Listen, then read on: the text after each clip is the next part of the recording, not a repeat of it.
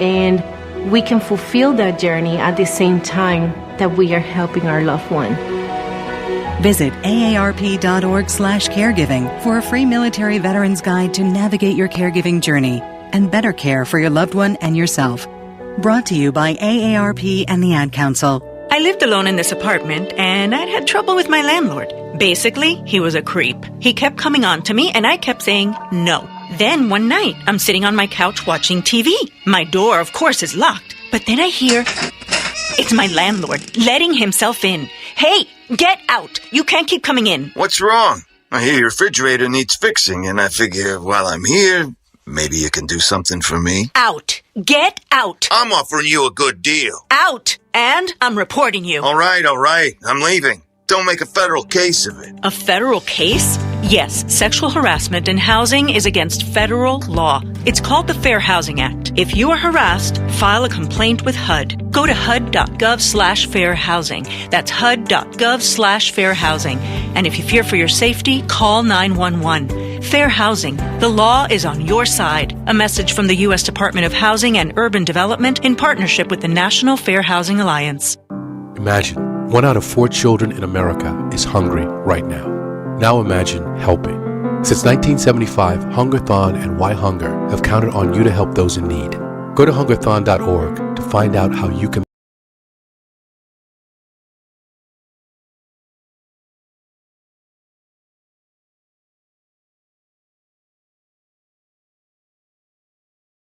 WJFK-FM and WJFK-HD1, Manassas, and WPGC HD3, Morningside. Don't it feel good when your crowd behind you? Takes it in! Fires! Touchdown! This is your home for the NFL playoffs and Super Bowl 60. Let's go dominate, man! Touchdown! Bring it up, bring it up, bring it up! He's got it!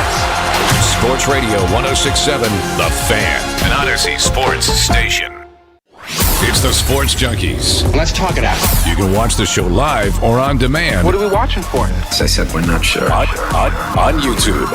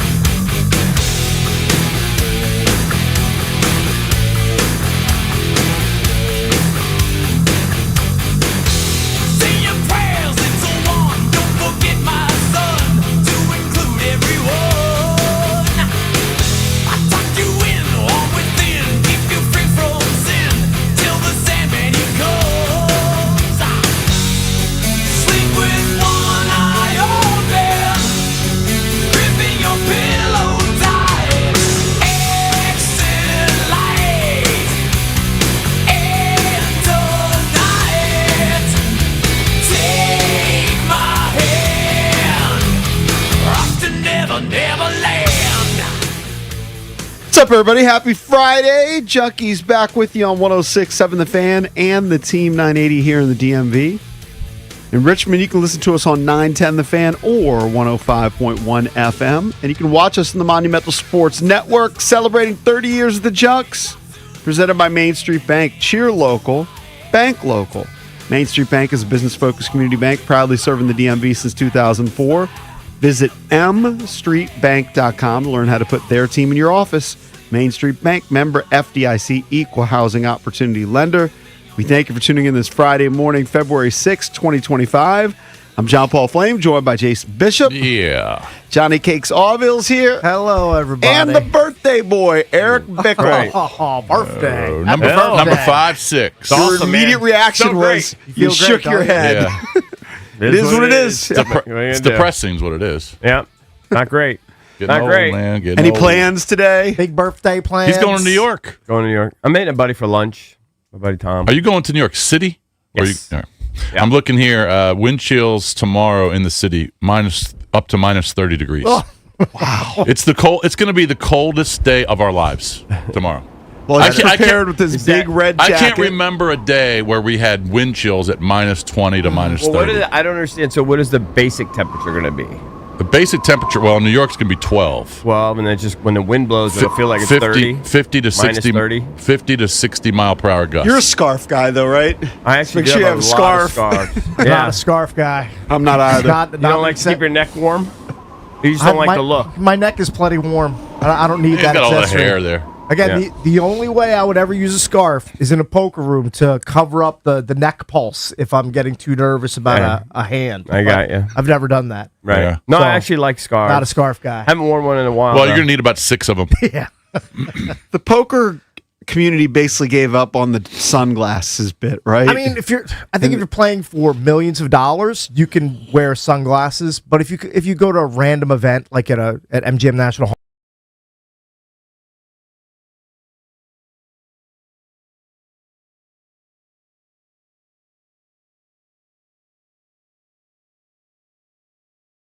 the Luxor, the Luxor poker room, which is the dump. Yeah, but we had fun doing that. It's great. We did have fun. But this is probably, I don't know, 20 years ago. 2006, 2005, whatever.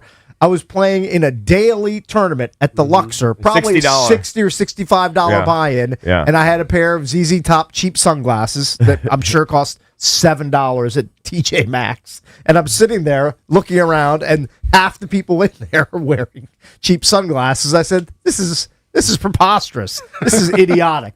Why am I doing this? I think I wore sunglasses one other time recently, but they were prescription sunglasses, so I could actually see the flop. So, but I try to stay away. Are you a big reads guy when you're playing poker? You mean like live tells off of people? Yes. Or you mostly just you play the cards? Only if they're super obvious. Like if somebody tells you that they can just look at you and tell you exactly what they have, I think for the most part they're full of it. But sometimes people will give off like red flags or indicators as to the strength or weakness of their hand. There's definitely something to it, but I don't rely on it heavily. I don't think a ton of live players rely on it heavily. Do you rely on it? Yes. Is it your first go-to? I don't think so. Personally. Cakes is setting me up to play next Wednesday in his tournament. Yeah, very good. You'll be the guest bounty. Very nice. It's been a while. I'll chase it. I'll grasp. Dude, I'm watching, just apropos of nothing, I'm watching Red Panda perform last night, I guess, at Xfinity. She's a superstar. With Gary and Walt and everybody there. Malik Washington helps at the end. She's in good shape, dude. How old is she? Didn't we say she's like in her 50s? Like, she's in good shape, and the way she gets, how she gets down the unicycle? I she don't know. just jumps down like 10 feet. Really? Yeah. Look, watch how she did. So at the end, that's pretty impressive. Yeah, and if you look at, I'm like looking at her legs, and like she's a very fit woman. Well, I mean, to do that act, you have to be in shape. No, watch how she dismounts. Yeah, she's a great athlete. She's a great athlete. She has a disputing competitor it. that doesn't do the bowls or plates bit, but I saw a woman. A rip-off Red Panda? Well, Full it's just Red in the Panda? same genre of like halftime acts. It's a very niche genre. Where it was a woman with hula hoops. Okay. But walking on some sort of big medicine ball. Oh, okay. All right. So, number one, it's hard enough just to balance yourself on this big ball. So she's like walking on the ball, and then she's hula hooping. It's the toughest part. I mean, I can't get the hula one rotation around. I don't have it in the hips. Yeah, she's impressive. You don't have the hip mobility. I don't have it. I just don't. She's unbelievable, actually, what she can do. She's unbelievable. She's a one of one. And just her dismount is remarkable. I know. I have so my back patio is about I'd say 3 feet off the ground in certain areas. And sometimes I'll hit a golf ball. Not now because it's covered in ice. Yeah. I'll hit a golf ball. It might sneak through the net into against the fence. I'll have to jump down. Right. I pause for like 10 seconds. Sure. Make sure I mean, she's jumping down like 3 times as I mean, far she as could that. definitely blow her knee out there or snap her Achilles like a twig. Well, in my old age with all my torn meniscus and everything, it kind of hurts to land. Right. You got to brace for I would every impact. love to know what she gets paid for each performance. Yeah, I was saying, she has to be rich, right? I mean, Just to live in a mansion I've somewhere. got to I don't know. 5 or 10 grand per halftime. Because she's performing all over the country. Right. She's in demand. She really is. So she's good. performed down at Castle and Virginia Tech multiple times. Right. So who are the main competitors? Like I just mentioned one. There's also like the contortionist. Who knows? Yeah, I don't know who that That'll is. fit into a box. Yeah. They still do that? Corgi races at like half times. Those are popular, but obviously a different genre. Yeah, I don't know. Dog that catches a frisbee when you throw it the length of the basketball court. Yeah. Another competitor. Like you're just talking about in terms of like the most popular halftime bits. Yeah. Do the Maryland kids do the Gymkhana anymore? Gymkhana, yes. Oh, they that's still do that? a thing. Yeah, I don't even know. Is it? I think it's still a thing. They do it last night when it got blown out.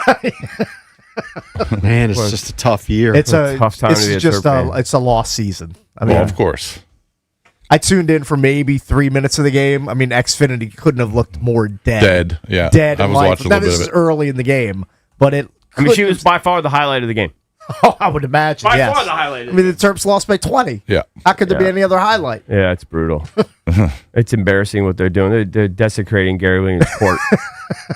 They really are. They should cover up his name on the court Well, when I they mean, play. Gary did so much to earn that. Oh, I know. Yeah. It's a dark season for Maryland men's basketball. Gary would hate coaching now, though. I'm sure He would want to hate deal it. with all He that. would be out. He wouldn't want to deal with He's this. tough. Yeah, he hated enough just placating to players as it was without paying them. Without the course. specter of that hanging over Yeah. his head. Yeah. Guy wouldn't even go down the street sometimes to recruit. He still looks pretty good. He wouldn't go over to I Damascus. saw him yesterday with an ex-player. I think he's in Ohio State assistant. Is he in his 80s now? I think he's 80. Yeah. The only thing that's jarring about Gary, and I love Gary, you know, like when we talk to Gary, it'll bring a tear to my eyes, is the teeth. The teeth that just jump out at me now. And I have a hard time with the big piano keys. It's just not the Gary that I remember with those piano keys. Right. Well, he was at the Purdue game sitting courtside, and I just looking at his face, he probably couldn't believe what he was watching. Right. When Purdue's up 30. He couldn't believe it. And, you know, on some level, And I guarantee he was thinking, thank God I'm not coaching today. Oh, yeah. He's got to also think, man, it makes him look better. Oh, yeah. You know what I'm Totally. saying? Nah, he doesn't want that. He doesn't want that at the end. He wants them. He wants them to succeed. Garyland. But the caveat, the small thing that does give him a little pleasure is, man, they wish they had me. Right. I mean, I guess if you're looking for a silver lining to a terrible season, There's a part of his ego, I'm sure, at some point that thinks, yeah, this would never happen with me. So earlier this week, we were talking about our plans for the Super Bowl. I don't think any of us are going to some big party. We're all kind of just watching it at home. You think Eric's everyone a big at a shindig? volleyball tournament. My wife says she thinks I'll be home. So that's You'll be back by 6. She thinks. Well, I don't know might about miss you a little guys. bit. I brought this up with my wife yesterday. It's the least buzziest Super Bowl that I can remember this late in the week. It really is. I don't know if you guys feel the same way. I think so. It doesn't just. I felt that way for a while. I mean, I'll be ready for it and I'll be into it on Sunday. think it's gonna be an but interesting usually game. by now, like the buzz is like reaching a crescendo, and I'm not quite feeling it. Yeah. Though I was at Harris Teeter yesterday, and of course they have the table with giant football cookie, football cupcakes, Balloons. Yeah, for getting ready for your Super Bowl get together or gathering. Well, apparently we're in the mix with squares. Valdez, can you update us? Yeah. Because we wanted to go in on one square. That didn't work out. The high stakes $1,000 square per square, $500 per squares are all sold out. Okay. So we went in, we took the $500 that we were going to use for the high stakes square, and then we bought 5 squares that are $110 a piece. Okay, love it. So we're in for $550. I picked out the location of said squares. Okay. We can go over those locations if you want. When or will you it can be trust me. revealed, the numbers? The numbers will be revealed Saturday afternoon. I feel like So- you have some good mojo about you with it. I love squares. I know you're so enthusiastic, and you. I kind of know. I kind of know where to pick them. Are you scatter shot on the grid? Yeah, we're scattered. Yeah, we're scattered. Do you cluster into a little corner? Scattered. Oh, okay, All right. you're scattered. Okay. Yeah. So can you tell us where we are in terms of we the don't squares? have the numbers though. When do we get the numbers? We get the number Saturday. I can show you guys the visual of where we're located. Okay. I like our spots. Why don't you send it to us? We'll put it on Twitter so people. I don't know. I don't know if the people who are on those squares would want us. Oh, because you have other names. Yeah. Okay. All right. Got to keep it top secret, classified. All right, so we'll find out. But Saturday we'll some money. Tweet out the numbers. Yeah, how much do we owe you? What 70? 550 divided by 7? 7. All 7 of us are in? Yes. So it's like roughly $80. Yeah. Well, I don't want Valdez to pay a penny 7 more. times 8, 56. It's close to $80. Okay.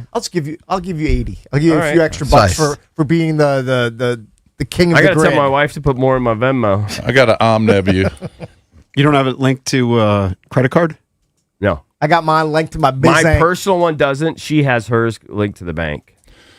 I'm sending it over right now. Thank you. Having it linked to the bank that could So be 80 perilous. 80 a man's good, right? Yes, and then I believe each quarter's $1,000. Yeah. And then the end of game is $2,000. I'm actually. I don't want to jinx it, but I'm actually. Don't jinx it. I just have a good vibe.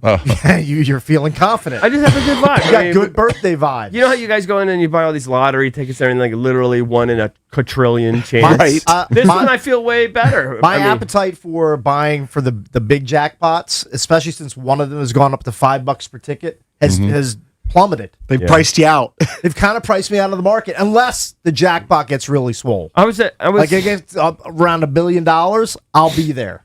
I was at a gas station on Georgia Avenue. I was leaving the club, and a lady walks in there, and you look, I would say at best modest means. Okay, and she had $50, right? And she bought, I don't know, like a pick 3, pick 4s. tickets that were $10 each, whatever that was. Scratchers. And then she bought, I don't think they were scratchers, but maybe they were, because I don't know anything about it. And then she bought one that was 20. Okay, pricey. That's a Matt Valdez scratcher. I think at the end of the day, she spent all $50. I'm sure she did. did. And she got like 3 tickets. Oh, really? Sounds about high stakes scratchers. Yeah. And I was looking at her and go, you are truly a person of modest means. I can tell. That's our square real estate right there. Okay. This is it? Okay. Yeah, we're junkies. Capital junkies. Do we have any upper left, EB?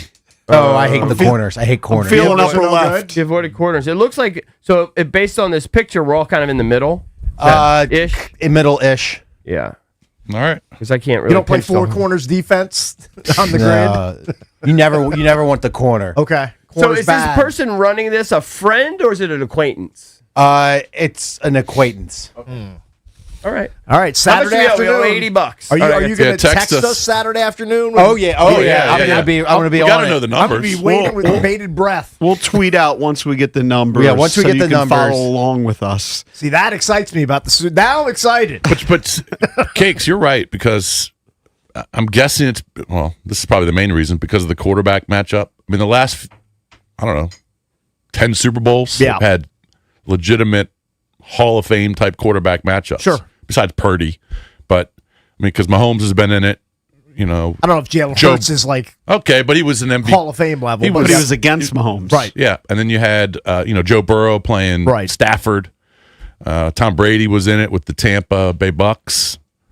But, yeah, you're right, man. It's just, there's not a lot of buzz. Well, we will be talking about it throughout the show. Phone number you want to chime in is 1-800-636-1067. Coming up next, we'll open up the Junkie Sports page. We'll get into the DC Double Dip. The Olympics are underway and more. Don't go anywhere. DC's FM Sports Talk 106.7 The Fan. Hey, we're cutting it close to kickoff. Don't worry. Just got to make a stop at Giant for some wings, sides, chips, dip. The big game means a big appetite, you know? Nice. You got the Upside app too, right? Upside? What's that? Time out. You don't know this? Upside is a free app that gets you cash back at gas stations, restaurants, or grocery stores. And right now they have a $10 bonus when you shop at Giant. Wait, I can get money just from buying groceries? Yep, and with Upside, I earned about $200 cash back last year. Okay, pulling over and downloading Upside. Think we can get pizza and drinks too, for the cash back. Giant is now on Upside, and it's a big deal for the big game. Download the Upside app and use promo code DC1 for a $10 bonus on your first grocery purchase at Giant. That's promo code DC1 to get a $10 bonus. Use promo code DC1. Offers vary by user and location at participating merchants. Go to upside.com for terms and conditions. That's another amazing run by Team USA. Mom, think I'll be on Team USA one day? Well, I'll take this one. What? Are you speaking to us? Yes, and to answer your question, anything's possible, especially with Xfinity. So, I can be the best snowboarder ever?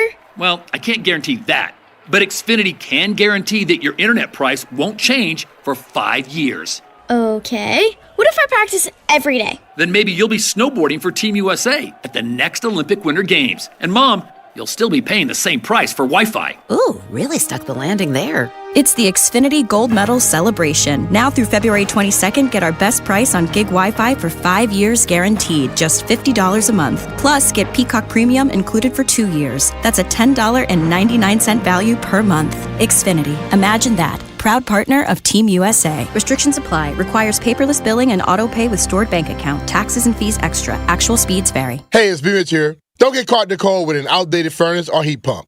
Rude Pro Partners have access to 60 months of same-as-cash promotions on qualified equipment from February 1st to April 30th. Rude also offers other aggressive financing options. As temperatures continue to stay cold across the DMV, make sure you're saving money with the most efficient HVAC equipment. Rude makes it easy to upgrade your home's comfort without breaking the bank. Find a Rude Pro Partner near you at rude.com. And remember, if it ain't rude, it ain't right. We all hear the radio ads about the IRS. They tell you to be afraid, to be scared, and they try to frighten you into calling. I'm not here to do that. Tax Relief Advocates is different. TRA is here to tell you that if you owe money to the IRS, whether it's $5,000, $50,000, or $500,000, we have a solution. It doesn't matter if you're sitting in your car, at work, or with your kids. No matter where you are, call now. 800-575-9049. Don't lose hope. TRA can eliminate or reduce what you owe to the IRS. Generous programs are now available that can give you a fresh start. Our passion is taxes and helping individuals fix their IRS problems. We have over 1,000 5-star reviews on Google and an A+ with the Better Business Bureau. You don't need to be afraid of the IRS any longer. End your tax nightmare today by visiting us online at TRA.com or call 800-575-9049. That's 800-575-9049. Tax Relief Advocates. Real solutions for real people. Hi, I'm Connie Britton. I support Feeding America because they help provide over 6 billion meals to people in need each year.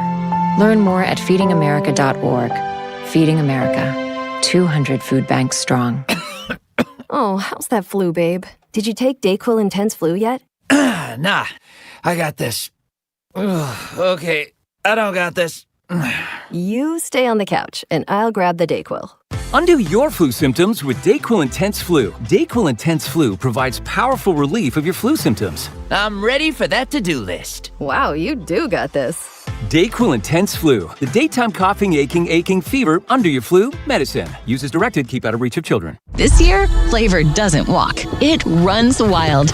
At P.F. Chang's, we're charging into the year of the horse with bold new wok-fired dishes like pork belly bao buns and refreshing cocktails like the Midnight Gallop. P.F. Chang's beloved red envelope tradition returns, adding a surprise element to every visit during the Lunar New Year. Each guest receives a red envelope revealing a special offer redeemable on a future visit. Celebrate the Lunar New Year with flavor that runs wild at P.F. Chang's. Valid for dine-in only while supplies last. Details at pfchangs.com. Did you know about 1 in 3 people with plaque psoriasis may also develop psoriatic arthritis, which causes joint pain, stiffness, and swelling? Does this sound like you? Listen to what it sounds like to be a million miles away. Tremfya, guselkumab, taken by injection, is a prescription medicine for adults with moderate to severe plaque psoriasis who may benefit from taking injections or pills or phototherapy, and for adults with active psoriatic arthritis. Serious allergic reactions and increased risk of infections and liver problems may occur. Before treatment, your doctor should check you for infections and tuberculosis. Tell your doctor if you have an infection, flu-like symptoms, or if you need a vaccine. Imagine being a million miles away.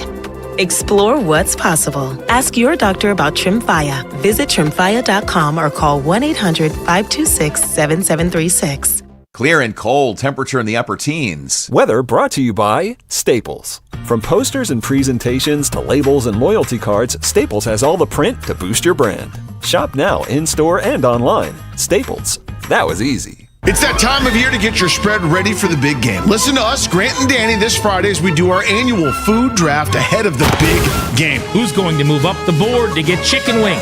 Will I get meatballs? And what kind of chips and dip were we scouting at the Combine? Find out this Friday at 3 p.m. during our annual food draft ahead of the big game. Right here on 106.7 The Fan. It's the Sports Junkies. I hear what you're saying, and I like it. On 106.7 The Fan. And always live on the free Odyssey app.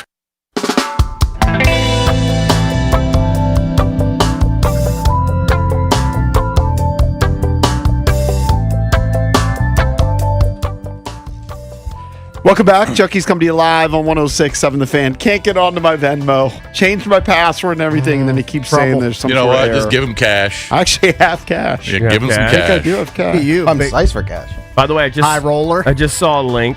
Yeah. You know, it's Super Bowl weekend, obviously. Mm-hmm. Don't have enough cash. Best Buy has a Super Bowl deal right now on TVs. All right. So you literally could get Samsung 65-inch. I'm sure, look, it's not the best ever. Whatever. 65 inches, that's fine. It'll look great in your house. Yeah. For $329. Ooh, that's cheap. Wow. In fact, right now, we currently don't have a TV in my bedroom. How much Well, would that... that's a sin. No, you got to have a We TV. usually just How go much sleep. would that TV be without the sale, do you think? Oh, this $5? is a cheap one. This is a cheap one. Samsungs are good. Yeah, I know they're good, but Yeah, it's it can't- it's no, old. but Whatever. It's a cheap one. It can't be an OLED. It can't be top of the line. It's a UHD, but you know whatever. It would look good. I I guarantee get it. it'd be good enough in your house. There's a Samsung 75-inch, Okay. $450. Okay. It's incredible. Those used to be It's $1,000. incredible. Yeah. It's just incredible. Now, do you have to buy that on Super Bowl weekend to get the sale? I don't know. You can get it today, free. Get it today. They ship it right to your front door. Yeah, you can Nice. pick it up today. You could get it delivered to you today. But why would you ever pick up a TV when you can have it delivered straight to your front door? They shuttered the actually Best get Buy one. close to me. Did they? Oh, I got Closed one. that There's one in Leesburg. Actually, I have to go that there. plaza, whatever it's called, it's right on Shady I know Grove the Road. one you're talking about. It has a Home Depot. Yep. It had a Best Buy shuttered, and didn't Amazon Fresh shut down? I think they shut down, yeah. They've got a Nordstrom Rack. Mm-hmm. Got a Five Guys. I know exactly what you're talking about. Right, but two of the that big one? stores Right off of Shady shut Grove? down. They shut down the Best Buy? Best Buy's Best been Buy. closed for A months. lot, I of don't the know how Best Best Buy Buys around survived. the country have been shut Best just down. don't know how they survive. Best Buy in College Park is now a Ross Dress for Less. Ooh, they could. Yeah, I think that's a downgrade. That's a big downgrade. I mean, I'm what are you going above to do? Ross Dress And for the Less. Shoppers Food Warehouse there. Done. Dunsky. Zombie grocery store. Yeah. I don't know what's going in there. Anyway, Well, hold on. Super Bowl TV special. I might go today to the Leesburg Best Buy and get that 65 Which one do you want? I'll probably get the 65 because one of our guest bedrooms, the one that my mother-in-law stays in when she's over, could pick it we up got today. an older TV in Well, that you want me room. to see if they have it in your store? Which one? Which Leesburg, store you yeah, need? Leesburg. You need Leesburg? Yeah. Because I'll pay... That's pretty big time. You got a TV in the guest room. Why are you I going to got go pick TVs it up? in... Hold on. I've got Have one, it delivered, two- Ricky. Why are you? The you're gonna delivery go- for that one Okay, will be too late. Ah, For okay. if you want it for That's Super what Bowl. it Yeah, is. but Jason doesn't want it for the Super Bowl. he just I don't need it wants for Super Bowl. I He just want wants the it at that price. I just want the price. Yeah. The only problem with these TVs is I remember one time when I got my last TV, I had to rent a U-Haul. I literally didn't have Well, a because the vehicle for first one got delivered and was cracked, right? it. Something like that. Yeah. And I definitely got one delivered that was smashed. I had to send it back to Sony. I was in the back of his JP U-Haul was holding up the TV to make sure it didn't crash because It was they didn't huge. want it to smash again. How long ago was that? 2 years ago, maybe? Oh, this Year is or two. recently. When I redid my media room, Ah, I had like okay. a 98-inch or whatever I had. Yeah. And I had ordered one from Sony, and I opened up the box. I'm all excited to hang it. There's a giant hole in the middle of it. Yeah. Yeah, It that's just bad. it didn't make it through the You shipping. know what? I'm going to get that today. Thanks Dude, for I'm telling telling me. you. The box is so outrageous. You have to take out all the seats. Yeah. I mean, you might even have to strap it on top of your car. For a Like, it's 65? It's you have an big. The box is SUV? That pretty box is big. pretty big. Maybe I'm just I'll- saying. If you have an It's pretty SUV big. and you put down the seats, Investigate it. I will. It's not going to fit in my car, but maybe in at a bare minimum, my wife's truck. You know whose car it fits in? Best Buy's truck. Sometimes what they no, do but is, I'll just put it in the back of my wife's Tacoma. Sometimes what they do is they take it out of the box. But then that's also what you got to be careful. No, I'm not taking it out of the box. I'm keeping it in the box. If I'm Box putting it in is the big. back of my truck, It's big. You ever seen a Tacoma? It's pretty big. The box is not going to be a size problem. Are you going to pay for it in full or put it on my payment credit plan? card. Put it on my credit card. Yeah, What is the that, like Best Buy credit card. $15 a month. All right, hold on. Yep. Let me see. You probably have to pay it off in a year before the interest I kicks gotta in. change this order. Oh, this is Sterling. Sterling's not far. Sterling. What's the one you want? Leesburg, Richie. You're closer to Leesburg? I'm right in the middle. But Leesburg, it's never crowded. Sterling gets crowded. I mean, I don't know if any Best Buys are crowded in 2026. Well, the but Leesburg sure. is never crowded. All right, I'm making the Leesburg one my store. I used to get so horned up to go into the Best Buy and browse the CDs. Mm-hmm. I mean, that used to take up probably 10% of their floor space, if not more. Yep. Can't find those anymore. What's in that spot now? Like refrigerators, washers, and dryers? Oh, yeah. They got Big a lot appliances? of those. Huge appliances. All right, so you want the 65-inch? 65-inch for Samsung for $329, right? Yeah. That's a steal. That is a good deal. Look at you, salesman. Sold one to get to I know. Let me see. Side hustling with Best Buy now? You can pick up today. I'll take a picture of it. You can pick up Send today. it to you. You can pick up today. All right, let's get into the Junkies sports page brought to you by Open Road. I'm wearing my Open Road hoodie. Yep. I'm wearing my Open Road t-shirt right here. Look at you guys. Open Road. Of course, it's in the Reston Town Center. And, of course, you can also get their bourbon and their whiskey and their maple old fashioned all in the Northern Virginia ABC stores. Get some Eagle Eye Rye. And eventually they're going to have their vodka and gin in those stores as well. But right now, check them out. But go to the distillery in Reston and make Independence Bourbon. Independence Bourbon, Eagle Eye, and the maple old fashioned. It's good stuff. Ready to pour maple old fashioned. Nice. Good stuff. Whiskey done right. The NBA is such a joke. I mean, it's a joke of a league. It really is. Oh, this tells me you bet on the Pistons. Well, I mean, against it's the Wizards. It's stupid. I know it. I mean, the Wizards are trying to lose games. Yeah. Their starters are playing 21 minutes. Mm-hmm. They're playing a bunch of guys on two-way contracts for 28 to 30 minutes. Yeah, but Will Riley can ball. Will Riley's good. But these other guys, Sharif Cooper, I mean, it's a joke. How much would you lose? $8 on the game? I'm so glad I don't put a lot of money on it. Yeah. But the NBA is a joke. Teams just decide they don't want to play on I can certain read nights. you like a book when it comes to betting. But the NBA in general is a joke. All right? It's a joke of a league. It should be seriously. It should be dismantled. So the Pistons are the they should one shut seed. down the NBA. It's a home game. It's a home game. How did they lose that game? They've won like 4 out of 5 or 5 out of 6. The Wizards are trying to lose, and they're down 13 in the first. I did chuckle period. at the end. I saw a quick TikTok on my Twitter somehow because I'm too old to be on TikTok. I think it was Bub, Keyshawn, and maybe one other player engaging with a Pistons fan, like 15 rows up. And Yeah. he was salty. I don't know exactly what he was saying, but Keyshawn and Bub are basically like, "Go home, old man. Right. Go They home. were rubbing in the wind. You just took it a hell. Get out of here." It Yeah. made me laugh. EB, I think you're onto something. The guys are ahead of schedule. What do you mean? The young guys The are ahead of Wiz- schedule yes, a little the Wiz bit. kids. That's why They can't lose. That's why they're doing this. I mean, They're obviously too they good. can lose. They have one of the worst records in the NBA, but Yeah. at 14-36, they have now leapfrogged Brooklyn, Indiana, Yep. New Orleans, They've got more and more Sacramento. wins. Will Dawkins So they not are- happy. This is terrible. They're news. fifth. That's a What they're terrible gonna have to win. do- Hey, and the Mavs lost last night. Yeah. I actually, Ben just told me some devastating news for Cakes that I think he should share.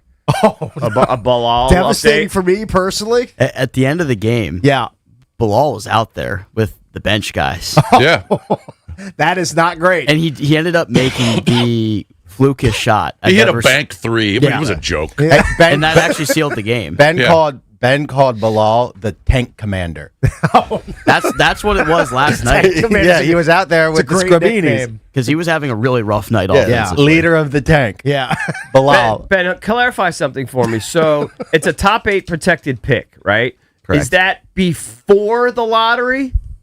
That means you have to finish bottom 4 to guarantee it, lock it in. So, like, if you finish 5th and get 9th, you're done. Yeah. So you got to finich bottom 4. Yes. It's not really top 8. To lock it in. To lock it in, you got to finish bottom 4 because God only knows we'll get the. Hey, we'll get Will hurt. Dawkins is not happy today. 100% They're gonna he's have to unhappy. play G League guys. Yeah, but he's probably unhappy. They played the No, I mean, starters. like all G League guys. They played the starters: Keyshawn, Alex Sarr, 18 minutes. I know, it's a joke. Bud Carrington, 22 minutes. Tristan Vukovic played 11 minutes and had 14 points in 11 minutes. Because he can fill it up. Listen. Yeah, but Detroit, no, here's the point. Detroit didn't care about the game. They punted. I know. They punted. They're gonna have to. Sarr's gonna have to get a blood clot. Keyshawn's gonna have to have food poisoning. Hold on, a blood clot. No, All right, let me just tell you this. It's a fake blood clot. Okay, Hey, all right. Eric, there's a 100% chance, 100, Yeah. you're not going to see Trae Young play at all this year. Or Anthony I knew Davis. that. Oh, Davis. Knew that already. Davis, you knew. Well, I mean, I didn't expect Trae Young. I didn't expect them to win 6 games. Like, There's in no the chance since we're gonna they've see those acquired guys. They're Trae. winning too much. They're I know. winning too much. I mean, that was a devastating win. Every sim lottery I'm running, they're picking 6th through 8th now. Yeah. hey, This is when outrageous. When Keith Get used to the name LeBaron Philon from Alabama because you're not going to get the top I've never 3. heard that name, but okay, I'll Yeah. get used to it. They're botching the tank. when Keith did his presser, I mean, was he happy? I mean, he's never going to like say out there that they were trying to lose the game. No, Like, he's they'll never gonna say that. Well, Will Riley had a 20-point game, so you could look at that as like your positive development theme of the night. But Sharif Cooper had 18 points. Right. I mean, it's a joke. And I'm not like no Anthony Gill disrespect to played him. 30 minutes. I know, it's He unbelievable. never plays 30 minutes. Where are they? Keyshawn played 18. Where are they in terms of being one of the 4 worst? Are they? They're one out. They're one out. Sacramento's They're 12 one out. and 40. New Orleans 13 and 40. Indiana 13 and 38. Brooklyn 13 and 37. Wiz We're on the outside 14 looking and in. 36. Season Oh, ended and right by now, the way, so who we're does not you know who protected Washington for sure. plays next? Is it a tankathon game? You know who Washington plays next? Nets. It's a huge game. It's a huge game to massive. lose. Wait till you see the dregs. skells The dregs that are of going to be humanity. playing no in that chance game. Sarr play. They're gonna. These guys Yeah. are gonna come up with injuries. They have Hey, food poisoning. Well, the Brooklyn Nets are so When is bad, that and they're game? We got to bet embracing every the tank SAR under ever. that they just flat tomorrow? out Are cut they playing their tomorrow? second leading scorer. Saturday. Saturday. Yeah. If The both- Nets don't want to win, of course so they they were don't. like, Cam Thomas, he's not a great player, but he's a guy who averages 15.6 points per game, second on the team. They just cut him. They didn't trade him. Man. They said, when you're not playing for us anymore. And you know what the Nets did last night? Got blowed out because they want to get right, blowed because they out. understand the assignment. They want to get blowed out again against the Wizards. They're going Right. to try and 2 teams trying to lose. I don't know who to bet When on. I see Bilal play 40 minutes against the Nets, I'm going to short all of my shares of him. But I told Mike Moore, a.k.a. Mike Marr, I said, remind me to bet on the Las Vegas Knights, Gold Knights. Okay. Okay, because they had lost 5 straight. It's their last game before the Olympics. They're Right. playing at home. I said, I'm betting the Las Vegas Golden Knights. All right, big fat winner. All right, but I parlayed them with the freaking Detroit Pistons because I'm thinking there's no chance the Pistons at minus Right. Give me 900 a layup. are going to lose to a team that's trying to lose. Right. The NBA is fixed. Cade Cunningham was paid to lose that game. Oh, Cade had a good game. Yeah, but he still. You know what? Duran, who's like an All NBA player, he got faked hurt. an injury. Hey, DeMatha might beat Brooklyn or the Wiz on Saturday. I know. Give him a good run. That's unbelievable. That is a man. brutal, The brutal NBA is game. Hey, you gotta be a sicko to watch that game on Saturday. Real degenerate. Well, I know one person's going to watch it. Well, I think you watch it. Also, just kind of curious to see how it unfolds. Right. It's like a mission at this point. But I'm glad that this is going to be over next year because now I'm at the point where it's actually stressful watching the games. Like when they take the lead. It was stressful last night because they went up by 20 in the first few minutes of the game. I'm like, oh my God, what's happening? They blew a 22-point lead in one quarter. The Pistons got the lead back in that same quarter somehow. And then the Wizards regained the lead at halftime. Like, okay, like it's a 4-point lead at halftime. Should be in the clear here. But no, the Wizards go back up by 20. I'm like, oh my God, they're going to win this game. And then Bilal banks in that 3 with the dude in his face from 5 feet Hey, behind. I'm EB, like, you're going to be in New York on Saturday, right? You can go to the game in Brooklyn. You can Tanya Harding all the starters. 3 p.m. Coop's game's at 2. Okay. I'm not even kidding. The Wizards could do no wrong the whole fourth quarter of the game. I've never seen anything like it. Well, maybe the Pistons were they didn't care about the game clearly. Why would they not care, though? Because they're playing the Knicks tonight at home. So they said, you know what? It's a look-ahead game. It's a look-ahead game. That's what it was. They're the one seed. Right, but the Knicks are chasing them. So they want to keep the ground up. I know, but I'm saying they probably thought we could give our C minus game and win. Just show up and beat the Whiz Kids. Exactly. They thought they could give the C minus game and win. Let's gear up for the Knicks game when they come in tonight. That's Also, exactly what happened. They don't look at the scouting report of the nubby players Sharif who are playing. Cooper, right, and Watkins. They're looking at a scouting report, looking at Bub and Keyshawn and Alex Sarr, and then all of a sudden they got Sharif Cooper and Jamar Watkins coming at them. Jameer Watkins. Will Riley's it's a laughable. No, Will Riley looks like he's Will pretty Riley's good. he's part of the future. I'm looking at the Nets roster, and on ESPN they list the players' salaries at the end. Mm-hmm. Take a guess at what this guy, nobody on the planet outside of Brooklyn knows who this person is. Nick Claxton. Do you care to guess his salary for 2026? $12 million. He's been around a while. Nick Claxton. $12 million? How long he's been in the league? He's How long? 26 years old. Okay, so he's been in about 4 or 5 years. He makes $25.3 million. 25. Yeah. There's a guy named Ochai Agbaji from Kansas who makes $6.3 million on the Nets roster. Let's see, NBA, Claxton. you make dumb money. Are they? If you handing average out double counterfeit figures, money? if you average double figures, you're going to make stupid money like that. This is unbelievable. What a bad roster this is. Will Riley's last 3 games, 18, 17, and 20. Yeah. In 30 minutes or less. He's filling it up. The NBA is just a laughing stock. Maybe the team was energized by the trade. Yeah, maybe they were. Anthony Davis effect. Shot in the arm. Yeah. Hey, it was a DC double dip, though, because not only did the Wizards win, the Caps won. So we had Dewey See, on. you should have put the Caps in your parlay. Ricky? No, I stayed away from it. The only hockey bet I made was the Las Vegas Golden Knights. Yep.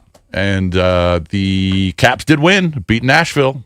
Some good stuff there. Chikrin 2 goals. Pierre-Luc Dubois returns. He scores a goal. And Logan Thompson returned, and he was very good in net. Turned away 27 to 29 shots. So he'll head to the Olympics now. Yep, with Willie. So they've and won. don't sleep on Fehérváry representing And Willie scored too. Slovakia. Did you say that? Willie led off the scoring, I believe. So they go into the break winning 4 of 5. They have 65 points. Like it. Still back, I think 4 points back of that last spot in the Metro. But at least they're going into the break 4 out of 5. Needed that. That was a big one. All these games that they said, this is the biggest game of the year. They've been winning those pretty much. Outside of the loss at Philly, they've been pretty hot heading into the Olympic break. Well, Dewey admitted, he said, what's different about the team that you win 3 in a row after? He's like, we're desperate. Right. Mm-hmm. Yeah. Coach Carbs has said it. He's like, we got to rack up wins. We're on the outside looking in at this point. And I believe they played the most games in the NHL heading into the Olympic break. So when they come out of it, they're going to have less time to get those points. Yeah, less the wild games. card, that's going to be tough. They got to get in the division. They need to chase down the dumb Islanders is what they need to do. And we mentioned the Terps got blowed out at home by 20 to Ohio State. I think their Big Ten record now is at 1-10. 1-10, yeah. So it's a bad night for the Terps. Brooks Koepka shot a 4-over first round at the Waste Management Phoenix Open. Because now he's on the PGA Tour. He's on the PGA. Hey, Valdez, you can invite him to your waste management party over the weekend because it doesn't sound like he's going to be there for the weekend. Actually, that's really not that. The afternoon wave got hoard. Was it windy? It was a little windy. Greens were firm. It was the conditions on the afternoon wave. Koepka, he actually changed putters. I did. Went to a mallet. How's Corey Kispert's golf pick doing in your golf golf pool? You know what's funny? Who does he have? He has Brooks Koepka. He's going to take an L this weekend. Scotty struggled too. Did you mention Scotty? I didn't. Yeah.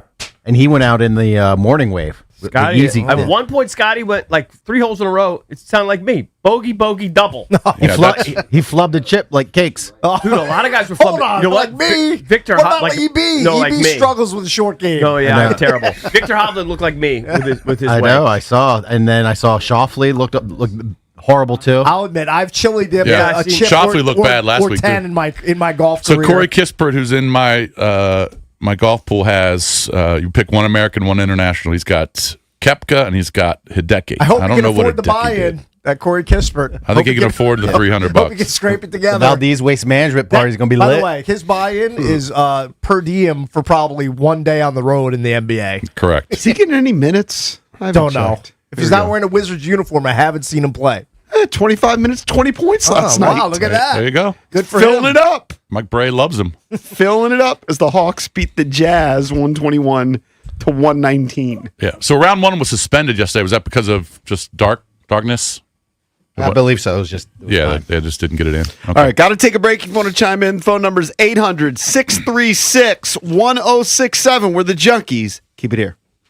This is your flagship home of the Washington Capitals. Shooting, he scores!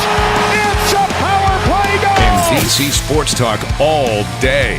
Sports Radio 106.7 The Fan.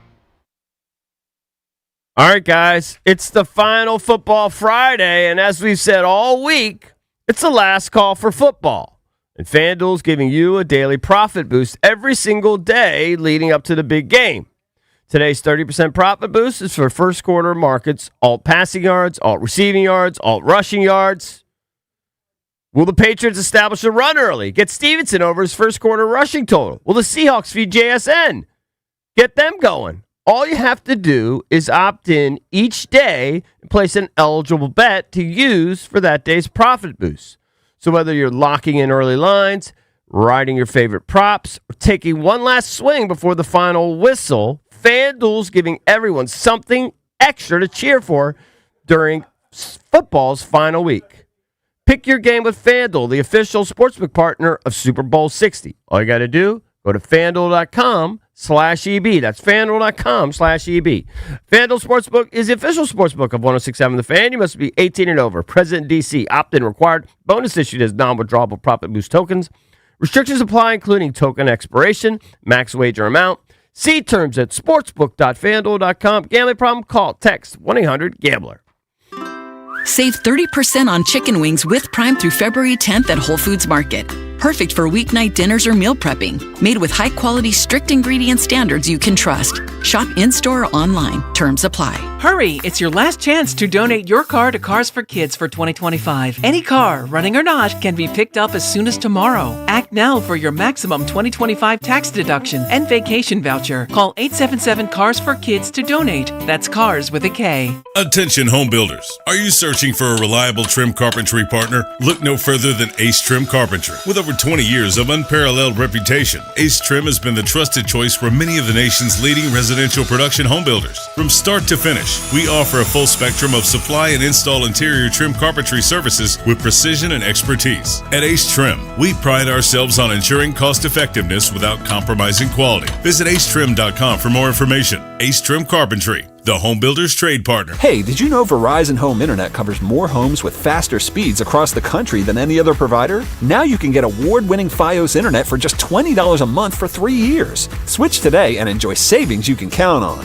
Verizon Home Internet consists of Fios and 5G Home. Availability varies. Comparison based on FCC BDS data of home internet providers with download speeds over 50 Mbps, June 2025. Limited time offer for eligible new customers. Fios $20 per month plan with autopay mobile phone plan, mobile plus home and bonus discount. Enrollment required. 3-year price guarantee applies only to then current base monthly rate for Fios. Additional terms apply. Do you owe $10,000 or more in credit card debt or personal loans? With credit card debt at all-time highs, Debt Relief Advocates is urgently notifying consumers of debt relief now being made available, designed to aid consumers with out-of-control credit card debt. Those who qualify and enroll for this relief program will only have to pay back a fraction of what they owe. This is not bankruptcy or a debt consolidation loan. This is a relief program that credit card companies would rather you not know about, as it ends your debt nightmare and saves you lots of money. Consumers owing at least $10,000 in credit card debt or personal loans can now take advantage of this debt relief as the cost of living skyrockets. Debt Relief Advocates has established a relief hotline for you to call to learn what debt reduction you may qualify for, so don't wait. For this free information, call the Relief Hotline at 800-390-1164. 800-390-1164. 800-390-1164. This is the story of the one. As the purchasing manager at a manufacturing plant, she knows the only thing more important than having the right safety gear is having it there when you need it. That's why she partners with Grainger for auto reordering, so her team members can count on her to have cut-resistant gloves on hand, and each shift can run safely and efficiently. Call 1-800-GRANGER, click Grainger.com, or just stop by. Grainger, for the ones who get it done. Another app for inventory, one for CRM. Oh, don't forget accounting. Wait, which login was that? Or you could use Odoo, one fully integrated system that does it all without the hassle. Ditch the app overload. Get everything your business needs on one platform. Try Odoo free today at odoo.com. That's ODOO.com. Hi, this is Jill Schlesinger, CBS News business analyst, certified financial planner, and the host of the Jill on Money podcast. With the new year upon us, there's no better time to take control of your financial life, and the Jill on Money podcast is here to help. It's your questions that make it possible for me to provide unconventional and, I hope, entertaining insights on your money and, more importantly, on your life. Follow and listen to Jill on Money wherever you get your podcasts. It's the Sports Junkies. Just hear me out. Speaking of fans, let's go to the phones. It's funny. 106.7 The Fan.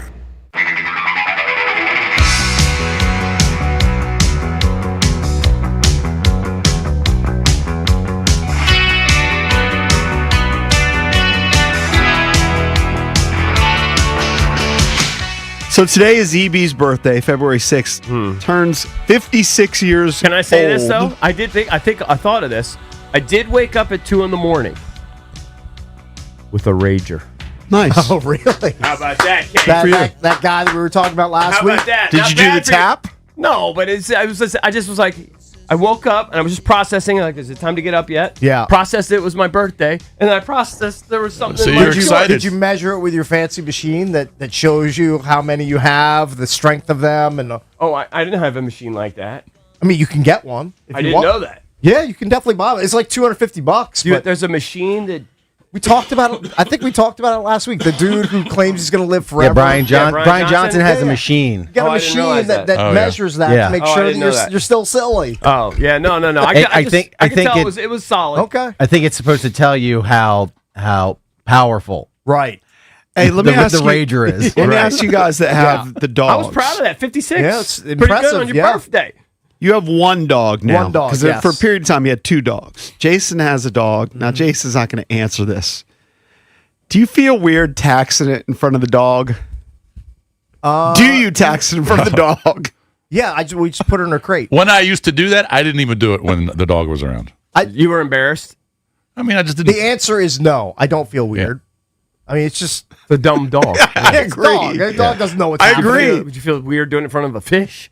No. Yeah, right. But I've done it now twice with the dog like right there. Right. Like on the bed Do you or think next the to the dog? bed? Do you think the dog It is jumped on the processing? bed and I felt it and then I shoot it off the that's bed. hurting. That's You think the distracting. dog- Hey, it's the a dog threesome. wanted He had a peace. threesome. He had his first threesome. It's not a devil's threesome, but it's kinda Doggy close. threesome. Doggy. Right. Anyway, I thought of you, EB, with this story. So you turned 56, but you often The dog's not neutered yet, is it? Yes, it is. Oh. You often think Imagine if the of dog it jumped on there and it was size. Yeah, had a rocket. Right. Had the lipstick. um, Yeah, but I've seen something that are way more than the lipstick. Yeah, but that lipstick comes out. That dog is butt size. Ready for action. I don't know how to transition from that. That'd be hilarious. So you have a crate in your bedroom? Yes, and down in the main level. Oh, we don't have a crate in the bedroom. Maybe we need to do that. Probably do that. Because Is he that a jumps on the thing? bed. People do that? People have multiple crates? I mean, some people do.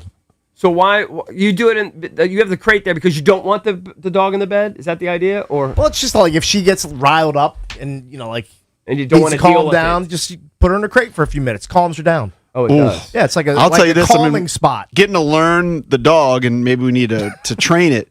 You We definitely put need to the train dog it. in the crate when my wife goes to work and I come home. Oh my God, he's a maniac when I get there. Of course, because he wants out of that crate. Yeah, wouldn't you? He wants to run free. He's been pent up. I get it. Anyway, I thought of you with this story. It has to do with death. You often think of death. Who And doesn't? now you're- I think about it every I don't day. know. You're now at 56. 50 times a day, maybe? Right. Is today the day? Where's my tumor? Right. Yeah. Minus 30 degrees in New York. Is that gas tanker next to me just going to explode and turn me into like a skeleton? The story all the time. is titled, "These Patients Saw What Comes After Death. Should We Believe Them?"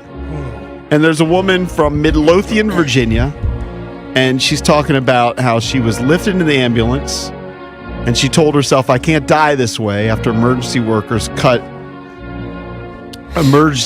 at the hospital cut the clothes off of her to assess her breathing. She was struggling with her breathing.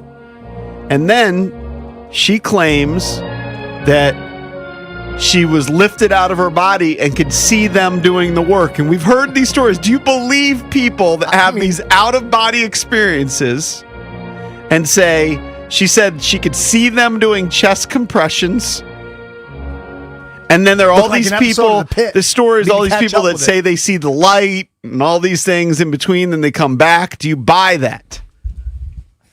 I don't know. I've got torn on it. questions. My mother has given me books before about that. In fact, I think she recently did about somebody that was brought back to life and was like, I don't know, declared dead for 66 minutes or something. Didn't your father have an incident when he was young? My father had what they thought was polio. This is a true story. Right. They put the sheet over him at the house. The doctor told my grandfather that sorry he had passed. So Right. it was something that was kind of coming, took weeks or whatever. My grandfather didn't accept it. This is a true story. I verified it with multiple family members. He pulled the sheet back, gave my father mouth-to-mouth resuscitation, and brought him back to life. Wow, that's crazy. That's Crazy impressive. Story, it's the craziest story I've ever heard, and that is a true documented story. That's impressive. Let's go to, and that was when he was like 13 years old. Let's go to, which one did you want me to go to? One. Let's go to Brandon in Alexandria. Brandon, what's up? Hey, what's up, fellas? How y'all doing? What's up, What's Brandon? up, Hey, Brandon? What's up? So at one point, I have a girlfriend, and to your point, we taxing, and she had this big Rottweiler that did like me, but huge Rottweiler. Yeah. All right. And a Rottweiler. I'm sorry. Rottweiler. Those dogs can be like 100+ pounds too. They can get big. Right. Yeah, Had one in college. Yeah. Yeah, we taxing or whatever. Right. And the dog just kept like messing with me. I'm like, yo, back up. Right. And he kept messing with me. Back up. Right. And then finally he kind of like made the little growl noise, but then he kind of gets out the way. So Right. I finish. When we finish up, Right. look down, big pile of boot right next to my boxers. Oh, he dropped a duty on your boxers? Sending a message. Oh, yeah, he was And then pissed. he looks over at me like, There you go. Right. Quit messing with mommy. Wow. Yeah, send a message. Did he think that you were hurting his mommy, or did he want a piece? I don't think so. I think he just was mad that I wasn't playing with him. Okay, that came off wrong. Right. I got you. We I hear got you. you. We know where you were going with Thank that. you, buddy. Thank you, Brandon. Be good, pal. The headline in number 2 makes me laugh. I don't even know you say You this. know how Cakes was famous for before he would have, relations with his wife, he would go, "It's going to be money." Yeah, sure. Right. Now his dog, like when the dog goes in the crate, Yeah. his wife knows it's going Oh, down. It's go time. Is that what that means? Pretty much. Like, yeah. normally Either like the dog, lock the door. That means it's time. Either the dog is wilding and needs to calm down, or it's the latter. I guess when you're older and you empty nester, if you put the dog in a crate, it means. Yeah, it's like it's a All red right, let's go flag. to Chuck. And then he knows he's not getting it if it's who let the dogs out. Bitter, not getting it. Hey, Chuck. Hey, Chuck, I was going to ask Chuck. We'll play that. Yeah, we had a little Yorkie used to sleep in bed with us once a month, so we're getting it on a dog sticks the nose in my butt. I about died. What's the matter? To the dog just stuck Again, his nose in my you have to butt. make sure the dog is away from you. Yeah, you got to have your own personal space. wow, man, I didn't realize it was such a thing. Yeah. The dog got right up in bed. Right. They're mostly being protective. Just wants to be close to the humans. Or they think like you're Party having time. Yeah, you're having fun. Right. No, like you're playing. Right. Yeah. You're playing fetch or something. Yeah. Right. Have you had that experience? No, not really? in the bed. No. Did Usually you got to train your dog better. Which like is? like you just got to tell it Go like away? You Yeah, say like go well, away? no, you just tell it to go to the bed and stay. Stay. And then might sit there while you're doing your thing? No big deal? Yeah, Okay. Come out, give it a That's treat. if your dog is trained. If your dog isn't trained, good luck with that. Just need a couple minutes. That's Yeah. it. It's not like you're in there for an hour. Right. Come on. Right. All right. I got you. Phone number's 800-636-1067 if you want to chime. We're the Junkies. Be right back. DC's FM Sports Talk. 1067 The Fan. This is an Odyssey Sports Minute. Sponsored by TaxSlayer. Start filing for free today at TaxSlayer.com. The MVP votes are in, and Matthew Stafford is the most valuable player of the National Football League, receiving 24 from the committee over Drake May's 23. And they got it right. Statistically, Matthew Stafford was the best quarterback and is your MVP. I'm Drake Toll. Are your investments in the right accounts? What's best, traditional or Roth? Are you receiving all available tax deductions? Are you paying as little in tax as you can? These are all questions you can't afford to get wrong. Hi, I'm Jeff Jr., founder of Trajan Wealth, and in many cases, it's not what you make, but it's what you keep that makes the real difference. Trajan Wealth and Trajan Tax work closely together exclusively. No more guessing about whether you should do a Roth conversion, or if maxing out your 401k is really the best option. Our nationally recognized fiduciary advisors and CPA team work in tandem to make sure your tax strategy works with your investment strategy. We'll even do your tax preparation. One team, one strategy. Isn't it time for a second opinion? Call Trajan today, 202-929-6600. That's 202-929-6600. Trajan Wealth, an SEC-registered investment advisor. Additional services through Trajan Estate and Trajan Tax. Additional disclosures and accreditation at TrajanWealth.com. You're not just a homeowner. You're also a bug in the basement with the frightening number of legs owner. Fortunately, you've got heating and cooling built and tested to keep going. American Standard Heating and Air Conditioning, built to a higher standard.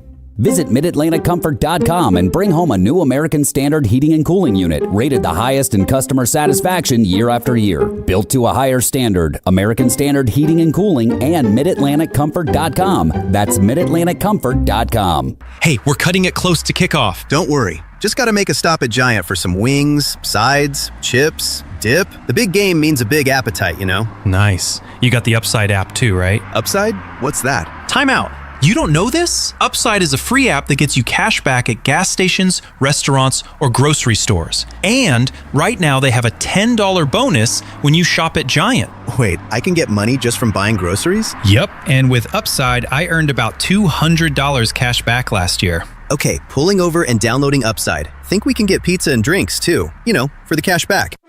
Giant is now on Upside, and it's a big deal for the big game. Download the Upside app and use promo code DC1 for a $10 bonus on your first grocery purchase at Giant. That's promo code DC1 to get a $10 bonus. Use promo code DC1. Offers vary by user and location at participating merchants. Go to upside.com for terms and conditions. This is the story of the one. As an HVAC technician, he and his digital multimeter are in high demand. So when a noisy office HVAC turns out to be a failing blower motor, he doesn't break a sweat. With Grainger's easy-to-use website and product information, he selects the product he needs to keep everything humming right along. Call 1-800-GRAINGER, click Grainger.com, or just stop by. Grainger, for the ones who get it done. Ah, the most beautiful time of year is upon us. Tax season. And TaxSlayer is here to help you file with 100% accuracy for your maximum refund. Guaranteed. TaxSlayer even has support from real U.S.-based humans if you have any questions along the way. File your federal return by February 8th for $22.99, and I'll help you get the refund you deserve. Take it from me, a talking calculator speaking to you through the speakers of wherever you are. TaxSlayer. File fearlessly. This is the story of the one. As an HVAC technician, he and his digital multimeter are in high demand. So when a noisy office HVAC turns out to be a failing blower motor, he doesn't break a sweat. With Grainger's easy-to-use website and product information, he selects the product he needs to keep everything humming right along. Call 1-800-GRAINGER, click Grainger.com, or just stop by. Grainger, for the ones who get it done. from the LindsayCars.com studios in the nation's capital. WJFK FM and WJFK HD1, Manassas, and WPGC HD3, Morningside. Don't it feel good when your crowd behind you takes it in, fires, touchdown! This is your home for the NFL playoffs and Super Bowl 60. Let's go dominate, man! Touchdown! Bring it up, bring it up, bring it up! He's got it! Sports Radio 106.7, The Fan, an Odyssey sports station. 106.7 The Fan, Sports Flash. Happy Friday in the nation's capital. Last night, Washington brought home 2 winners. The Wizards got the job done at Detroit, earning its 14th win of the year. The Capitals knocked off the Nashville Predators 4-2. Winners now have 4 of their last 5 ahead of their 20-day Winter Olympic hiatus. For Washington, Jacob Chikrin knocked in the last 2 goals. The NFL honors came out last night. Commanders linebacker Bobby Wagner took home Walter Payton Man of the Year Award, which recognizes players of excellence on and off the field. Other awards look like this. Matthew Stafford won MVP while announcing he will return to the Rams next season. Stafford received 24 votes, edging Drake May's 23. Josh Allen was thrown 2. Justin Herbert given 1 vote. Browns defensive end Myles Garrett won his 2nd career Defensive Player of the Year award, while Jackson Smith-Njigba won Offensive Player of the Year. Patriots head coach Mike Vrabel won Coach of the Year, and Christian McCaffrey awarded Comeback Player of the Year. From the Crop Metcalf 5-Star Sports Desk, Kevin DiDomenico on the Fan. It's the Sports Junkies. All right, I'm going to give you real quick. A good reason to listen. On 106.7 The Fan, and always live on the free Odyssey app.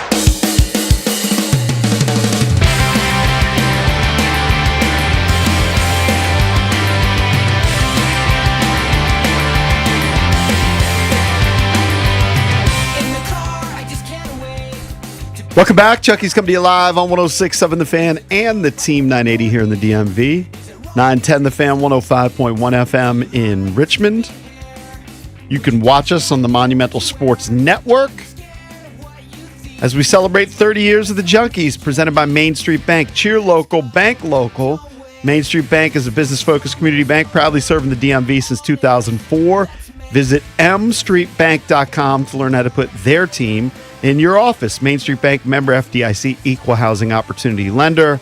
I'm John Paul Flame, joined by Eric Bickle, Jason Bishop, Johnny Cakes Allville. That's the foursome. On Thursdays, our producer Matt Valdez puts out Throwback 30 segments. And yesterday, I just learned this from Twitter because somebody asked what year and what month was the Steve Irwin interview, but Valdez posted our interview with Steve Irwin, and he said that it is from 1999. Hello, Mike. Somebody tweeted me about what it. year? 1999. Wow. Did we have a bet about Steve Irwin dying or something? Yeah, we should address that. Let me grab the audio. But Eric said Eric's bet JP and Jason. Okay. That I'm going to lose a 30-year bet. that I paid it off. Hold on. Steve Irwin would die during the tenure of the show. All right. Well, it's a whole run. What did I bet? Well, we don't know. No. $1? No. JP said 5,000, and then whittled it down to 50, and then Jason said his entire bank account. And then he said $50. Yeah, I'll find the. I'll grab the audio. I paid that off already. I paid it off. This is shocking news.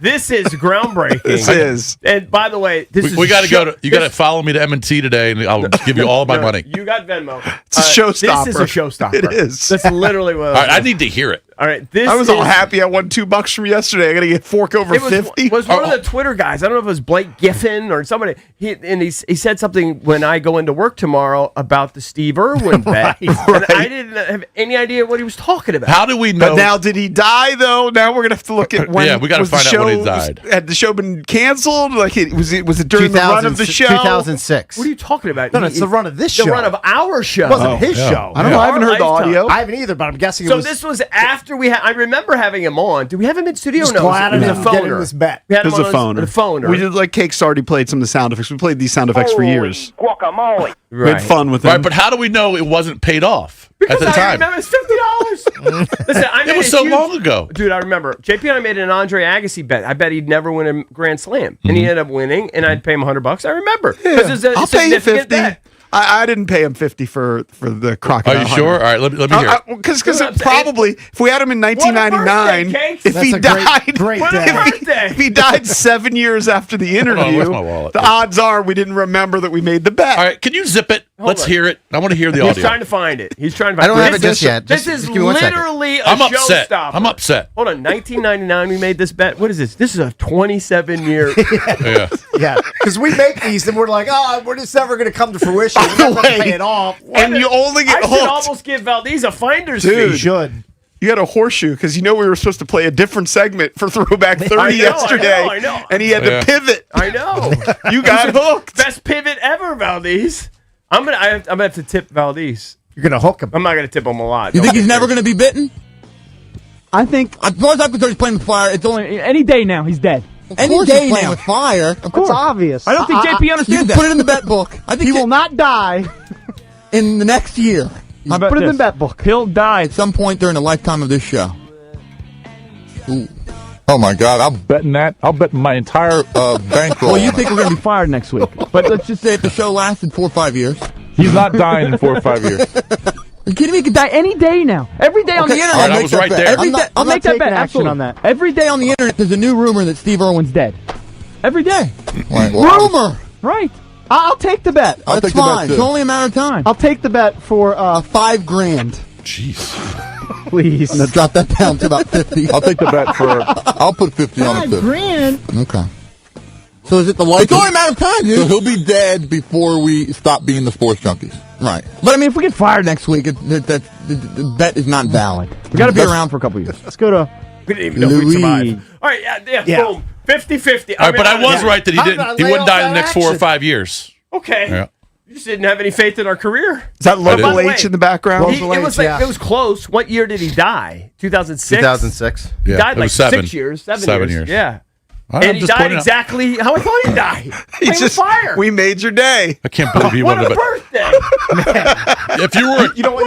You should Hey, get. I'd Venmo you, but I can't get on my Venmo anymore. you have cash. Your only misstep was you I should do. have gotten an inflation adjusted $50. Hey. They'd be paying you like $300. If you were a good dude, you're not. But if you were a good dude, you would buy breakfast with the free money you're getting. Yeah, I don't think I want to do I that. know you're not. I'm fasting. You're not a good dude. I'm fasting. Hey. Hold on, let me see that. Let me see. Hold on. Ship How much it. is that? Ship $50. the All right, chips. Give me that. All right, Look at this. get a The Husky. hundo. What a day. Man, you thought your birthday was bad. What a day! Yeah. just What give me a 30? day for your Man, boys. that is an amazing day. I'm gonna have to tip Valdez a little bit. I'm not gonna get crazy. I'm gonna tip like I tip when I pick up food at It's $3. Did you realize, Valdez? Yeah, I heard it. I was waiting for someone to alert Eric. Somebody, yeah. I think Blake Giffen hit me up, and I didn't. I wasn't following. I wasn't tracking. I didn't see that. I just saw somebody ask when was the interview. And I said, I don't know. Steve Owen. What an iconic day! Oh yeah, whatever. What a terrible You'll day. always remember this birthday. Speaking of bets. I usually like Fridays. Speaking of bets. Hate this one. Coming up this hour at 7:45, it is the conclusion of Boots on the Ground. Oh, we need that. Too. Mike Marr Mike trying to needs make it. his comeback, dig out of his hole, will make his final play. So you want to hear that coming up I gotta at take a picture of this. 7:45. I had to put this on my Twitter. We're gonna celebrate. This is a 27-year-old bet. It's the longest time between the start of the bet and the end.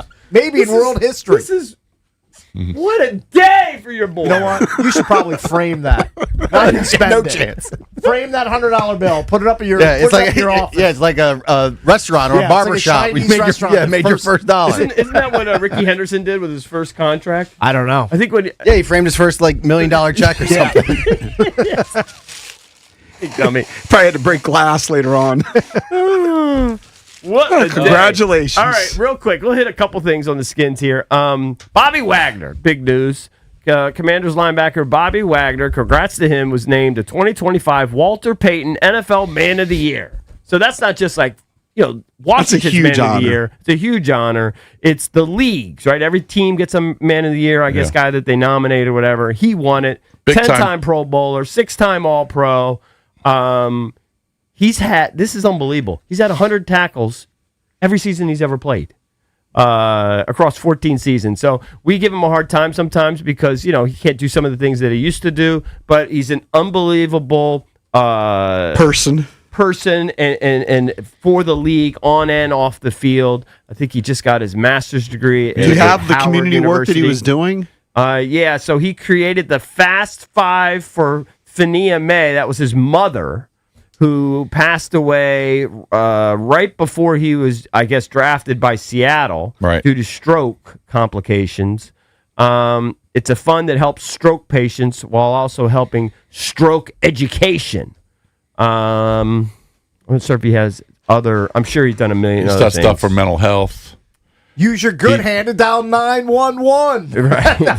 Alonzo Bowden. Alonzo Bowden. That's we had him in studio the back top in the day. 5 all-time commercial. Yeah. I'll never forget it. Right. Effective advertising. Commercial I like now, and I told you this yesterday, is, and I don't know exactly what government agency it is, but it's the scenario of the two involved landlord. Yeah, we can. You know what? We can role play, JP. Do you know enough of it where we could do the ad? I think. Well, the landlord. Okay, I'm the landlord. Knocks at the door. I'm coming in. All right, so I'm the woman here, and you're the landlord. Either way, All right, but you hear the keys. I'll be the woman. You be the landlord. I don't know what her name is, but she says something along the lines of, my landlord, sometimes he can be a real creep, and sometimes he'll come into my apartment and make unwanted advances, and now you come into the apartment. Well, I heard you got some refrigerator problems, and I figured since I was here, but maybe you could do something else for me. Well, get out of here, you creep.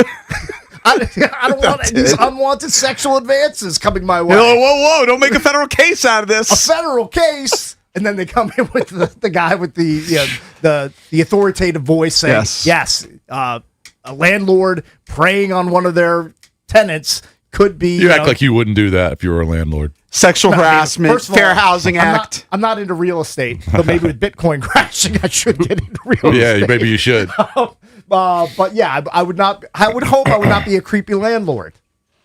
Valdez has some audio of Jaden. You guys want to hear this a little bit? Where's was Jaden? on Radio Row. Oh, so he's out in Santa Clara. Yes, and I'm not sure who was he being interviewed by here. I think it was with Chris Sims and all With them. Florio and all those guys? all those NBC guys. Okay, so they ask him obviously about the Cliff situation and the new offensive coordinator. All right. One of the shockers of the offseason is that you guys don't have Cliff Kingsbury anymore. Mm-hmm. Like, how surprised were you? I know you had a relationship with him. I know you loved the offense. Like, how surprising was that to you? Man, it's tough. Obviously, I trust what the organization's doing, and it was just tough. I have a relationship with him. Yeah, and I wish him nothing but the best. But I'm also excited, to get to work with Blau and what he could do. I've been with Blau for both my years in the NFL, so I'm most definitely excited about that. I know it's okay, right? I mean, he obviously, I think, didn't want to get rid of Cliff, but I do think that he has a great relationship with Blau. It sounds like. I think he feels like comfortable. That he's responsible for Cliff. Maybe. What's he going to say though?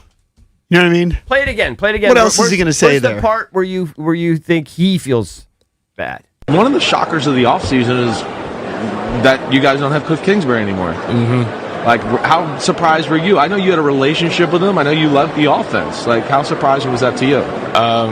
Man, it's tough. Obviously, I trust what the organization's doing, and it was just tough. I have a relationship with him. Yeah, and I wish him nothing but the best. But I'm also excited, to get to work with Blau and what he could do. I've been with Blau for both my years in the NFL, so I'm most definitely excited about that. I think he says it's tough twice. yeah. When he says it's tough twice. Yeah. He likes him. He liked him. Yeah, of course. I don't know. I mean, maybe he feels responsible. Like I don't think he's upset at the organization, but I think he might feel a little responsible for the fact that, hey, we had a great rookie campaign together, and now he's gone. If I could have stayed healthy, maybe Cliff would still be here. We'd still have a relationship. And well, I hope he doesn't take too much. I don't think I don't think he's about it. like I don't think he's pouting in the corner about it. Yeah. But I do feel like he liked what him and he gelled with Cliff. Yeah, they had a bond. They had a bond. They had a thing together. Yes. Well, now he's got to go and find another thing. Now he's got like he has strange. the relationship. Kind of like But not he really kind of strange. he knows the him. relationship. Yeah, he knows him. The relationship was already there in terms of calls that Cliff would make that he likes. Like they're already on the same page, on and off the field. Yeah. Now you got to go recreate. What was that. Kingsbury's last interview? Was it the Giants? Somebody said, did think I it was read the somewhere that Giants. he turned down the Giants? Or is that just his agent blowing smoke? Don't know what you read. I haven't seen it. You haven't seen that? I saw that the Giants hiring Nagy was kind of a pivot for them. So maybe it was Kingsbury spurring them. I don't thought know. I read that when push came to shove that Kingsbury maybe didn't want it. I don't know why. But I thought I read that. Now again, that could be agent spin. Part of it could be that he's still getting paid like a head coach. Yeah. He's still Right. making money from the Cardinals and there's 1 year Washington. left from the Commanders. Here's a potential. So he's in no rush. Here's a potential job. This is from For the Win, which I think is associated with USA Today. Mm-hmm. Seattle Seahawks OC. They're about to have a vacancy with Clint Kubiak expected to join the Raiders. All right. They have 5 options. They say advise on the coaching staff, gap year, television, or prepping return to college. Yeah. Man, you could always go back to college. Oh yeah, There's a million jobs. plenty of jobs there. Yeah. There's a bunch of college guys who left and went to the pros. A bunch. I'm just ready for when do we get mini camp? First mini camp? Got to be after the draft, right? Yeah, it's not for a while. The draft's Isn't that not that May? far away. Isn't that May? Early May? Well, I think they do like one Or are they a doing- couple days right after the draft, don't they? Oh, so maybe late Here's April. some reporting on Well, that would be early May. why Kingsbury apparently did not get the job in New York. This is from Connor Hughes of SNY. Quote, his scheme didn't entirely align with Harbaugh's ideologies. Kingsbury prefers an abundance of hurry-up, which when it's working is great. When it's not, it wears his own defense down. Harbaugh is believed to prefer things more balanced. The Giants called Kingsbury on Tuesday to inform him he wasn't getting the job. Okay. So, it's, All right. So at he didn't least turn from it that down. reporting, it doesn't sound like he turned them down. The Giants said, no. They waggled the finger at him. Right. So he'll land somewhere, but where it is, we don't know. It He also could be pro, doesn't it could need be to college. land anywhere. The guy's made a boatload of money. He can do whatever the hell he wants. He's so rich. Go play some golf for a year, buddy. He could do whatever he wants. Yeah. Phone number's 1-800-636-1067 if you want to chime in. Mike Marr will make his final pick, his Super Bowl play, coming up at 7:45. Don't go anywhere.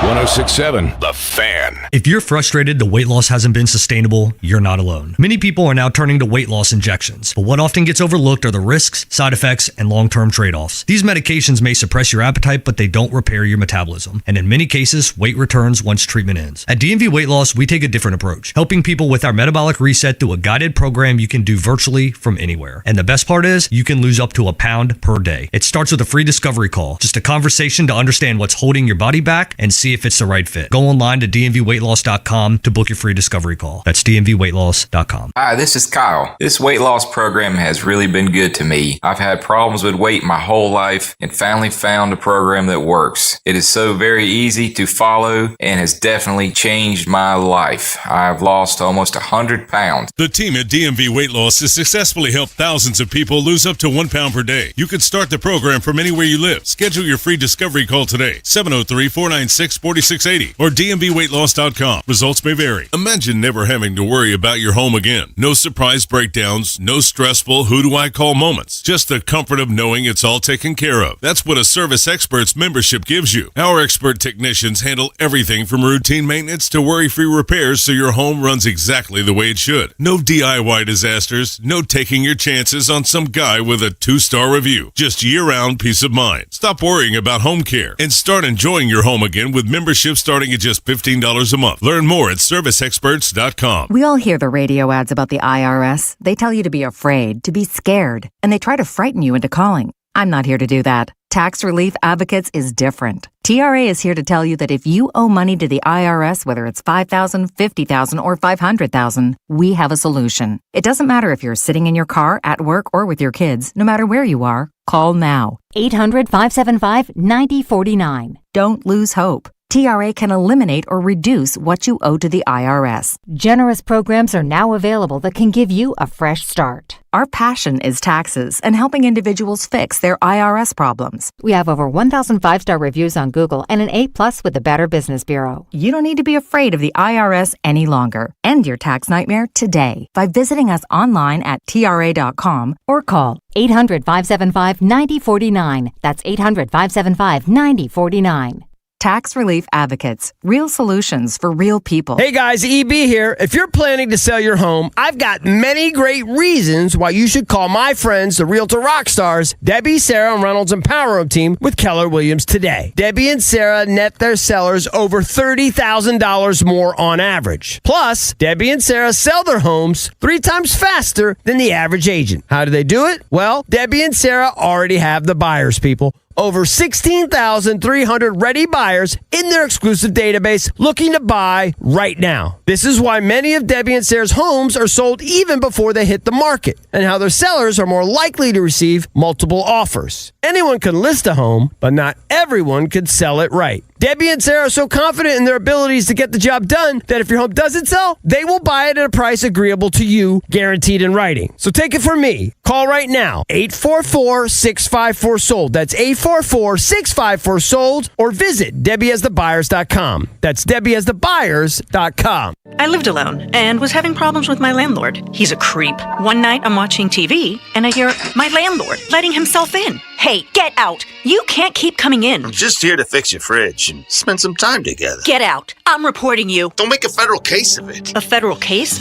Sexual harassment in housing is against federal law. If you are harassed, file a complaint with HUD. Go to HUD.gov/fair housing. If you fear for your safety, call 911. Fair housing. The law is on your side. A message from HUD in partnership with the National Fair Housing Alliance. The biggest game of the year is here. Can the Seahawks' suffocating defense lead them to ultimate glory? It's in! Touchdown, Seahawks! Or will Drake May and the New England Patriots shock the world? Touchdown, New England! Keep it locked in your home for Super Bowl 60. Expert analysis, the biggest guests, full coverage on Super Sunday, and every moment of Super Bowl 60. Touchdown! We are football.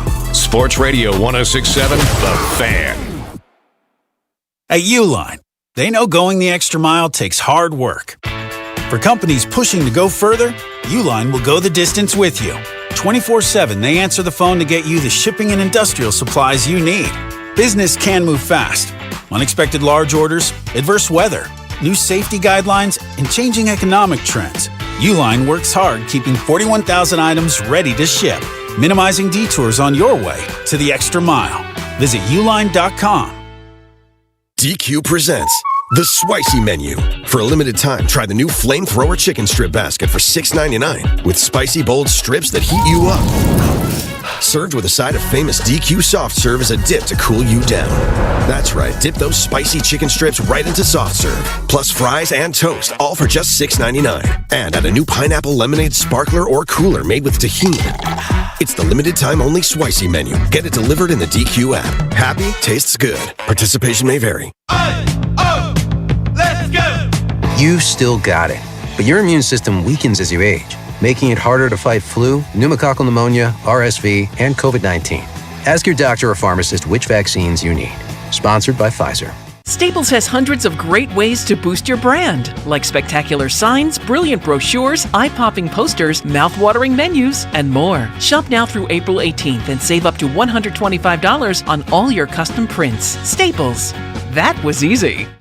It's the Sports Junkies. You're on the air. Listen anytime, anywhere on the Odyssey, iHeartRadio, or TuneIn apps.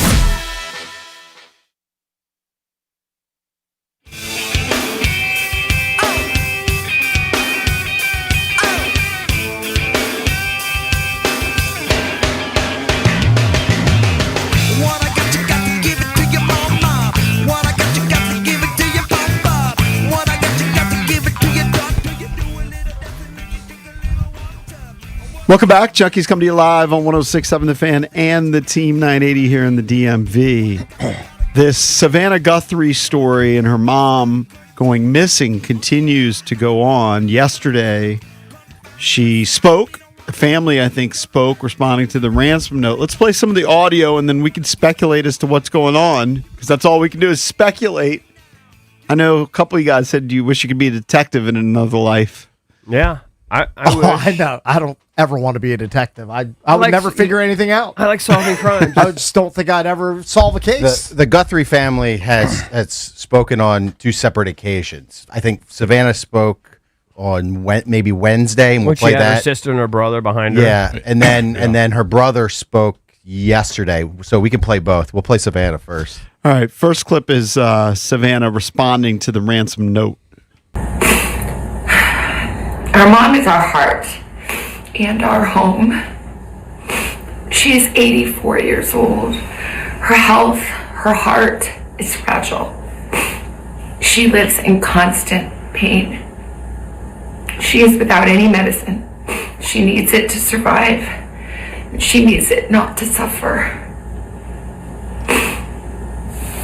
We too have heard the reports about a ransom letter in the media. As a family, we are doing everything that we can. We are ready to talk. However, we live in a world where voices and images are easily manipulated. We need to know, without a doubt, that she is alive and that you have her. We want to hear from you, and we are ready to listen. Please reach out to us. It's just harrowing. It's Think of it like you're a family member being abducted and being held captive, especially when they're old and have medical issues and need medicine to survive. It's just it's terrifying. Will this be resolved, or will this be like an unsolved mystery? I think sadly it'll eventually be resolved. Like if, they're like going if she's not going to if she's survive. gone like 6 days now without the medicine that Yeah. she needs to survive, I find it hard to believe that she could still be alive. I don't know. Here's Plus, there was Cameron blood- Guthrie. like, there was blood found at the scene, at and the it has house. been identified as her blood. Correct. Here's Cameron Guthrie. Cameron Guthrie. I'm speaking for the Guthrie family. Whoever is out there holding our mother, we want to hear from you. We haven't heard anything directly. We need you to reach out, and we need a way to communicate with you so we can move forward. But first, we have to know that you have our mom. We want to talk to you, and we are waiting for contact. Yeah, I mean, the fact that they're not responding to that tells me that they don't have her anymore. It just doesn't make any sense. None of it makes any sense. Yeah. I don't know. All right, here's a None of it wackadoo makes sense. theory detective, probably less than a 1% chance. What if she set it all up because she just wants to end her life? If what Savannah says is true, that she's living in constant pain, and some people want to end their lives in some sort of way. Now, oftentimes it's what about the blood and I don't know. Like I don't know. You're speculating that this is the. I said less than 1% chance. We're trying to play detective here. I'm trying to throw out a scenario. Okay. That's right. That's a 0% That's what chance. I would dismiss out of. Well, then hand. who wrote the ransom notes? I don't know. She said. Also, we don't know. We How are they even doing the We also ransom? we don't know How if are the we don't know. communicating? We don't know if the ransom notes are was from legit. the people or not. Yeah, I we actually don't think know. they're not. I actually think they're fake. I actually think it's for some reason I think it might be cartel related. I don't know. If it's cartel related, they took She's her to Mexico. I know one of the notes was sent to TMZ. So why would you send a ransom note to TMZ? Yeah, that sounds Although fake. I could although it's very unlikely, I can kind of get on what JP's saying. Like what if it's like a assisted suicide thing? That's what I'm saying. Like, right, and you. But usually that's in cahoots with your family, Yeah. and you're No, kind of they like were- having she didn't discussions do that. about it. That's not what happened. There were two ransom notes. There were two, and they had different deadlines. Yeah. Yeah, the first one was Yeah, but I Thursday. just don't know if they're legit or not. I don't know if they're legit. Yeah. We also have some audio of TMZ talking about the ransom note, right? Something in our email that looks like a It's written like a ransom note for Savannah Guthrie's mother. Specific request And they're very for certain amounts of money, very specific. Bitcoin. And also, they say at the bottom there are certain things they're saying about what she was wearing and damage to the house. That they're clearly saying to verify that it's us. We know what we're talking about here. So we've contacted the sheriff's department, and we want to get them this letter. We had a little trouble getting through to the right person, but the person we spoke with is now forwarding this to somebody in the detective bureau. So if my phone rings, I may have to stop and. What's interesting is, there was just a news conference that just ended with the sheriff, and he was asked about. And we're going to do this segment in a few minutes, but he was asked about a ransom note, and he just said, "We're following all leads." Yeah, and it's again, we don't know. We don't know if it's this is authentic, legit, right. if it's authentic or not. But they're when you read it, they're acting as if, yeah, only we would know these things, and we're serious. And there's a dollar demand and an or else in there. So we will let you know as this thing kind of develops. So weird. All right, I was wrong. There's not 2 ransom notes. There's 2 deadlines. There's one ransom note with 2 deadlines. The first one was for Thursday. The second one's for the 5th. This is weird. It doesn't make any sense. It's a bizarre story. It's so- It doesn't and make hopefully any there's a good ending to it. So but did the Ashley longer it Banf- drags on, the less optimistic Yeah. I would think the family of course would be. Did Ashley Banfield back off her claim that her source said, and I don't doubt that someone told her that the brother-in-law was a prime suspect? Had she backed off that? I at had all? heard that from other sources too, that the FBI was targeting him, but who knows? Yeah. I would think that if it was him, I would think that has already been out there. They would have already talked to him. Yeah. At first, I thought that was who was behind or next to her, but I think that was her brother. That was her brother. Yeah, right. so they have three kids. Yeah. I guess. They want proof of life. Yeah. But if she needs these meds, I can't believe with all the cameras in this world, there's not cameras that show. There has Apparently, to be. she's got one, but it was Deactivated? disconnected. Yeah, it was deactivated. I don't know if it's it's not a well thought out ransom, because if she needs meds to stay alive, how are you going to execute a ransom if she dies because she doesn't have her medication? Did they prove that she didn't take her medication? Like they didn't grab? I mean, nobody would think of that. If you're hijack or whatever, kidnapping somebody, you're not going to think, oh, get her old lady meds. No, I mean, if it's well thought out, I'm maybe. Yeah, but that's if it's somebody that's intimate with the family and knows that she needs those medicines, then yeah, maybe they would take it under consideration.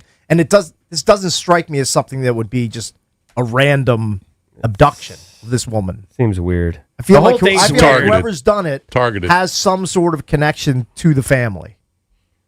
Yeah. Now, I mean, I'm not saying it's the son-in-law but I feel like this one has a connection to the Guthrie family. It's not just some rando that just came into this neighborhood in Tucson, which I think is kind of isolated, and just grabbed an 84-year-old woman out of her house in the middle of the night. Strange. You might be right. But what if she wasn't?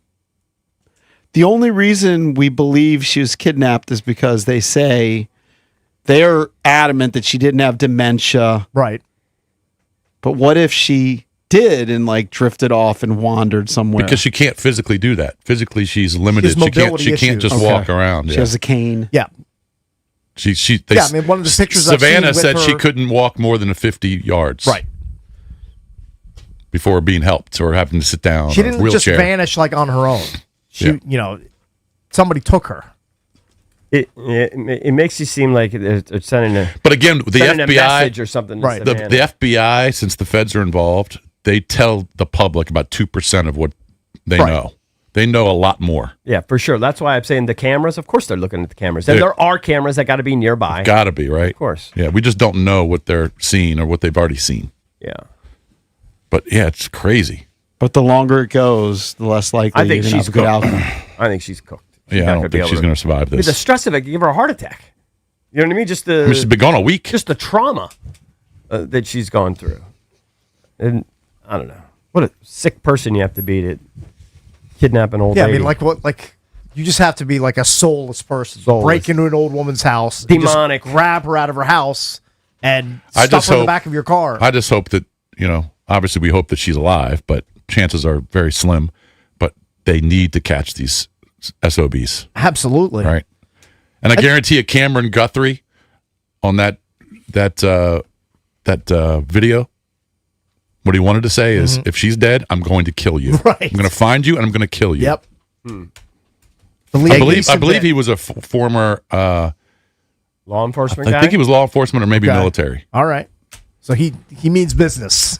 Oh, he's I've not seen happy. a couple of videos. There's that famous case, maybe it was in the early 70s, of the lady whose child was like sexually assaulted and like murdered, and she was in court, and she would just stood up, and she was like wearing a raincoat or whatever, and she just took a gun out when the defendant turned his back, and she pumped about like 8 or 9 bullets in the dude. Oh, really? Just killed the dude right in court. I guess that's pre there being mags at every courthouse. Yeah, this was like in the early 70s. I Right. think. Yeah. And I think she got like 2 years in prison or something, but the judge gave her a very light sentence or whatever, and the public obviously sympathized with her.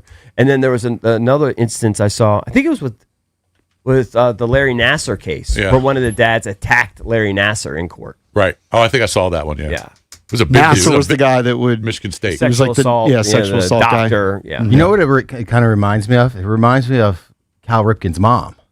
Remember Yeah. when she got kidnapped or abducted? I actually don't remember. You have to remind me. Cal I don't know how Ripken's it- mom got abducted, and she was like returned within 24 hours. remember that now. Within 24 hours. Yeah. Nobody really knows what the hell happened. What the hell happened? Did they pay off the ransom, The maybe? the family was hush about it. I don't remember that. It's wild. You don't I don't rem- remember that. I remember. I just don't remember the outcome. Yeah. They They just- never found they who just- did it. I just Who took remember the theory about the lights at Camden Yards and all that. And, It's quite a theory. Kevin Costner. Yeah. She was in 2012. Vi Ripken was kidnapped at gunpoint at her home in Aberdeen and driven around blindfolded by her abductor. Right. I mean, I guess maybe I vaguely remember that. And if you're Then she was found bound and unharmed about 24 Yeah, hours she- later in her car. Like she was returned. maybe the Case was never solved. Maybe they got what they needed, or they pussed out. It could have been that. Like holy Because crap! when you- Holy crap! We got Cal's mom. I mean, if you kidnap Cal's mom in what's it called again? Aberdeen. Like literally everyone in the state of Maryland yeah, knows. Of course, everyone the has Ripkins everyone. Yeah, own everyone has their Aberdeen. pitchforks and torches She's trying a to find national you. treasure. It's Cal Ripken's mom. Yeah, in Aberdeen, like everybody in the world knows. Yeah. Yeah. That's terrible. It is. Terrible. Well, terrible, hopefully so it'll sorry. be resolved. You think it'll be resolved? I think I they're going to think so. assume that she's dead. I'm yeah, not but sure. that's not really I mean, unless it's the resolving co- it. Just this assumption. You mean resolved Like, as will in they catch the people who did it? Catch the Yeah. people, I have think a like body. a lot of things. I think that people will kind of know what happened, but it's never going to be official. Like, Is there an outcome where she just all of a sudden just gets returned, like Cal's mom? I think it's too late. I think that's too late. Well, I don't know. Maybe they could just be like, I did not realize it's Savannah Guthrie's mom, and it's getting this much national attention. Yeah, they didn't realize there'd be this much heat. Whoopsie doo. We Right. kind of messed up. This is Well, just didn't so one and, weird. then try and figure I out think how they to. knew exactly what they were doing. Didn't one of the ransom notes, which we don't know if they're legit or not, want 1 Bitcoin? Well, they mentioned Bitcoin. Yeah. But apparently they arrested someone Might for not a be false Yeah, ransom the price is note. plummeting. Yeah. Yeah. Yeah. Yeah, what would that be? That's what's taking so long. 63,000? I don't think abductors are asking for just 1 Bitcoin. All right. Like you got to go higher.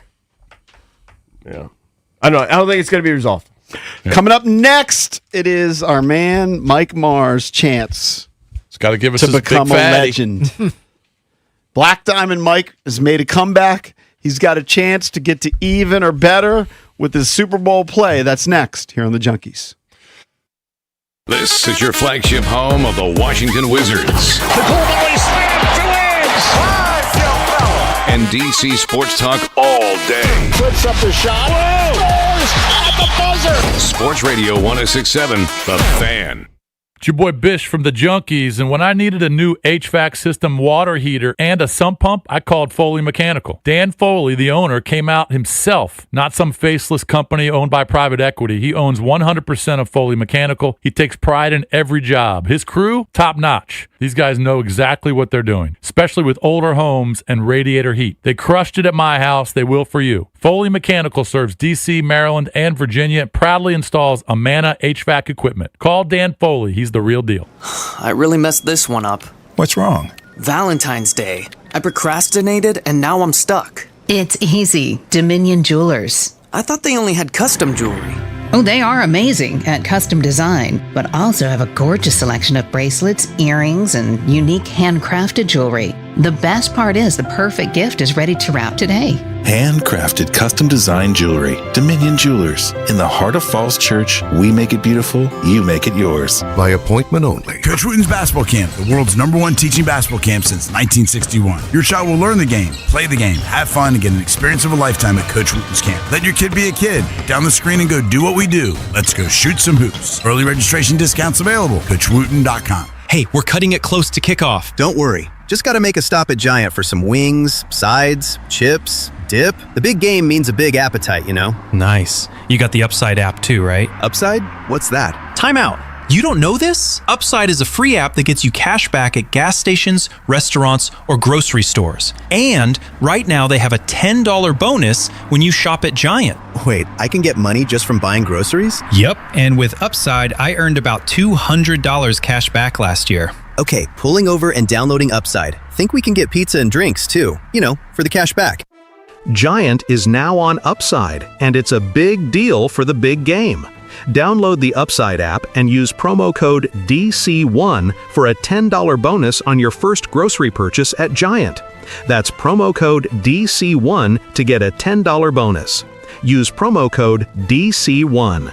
Offers vary by user and location at participating merchants. Go to upside.com for terms and conditions. Hey, did you know Verizon Home Internet covers more homes with faster speeds across the country than any other provider? Now you can get award-winning Fios Internet for just $20 a month for 3 years. Switch today and enjoy savings you can count on. Verizon Home Internet consists of Fios and 5G Home. Availability varies. Comparison based on FCC BDS data of home internet providers with download speeds over 50 Mbps, June 2025. Limited time offer for eligible new customers. Fios $20 per month plan with autopay mobile phone plan, mobile plus home and bonus discount. Enrollment required. 3-year price guarantee applies only to then current base monthly rate for Fios. Additional terms apply. Diabetes, high blood pressure, anxiety meds, everyone's on them. If you're a 50-year-old male, maybe a bit porky, and you may even have type 2 diabetes, $1 million of term insurance may only cost you about $200 a month. Call Term Provider. Speak with Big Lou at 800-700-6898. Big Lou will find a term life policy for you even if you have type 2 diabetes, are overweight, or have high blood pressure. Term Provider has helped thousands of people like you who think they can't afford term life insurance. To buy $1 million of affordable term life for you, all you need to do is call Big Lou at 800-700-6898. Lou will make sure the scales are tipped in your favor. Call 800-700-6898. Big Lou will answer your call and work to fit you into a term life policy that you can afford. Remember, Big Lou's like you. He's on meds too. Call 800-700-6898 or biglou.com. Save 20% on wild-caught lobster tails with Prime through February 10th at Whole Foods Market. Perfect for romantic meals for two. Made with high-quality, strict ingredient standards you can trust. Shop in-store or online. Terms apply. The YMCA is just a starting line, for the true self blooms only when we find our purpose, what makes us tick below the surface. My why is diversity and unity, a safe space in my community, living with sincerity, giving every day my everything. With my why, I stand strong, seen and supported all along. It's a million faces in a mirror and everyone belongs. Find your why. Learn more at ymca.org for a better us. Okay, I have to tell you, I was just looking on eBay where I go for all kinds of things I love, and there it was. That hologram trading card. One of the rarest, the last one I needed for my set. Shiny like the designer handbag of my dreams. One of a kind. eBay had it, and now everyone's asking, ooh, where'd you get your windshield wipers? eBay has all the parts that fit my car. No more annoying, just beautiful. Millions of finds, each with a story. eBay. Things people love. As the owner, coach, and quarterback of your small business, you call the shots. From inventory to payroll and more. Now it's time to bring in LendSeek, your funding MVP. No delay of game here. Get up to $2 million in as fast as 24 hours for business lines of credit or term loans. Let LendSeek's AI marketplace assist you in making the winning play and score that touchdown. Apply at lendseek.com. LENDSEEK.com. It's the Sports Junkies on 106.7 The Fan. Man, these guys are so classy, you know? Pretty damn good. And always live on the free Odyssey app.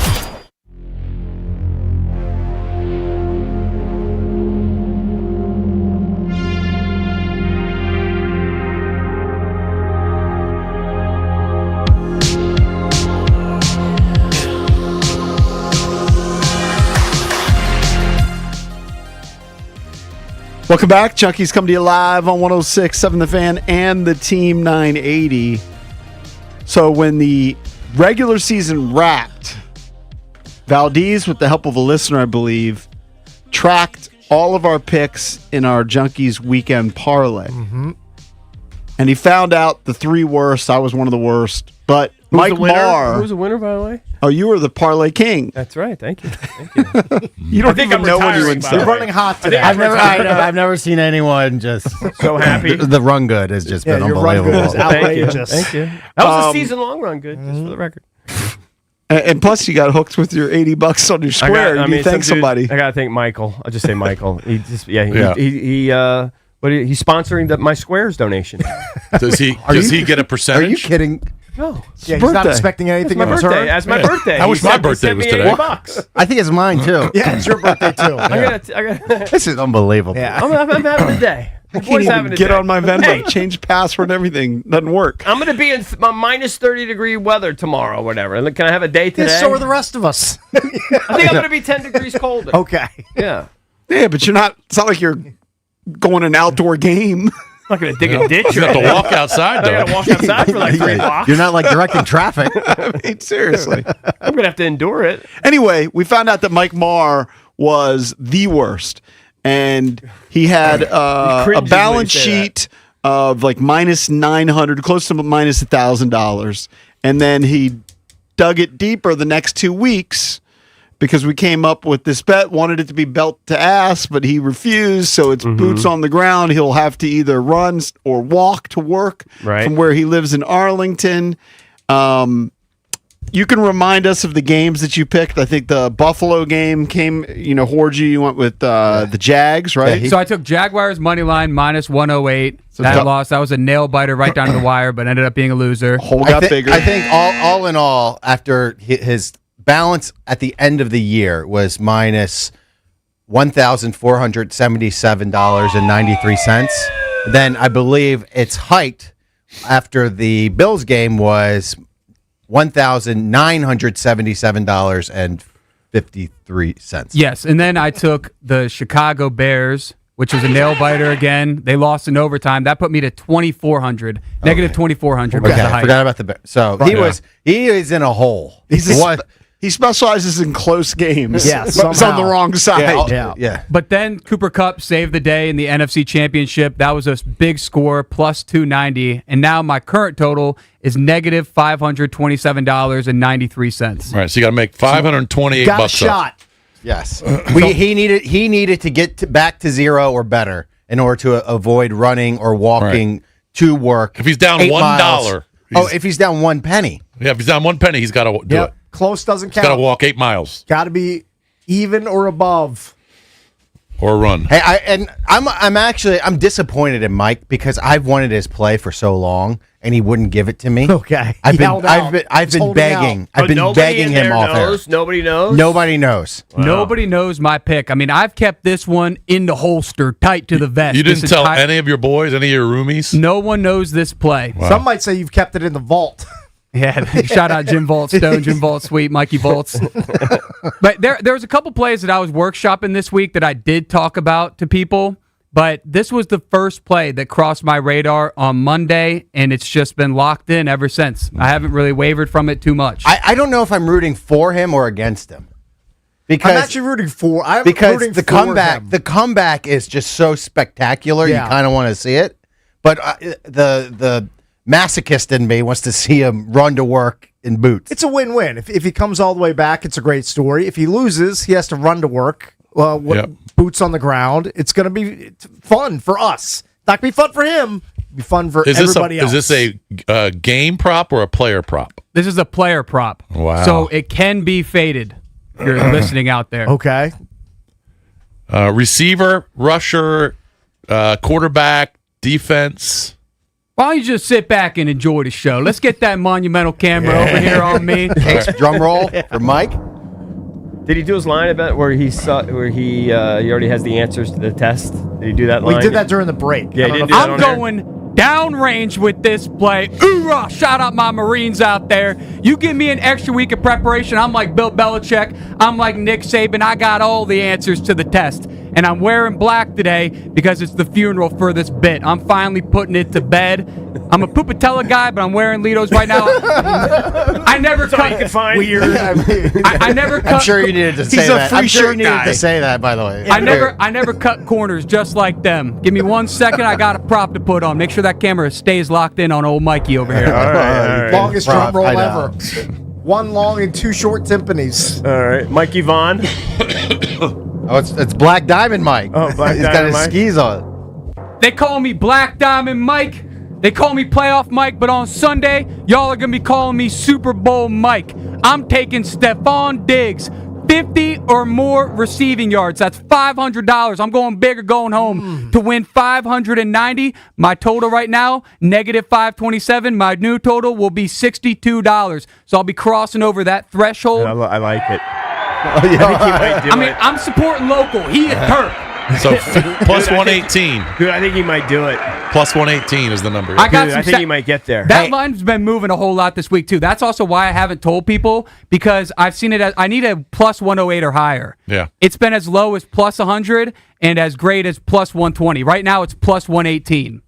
Dude, I actually locking it in. I actually really Oh, like you're it. down. Hold on. I need to know some of the other ones that he was going You to were take. considering? Yes. So if you parlay Kenneth Walker anytime with the Seahawks money line. This is too much. Why would you do that? Yeah, It's too exactly. much. That's too much. But I got a couple stats if you guys are, want to buckle up and get some stats coming your way. Let's see what you got. All right, Stephon Diggs in the regular season averaged 60 yards per game. That was just his average. He had multiple games with over 100 yards. Right. But in the playoffs, he's only averaging 25. So he is very, very due. And- but this is also I actually love this it. is what stuck out to me. This was why I decided on Monday, because I was working, shopping the lines, looking at props. Is that picture? I don't know if you guys recall. There's a picture in the AFC Championship when the Chiefs played the Bills, and the Chiefs won in overtime and ripped the Bills' heart out. There's a picture of Stephon Diggs on the sideline watching the Chiefs celebrate at their home field, and he just looks so sour. He's not like, this is a box office moment for the local DMV guy. He's going to rise to the occasion. He's been waiting to play in a big time game like this, and thank God he doesn't have Josh Allen holding his ass back anymore. Thank God he doesn't have one of the better quarterbacks in the league. Hey, Mike, let me. I just thought of something. Let me know if you okay this. Go ahead. Since his boots on the ground run hinges on Stephon Diggs and getting 50 or more receiving yards. Yeah. Would he run like Cardi B with a pregnancy thing on? I mean, that's a late ad. So you got to run your 8 miles with one of those fake pregnancy like 4-pound things that you wear around your belly instead of the boots. No, with the boots. A Prager's bump. Yeah, a Prager bump. I think the torture would be make him listen to Cardi B the whole ride. That would be. the whole run. If I say yes, and when Stephon Diggs hits on Sunday, what's in it for me? I mean, what do I get out of it? Airtime. Yeah. Nothing. You're not going to have to run. So I get nothing if he hits, but if he doesn't have to, I have to run with. It just got even more torturous. No, it's a terrible deal. You don't have to do it. Like Howie Mandel, I'm saying no deal. Also, I was doing a little bit of research. Cardi B, since we're speaking of Cardi B, she already spent $1.2 million on a post-game celebration for Stephon Diggs and his friends. So She's confident that sounds in like a big time jinx. That sounds like a big mush for your bet. That's a big time jinx. I might have stayed away if I heard that. No, I mean, I love that. Why not? I mean, guy loves doing Tusi. Hell, I might celebrate with a little bit of Tusi on Sunday after it hits. What's Tusi, Case? It's the looks like pink cocaine. Oh, right. And after this game on Sunday, Stephon, he has a lot on his plate. Godspeed to him in the court of law. There's a lot going on in his personal life. But let's just focus on Sunday, 50 or more yards. What does he have? Like 4 kids from 4 moms he just in owes 1 year. a lot of money to He's all got a those lot of models. No, he's got that pending case with I that. guess his Did he personal beat up chef. somebody or something? Huh? I guess his Oh, personal that's right. chef. The personal chef, right. Remember? Hot looking chef. He was texting her. There's Yeah, allegations she- that he she tried to claims he didn't strangle pay her. her. He tried to, attempted to strangle her. Oh, okay. But That's who not been knows? resolved That's an yet? allegation. No, he's going to be strangling that Seattle defense on Sunday. Well, in the playoffs, he's had 16, 40, and 17 yards in the 3 games. And I know one of them was a snow game where they didn't gain a lot the of Houston yardage. game was They had a nice touchdown. the Houston game was like 8 degrees too. Dude, Okay, I'm just putting it out They've there. had 2 bad Are you weather saying you games. don't like it? I think it's a great bet. I like it. I don't love He's it. a great player. He's a great player still. Understood, but He's not great. That Seattle defense is pretty tough, and it could be a low-scoring game. Mike Marr's a huge Drake May fan too this weekend. Well, he definitely wants Drake May to do well. Yeah, he does. I'm pulling for you, Mike Marr. Thank you, Cakes. Black Diamond Mike. They play a ton of zone defense, so I'm just hoping that he'll find the soft spots, catch some passes, and then we just need some yards after catch. Hey, you hit with Cooper Kupp. Now you're riding with Stephon Diggs. All right, we put the pick up on Diggs, social media. 50 plus receiving yards. Which is under his regular season average. 60. Correct. Yeah. I love it. Yep. You can follow us on Twitter at Junks Radio. Put the play up there. I'll put it up on our Instagram page, Sports Junkies Radio 2. Keep it here. DC's FM Sports Talk 106.7 The Fan. This is an Odyssey Sports Minute. Sponsored by Robinhood. Your money, your move. This is the last weekday until the Super Bowl. The New England Patriots, the Seattle Seahawks, Drake May versus Sam Darnold, and the Seahawks will fall in an upset. Take the Patriots. I like New England and Mike Vrabel this weekend for glory in Super Bowl 60. I'm Drake Toll.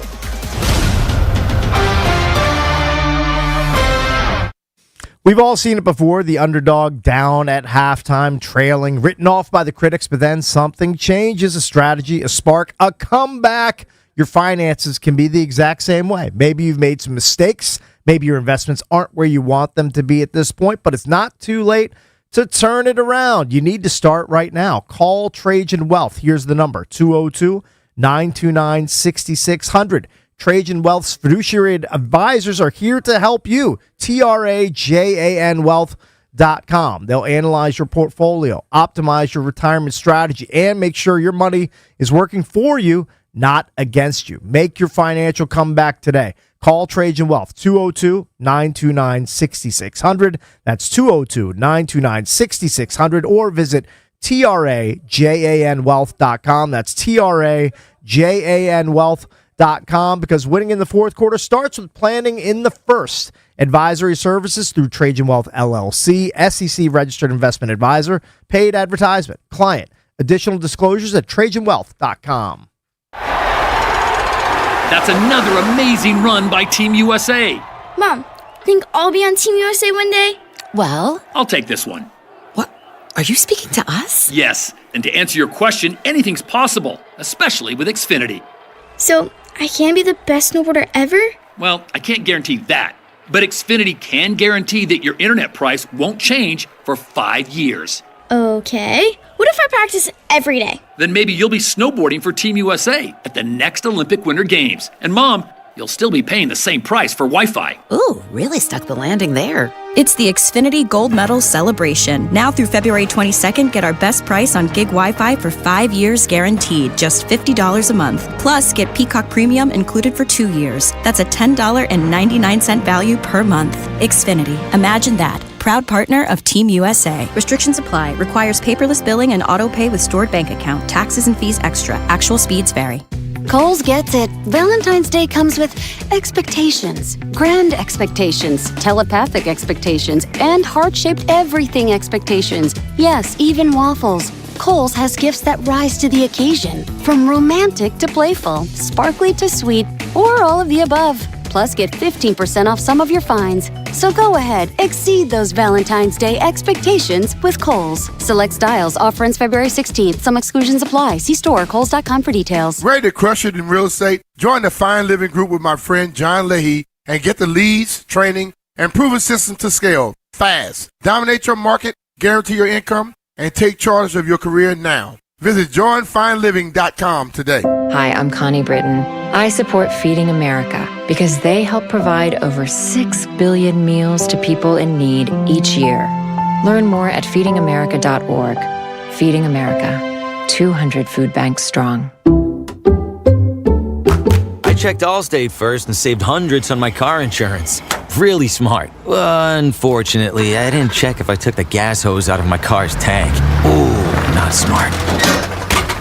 And I drove off while still attached to pump number 3. Yeah, checking first is smart. So check Allstate first for a quote that could save you hundreds.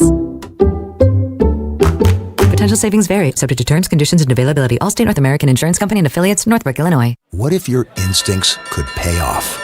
With Robinhood Prediction Markets, you could put your knowledge to work on the events that matter to you. Prediction Markets isn't just sports. It's the Fed rate decision, your favorite award show, and so much more beyond the playing field. Trade events with Robinhood. Visit Robinhood.com/predict.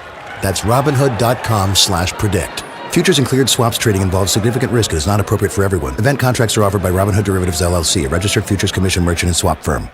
Live from the LindseyCars.com studios in the nation's capital, WJFK FM and WJFK HD1, Manassas, and WPGC HD3, Morningside. Tip, they score! This is your flagship home of the Washington Capitals. Dylan Strome tips and Alex Ovechkin shot! You get a goal! You get a goal! Carlson, a shot, he scores! Sports Radio 106.7, The Fan, an Odyssey sports station. 106.7 The Fan, Sports Flash. Washington came up a big winner last night. It was the Wizards beating the Detroit Pistons, earning its 14th win of the year. Capitals knocked off the Nashville Predators 4-2 and are winners of 4 of their last 5 ahead of their 20-day Winter Olympics hiatus. Last night, NFL honors were announced, and Commanders linebacker Bobby Wagner took home Walter Payton Man of the Year Award, which recognizes players of excellence on and off the field. Meanwhile, Matthew Stafford won MVP while announcing he will return to the Rams next season. Stafford received 24 votes, edging Drake May's 23, while Josh Allen was thrown 2, and Justin Herbert was given 1 vote. The World Baseball Classic rosters were announced yesterday, and 2 nationals will be participants. Newly acquired catcher Harry Ford will play for the Great Britain, while Nats' new first baseman Matt Mervis will suit up for Israel. From the Crop Metcalf 5-Star Sports Desk, Kevin DiDomenico on The Fan. It's the Sports Junkies. Let's talk it out. You can watch the show live or on demand. What are we watching for? As I said, we're not sure. On YouTube. When it's time to party, we will party hard.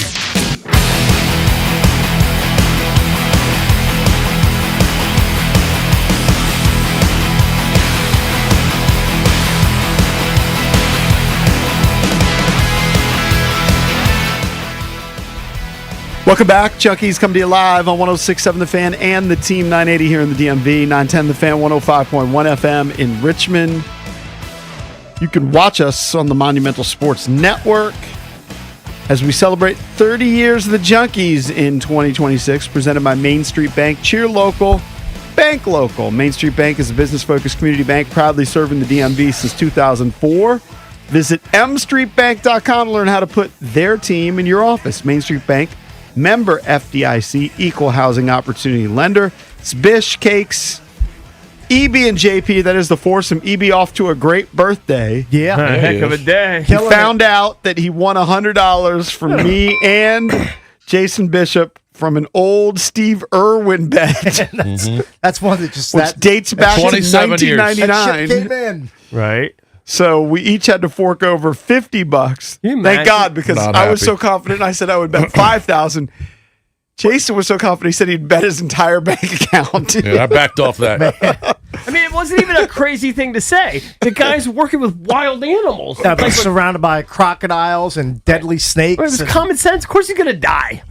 It's like saying Alex Honnold's not gonna fall off a building at some point. Yeah, I'm not making that bet. I mean, at some point he's gonna fall. If you say that, I'm not betting against you. You were betting on death. Yes, of course. We were betting on his track Well, I mean, record. death is undefeated. Undefeated, Jay. And then for our squares bet, well, so, I guess you call it a squares bet, or you might want to say a wager. squares investment. Yeah, it is an investment. I'm actually feeling a good vibe. We on each are that. putting $80 up, and have- collectively, Hopefully your good luck We have continues. birthday mojo. collectively we're putting up $550 in a pool. We got 5 and squares.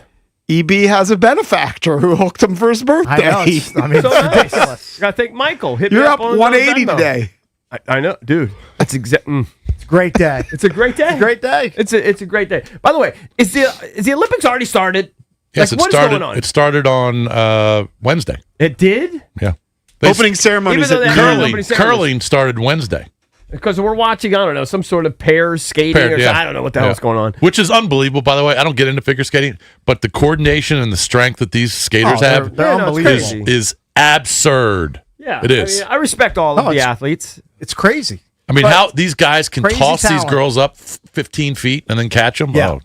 No, while skating? It's crazy. It's crazy. Women's hockey last night. But we talked about all week in the last 2 weeks or so Lindsey Vonn since her accident, and she was helicoptered off the mountain, and then turns out she has a torn ACL. Everybody thinks she's Dunsky. She says, "No, I'm gonna compete. I'm gonna give it my all." And then there's a video out that came out yesterday. I'm sure you guys all saw of her training. Like 6 days after she ruptured her ACL, and she's got a little brace on, but she's going through all the things. She's lifting, she's deadlifting, she's powerlifting, she's doing her little. She's doing her feet back and forth, just kind of agility drills, she's doing mimicking, everything. like going over the slopes. And She looks so good. she's unbelievable. I know she is. She is an absolute marvel. Her body is a 12. Yeah. I mean, she's crazy.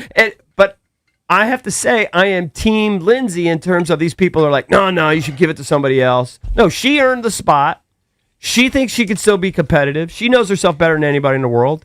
I'm not going to bet on her to win or anything, but I think she deserves to go out there and compete. Didn't she just win something? Yeah, she won like a couple months ago, maybe 2 months ago or something.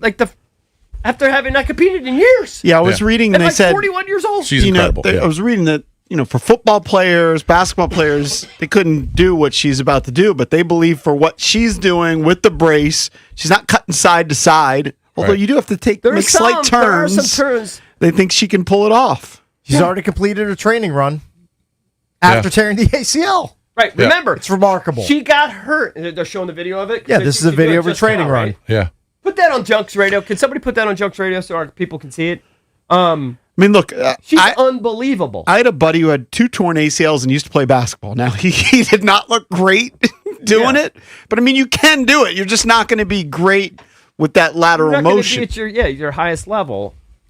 But we like Philip Rivers, played a game or two with the brace. Yeah. I mean, get you can through do in it. certain disciplines. They're just building her knee up or the muscles around that ACL to She compensate. doesn't- Unfortunately, because of her sport, she might be able But when you to watch her navigate around work it. out, she doesn't look like she's got a ruptured ACL. No. Look, she's I tore my ACL.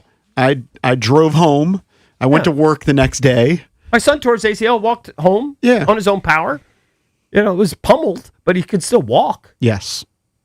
Now she's doing something at the top level, elite level. It's Something that, by the unbelievable. way, if we got to the top of the mountain where she starts and we look down, we would all be freaked out. We wouldn't go. Just to look down. Diamond Mike would probably go. No, he would have no fear. It'd be kind of ironic, but if she won gold, both her and Tiger would have won something with torn ACL. Look at Tiger you. winning at Trying to touring. reconnect them. I see what you're doing over there. I see what's happening. See that gleam in your eye. Hey, when Lindsay goes off on her official run, you're going to send a Tiger pick around to everybody to celebrate? I have Lindsay picks too. Oh, you could do the combo. I say both when they got released. Do you have a folder? They're in folder. They're in there somewhere. I mean, you're probably one of less than 10 people on the planet walking around with a saved Tiger Dong screenshot. Do you have those in the cloud? Because when you go from phone to phone, can you always access them? No, I wouldn't risk put them in the cloud. Being lost forever. They're right here, hard drive. I mean, you got to make sure. He means backup. You need backup. Oh, I need backup? You need some backup. Got to put it on a hard wallet. We cannot lose that. Dude, it's got to be a scam. I get a cloud message at least once a week that my storage is almost I got full, one today. and they want me to pay more money. No. I'm like, no, I'm not doing paying. it. You'd rather delete some things than pay more money. I pay for storage like at Adobe, Google. I mean, it's crazy. I If pay ever for got the that minimal app where they storage. check out all the things that you're paying Yeah, for, yeah. it would be outrageous. Rocket. Yeah. Yeah, I have no I idea. know. I I need would that do too. it, except you have to pay for that one. Yeah, that $180 you got is already spent. Oh yeah. The sound of it. Oh, already yeah. money spent. But at least you're gone. not paying for 2 cables anymore, which you did for a while. Or you Yeah. paid for cable and DirecTV or something like that. Yeah, no, but I'm just a DirecTV stream guy. I'm a big DirecTV stream guy. Yeah. I really should do. And you got a endorsements now. fancy box. I got the fancy box, but it didn't work like the last week of football season. So, and I haven't tested it since. That's trouble. I haven't tested it since. That is a dagger. Well, I'm going to have a fancy new TV, courtesy of you telling me the Best Buy is got a sale, Super Bowl sale. Now, is that big enough for where you want it? Where are you going to put it? In the guest room? I'm going to put it in the guest room. But nobody even uses the guest room, right? He said Well, his my mother-in-law. mother-in-law does, yeah. Oh, okay. When she Okay, comes over. good. We got an older TV. I mean, it's fine for her, Your but mother-in-law can watch Drake May in a high def when she comes over. correct.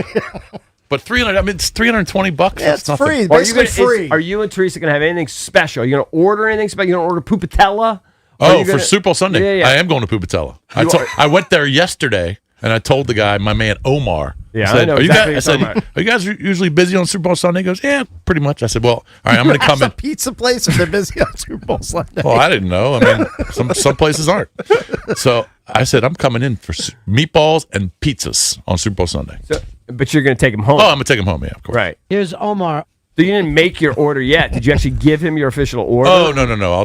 I'll walk in there, sit at the bar, have a cocktail, and then What'd Tip you order them because walk you're out. getting hooked. Of course I tip Yeah, them. you got to tip them. Always tip them. Is that Ron from the Ron and Fez show that does the Omar bit? Here's Yeah. Omar. Ron Bennington, yes. Yeah.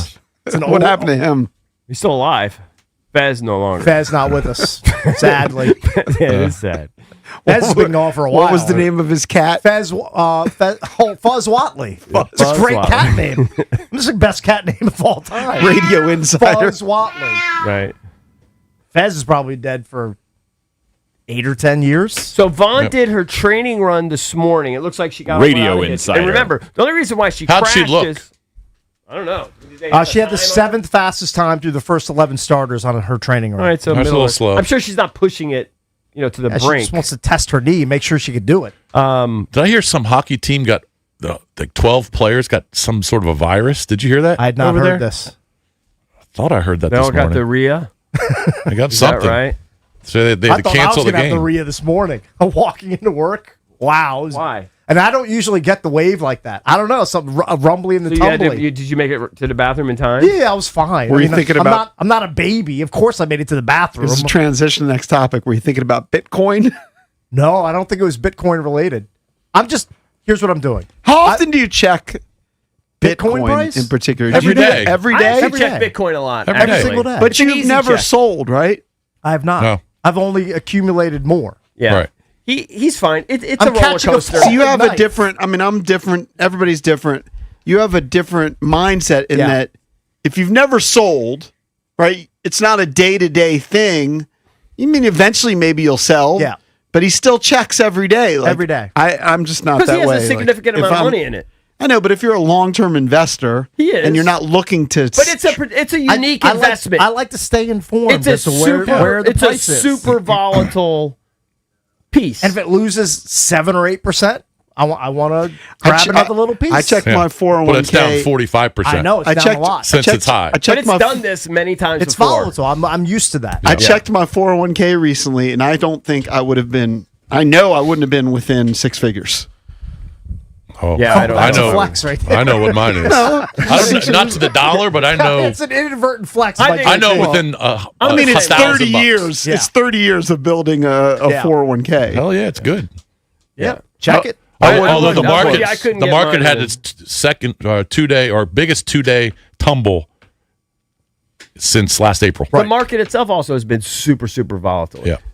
Just, Hopefully it's up today. it is what it is. What was the high of Bitcoin? Like 110. 120 some thousand. I thought it was 110, but maybe. I don't know. Jason and I got in when it was like 17, and then it tumbled to 10. And don't talk to me about that. Sore spot for Jason. Cakes, what's your end game with Bitcoin? What is like my you're end you're game? just going to hold on to it forever? Probably just like No, we'll sell it. like give it to my kids at some point when I get old. Do you still have it in a wallet? I have it I have it in a secure location. Gotcha. Not online. Good. Can't have your Bitcoin on just on a random app. Mine could totally be hacked.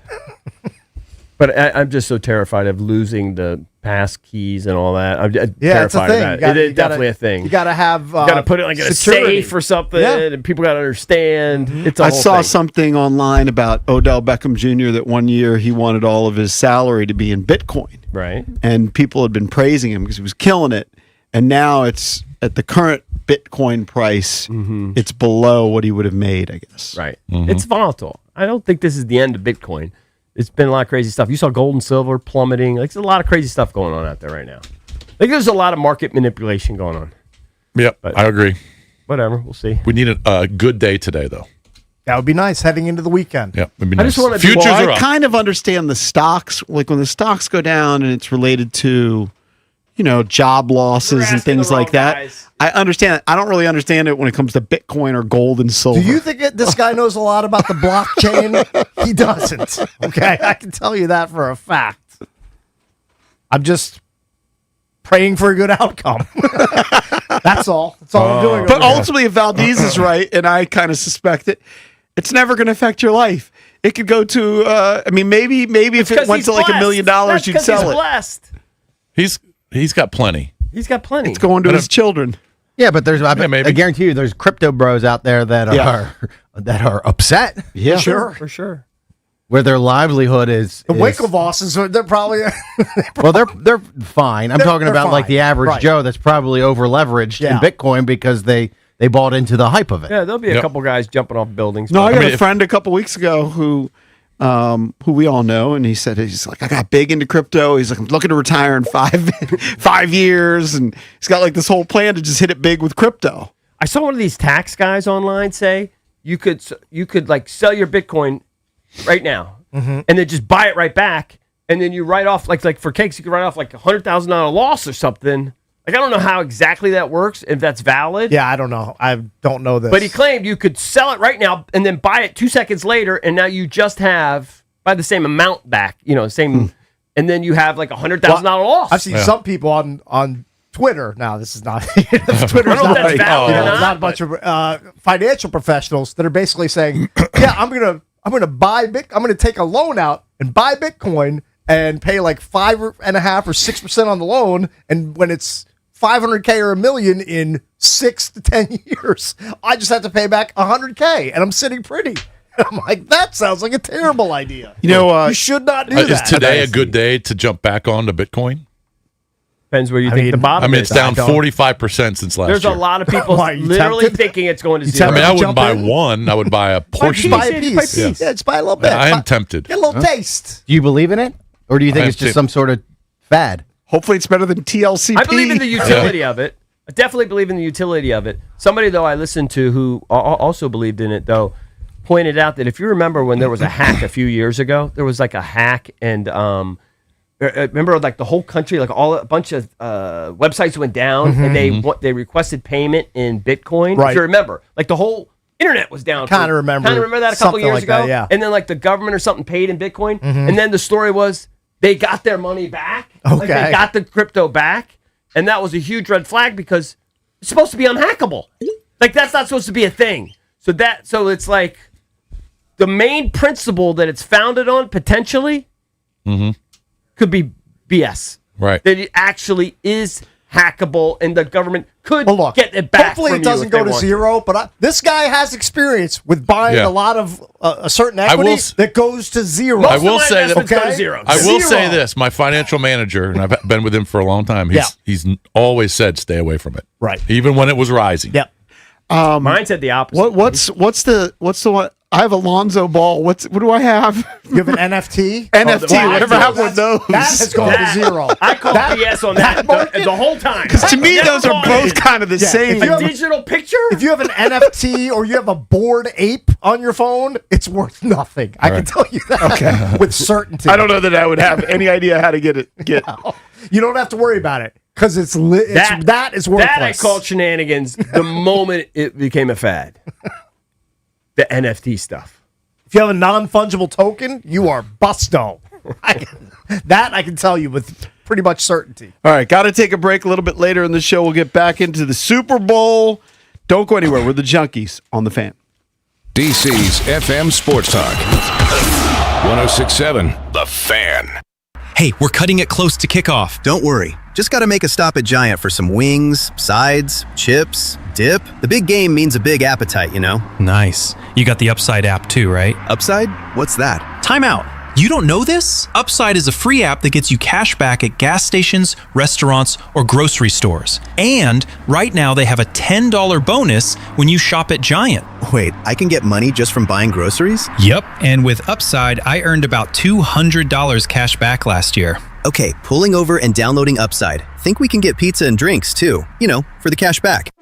Giant is now on Upside, and it's a big deal for the big game. Download the Upside app and use promo code DC1 for a $10 bonus on your first grocery purchase at Giant. That's promo code DC1 to get a $10 bonus. Use promo code DC1. Offers vary by user and location at participating merchants. Go to upside.com for terms and conditions. Shop best of season produce at Whole Foods Market. Get Sumo citrus for $3.49 per pound with Prime through February 10th. Brighten your winter with sweet, juicy citrus perfect for snacking or salads. While supplies last, shop in-store or online. Terms apply.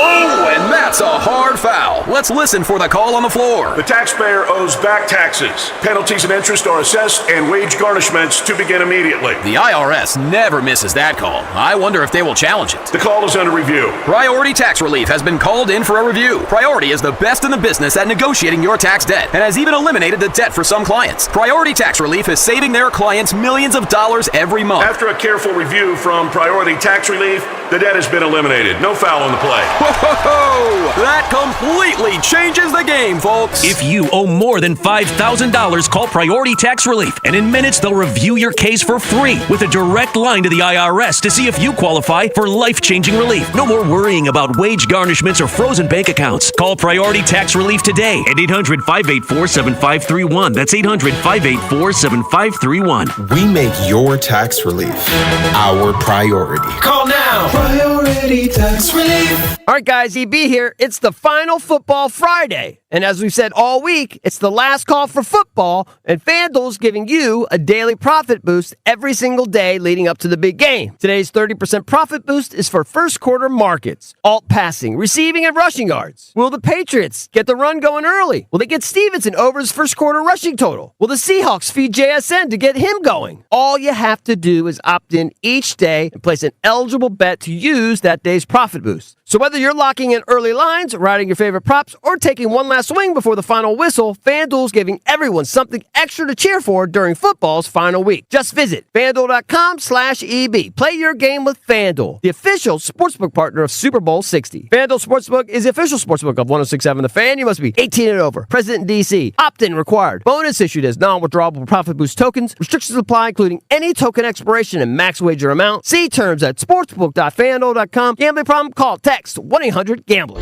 At National Geographic Society, we believe in the power of wonder. We're supporting a new generation of explorers to ask questions, make breakthroughs, and bring the future closer. Wonder awaits. Will you join us? Visit natgeo.org/wonder. The biggest game of the year is here. Can the Seahawks' suffocating defense lead them to ultimate glory? It's in! Touchdown, Seahawks! Or will Drake May and the New England Patriots shock the world? Touchdown, New England! Keep it locked in your home for Super Bowl 60. Expert analysis, the biggest guests, full coverage on Super Sunday, and every moment of Super Bowl 60. Touchdown! We are football. Sports Radio 106.7, The Fan. I'm Piera Palazzolo, VP of Digital Marketing for the American Management Association, a company focused on the management training skills needed to enhance the careers of business professionals. We did our research when it came to the best companies for website development and chose AmericanEagle.com. And we couldn't be happier. AmericanEagle.com worked closely with us to understand the front and back end requirements needed to launch an e-commerce website that could handle the complexities of running thousands of seminars nationwide. Our robust new website and improved SEO saw immediate increases in site traffic and web revenue. If you're in need of managerial effectiveness and success, visit our website at Amanet.org. If you're in need of a website that provides an unparalleled consumer experience, I highly recommend AmericanEagle.com. Transform your business today. Dial 877-WebNow1 for a free digital consultation with AmericanEagle.com. This is the story of the one. As an HVAC technician, he and his digital multimeter are in high demand. So when a noisy office HVAC turns out to be a failing blower motor, he doesn't break a sweat. With Grainger's easy-to-use website and product information, he selects the product he needs to keep everything humming right along. Call 1-800-GRAINGER, click Grainger.com, or just stop by. Grainger, for the ones who get it done. I know that hiring can be challenging. You need someone to match your role perfectly. Well, now you can meet them fast on ZipRecruiter. Build your team, build it sooner. Meet your match on ZipRecruiter. Just head to ZipRecruiter.com/free right now to try it for free. That's ZipRecruiter.com/free. Meet your match on ZipRecruiter. Try it free. It's the Sports Junkies. I hear what you're saying, and I like it. On 106.7 The Fan. And always live on the free Odyssey app.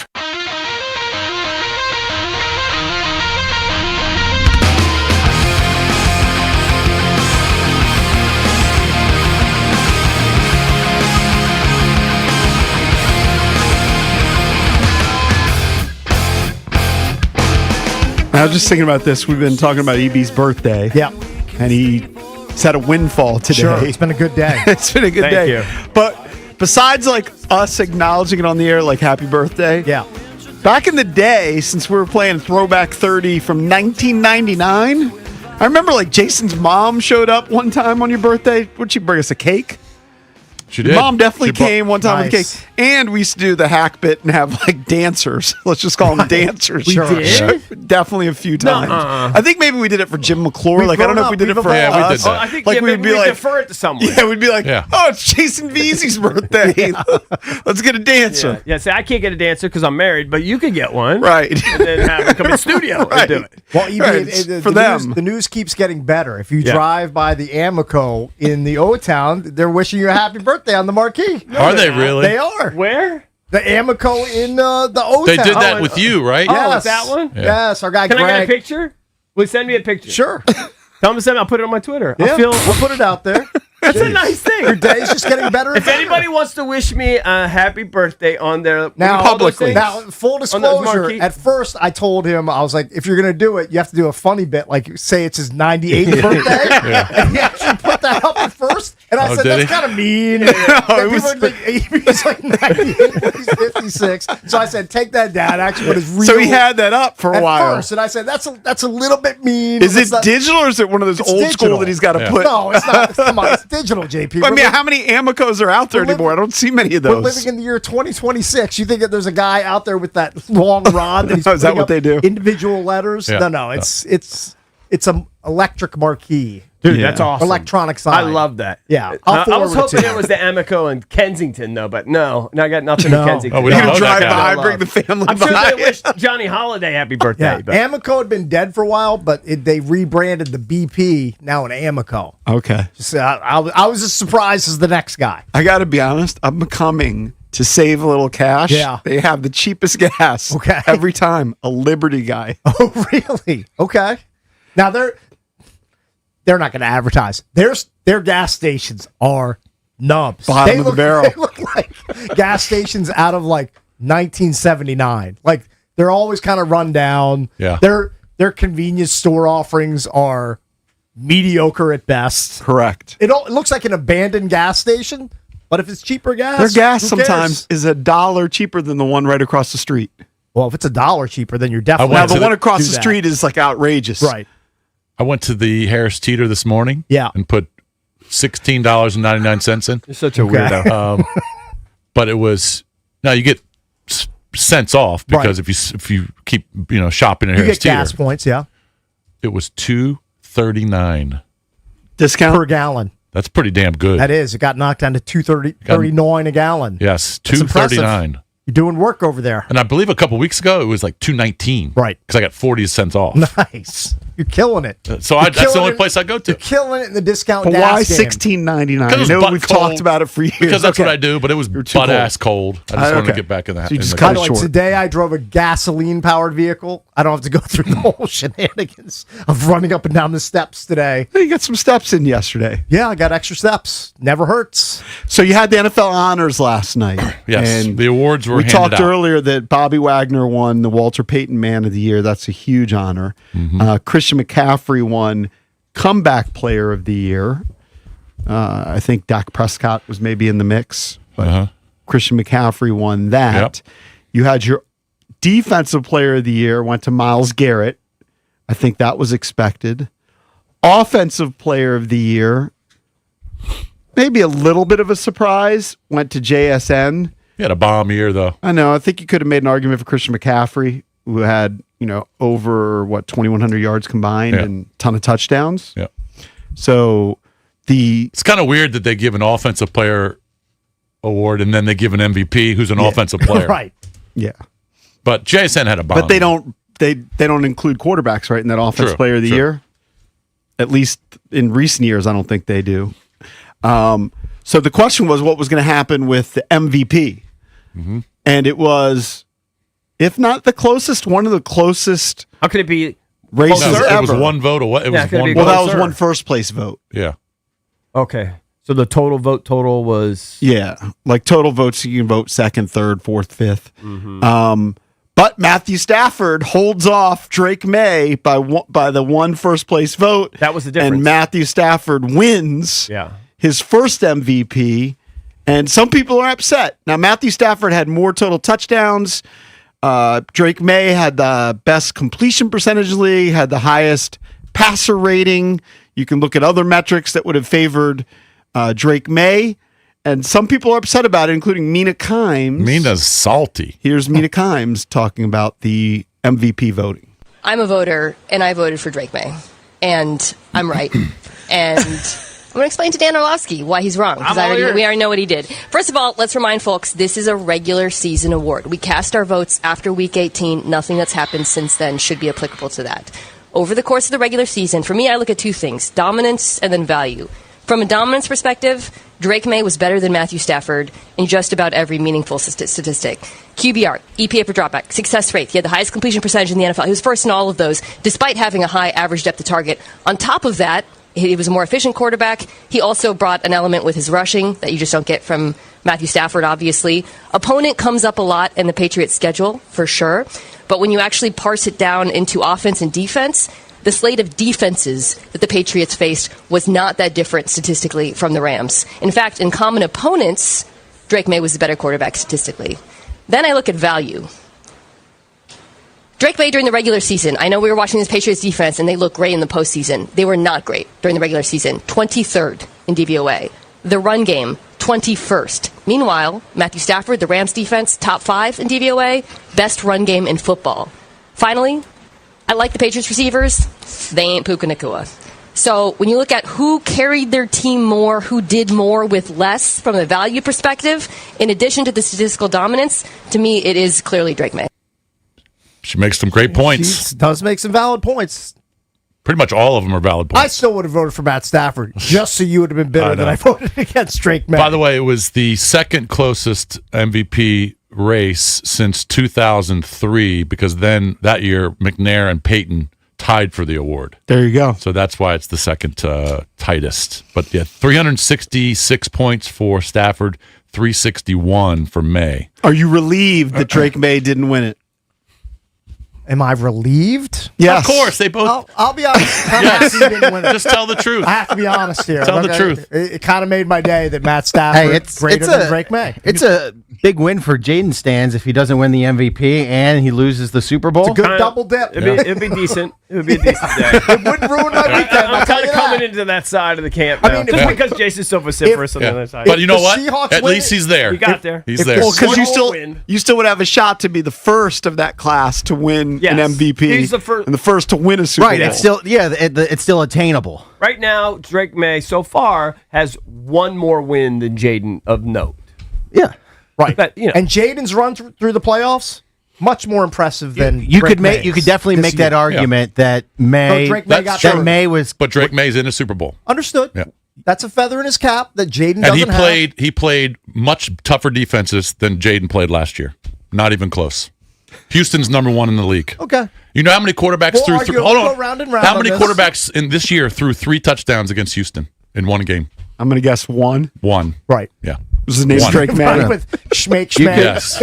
Cakes, you could make the argument that the Patriots defense carried Drake May to the Super Bowl, and you can make the argument that Jaden Daniels that Jaden Daniels carried the team to NFC Championship. Well, I don't think you game. have to argue it. That it's factual proof that Jaden strapped a pretty mediocre roster and carried them to the NFC title game. You could you. There's definitely arguments out there that May's playoff statistics are comparable to Trent Dilfer's. Here's the perfect and the weekend. defenses. The perfect weekend is we land on the really good squares numbers. We make a bunch of money, and the Seahawks boat race the Patriots.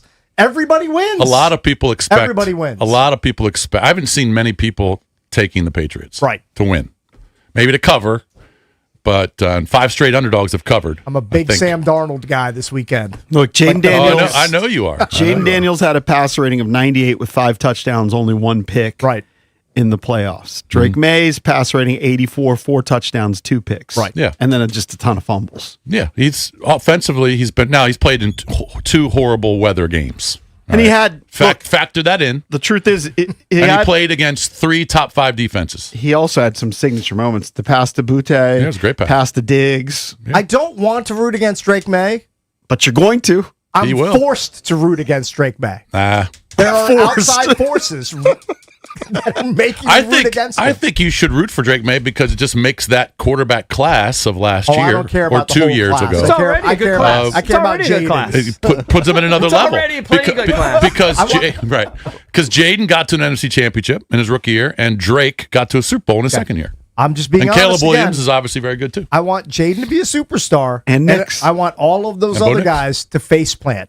Bo Nix, Drake May, Caleb, all of them. Panics. Except J.J. Yeah. McCarthy.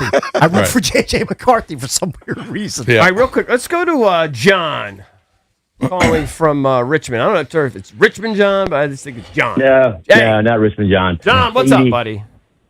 Hey, I got a compliment for you guys on the Wilbon thing yesterday. So, but leave me on because I got to take a shot at JP too. All right, well, go ahead. If you can, the Wilbon thing yesterday on the Post just really to me highlights how good you guys are, and I'll tell you why. You're funny. You know, you got a lot of just sort of random stuff that you're doing. Then all of a sudden, something serious, which I'm a huge Post reader, sports page as well, comes along, and a guy like Wilbon, a national figure, will come on your show, discuss it. You guys had a fantastic conversation about it. It's really it's one of the things that makes the show so great for me. So I really appreciated that. Thank you. It was great Thanks. So that's what Renaissance men do. And by the way, Wilbon That's right. and Wilbon said publicly, or maybe not publicly, but he said he didn't really want to talk about it, but he came on our show and talked about it for 20 minutes. Right. Yeah. Yeah. Yeah. So it's very kinda- cool. Yeah, it was very cool. It We was really cool. It was cool. appreciated it. All right, now to the shot at and JP. it's fun. Okay, so here's the shot at JP. So I like JP. He's cool, but here's his idea for the Pro Bowl. Give everybody $1 million. JP. Okay? All right. There's like 100 kids, 100 guys in a game. That's $100 million they would pay out in salary for a game. JP, what are you doing, man? Come on. Well, the $100 NFL million. is $1 billion company. They could probably afford it. They make money on the television They're contracts. not making that much though for the Pro Bowl. They ain't making that much on the Pro Bowl, brother. No I way. don't know. Yeah. Nobody was. This first It's a down dead brought to you by concept. Old Spice. At least I threw out a potential solution. Nobody else threw out anything. There is no solution. Dude, they said it's dead because it is. Yeah. They're right. It's Although dead. Jason watched the flag football match. Just keep playing the flag. I liked it. He bet on it probably. No, he probably bet on it. If I did, I lost. Hey, John, you don't own a business or anything where you put a happy birthday sign on it, do you?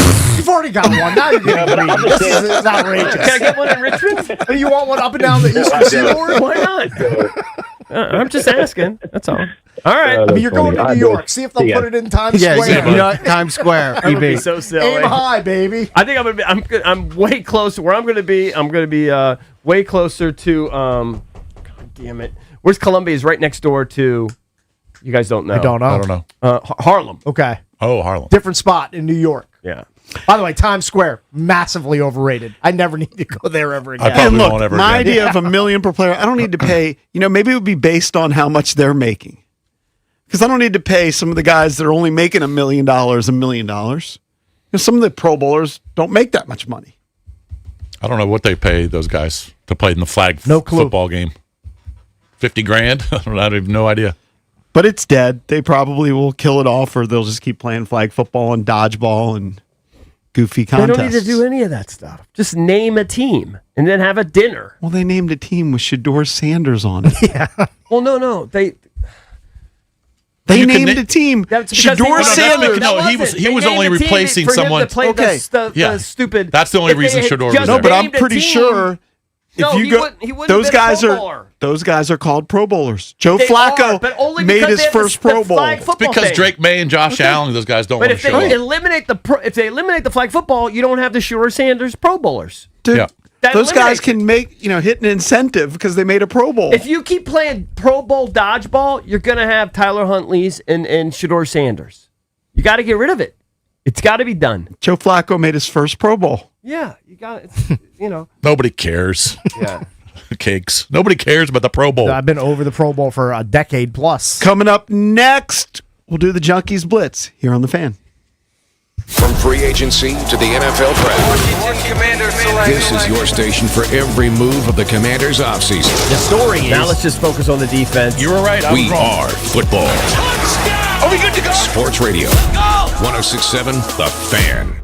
My name is Whitney Allen, and I'm a widow. After my husband died, the last thing I wanted to think about was money. Ethos made it affordable to get life insurance. Signing up was fast and 100% online. I knew that I could pay our mortgage and have food in the fridge. I could focus on my kids. No one ever tells you how much you're going to depend on that policy. I am so grateful we had coverage. Get your free quote at ethos.com/save. That's ethos.com/save. Paid spokesperson. Time spent on application may vary. Online health questions required. You still thinking job change in the new year? Yeah, I need something that's in high demand and more stable in this economy. IT? Yeah, cybersecurity, maybe even AI. That's what I did. Really? How? Went to My Computer Career. You don't need any prior experience, and you could start your new career in a matter of months. A lot of IT pros go to school there, too, to level up. Sweet. Are classes online or on campus? Both. Wow, I'll check it out. Thanks. Make this your year. Take the free career evaluation now at mycomputercareer.edu, an Elite CompTIA certification partner. Financial aid is available to those who qualify, including VA benefits. That's another amazing run by Team USA. Mom, think I'll be on Team USA one day? Well, I'll take this one. What? Are you speaking to us? Yes, and to answer your question, anything's possible, especially with Xfinity. So, I can be the best snowboarder ever? Well, I can't guarantee that, but Xfinity can guarantee that your internet price won't change for 5 years. Okay. What if I practice every day? Then maybe you'll be snowboarding for Team USA at the next Olympic Winter Games. And Mom, you'll still be paying the same price for Wi-Fi. Ooh, really stuck the landing there. It's the Xfinity Gold Medal Celebration. Now through February 22nd, get our best price on gig Wi-Fi for 5 years guaranteed, just $50 a month. Plus, get Peacock Premium included for 2 years. That's a $10.99 value per month. Xfinity. Imagine that. Proud partner of Team USA. Restrictions apply. Requires paperless billing and auto pay with stored bank account. Taxes and fees extra. Actual speeds vary. Win or lose, you've still got to eat. From February 4th through the 8th, or while supplies last, Boiling Bay Seafood is heating things up with a $5 and up seafood sale. Get $5 crawfish, $5 mussels, $5 shrimp, and snow crab clusters just $5.99 a pound. Miss the big game? No problem. The sale goes all week. Plus, a 10-pound king crab case, $399 plus shipping. Order now at BoilingBay.com. Boiling Bay Seafood. The party doesn't end at the final whistle. The Nation's Gun Show this weekend. New location at Manassas Mall. 800 tables. Huge selection. Everything you need for the shooting sports, self-defense, and training. Get your guns while you still can. Concealed carry classes. The Nation's Gun Show at the Manassas Mall in Manassas. Friday 1 to 8. Saturday 9 to 5. Sunday 10 to 5. More info, advanced tickets, and coupons at thenationsgunshow.com. That's thenationsgunshow.com.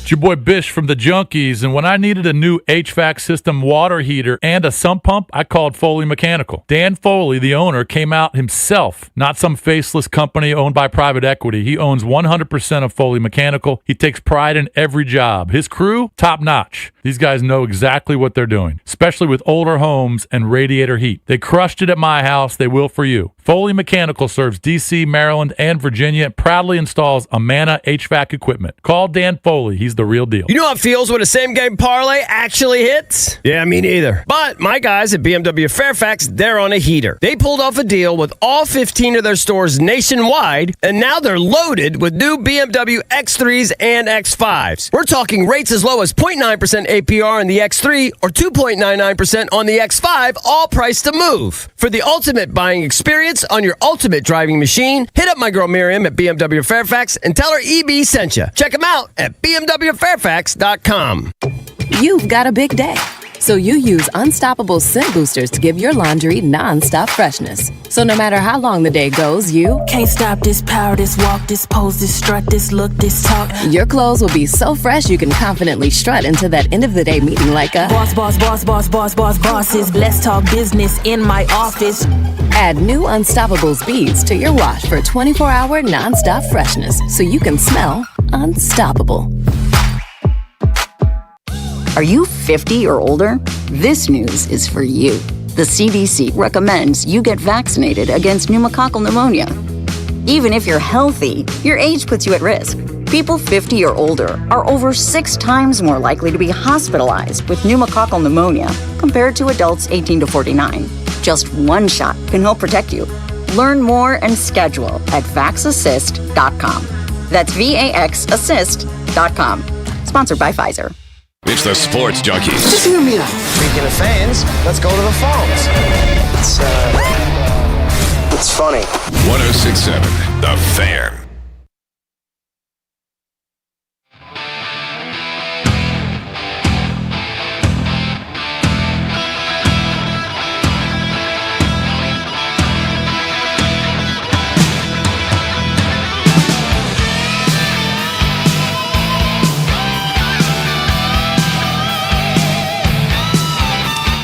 If you missed Mike Marr's selection, we have it on our social media. Mike Marr Boots on the Ground contest is coming to its conclusion for the Super Bowl. He's got his play. I know some people have already tweeted us that they're fading his pick. Actively fading. They're taking the under on Stefon Diggs. I think Unfunny Ben has tripled his radio salary by fading Mike Marr at almost every turn. I know I can now afford the square that I bought for the Super Bowl. Absolutely. Oh, you haven't put the video up on our Instagram yet, Mike.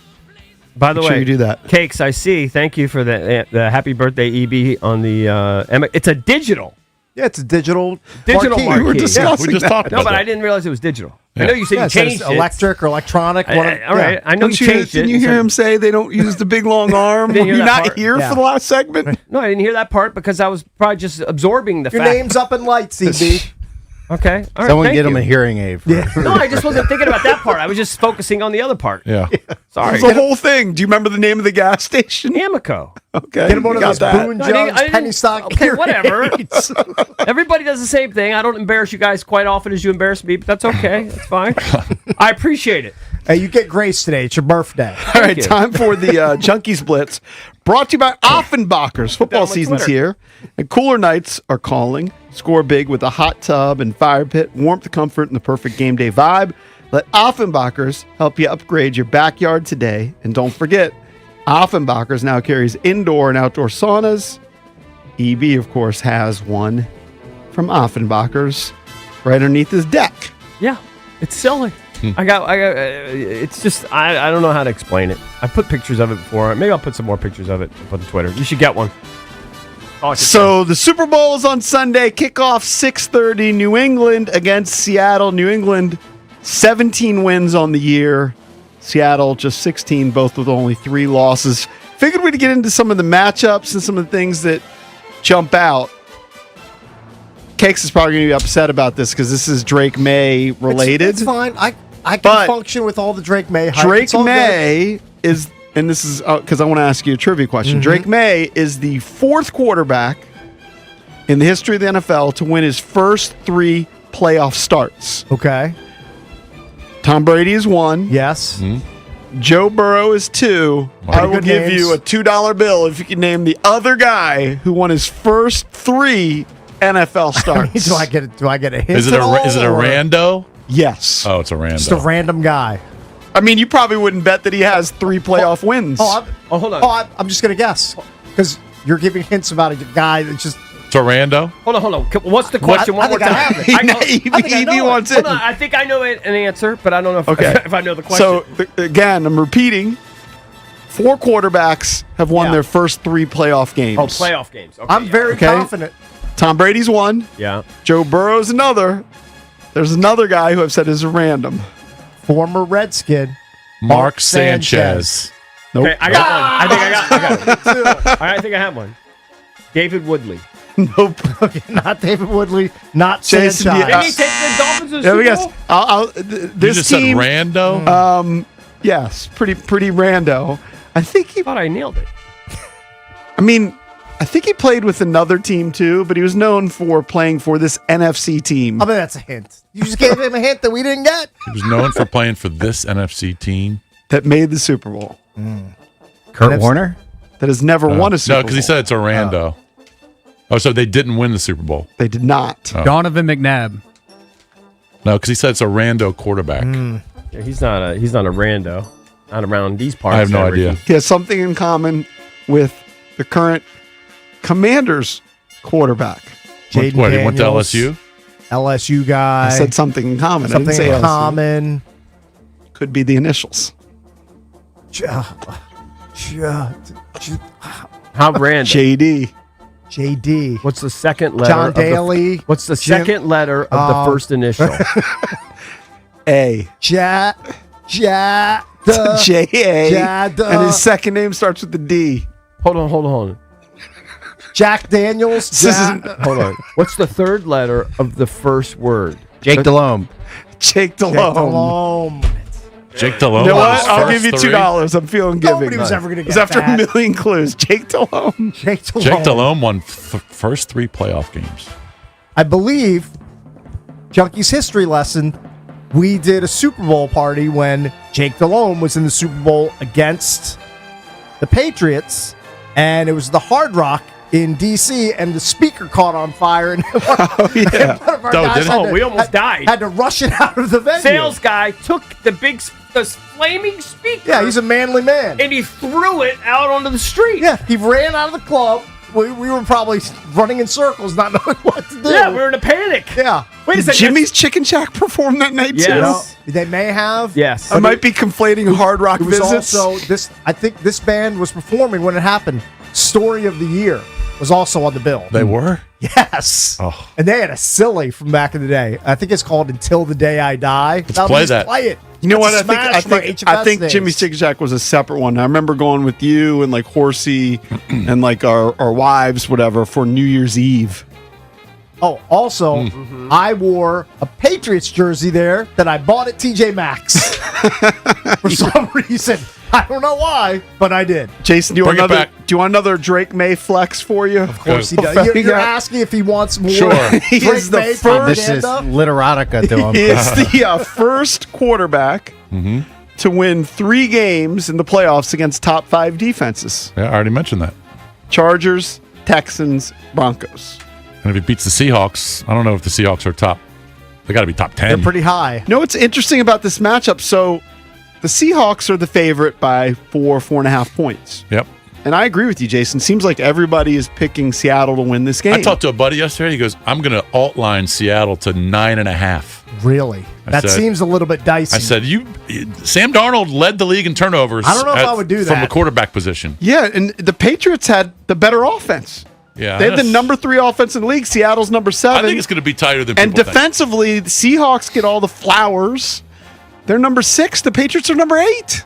Yeah. I mean, it should be almost a pick 'em based on when you look at the rankings and everything about these teams. It's not. And then Seattle on the money line is pretty significant favorite too. You think it's because the way Seattle manhandled your boys? Yeah, and it's because, well, that plus the fact that the Patriots really didn't look great offensively. Now, the weather factored into a couple of those games, but, they weren't blowing out teams. But they did play 3 really good defenses. But I can see why Seattle is favored. And 3 poopy quarterbacks. Just a couple other notes outside. You got to play who's on the field. The Super Bowl. Jay Glazer said, NFL Insider, yeah, he believes Max Crosby has indeed played his last game with the Raiders. Yeah. He's usually pretty plugged in. I don't take this the wrong way. I want his ass kicks. Yeah, but would you give? You wouldn't give 2 first round for it. No, of course not. You'd give 1. I don't know. You'd give 1. You wouldn't give 2. This is the home run scenario. Is you trade back out of 7, you trade back again, then all of a sudden you have a late first round, so you've accumulated probably 2 extra second round picks. So then you can trade that one, and you deal that later one, that late first round pick for Matt. Yeah, you can't trade 7. Yeah, so you're not giving up 7 for an aging edge rusher. You're giving up something later in the first round. Well, he's aging, but I still think he's got effective. 4 top Yeah. years. Yeah. Speaking of aging, this is one other thing to consider. Aaron Rodgers, who will turn 42 next year if he comes back to play. There's an insider that covers the Steelers, and this is just speculation, but he believes the Vikings could be a location for Aaron Rodgers because Kevin O'Connell, now that the GM has been pushed aside, has more power. Apparently, they've known each other for over a decade. And have you seen Justin Jefferson just throwing J.J. McCarthy under the bus in all these interviews? Yeah. Oh, is he? He doesn't just like says, him. he goes, of course my numbers are down. I don't play with an elite quarterback. Yeah, he just comes out and says it. He doesn't care. Wild. Yep. He's a diva That wideout making $30 million But a year. I've He seen can say him what he interviewed wants. on the sideline of a game once. I think you guys all saw the same thing. The nationally televised game. He was awesome. It was like maybe a preseason game or something, and they were interviewing him. He was amazing. But maybe his frustrations reached a boiling point after they missed the playoffs. Is he known for being a diva? Because he came off so good on that interview. I don't think so. I thought he had a good I reputation. thought he was a good dude. But he has been throwing JJ under the bus just subtly. Seems a little incongruent, but okay. I mean, he's not saying, hey, JJ sucks, but he's saying, Why hey. wouldn't he just say, hey, I'm playing with a young quarterback, an inexperienced guy? Yeah. Anyway, that's a little speculation. He's Aaron speaking his Rodgers mind. to the Vikings. I don't know. I've seen Kirk Cousins back to the Vikings too, so kind of just depends on what fits. Coming up next, we'll switch gears, open up EB's entertainment page here on The Fan. DC's FM Sports Talk. 106.7 The Fan. This is an Odyssey Sports Minute. Sponsored by Robinhood, your money, your move. The 2026 National Football League Hall of Fame class is set, and Drew Brees headlines it alongside Roger Craig, Larry Fitzgerald, Luke Kuechly, and Adam Vinatieri. But still glaring, the absence of Bill Belichick, who should have been a first-ballot Hall of Famer. I'm Drake Toll. All right, guys, it's the final Football Friday. And as we said all week, it's the last call for football, and FanDuel's giving you a daily profit boost every single day leading up to the big game. Today's 30% profit boost is for first quarter markets, alt passing yards, alt receiving yards, and alt rushing yards. Will the Patriots establish the run early, get Stevenson over his first quarter rushing total? Will the Seahawks feed JSN to get their start going? All you have to do is opt in each day and place an eligible bet to use for that day's profit boost. So whether you're locking in early lines, riding your favorite props, or taking one last swing before the final whistle, FanDuel's giving everyone something extra to cheer for during football's final week. All you have to do, make sure you check in FanDuel.com/EB. Play your game with FanDuel, the official sportsbook partner of Super Bowl 60. FanDuel Sportsbook is the official sportsbook of 106.7 The Fan. You must be 18 and over, present in D.C. Opt-in required. Bonus issued as non-withdrawable profit boost tokens. Restrictions apply, including any token expiration and max wager amount. See terms at sportsbook.fanduel.com. Gambling problem? Call, text 1-800-GAMBLER. Save 30% on chicken wings with Prime through February 10th at Whole Foods Market. Perfect for weeknight dinners or meal prepping. Made with high-quality, strict ingredient standards you can trust. Shop in-store or online. Terms apply. Hey, did you know Verizon Home Internet covers more homes with faster speeds across the country than any other provider? Now you can get award-winning Fios Internet for just $20 a month for 3 years. Switch today and enjoy savings you can count on. Verizon Home Internet consists of Fios and 5G Home. Availability varies. Comparison based on FCC BDS data of home internet providers with download speeds over 50 Mbps, June 2025. Limited time offer for eligible new customers. Fios $20 per month plan with autopay mobile phone plan, mobile plus home and bonus discount. Enrollment required. 3-year price guarantee applies only to then current base monthly rate for Fios. Additional terms apply. Hey, we're cutting it close to kickoff. Don't worry. Just got to make a stop at Giant for some wings, sides, chips, dip. The big game means a big appetite, you know? Nice. You got the Upside app too, right? Upside? What's that? Time out. You don't know this? Upside is a free app that gets you cash back at gas stations, restaurants, or grocery stores. And right now they have a $10 bonus when you shop at Giant. Wait, I can get money just from buying groceries? Yep, and with Upside, I earned about $200 cash back last year. Okay, pulling over and downloading Upside. Think we can get pizza and drinks too, you know, for the cash back.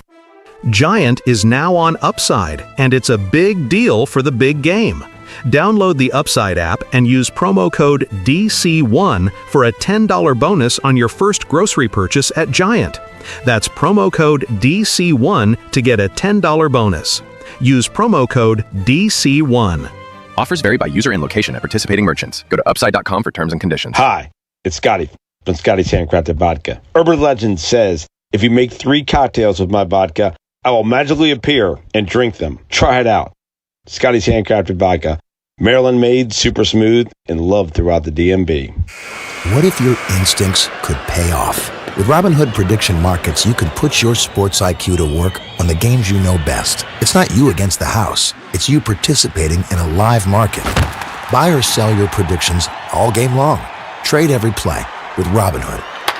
Visit Robinhood.com/predict. That's Robinhood.com/predict. Futures and cleared swaps trading involves significant risk and is not appropriate for everyone. Event contracts are offered by Robinhood Derivatives LLC, a registered futures commission merchant and swap firm.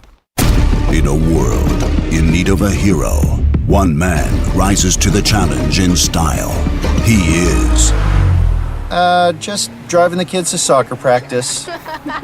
Make every day feel epic in the all-new Hyundai Palisade Hybrid with up to an EPA-estimated 619 miles of range on select trims, advanced tech, and class-leading interior space. Visit HyundaiUSA.com or call 562-314-4603 for more details. And hey, come on, no cleats on the seats. Live from the LindseyCars.com studios in the nation's capital. The goal volley slam to Lance.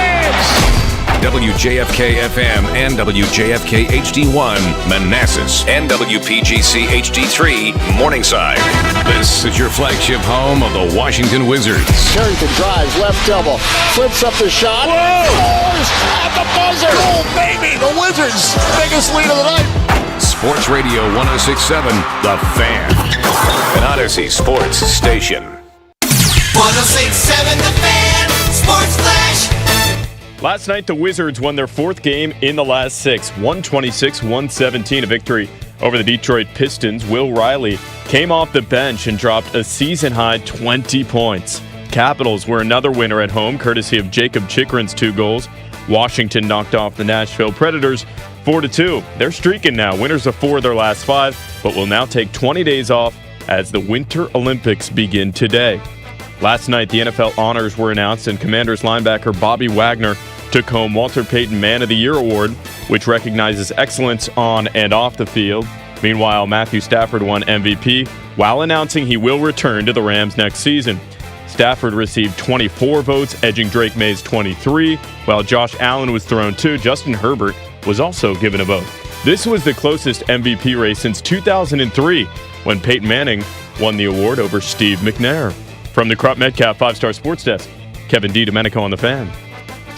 It's the Sports Junkies. All right, I'm going to give you real quick. A good reason to listen. On 106.7 The Fan, and always live on the free Odyssey app.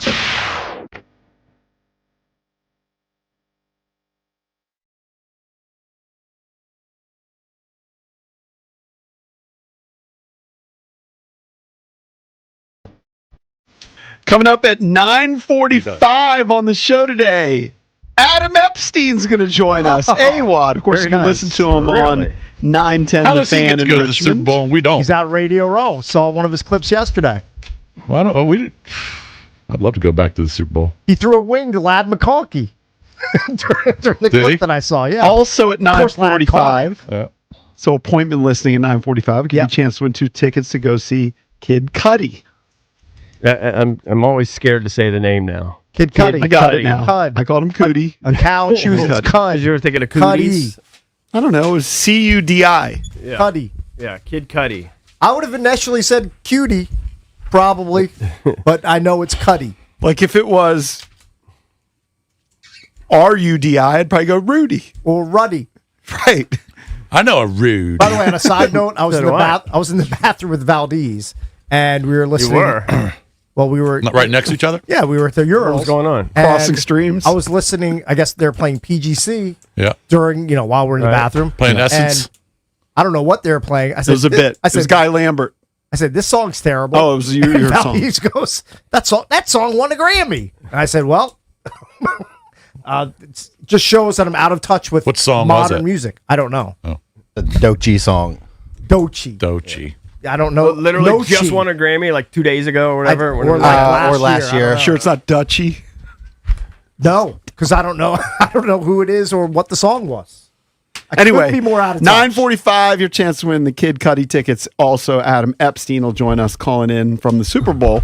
But let's get into the entertainment page. All right, the entertainment page, of course, driven by BMW Fairfax, DC's only BMW Center of Excellence Award winner. For the ultimate buying experience on your ultimate driving machine, get over to BMW Fairfax. Ask for our girl Miriam. She's the general manager. Of course, you can check out their entire selection of certified pre-owned and brand new vehicles right there on their website, bmwfairfax.com. I do have an admission to make. Okay.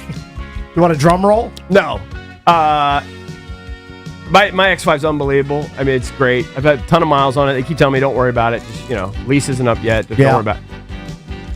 I'm supposed to go in there and get the spark plugs replaced. Yeah. Okay. And I just haven't done it. I mean, I haven't done it. And by the way, those are pricey. I just haven't done it. And I don't know if that's part of my whole thing, part of my lease program or what. I don't even know how that works. But you're supposed to get... I've neglected that. I have to say. I just feel like it starts up fine. I mean, at one point, it might not, and you can blame the spark plugs, possibly. I do have to acknowledge that. Or a starter or alternator, I don't know. I'm probably dead putting an battery. unnecessary strain on the vehicle, or it's just a normal thing that's going to pop up when you hit X amount of miles. I don't know. Yeah. I just kind of... You're sleeping on it. You're officially snoozing. It's just an extra trip. Yeah, I understand. Just an extra trip. I get it. Yeah. By the way, having a hell of a day. I really first of all, I won a 27-year-old bet today. That's pretty good.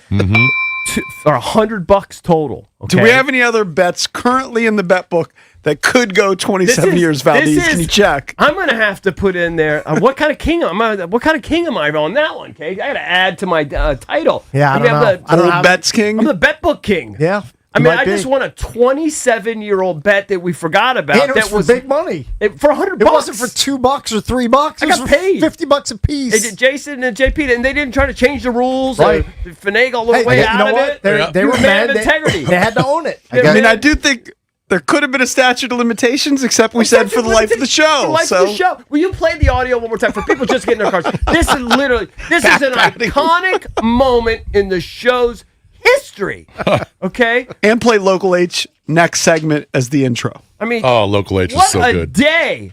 I got my name on the marquee there, the Amico. Kid, you think he's never going to be bitten? I think as far as I'm concerned, he's playing the Fire. It's only any day now. Stop for 1 second. Any day. Our voices sound so different. I know they So do. it's like super speeded up or something. But this sped up, whatever the word is. Speeded up. Speeded. I'm a broadcast professional. Yeah. So this is Masters. after this. I have a master's degree. I'm a genius. This is after we interviewed Steve Irwin, and this was Correct. kind of at the height of his fame, 1999. like when he was Crocodile really, Hunter. when he was really blowing up. So go ahead, play. I don't think JP understands that. Put it in the bet book. I think He will not die. in the next year. Put it in the bet would have been book. right He'll there. die at some point during the lifetime of this show. Oh my God! I'm betting that. I'll bet my entire bankroll. Well, you think we're going to be fired next week? But let's just say if the show lasted 4 or 5 years, He's not dying in 4 or 5 years. I was you right can there. die any day now. Every day on the internet. I'll make that bet. Every day, I'll make that bet. action Absolutely. on that. Every day on the internet, there's a new rumor that Steve Irwin's dead. Every day. Right. Well, Rumor. Right. I'll take the bet. I'll That's take the bet, fine. too. It's only a matter of time. I'll take the bet for $5,000. please. Now drop that down to about 50. I'll take the bet for. I'll put 50 on it too. Okay. So is it the light? It's only a matter of time, So dude. he'll be dead before we stop being the sports junkies. Right. But I mean, if we get fired next week, the bet is not valid. We got to be around for a couple years. Let's go to. There you go. That was, Yeah, when, and that's when we were playing the music under the entire show. That was It was so awesome. That was unearthed because of the best of, or whatever we call it, Throwback 30. Throwback 30 bit that Valdez put together yesterday. And by happenstance, we had one segment ready to go, and at the last second, we decided to change it. Yes. Yeah, And but then- eventually, would he have played that? I don't know. That was in your. Yeah. So I have a eventually whole- we would have. I have a whole But stack. it's kind of like something like the stars are aligning. It's on my birthday. Get the $100. Right. Then I got listeners Venmoing me. I think I'm up 120 so far. was in fate. just cash. All right, from stop Venmo. jocking Kismet. yourself. All right, I got the I'm name tired on of the it. Amoco. I'm tired of it. It's having a day, man. All right, let's see if you put together. I'd rather talk about Bad Bunny. Yeah, let's see if you put together by a the good way, entertainment the guy page. that gave us the pies, Eddie, Eddie. it's my guy. Okay. Eddie. I'm not kidding. I'm intermittent fasting. I know you guys don't care, but I'm getting sexy. I ate half the pie yesterday. Really? Man. I waited until noon. But Well, I what did kept you have for going back. lunch? Pie. Oh, pie was your lunch. lunch. I had Well, pie. if you eat half a pie, that I should had be your blueberry lunch. pie. I got another slice of blueberry pie. Got another slice. By the time my wife got home from work, I looked at pie. Pie was half gone. I'm the only person in the house. I will say this: it's the best pie on the planet. It's a really good pie. I had the pecan or pecan, however I you prefer wanted to steal pronouncing his it. blackberry, but I guess it had I was disappointed because yesterday I didn't want to bring it home because I would have probably had the whole pie. I went to that pie yesterday 4 different times during commercial breaks and kept cutting Your slivers. slivers? I kept but by the end it was a solid quarter of the pie. Yeah. Right. So I don't know who Valdez, took. Did you eat your blackberry pie? Did you have any? Did you have your blackberry pie yet? Left it here. Someone took it. Oh, kidding. you can't leave it here. Oh, somebody took it. A pie of that magnitude is going to be filthy. I had my eyes on it. I want to take him 2 pies. Hey, what happened to the guy? Who's the guy that brought us the pie that was half eaten? Oh, Kevin. Kevin. Haven't heard from Kevin in a while. He showed up to hook the junkies Kevin the- with the pie. the guy? that had a couple of pieces. Is that the guy who did my Harris Teeter. bookshelves? No. This guy's local. Not the contractor. He works at the Harris Teeter. He's a big has a Penguins twin. fan. He's got a twin brother. He's kind of depressed. That doesn't matter. He's a big radio P1. Yeah. He brought in a cherry pie. He might be that dead. had 2/3 of it missing. There's a chance he's dead because we haven't heard from that dude. in a He's while. like our I'm gonna age. guess not dead. All right. I'm just gonna play the Well, odds. there's a lot of listeners that we had 20 plus years ago that are dead. Yes. So they are. That Dead. is true. Yeah. It's true. Dead. So I would not be surprised. Yeah. The mailman dead. Yep. A lot. Poor Robert. Yeah. What was the tall black guy's name? They're all called all the time. Had the Which one? long hair. Derek from Logan Circle. Oh, he's probably dead. Exactly. No, we don't have confirmation on that. But he That's hasn't just called. We haven't heard speculation. from him. Touch with him. That's speculation. Dead. Mook, yeah. Colin Mookie's dead. Probably ran into a door or something. That Who killed him. knows? Running into a door killed him. He's blind. Okay, it might, said traffic. it might have a goose egg Might on his got hit by a forehead, car or but something. All right, you want to go to Devin, and he wants to break my balls about the yellow laces thing. All right, okay. go to Devin. Hey, you got to take a few L's this week. I'll take one. You're taking a lot of W's today. Cakes, I'm taking a lifetime of L's. Devin. Hey, I'm not trying to pile on birthday boy, but the funniest part about the yellow laces is you were at the game. I was one vault over from you. You were at the game the day before Thanksgiving. Right. And before the game, they did an entire tribute to Ovi about the growth of hockey in the DMV. And there was a video, my daughter actually happened to be in it, of all youth hockey kids lacing up their skates with yellow laces. And then they brought 8 kids out onto the ice, all in yellow laces. All right. The whole I thing wasn't was there all for that. about- Yeah, you think he's paying That was attention the to that? pregame. I was in the vault pounding drinks. No, you weren't. I saw you. You were staring at your phone the whole time. Oh, there you go. So he wasn't looking But at I us. can tell you that. I can assure you, if it was a pregame, I wasn't there. If it was later in the game, I might have been there. He said he saw you. Yeah, you were there. Hold you on. were there. Was it in the pregame? What's that? Was it during an intermission? Yeah, it could have been like during an intermission or something. All I can tell you is they did if it was part of the pregame ceremony for Ovi, I was not there for that. Okay, was it in an intermission or pregame? It was intermission. Well, there you go. No, I might have been. Well, you're on your phone. You're staring at your phone like you always do. Yeah, I might have been. All right. He was fair enough. bickling. Anyway, happy birthday, but everybody knows about yellow laces. No, I don't. Actually, these other guys didn't know either. Yeah. I know it now. I barely know what a hockey puck looks like. Hey, Devin, you don't own a gas station in Annapolis or anything, do you? I do not. Sorry. How about like a that. substation, like a Why subway? don't you ask somebody to skywrite it in the air for you today? Yeah, could you do that? Could you get a plane and put it in smoke? Or they have like over Ocean City. Yeah. You do, yeah. So a guy in a biplane from 1920 What's the flies, pirate place I flies went down to the that beach. one time? Paul Revere's. Paul Revere. Yeah. Do you get your sandwich back? Did you have the sandwich in your game for a while? EBLT. Oh, I had that at Blue Mash. They canceled it. Yeah, new ownership. You know what? Someone in Ocean City, go rent one of those planes. Right after it says the under 21 club at H2O, it'll say EB, happy birthday. I mean, it's February. You could probably get somebody to fly that thing over the beach for $5 today. There is a gas station. What about your donut? Could you get your donut back at the fractured burn? I don't remember. Hey, we know people at Secrets. We'll have them put it up on the Do board you? at Secrets. Do Yeah, you? yeah. Oh, Excellent. nice. Just send me a pic when you do it. I love it. I'm going to be the marquee king. You are. I used to know the guy at the Kensington Service Shop. It's the old school one where they had the old school pumps. Okay. But they fired him. Okay. So I don't know them. Yeah, you don't have a Is it on the connection. right side of the road? Because you only go to gas stations on the right It's side in of the my road. neighborhood. It's by all the antique shops I never go into. Yeah, it's an antique gas pump. No, but they had to Do the replace guys it. come out and do the squeak? How, the window how squeegee for you? appropriate it's EB's birthday by the Antiques. Yeah. Thank you. All right, just give you a couple stories. There's not really a whole lot going on. You remember they made some heist at the Louvre? Did they get away with it? I guess they got away with it, huh? Oh, they didn't catch those guys? I don't know. I don't think they've been caught yet. They'll It's get caught 100 eventually. days since, but I guess when they stole a bunch of stuff, I vaguely remember it, even though it happened like 3 months ago.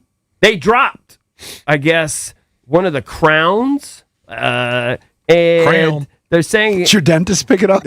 not my bridge. It was a crown. I don't know how much the dumb thing's worth, but Priceless. there's a It's from picture the of it. old Got a lot of era. information on the story. I guess I don't know. It's a stupid story. They're gonna repair the crown. The crown got smashed. The crown got Some smashed. valuable crown. Yeah, and not the crown in my mouth. I mean, this crown has 1,354 diamonds and 56 emeralds. Something tells me it's pretty valuable. Yeah. You imagine how It's a lot of diamonds. they dropped the thing and they just had to keep going. Has anybody seen Ronnie Mervis? I'm kidding. Right. I like Ronnie Mervis. We He met wouldn't him do many, that. many He wouldn't moons do that. ago. Yeah, he wouldn't would do that. never. Do you like his brother too? Zed? Zed. I know. Yeah, I know the whole Are story. those guys still alive? Yes, We- 100%, They sure. are? Okay. There was a sketch, Cakes, that Michelangelo, of all people, made. Michelangelo.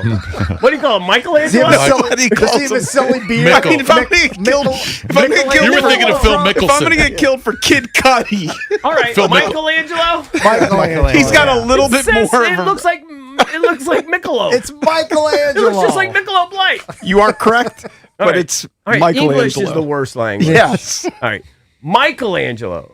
I mean, I barely. He's not the guy that cut his ear off, is he? No, that's Van Gogh. Van Gogh. Okay. Or Van Gogh. What else? What is Michelangelo's crowning achievement? Sistine Chapel. The inside of it. Yeah. I mean, I've never been Inside of him, you look up. there. Yeah, you look up and it's what? Yeah. What did he paint up there?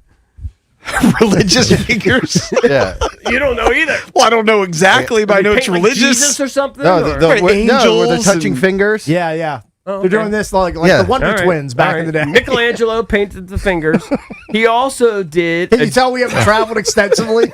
He painted the fingers. I've That's one of the paintings on the Sistine Chapel. All right, why are you talking about Michelangelo? Okay, because Michelangelo apparently sketched out a foot, like something you'd do here during a boring interview, and they just sold it for $27 million. This drawing of a foot? Yeah, just literally a sketch. Well, who gets the money?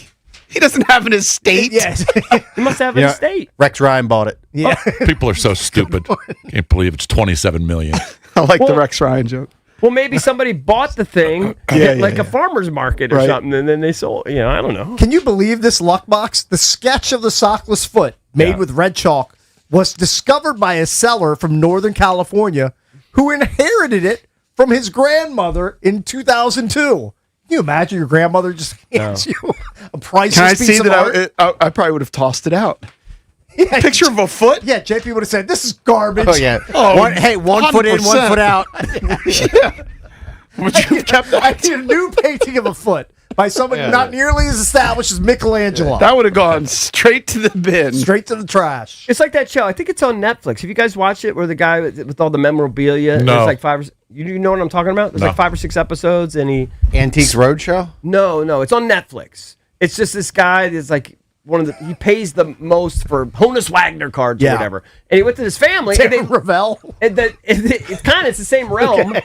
And he has a whole team, and he goes to Japan and sells stuff or whatever, buys stuff. Yeah. Mm-hmm. And he went to these brothers who found that their grandfather had a legit Honus Wagner. Really? Legit good Honus condition, too? No. Awful condition. Beat up.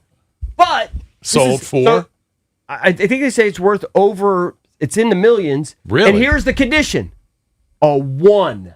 It qualified for a 1 on a scale of 0 to 10. But it's still worth that much. But if you get to a 1, so it's mangled. It's like it came out of Case's rear. Of course. But it qualified for a 1, which is good, which is what most are. Yeah.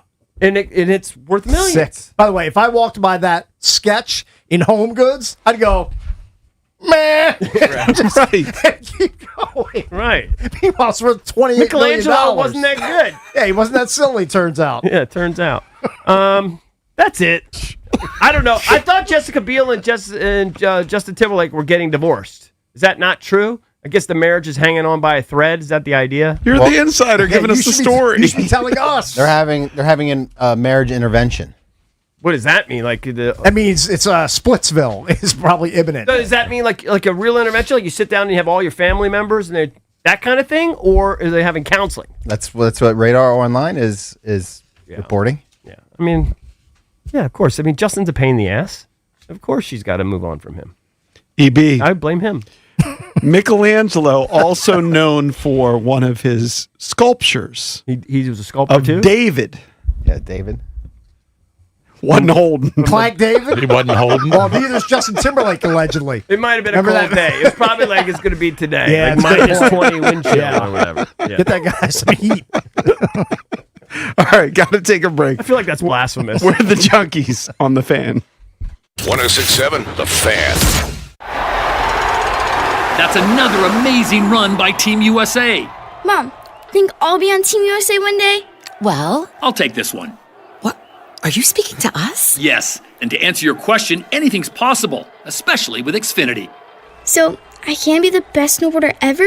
Well, I can't guarantee that, but Xfinity can guarantee that your internet price won't change for 5 years. Okay. What if I practice every day? Then maybe you'll be snowboarding for Team USA at the next Olympic Winter Games. And Mom, you'll still be paying the same price for Wi-Fi. Ooh, really stuck the landing there. It's the Xfinity Gold Medal Celebration. Now through February 22nd, get our best price on gig Wi-Fi for 5 years guaranteed, just $50 a month. Plus, get Peacock Premium included for 2 years. That's a $10.99 value per month. Xfinity. Imagine that. proud partner of Team USA. Restrictions apply. Requires paperless billing and auto pay with stored bank account. Taxes and fees extra. Actual speeds vary. Hey, do you own a home and thinking about moving up, but worried about 2 mortgages? Hey, I'm John Leahy with the Fine Living Group. I help homeowners sell fast and stress-free. I guarantee to sell your home at your price and on your timeline, or my team will buy it. Want to skip the stress? Take my instant cash offer. No showings, no repairs, no cleaning. We've got buyers in waiting, so your next move could start today. Visit johnsellsdmv.com. That's JON sellsdmv.com, or call 301-900-3052 and start packing. That first year in your new home matters.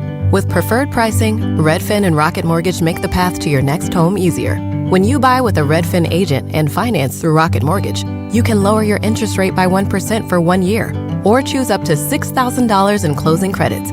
See how it works at rocketmortgage.com or call 800-4ROCKET. Additional terms apply, not a commitment to lend. Rocket Mortgage, LLC, licensed in all 50 states. NMLS ConsumerAccess.org number 3030. Home builders across the DMV have trusted Ace Trim Carpentry to keep their production schedules on track, specializing in high volume and multifamily residential projects, delivering reliable manpower without ever sacrificing quality or safety. Our experienced team understands the demands of production building. We provide consistent quality that elevates your finished product and adds real value to your home building process. For craftsmanship you can depend on and a partner who understands builders' needs, choose Ace Trim Carpentry.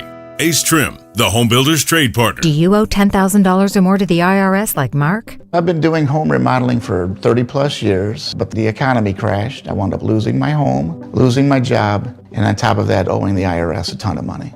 I owed the IRS $114,000. It really, truly was the worst part of my life. Then Mark found tax relief advocates. On news radio, I heard about TRA, and I thought, what's the worst that could happen? So I picked up the phone and I called them. When it was all said and done, TRA settled my $114,000 debt for $100, and I'm telling you, I was ecstatic. Could not believe it. Would recommend TRA to anyone. If you owe 10 or even hundreds of thousands of dollars to the IRS, don't lose hope. Do what Mark did and call TRA for a consultation. But TRA did. They gave me a second chance, and I'm forever grateful. Visit TRA.com or call 800-491-9914. 800-491-9914. That's 800-491-9914. Daisy was abandoned by her family and placed in foster care at 15 years old.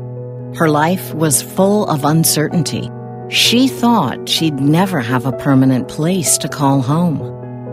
Before I was adopted, I felt like I wasn't enough. I had this hole in my heart, and I never knew what I needed to patch that hole. But when my mom asked to adopt me, that hole was closed.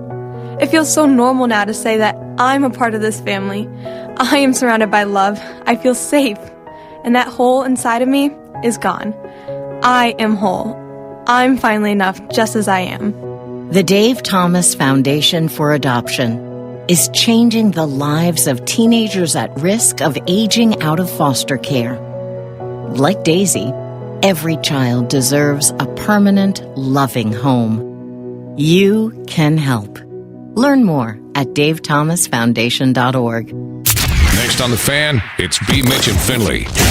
At long last, the Super Bowl's almost here. It's time for the B. Mitch and Finley crew to make our official Super Bowl picks. We'll open the phone lines up, let you make your official picks. If anybody can nail the winner and the score, Jeff Walker owes you a hug. Maryland Governor Wes Moore makes his Super Bowl pick at 10:15. Ask B. Mitch anything at 11. Brian Mitchell and J.P. Finley. Weekdays from 10 to 2 on 106.7 The Fan and the Odyssey app. This is the story of the one. As the purchasing manager at a manufacturing plant, she knows the only thing more important than having the right safety gear is having it there when you need it.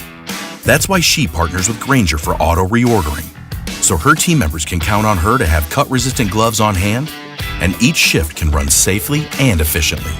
Call 1-800-GRAINGER, click Grainger.com, or just stop by. Grainger, for the ones who get it done. Honey, that flu keeping you up? Did you take NyQuil Intense Flu? Nah, I got this. Okay, I don't got this. Yeah, you need NyQuil Intense Flu. Undo your flu with NyQuil Intense Flu. NyQuil Intense Flu provides powerful relief of your flu symptoms so you can sleep. You do got this. NyQuil Intense Flu. The nighttime sniffling, aching fever. Best sleep with the flu medicine. Use as directed. Keep out of reach of children. You're still grooving, still connecting, still loving, still turning up, still thriving. You still got it, but your immune system, it weakens as you age. That's where vaccines come in. They help train and strengthen your immune response to fight off respiratory illnesses like flu, pneumococcal pneumonia, RSV, or COVID-19. Ask your doctor or pharmacist which vaccines you need. Book in minutes at vaxassist.com. Sponsored by Pfizer. It's the Sports Junkies. You're on the air. Listen anytime, anywhere on the Odyssey, iHeartRadio, or TuneIn apps.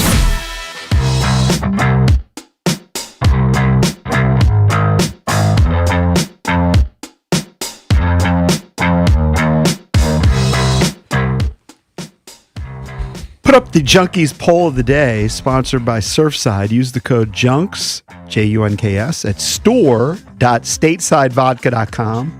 And you get 25% off select merchandise, tees, hats, hoodies, and more. I love my Surfside hoodie. Use the code JUNKS at store.statesidevodka.com. And it's very simple. Who wins the Super Bowl? New England or Seattle? Checking in on the poll. It's been up for a few minutes. Oh, my goodness. 86% Seattle. Wow. That's a huge number. Pete Prisco, Kinda surprised by that. Our boy Pete Prisco thinks they're going to win by 17. Really? He thinks it's just going to be a bloodbath. He said, he predicted 27-10. A lot of people think it's going to go under the 45.5. I could see that. I think New England's defense is good enough to at least keep it close throughout the game. I just don't see Seattle marching up and down the field. I don't think so either. On this Pats defense like they did against the toothless Commanders defense. Sorry, I had to put that in there. I think it's going to be a relatively close game. I think it is too. I think it is. I don't see a blowout either way. But I guess it makes more sense that Seattle would blow out New England than the other way around. 1-800-636-1067 if you want to chime with it going overwhelming for Seattle. And they're my pick. The way that Seattle has just manhandled a couple teams, and because New England hasn't played great in the playoffs, I'm picking Seattle. But I want to hear from the people that are picking New England. Give me the scenario. I mean, New England's defense is pretty damn good. I guess the scenario would be Sam Darnold finally throws up on himself. Seattle didn't manhandle the Rams. That's true. And that was a tight game. I just feel like Sam Darnold, after getting over that hump that was the Rams, he just couldn't solve them in the previous two games. He outdueled Matt Stafford. I mean, both quarterbacks played great. I just feel like he's going to have another solid outing in the Super Bowl. Now, as far as what he did before that against the Niners, he didn't have to do much because they beat the Niners senseless 41-6. Yeah, that wasn't even a game. He didn't have to ask much of Sam Darnold. I think Sam Darnold's going to have a solid, if not really good game. I think the Seahawks win, but I don't think it's a 17-point blowout. Anybody here taking New England? You taking New England, EB? I'm rooting for them, but I don't think they'll win. I mean, I think Seattle. Win. I think Seattle will win this game in a 3 to 6 point game. Since they smoked us, I've kind of felt like they're the best. They're the best team, right? Yeah. Yeah, but I thought that about the Eagles at one point. You're right. The Rams were right there, but they just completely crushed San Francisco. Yeah, that kind of weighs in my mind. Yeah, more. I mean, look, they're very good, well coached. Darnold, when he's hot, is really good, but he also led the league in turnovers from a quarterback position. So he threw 14 picks. He fumbled 6 times. Yeah. He can do that. And in a spot like that, you want to lean on your running game, and you can't run on the Seahawks. They've gone 27 straight games without allowing a 100-yard rusher. You can't run on them. Well, New England's defense is pretty good, too. Right, but I don't think they're Seattle level. They're good, but they're not I agree. Seattle level good. Yeah. And then how do they defend JSN? Right. Because he gets open when he wants. Right. And he's got great hands. Yep. He catches balls in tight spots. So, yeah, you're right. They're going to have to do a good job against JSN. I had literally 100 fantasy teams this past season. Mm-hmm. Not one of them had Jackson Smith and Jigba. Yeah. on the Just team. think about how high he'll go in a draft next year. Well, he's going to be a first rounder. Yeah. So for all taking early second at the worst. I would think maybe the second receiver taken. Yeah. Behind Chase. If we're all taking Seattle, we're all taking Darnold as the MVP. How crazy of a story is that? Like at the beginning of the year, if you said, I think Sam Darnold's going to lead Seattle to the Super Bowl and he's going to win MVP. Yeah. I'd like to take somebody else like Ken Walker because the odds are going to be much better. But it's hard to go away from a quarterback being named MVP in the Super Bowl. I mean, it happens all the time. I mean, if you want to get a payout, you pick somebody like JSN or Kenneth Walker. Go for it. Yeah. I mean, because you're not going to make any money if Sam Darnold wins. What's the number? I mean, he's got to be the favorite at this He is point. the favorite. Him or Drake May. Drake May's second favorite. I think JSN would be next after that. Maybe it could be. Could it be like a DB? You know, like one of the like a Tampa Day where you get a couple picks. Well, it would be a great Christian payout. Gonzalez. So Darnold is plus 115 for MVP. May's plus 245, and then it's JSN at plus 500. What is Christian Gonzalez? What if he had a day? What if he had 2 picks? Ooh, Christian Gonzalez. I've got it. Curious. Let's What if see. he He's just had a day? plus 10,000. So what's that? 100 to 1. Yeah, I don't know. So hold on. $100 pays you So 10 $100 grand. would pay you 10 grand. Wow. So if you put $1, what would it pay you? $100. $100. It'd be worth it. Put $1 on it. Jason, you're the king of dollar bets. Put $1 on Christian Gonzalez. Have 2 picks. Yeah, that might be all you have left in your account after betting on the Pistons Oh, last that's night. right. Yeah, I lost too much on the Pistons. How much was your parlay last night? $9.87. All right, Something odd. It was under 15. I can't remember exactly. You get irrationally angry for like a $12 Hey, bet. I picked a big fat winner in hockey though. I told Mike Marr to bet it. Right. I don't know if he did. Golden Knights. I told him. Ride him to victory. All right, let's go real quick. Let's go to Chico.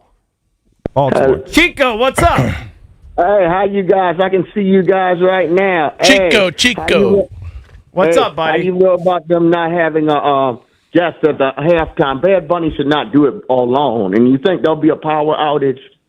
There'll be a power outage at halftime? What is going I'm on going to here? guess no. Well, I'm sure Bad Bunny's going to have some other people. You know, who knows?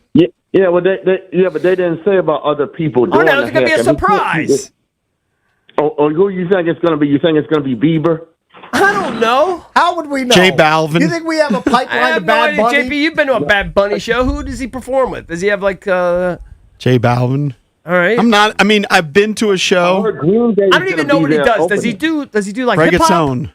So is there Latin a rap? trap. Is there a rap element to it? Kind of. I mean, is there a Something possibility like we could that. I have don't an even know iconic? his music like that because last year's was horrible. I can't remember. And do you who think was they'll last- have a kicker on the sideline like they did before? Last year was. Why am I spacing on it? Kendrick Lamar? Oh, Kendrick Lamar. Okay. That's why I'm spacing on it. Yeah. It was horrible. All right, what'd you say about a kicker on the sideline? What? Remember Evan McPherson in Super Bowl 56? You think that they'll have any more kickers on the sideline? You ever realize they don't do that since I don't know then? what he's talking about. What's he talking Kickers about? or kickers? Valdez, can you interpret for him? He sounds like one of your No, people, Baltimore. He was on the sideline during the halftime show. Oh, that's right. 'cause he Oh, okay. wanted to So he see didn't the- go to the locker room because he wants wanted to see the perform. act. Okay. I think the odds are that there aren't going to be anybody that they're all going to be in the locker room. Nobody's going to be outside watching Bad Bunny. I saw a bit where Who cares? I think Maybe it's a one of these reporters went up to Patriots players Yeah. and went up to Seahawks and asked them if they could name one Bad Bunny song, and nobody could. Right. Look, Well, I went to a Bad I'm- Bunny show. I'm and I don't also really in know. that- I'm in that I camp. know a couple songs, but I mean, I have nothing against Bad Bunny, but I don't know any of I said it the before. names Look, of his when my tunes. mom passed, I felt very Puerto Rican. I'm half Puerto Rican. Both my parents born outside the country. So I went to a Bad Bunny show. It was kind of like a Puerto Rican pride thing, but I felt so out of place because when I sat down, it was nothing but like 18-year-old girls. Right. Uh-huh. Yeah, You thought you were Bad going, Bunny, yeah. not really for you, for the younger set. I think The younger Valdez demo. has been to one or two of the I've Bad been Bunny to shows. one. He Bad loves Bunny. Bad Bunny. Yeah. Okay. I love Monaco. Okay. Where do you hear it? Do they play it on regular radio or is it gotta be a- Wacky Jackie's wife. Okay, but like I'm saying, do they play it like on a hit station? If you listen to like a hit, like I know he sold like 100 million records, so obviously they play it somewhere. All right. Have you not run into He Chepe had this one week? with Cardi B. I Like It, which was I want to feel like they used Didn't the she have hits like 10 My years ago? remix would be I Don't Like It, personally. Hold on, what are you going to say? By the way, Bad Ben? Bunny in Espanol is Conejo Malo, in case you're wondering. No. unless he ever goes by that name. Unfunny Ben? Chepe is so psyched. I've seen He's him very pumped. the entire week. He's like, "You ready? You ready for Bad Bunny?" I Right. just saw him in the bathroom, and he showed me some like Instagram reel he made where he was twerking with Bad Bunny on the stage, and he's like, "Look how viral I went of me twerking to Bad Bunny." Did he? Did he have a ton of hits? Yeah, it had like 50,000 views. That was like a lockdown Wizards pod. Yeah, I wish. I had no idea. Maybe if we get LeBron. So is he? So Bad Bunny kills it at like the El Zols across the station. Is it across the country? Is that? Oh, I would imagine. He kills it on Spotify. He kills it on Spotify. He was like the #1 most downloaded Spotify guy. He won Album of the Year at the Grammys. Right. Will you watch Bad Bunny? I have no interest either way. I don't either. But I have no interest in the commercials. I don't. I have no interest in any. You got to watch the halftime. The halftime show is like it's a Tradition. whole- It's like a tradition. It's like I get it. it's a cultural phenomenon. but I don't Unless like I the have to acts. poop, I I'll know. probably be around it. I don't like the acts either, I don't but like I'll probably be around it. I'll probably there'll be a curiosity I mean, factor. 10, 12, 15 years ago, I liked the acts. I just don't like them. I don't think I have anything against him. I don't know anything about him. I don't know any of the I songs. just know he's famous. He was in the second Caddyshack. No, you mean Happy? No, Oh, Happy Happy Gilmore. Gilmore. Sorry, Yeah. sorry. Yeah, you're just- Whatever. You'd be any older. I mean, that movie stunk. Happy but he Gilmore, actually was which- kind of funny. I think Valdez said was the best movie of the year, right? Behind Housemaids. Well, that's this year. Hey, let's go to Eddie the Pie Guy. Eddie, you got to make another BlackBerry one for Valdez. He forgot. Eddie. I got you. You know, I was listening on the radio. JP ate it. JP ate it? Did you eat the Oh, JP BlackBerry? Finley. Oh, JP Finley. Finley did. JP Finley did. So I'm sorry, JP Finley. So I will make you BlackBerry pie, Valdez. I can drop it off. I really Hey, like the blueberry one. here's That was really a good. very inside question, just because we noted this yesterday when there were 2 pecan pies. Okay. Yes. One of That them sounds was so gross. slightly darker, and we were wondering, are they different? I think Mike Marr goes, are there different type of pecans? And I was like, I just think one was probably in the oven a minute longer. Is there any you know, it's funny, rationale? 'cause yeah, it's funny because I put them at the same rack and at the same time. So I couldn't tell you. I mean, maybe I put Maybe a your little bit- oven's trifling. Yeah, do you have a big industrial size oven?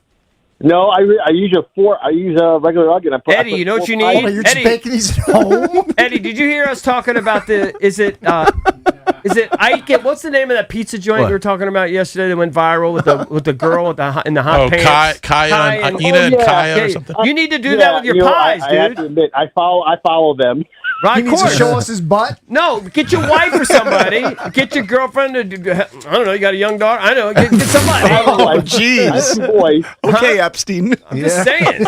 Yeah. That's the way to go viral, dude.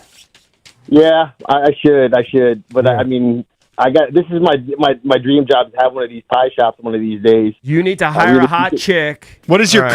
current professional job? I work in the IT industry. I work out in the IT guy who's a pie guy on He's the really side. wants to make He's in the pies. pie tea He's the pie industry. guy that This does guy. IT. Is your favorite day of the year March 14th? Yeah, it's Well, terrible. that's the thing. I'm gonna. I was planning on, if you guys don't mind. I mean, it's a Saturday, but Friday the 13th, maybe I could stop by, bring a bunch of pies. Yeah, please. Can you also Oh, throw in? I'd like a blueberry and a cherry. Yeah, I got you. Thank you. I'm gonna get you one of these lemon meringue pies one of these days. Oh, I lemon love meringue. lemon meringue. I'll take that too. How that's about a 3 silly. for me? 3. It's a work in progress, but I have to tell you, I know I got to go, but I was at my parents in Burke the other day before the storm, and I dropped off a pie for Lure. Yes, you did. You're awesome for doing that. At your house? He came to my house. Oh, gee, Jason How you getting a always. bonus pie? He came Pie delivery? because he likes me. Yeah, Jason always clearly. takes it to another level. You're never in And, Kensington? Bish, Yeah. and Bish, you always prop up 1836 because I know the owners. I went to high school with them. Those are Hey, great. Those are great dudes. Can they put a Yeah. sign up? A happy birthday, EB, at 1836. I could reach out to them. Thank you. I All appreciate right, it. Eddie, Yeah. thanks a lot. It's always very happy kind to you when you birthday. bring by pies. Thank you, buddy. Yeah, Have a it's my good weekend, pleasure. buddy. All Thank right, you. everybody All right, get a take pie care, from y'all. Eddie. Eddie clearly needs to just hire a hot chick because that's how your business blows up. I mean, there's no 100%. I would do that if I was Eddie the Pie Guy. I would just do exactly what they're doing at Ike and whatever. his name is. Just copy it. Yeah. Coming up Ike and next, pizza. we're going to talk to our old pal Adam Epstein, who's at the Super Bowl, and we'll give you a chance to win some tickets to go see Kid Cudi. Don't go anywhere. 106.7 The Fan. Brad Evans here to help you beat the Bulls with the best with one sports. Can you digs it? No, I can't. Of late, chunk gains have been few and far between for the Pats WR. His longest grab this postseason, only 14 yards. Against the Seattle D, number 7 in drop back EPA since week 12. I'm on the under. 16.5 yards. Stephon Diggs' longest catch at minus 105. Bet smarter, beat the books. Download the BetMGM app today. I'm Naheem Hines, proud supporter of the Muscular Dystrophy Association. My mom has muscular dystrophy, and the MDA helps her and kids like my buddy Ethan. My name is Ethan, and I'm 12 years old. Thanks to the Muscular Dystrophy Association and people like you, I have more hope than ever before. And MDA funds over 150 care centers for kids like me. For over 70 years, MDA has been transforming the lives of people living with muscular dystrophy, ALS, and related neuromuscular diseases. Learn more at MDA.org today. Earn an accredited MBA in as few as 16 months for about $21K at University of Maryland Global Campus. Explore 10 specializations including finance, HR, cyber technology, and more. Plus showcase the value of your MBA with a comprehensive learner record and digitally demonstrate in-demand skills and credentials to employers. No application fee if you apply by February 11th. Learn more at umgc.edu. Certified to operate in Virginia by Chev. Listen up, football fans. You won't want to miss this. Right now, new Bet365 customers bet $5 and get $200 in bonus bets, win or lose. So you could turn that $200 into something bigger when you bet on moneyline, spread, totals, player props. $200 in bonus bets when new customers bet $5. I know where I'm going to bet from now on. Download the app today and see why it's never ordinary at Bet365. Gambling problem? Call 1-800-GAMBLER. 21 plus only. Must be physically located in Maryland. T&Cs apply. And app only. Tune in weekdays in the 6 o'clock hour before the puck drops that night for Grant and Danny's Power Play. They'll give a preview and analysis of that night's Washington hockey game. Presented by American Standard Heating and Cooling and MidAtlanticComfort.com. Hey, it's JP from the Junkies for Elegant Smiles Dental Care in Alexandria. Dr. Sean Kumar has been creating confident smiles since 2005. At Elegant Smiles, you'll get dentistry with a touch of elegance from a talented, caring team. I had a great experience there. You will too. Visit elegantsmilesdds.com. Hey, we're cutting it close to kickoff. Don't worry. Just got to make a stop at Giant for some wings, sides, chips, dip. The big game means a big appetite, you know? Nice. You got the Upside app too, right? Upside? What's that? Time out. You don't know this? Upside is a free app that gets you cash back at gas stations, restaurants, or grocery stores. And right now they have a $10 bonus when you shop at Giant. Wait, I can get money just from buying groceries? Yep, and with Upside, I earned about $200 cash back last year. Okay, pulling over and downloading Upside. Think we can get pizza and drinks too, you know, for the cash back. Giant is now on Upside, and it's a big deal for the big game. Download the Upside app and use promo code DC1 for a $10 bonus on your first grocery purchase at Giant. That's promo code DC1 to get a $10 bonus. Use promo code DC1. Offers vary by user and location at participating merchants. Go to upside.com for terms and conditions. We all hear the radio ads about the IRS. They tell you to be afraid, to be scared, and they try to frighten you into calling. I'm not here to do that. Tax Relief Advocates is different. TRA is here to tell you that if you owe money to the IRS, whether it's $5,000, $50,000, or $500,000, we have a solution. It doesn't matter if you're sitting in your car, at work, or with your kids. No matter where you are, call now. 800-575-9049. Don't lose hope. TRA can eliminate or reduce what you owe to the IRS. Generous programs are now available that can give you a fresh start. Our passion is taxes and helping individuals fix their IRS problems. We have over 1,000 5-star reviews on Google and an A+ with the Better Business Bureau. You don't need to be afraid of the IRS any longer. End your tax nightmare today by visiting us online at TRA.com or call 800-575-9049. That's 800-575-9049. Tax Relief Advocates. Real solutions for real people. My life was challenging from the beginning. Daisy spent most of her life in and out of foster care. It's always in the back of your mind. When am I going to have to move again? Daisy finally has the safe, permanent home she deserves, thanks to the work of the Dave Thomas Foundation for Adoption, which is committed to finding forever families for the longest-waiting children in foster care. Learn more at davethomasfoundation.org. Never have I ever called my sister from the finish line of my first marathon. Hello? You won't believe where I am. Are you running? Mile 26. I'm gonna make it. Switch to T-Mobile's 55 Plus plan and get iPhone 16e with its advanced camera system on us. Plus, 2 lines for just $30 a line. Guys, I can't believe it. I knew you could do it, babe. That was amazing. Mom, how do you feel? I feel great. I can't feel my feet. Let's take a picture. And then you may carry me to the car. Share every stride, every mile, every memory on America's best network. Switch to T-Mobile's 55 Plus plan and get iPhone 16e on us and 2 lines for just $30 a line. With 24 monthly bill credits and 2 eligible port-ins on Essentials 55 Plus for well-qualified customers with autopay plus taxes, fees, and $35 device connection charge. Credits end and balance due if you pay off early or cancel. Contact us. Finance agreement 128 gigabytes, $599.99 required. Best mobile network in the U.S. based on analysis by Ookla of Speed Test Intelligence data 1H 2025. Visit T-Mobile.com. It's the Sports Junkies on 106.7 The Fan. Man, these guys are so classy, you know? Pretty damn good. And always live on the free Odyssey app.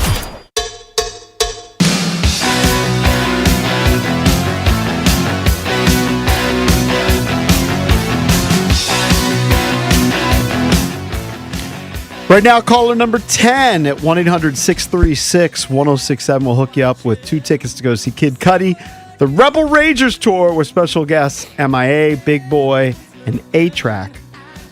Friday, May 29th at Jiffy Lube Live. For tickets and more event information, visit thefandc.com. That is courtesy of Live Nation. Checking in on our Junkies poll of the day. It's overwhelmingly going to Seattle. Who's going to win the Super Bowl? Yep. It was at 86%. All right, down to 85%. You can vote at Junks Radio. Join us right now. Where is he? On Where the is this Rude kid? Guest Hotline. From Rude's the most Radio reliable Row. heating and air conditioning products in the DMV. It's our only guest of the day. You're our headline guest, Adam Wow. Epstein. Adam. Good morning, junkies! What's going on from the West Coast? It's 6:45 here. You're waking up your entire It's actually hotel 6:49. What crappy hotel are you in? I'm actually at some silly called the Intercontinental, Ooh, and I'm having a sounds great nice. week. And I actually need to start with this. I may need to update my best-looking junkies ratings. JP's beard is hurting. Oh, Going really? down in the order. Really? Damn. All right. Where was I before? You were number 1. Oh, look EB at number that. 2. And I'll let the rest of the guys figure it out. All right, so now I've vaulted to 1 then. All right, I'll take You're it. really Yeah. having a good day. I'm having a hell of a day. Hey, wish EB a happy birthday, Yeah. Awad. What are you doing? I might be back at Happy number 1 on birthday. Monday. Thank you. Why don't you Venmo Well, me some JP, money?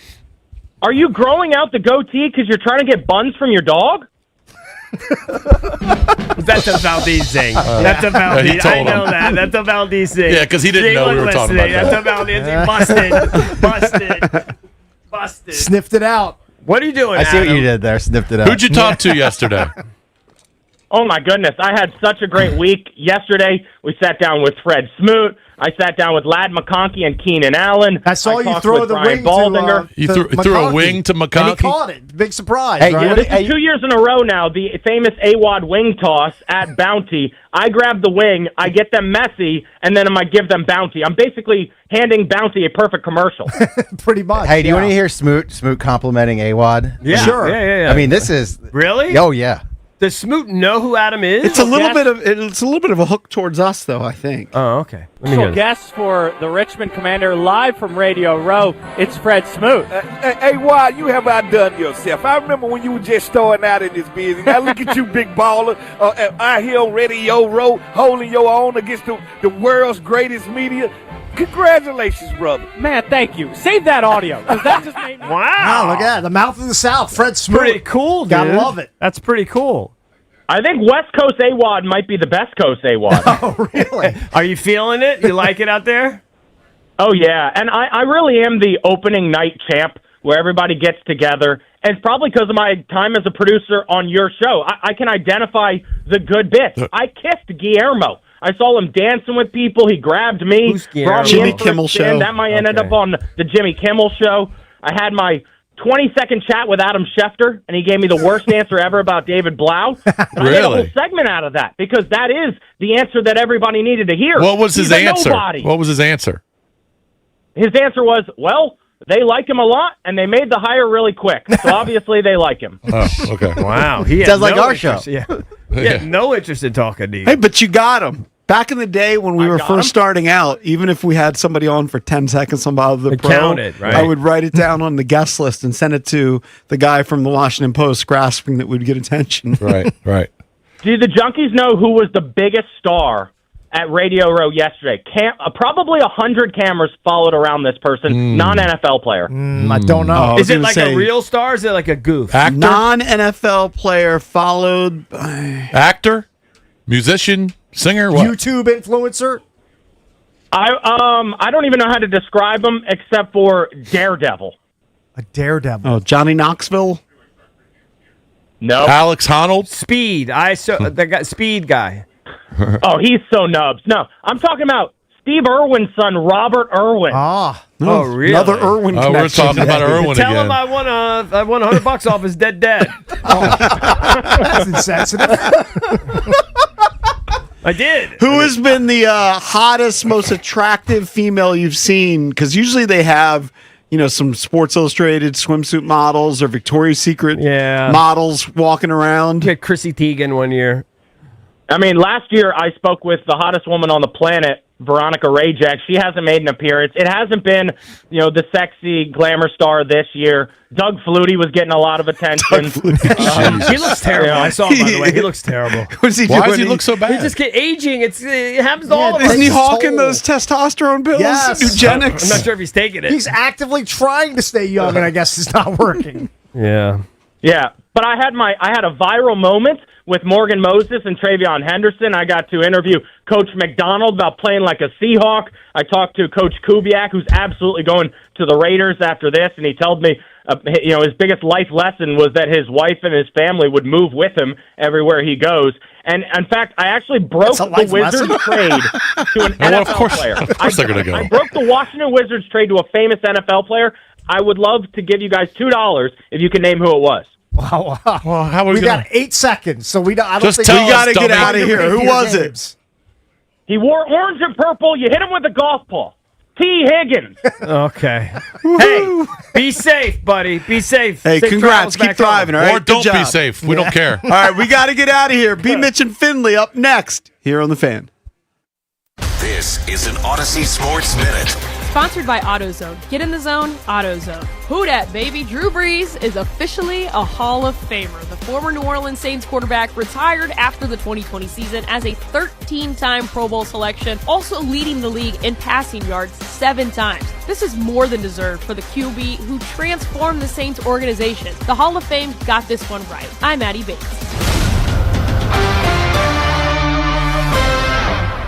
It's your boy Bish. I want to tell you about my good friend Dan Foley from Foley Mechanical. When my HVAC went out last summer, I called Dan Foley.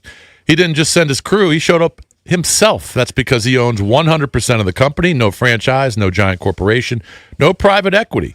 Dan runs a tight ship. He takes pride in every job. His team replaced my HVAC, water heater, and sump pump all in the same day. I saw firsthand how skilled and hardworking his crew is. These guys really do care, and they know what they're doing. Foley Mechanical's full service, heating, AC, hot water, boilers, and they specialize in older homes with radiator heat. Not a lot of people know how to deal with that.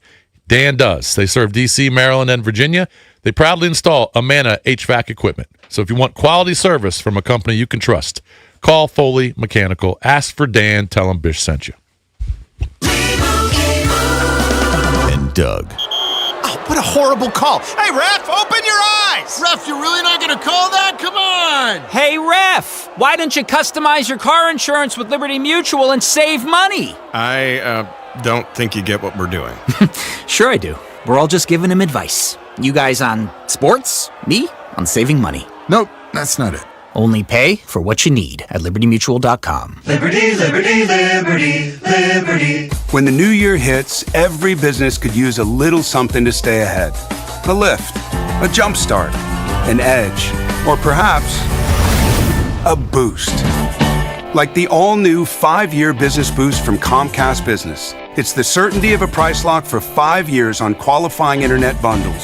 Plus, you'll have the most reliable Wi-Fi with our best equipment, so your whole team can stay connected at a great rate. And to sweeten the deal, ask about a $500 prepaid card when you add 2 lines of mobile. It's the boost your business deserves. So sign up for the 5-year business boost and get a 5-year price lock on ultra-reliable Wi-Fi. Plus, ask about a $500 prepaid card. Comcast Business, powering possibilities. Ends 3/22/26.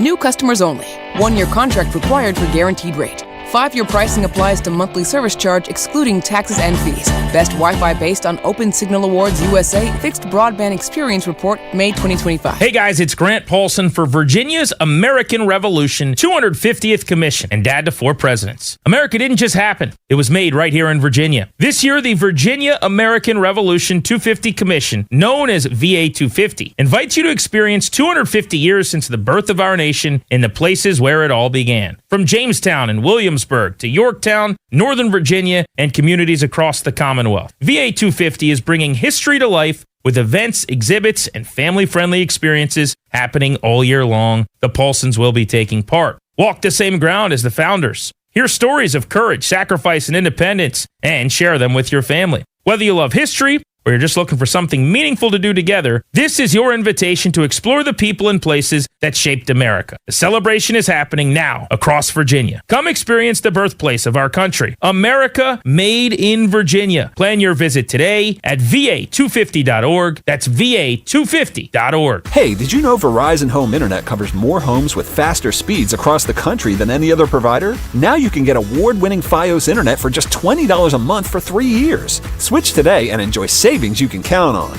Verizon Home Internet consists of Fios and 5G Home. Availability varies. Comparison based on FCC BDS data of home internet providers with download speeds over 50 Mbps, June 2025. Limited time offer for eligible new customers. Fios $20 per month plan with autopay mobile phone plan, mobile plus home and bonus discount. Enrollment required. 3-year price guarantee applies only to then current base monthly rate for Fios. Additional terms apply.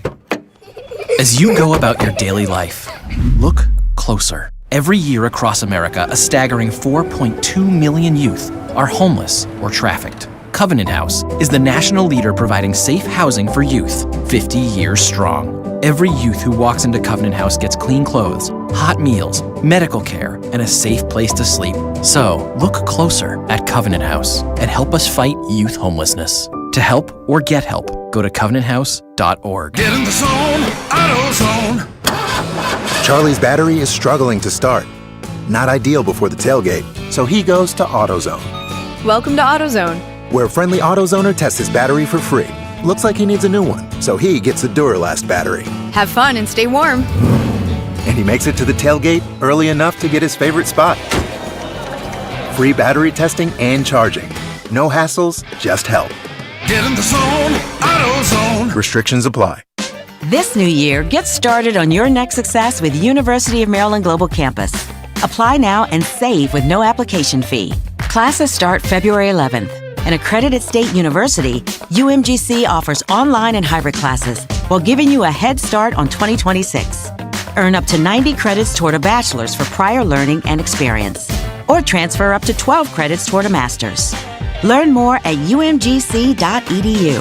Certified to operate in Virginia by Chev. Brad Evans here to help you beat the Bulls with the best football sports. Can you digs it?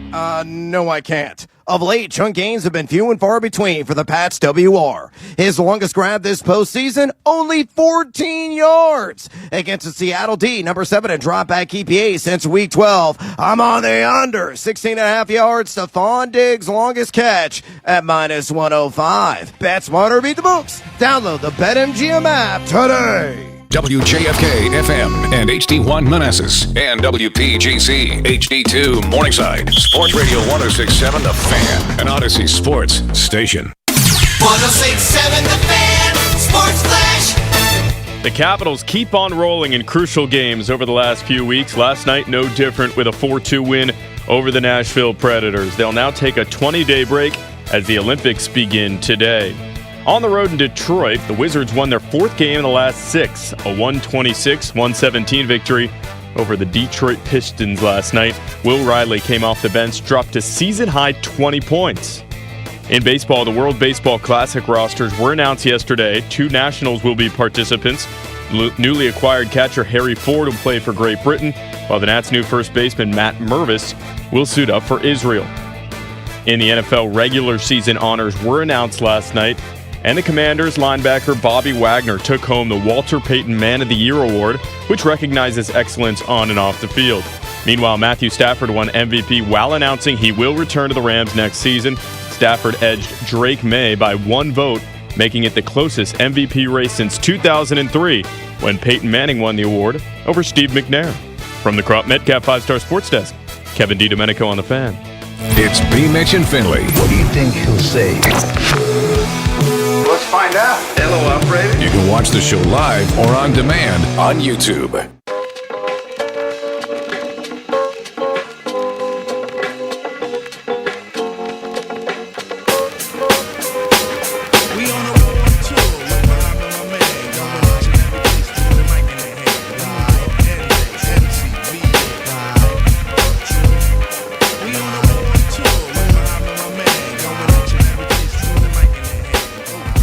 What up, everybody? It is 10 a.m. in the District of Columbia. Points north, south, east, and west.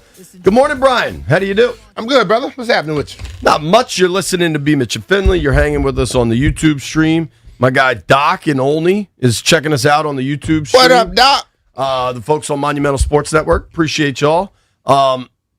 Busy night in sports last night. Yes, it was. The headliner, certainly Bobby Wagner winning Walter Payton Man of the Year. I mean, that's B-Wag was smooth, wasn't he? Yeah, dude. And that's a smooth, really prestigious award. It is. And I love the fact, like you know, in the NFL, people always ask you about your mom.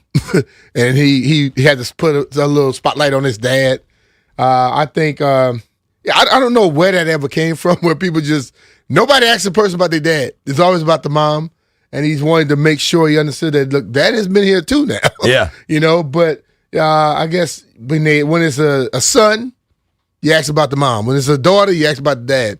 Why? I don't know. I don't know the rules. But the ultimate thing is, what Bobby showed is that you can be a hard-nosed football player, but you can also have compassion for your community.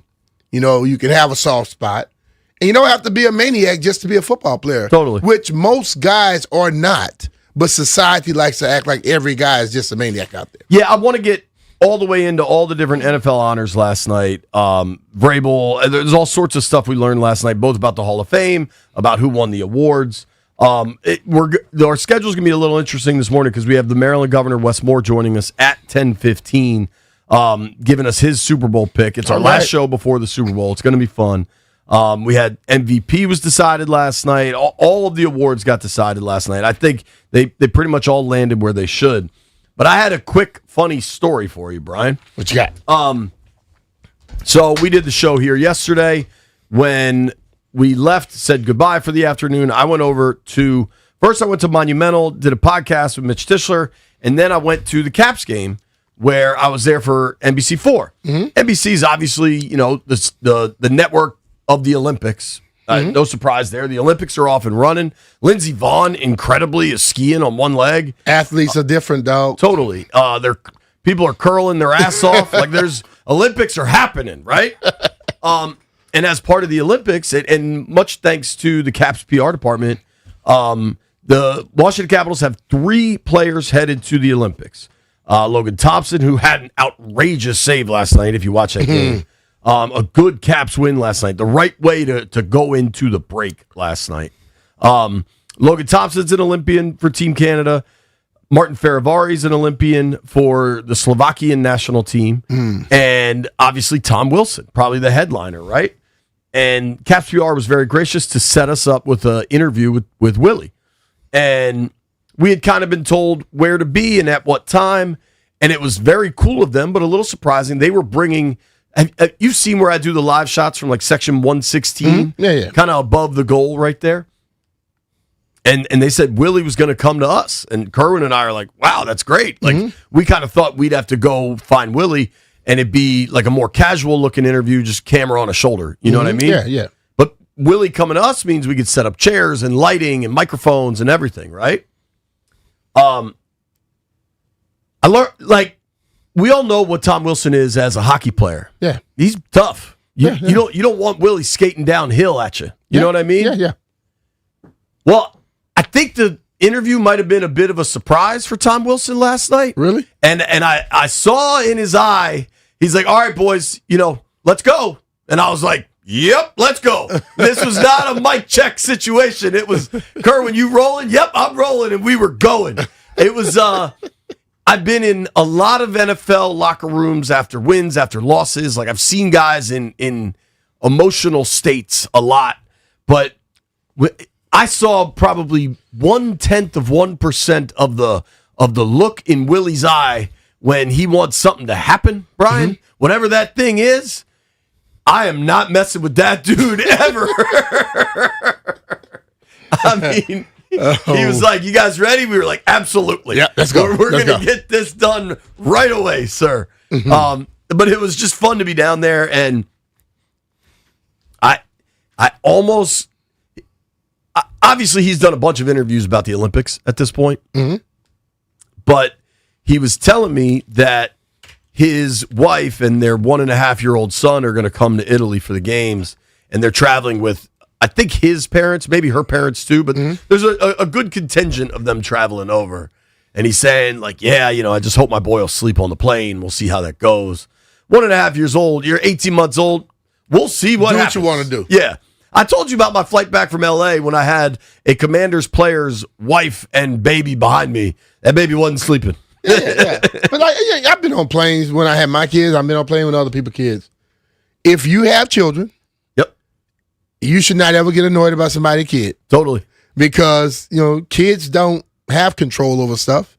And they will, when they get a little annoyed, they're going to let you know about it. And I just, listen, you know me, on the airplane, I can sleep through anything. Doesn't bother me whatsoever. But if I'm up and a kid is crying, I don't get annoyed at all. I've dealt with it. Having kids has completely changed how I handle. If there are parents on a flight and the kid is not at their best behavior, I have gone from like the dude rolling his eyes, like, oh my God, to now trying to help. Like, yo, is there anything I can help with? I remember because that's the worst feeling. You feel like the whole plane is staring at you, man. I remember this guy was so annoyed. I said, well, you used to be that same damn little kid. Shut up. Right. I guess what do you want them to do? They're children. Because it was another person, and he was all annoyed and getting loud. I said, man, why don't you just chill the hell out? Yeah. When I looked around with that look, I guess he realized real quick, I want to piss this dude off on his airplane. Well, in April, I'm taking my crazy 7-year-old on an overnight flight to Scotland, so we'll see how it goes. Oh, she don't care. She does not care. I like her. She's like the honey badger. She don't give a bleep.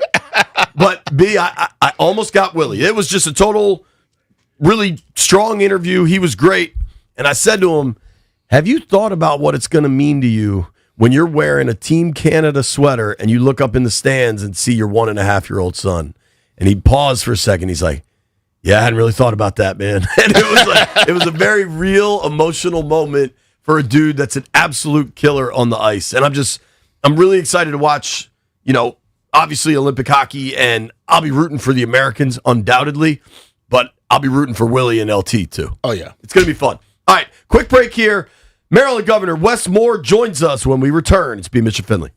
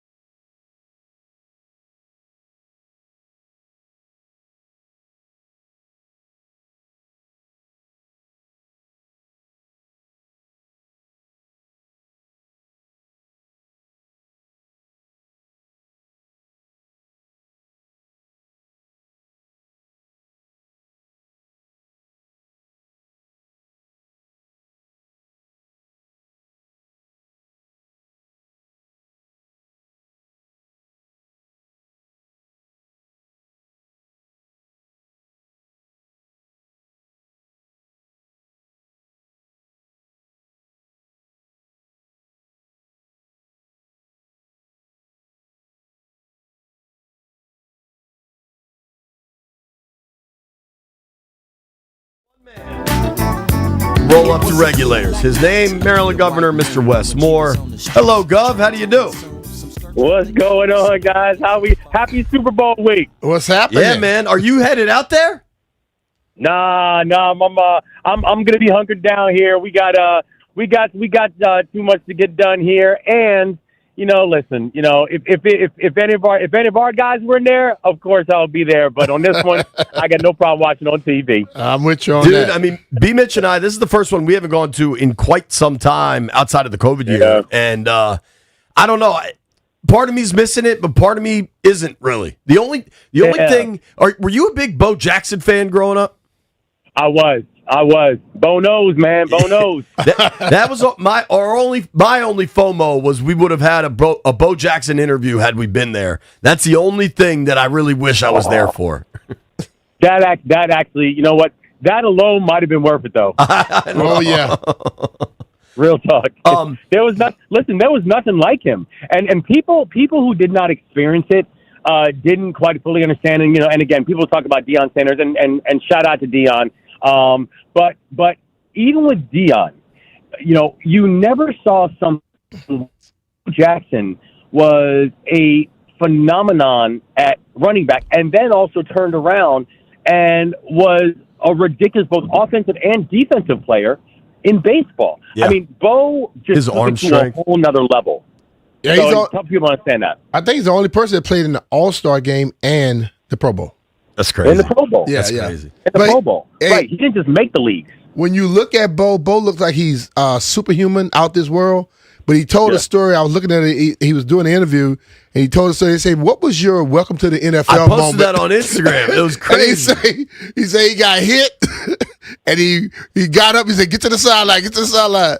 He sat on the bench, and they told him, "You bleep, you're on the wrong sideline." He went to the wrong sideline. Yeah, what was even better is he said there was no concussion protocol back then. So Your friend. Steve Berline was the quarterback, and he was trying to ask him questions to get his mind back in gear. And he said he was asking him all these different questions, Gov, and the only one he could answer is, when is payday? Monday. You're good. Go back on the field. I love that. Gov, obviously we're going to make our Super Bowl picks, but we haven't had a chance to talk to you since the Ravens made their big hire and Washington has filled out their coaching staff. Let's start in Baltimore. What do you think about Jesse Minter, Declan Doyle, kind of what this revamped Ravens coaching staff looks like? So I ain't gonna lie, this has definitely gone through evolution for me, if I'm being honest. Okay.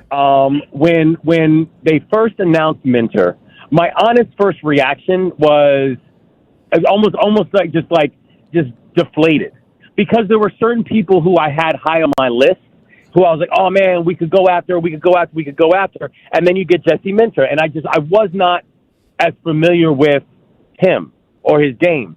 I have now been spending these past weeks studying him and studying what he has done, talking to people who I really trust and respect on this, and I actually now have converted. I think that we might have just gotten the coaching steal of the offseason.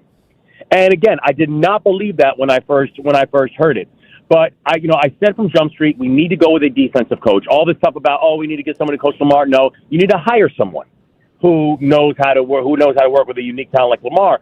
We've got to get back to a defensive mentality as a team. And Minter does that. Like this guy, the schemes he was pulling together in San Diego were just like crazy. And you see how he got so much out of players who frankly were not delivering a whole lot until he showed up. And so I think this was a big loss for the Harbaugh brother, for Jim. I think this is a big win for John Harbaugh's old team, our team in Baltimore. And the fact that he then couples it up with bringing in Doyle and Weaver, I think it just shows this is going to be a very new look Baltimore team. It's going to be a fast pace. It's going to be an innovative. It's going to be a very player friendly coaching apparatus that we have in place. And I think it's actually what the Ravens needed. We needed an energy and a youthful energy revamp. And I do think that's what Minter is now bringing to Baltimore. But getting back to that, they're getting back to that Ravens way, like the lay it by the defense and let Lamar cook, basically. You heard me, Gov? Sorry, you broke up. Say it Yeah, again? I said it's more like what they always were. You know, Exactly. play defense first, and then when you have a special guy like Lamar, if you got great defense, let him cook. Listen, Lamar's going to be Lamar. Yeah. You know what I mean? Like you know, the main thing you can do when trying to support Lamar Jackson is don't try to confine him. You know, you just have to understand the unique generational talent you have with Lamar Jackson. But on the defensive side, I couldn't agree with you more. It is different. And when you have defensive mindsets like Minter, and especially bringing Weaver back into the fold, you've got us really excited about what this could look like. And so, you know, I think that there was no doubt after the end of last season that it was time for a change. No doubt, right? And I really like the moves that the Ravens have made when it comes to, you know, identifying what his change looked like. Absolutely. Talking with Maryland Governor Wes Moore here on the Rude Guest Hotline. Rude makes the most reliable HVAC products in the DMV. All right, Gov, I wanted to ask you, I think you're going to love the hire. You know, the Commanders needed a new defensive coordinator. They go with Durante Jones, who's a Maryland boy, went to Bishop McNamara. You know, his journey has been incredible. He's coached everywhere from high school to Canadian football to LSU to Hawaii to the Bengals, the Vikings, and now he gets a massive opportunity. I believe, I haven't confirmed this, but I believe this is the first coordinator in the NFL, offensive or defensive, from an HBCU.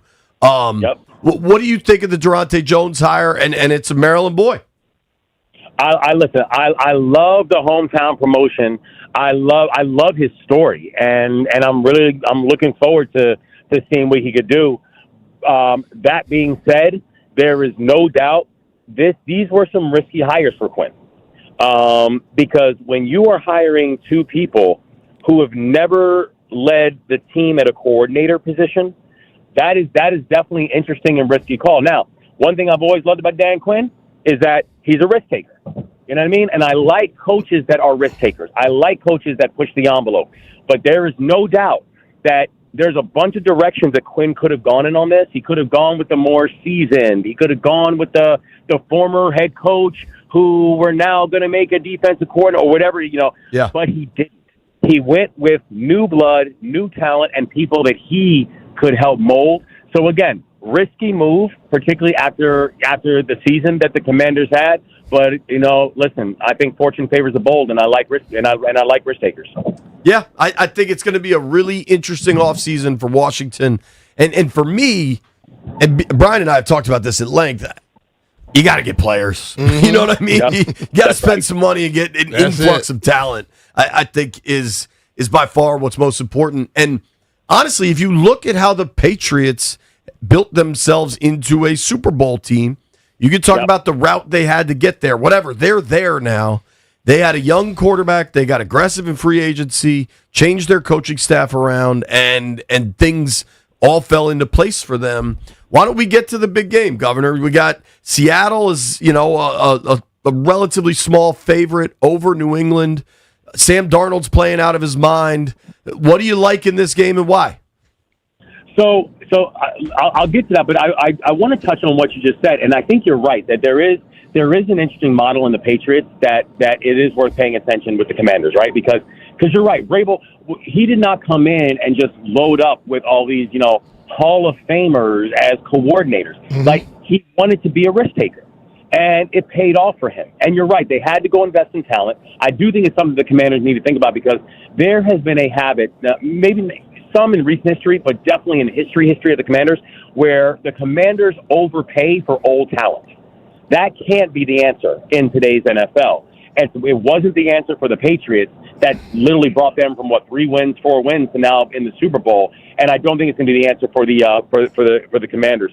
That being said, I think the Patriots are maybe one of the most interesting stories of all of football this year. I think that with the work that Drake May has done, I think he has shown himself that he is not going to be some, you know, one-hit wonder. I think this guy really does have staying power, and I think and I think that even though Stafford won the MVP, and I think that was the right choice, the Patriots very much have their guy. I also think that whoever won the NFC was going to win the Super Bowl. The NFC was just a better conference this year, and the Seahawks. I mean, what they are doing, and if you really watch their games and you really watch their defense, they're embarrassing some of these teams. And so I think that the Patriots, they are again one of the most amazing stories, if not the most amazing story in the NFL this year. But when you look at that combination that the Seahawks bring of a defense that is just nonstop, of an offense that has really done a good job of not necessarily feeling that they have to win games, but this offense doesn't lose games. And I do think that becomes really important. I think Darnold is about to have his moment. And again, we already had a conversation about how I feel about McDonald. I just think that this guy is, again, if I had a draft pick of NFL coaches right now to start a team, I would start with him. That's how much I defend him and how much I believe in him. Gov, to that point, I'll go left hand up on this.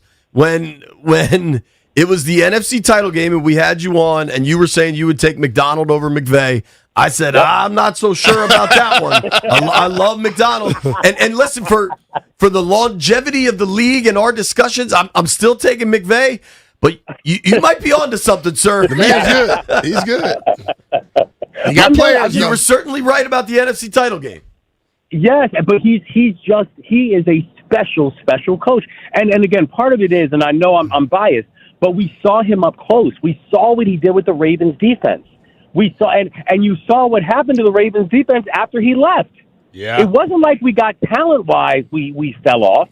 I mean, you lost Queen, right? That was a big deal, and I've said that Queen I think was good, but let's be clear, like Queen does well in Pittsburgh, but he's not some perennial All-Pro, right? In Pittsburgh, that was the only really big quote-unquote loss that the Ravens had on defense when we lost McDonald. But the defense took a sizable step back. Yeah. We went from being one of the best defenses in the NFL to literally being one of the worst. And so that's not a talent question. There was something else going on. And I think that we just happened to lose a person who's one of the most talented coaches in the NFL. And it shouldn't be a shock to anybody. Yeah. He goes to the Seahawks. The Seahawks are a mediocre team. Now they're in the Super Bowl. Yeah.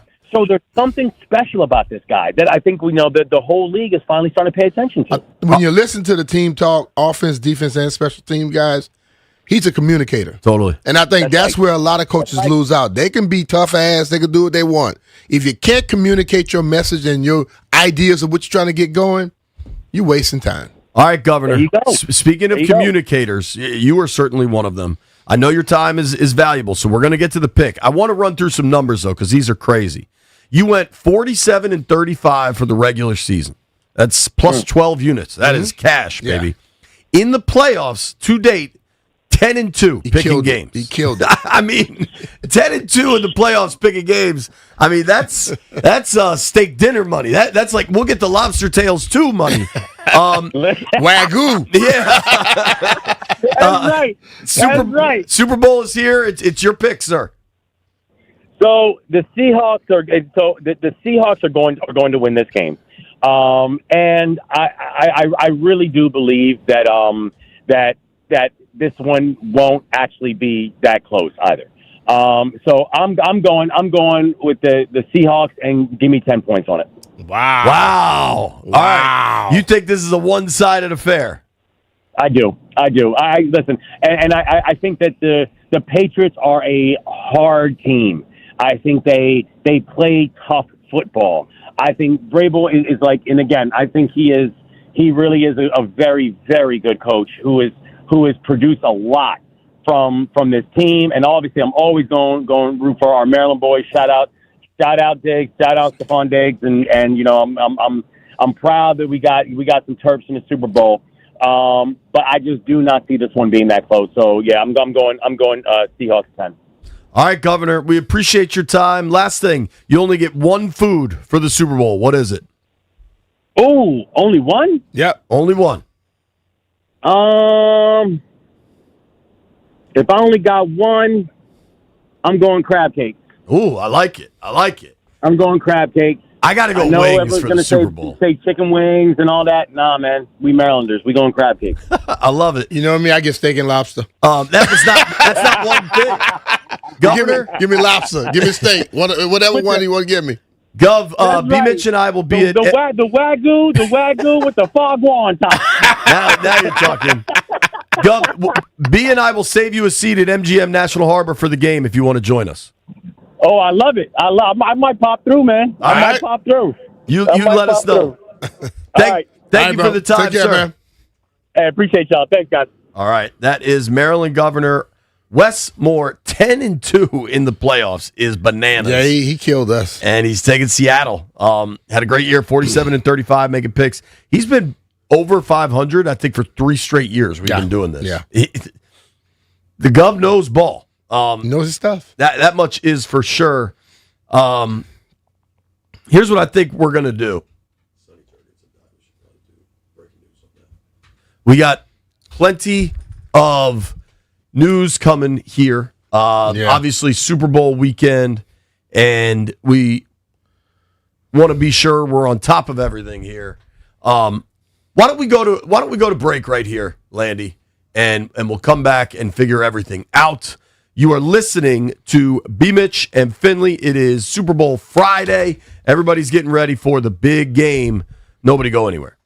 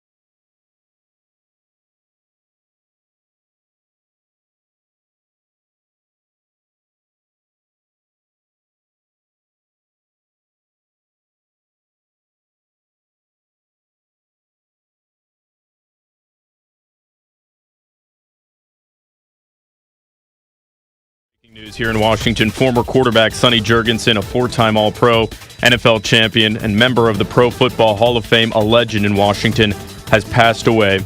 He was 91. Guys. It's B-Mitch and Finley. I've got a lot to say in a short time to say it, so sit down, shut up, and listen. Listen anytime, anywhere on the Odyssey, iHeartRadio, or TuneIn apps.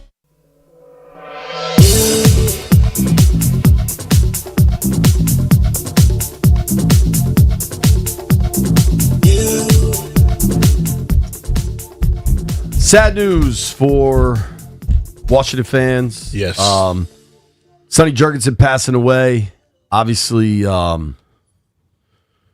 great long life, a true legend, a true icon for the organization. Yeah. Brian, somebody you had a relationship with. Yep. I knew somewhat. I mean, what did Sonny mean to you? Man, listen, I got here in 90, and people would always tell me stories about Sonny, and then when I got into the TV and radio industry, I would see him all the time, talking with him.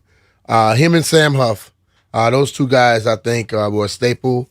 The older generation absolutely adored him, and you can see that, as it went on, people that came behind it probably never saw Sonny play. When you met Sonny, you loved Sonny. Always had his stogie with him, and was just a great guy. Like, the thing I loved about him, Sam, people like Pat Fisher, those guys could tell some stories, man, and will have you laughing your ass off. They weren't people that did not want to give their time to you. That's one thing I loved about that all those guys from that era. They seemed to be guys who were willing to talk to you about whatever, and will also make you smile. So he's going to be missed. That family is a great one. And my prayers go out to him. Yeah, absolutely. It's it's sad news for sure. Yes. I think for me, my father-in-law has told me, I've been married 13 years, probably dated my wife like 15 years. As long as I've known him, he's talked about Sonny Jurgensen and how much Sonny meant to him, and how, by and large, I think those were some pretty bad Skins teams he was on. They didn't really get good until George Allen came to town, and I think they were going with Kilmer at that point. A lot of this stuff predates me, so forgive me if I'm messing anything up here. But, it was a big deal just when Sonny got traded. I think a lot of young fans don't even realize Jurgensen was traded here from the Eagles, which is a big deal in and of itself. But, like, if you think about I've brought football. I've brought this up a million times. Do you know the last Washington passer to throw for 30 touchdowns in a season? It was Sonny Jurgensen in 1967. Yeah. That's still one of the most I astonishing. wasn't born, Jay. It's astonishing. Think about that. And I wasn't born. They only played 14 games back then. It was a lot of stuff was run first back then. I read this biography on Johnny Unitas, and it was a really, really well done book. And Johnny U's story is pretty incredible. And back then, the Colts were playing in Baltimore, and Sonny was playing here in Washington. And Johnny Unitas had a restaurant in Baltimore called the Golden Arm.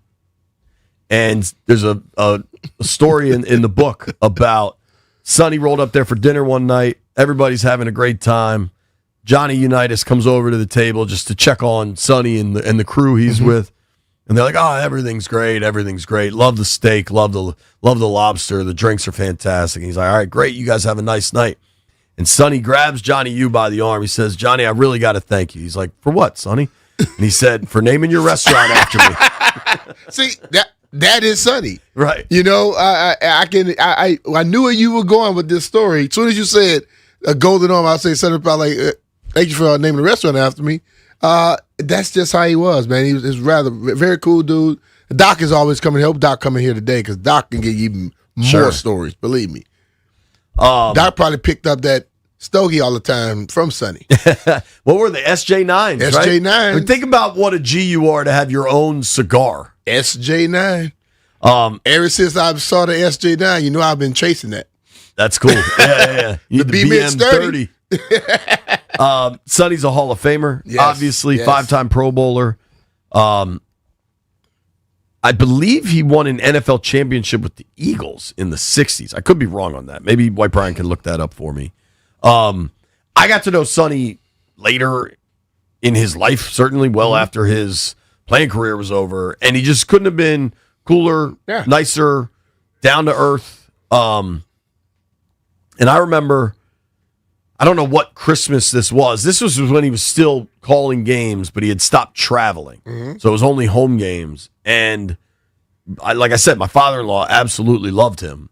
And so I got, I think I must have ordered it off the internet or something, but I got like a real picture, not like a print, like printing something from your computer, but like a real Sonny picture that, I ran it through the right channels, and I was like, hey, is it cool if I ask Sonny to sign this for my father-in-law? And they were like, go up there like an hour before the game and make sure it's, but cool. He knows you're coming, no big deal. And I walked in, and he said, this is for your father-in-law? I said, yeah. And he said, the fans back then meant so much to me. And he asked, what Lou's age was. And he was like, man, he was probably a kid watching me. And he signed it, personalized it to my father-in-law, and just like, you could tell that the connection with fans still meant so much to him, and he couldn't have been kinder. And we sat there and talked for a couple minutes. And it was just, he was a class act. Apparently, somebody called in with a Sonny story to tell. Kurt is in Ashburn. What's up, Kurt? Good morning, folks. How you doing, man?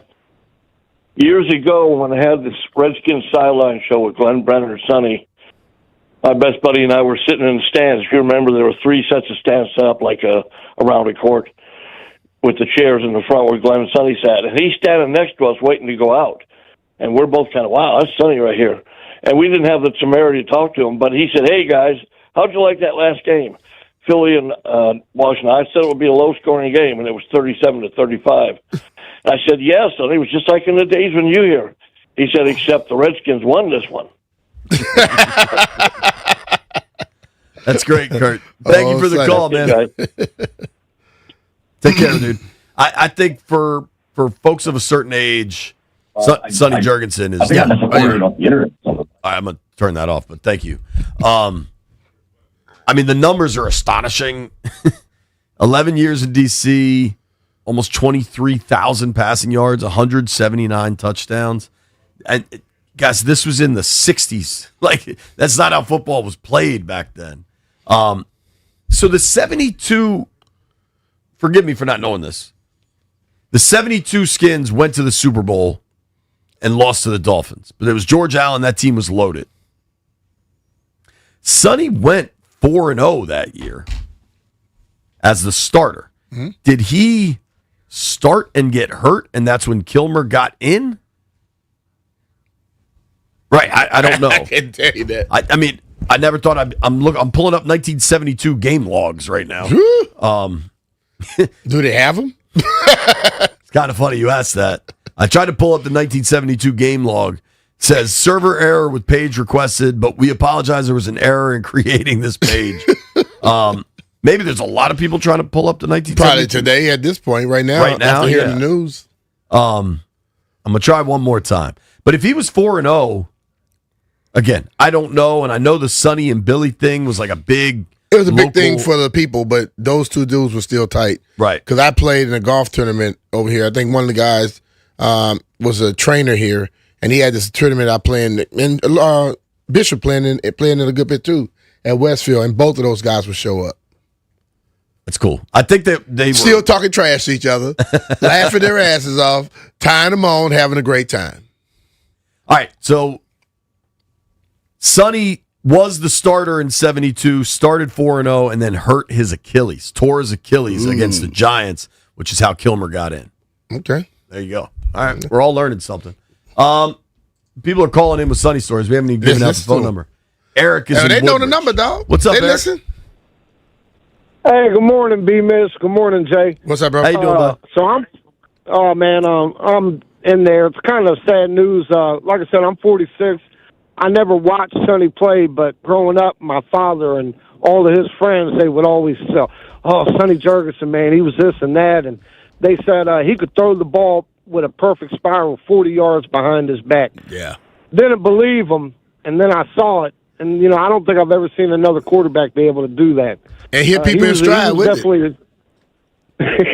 He was definitely a special guy, man. Some of the videos that are out there. RIP. Thank you for the call, Eric. Appreciate you, bro. Hey, Some no of the problem. videos that are out there of Sonny's arm are outrageous. But that behind the back thing hitting somebody in stride, that's not fake. That's crazy. That's crazy. Papa Mike is in Manassas with the Sonny Jurgensen story. What's up, Papa Mike? Hey, guys. I'm older. I'm in my 60s. When I was a kid, my family moved out to Manassas. My dad was a Navy pilot, and he was leaving the Navy pilot. He got hired by United. They had about a 14-month delay for the next class to start. So my dad flew the Redskins on charter flights, for work. Mm-hmm. And he invited Sonny and Billy to our house when I was little. And I don't remember much about the details. I know they hate and everything, but what I do remember was the three of them sitting on the back porch, and all I did for like an hour straight was run to and from the fridge bringing them beer. I mean, it was just so much fun. And B. Mitch, you mentioned Pat Fisher. Yeah, he also sold real estate with my mom. Wow. When long after he retired, and he spent a lot of time at our house too. So I had the honor of meeting all these guys later. Or when I was young, and it was just they're different. Yeah. I met a lot of the players when I ran nightclubs. And just the older guys are different. They were just down to earth. It's not like they were making, $10 million a year. They weren't making a whole much more than anybody else. But they were just down to earth, good people and fun. Thank you, All bud. right, man. Appreciate that. Appreciate the call. Here's what we're going to keep this going, man. If you got a Sonny story that you want to tell, do it. 800-636-1067. 800-636-1067. Sneak one more in here, and then we're going to keep it going after the break. Earl's in Centerville. What's up, Earl? I wanted to say that Sonny hurt his Achilles. He tore his Achilles in the game against the Giants in the old Yankee Stadium, which is why Kilmer finished the season. Yeah. Yep. Appreciate 1972. Yeah.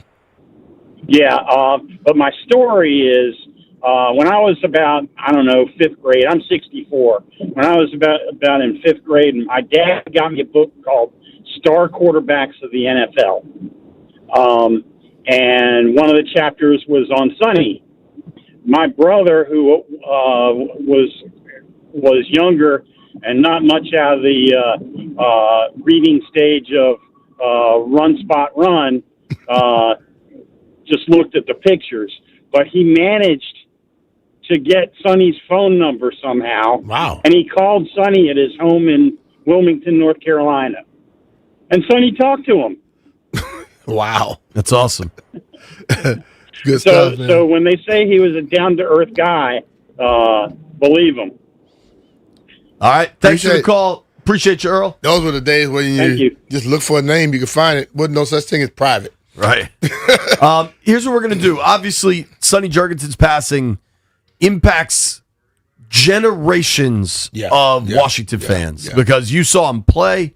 Maybe you didn't. You saw him on TV with George Michael like I did. Maybe you heard him on the radio broadcast all those years. Like Sonny's Washington impact. Sonny's Frank, impact. Sam, and Sonny. Unbelievable. Touchdown. Washington Redskins. I mean, Sonny started playing in Washington. He was traded in the late 60s, I believe. Mm-hmm. He was traded to Washington in 1964. He was on the radio until 2018. Yeah. We're talking almost 60 years of impacting this fan base. We're going to let you talk about Sonny Jurgensen when we return. It's B. Mitch and Finley. The phones are open. 800-636-1067.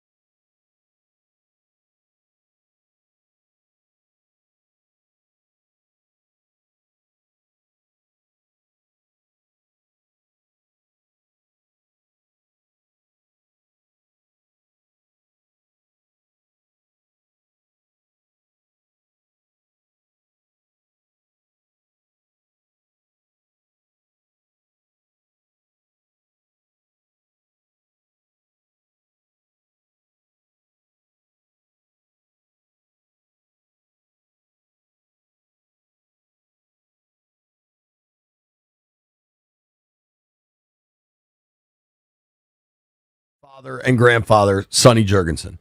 We are enormously proud of his amazing life and accomplishments on the field, marked not only by a golden arm, but also a fearless spirit and intellect that earned him a place among the legends in Canton.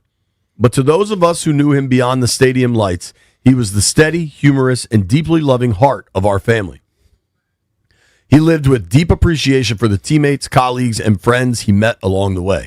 While he has taken his final snap, his legacy will remain an indelible part of the city he loved and the family he built. We are comforted by the knowledge that he brought joy to so many. This weekend, as we enjoy the game that he loves so much, join us and raise a glass, share a story and a smile as we celebrate the extraordinary life of a man who was, to us, the greatest of all time. There you go. Phone lines are lit up to celebrate Sonny. To me, I don't know if you agree with this, Brian. This is a day to celebrate Sonny. Yes. It's not. Yes. We're not here to mourn. We're here to celebrate a guy. That's why when I was talking, I talked about, how when I would have conversations with him, how I would laugh, man. You'd laugh so hard sometimes your stomach hurts.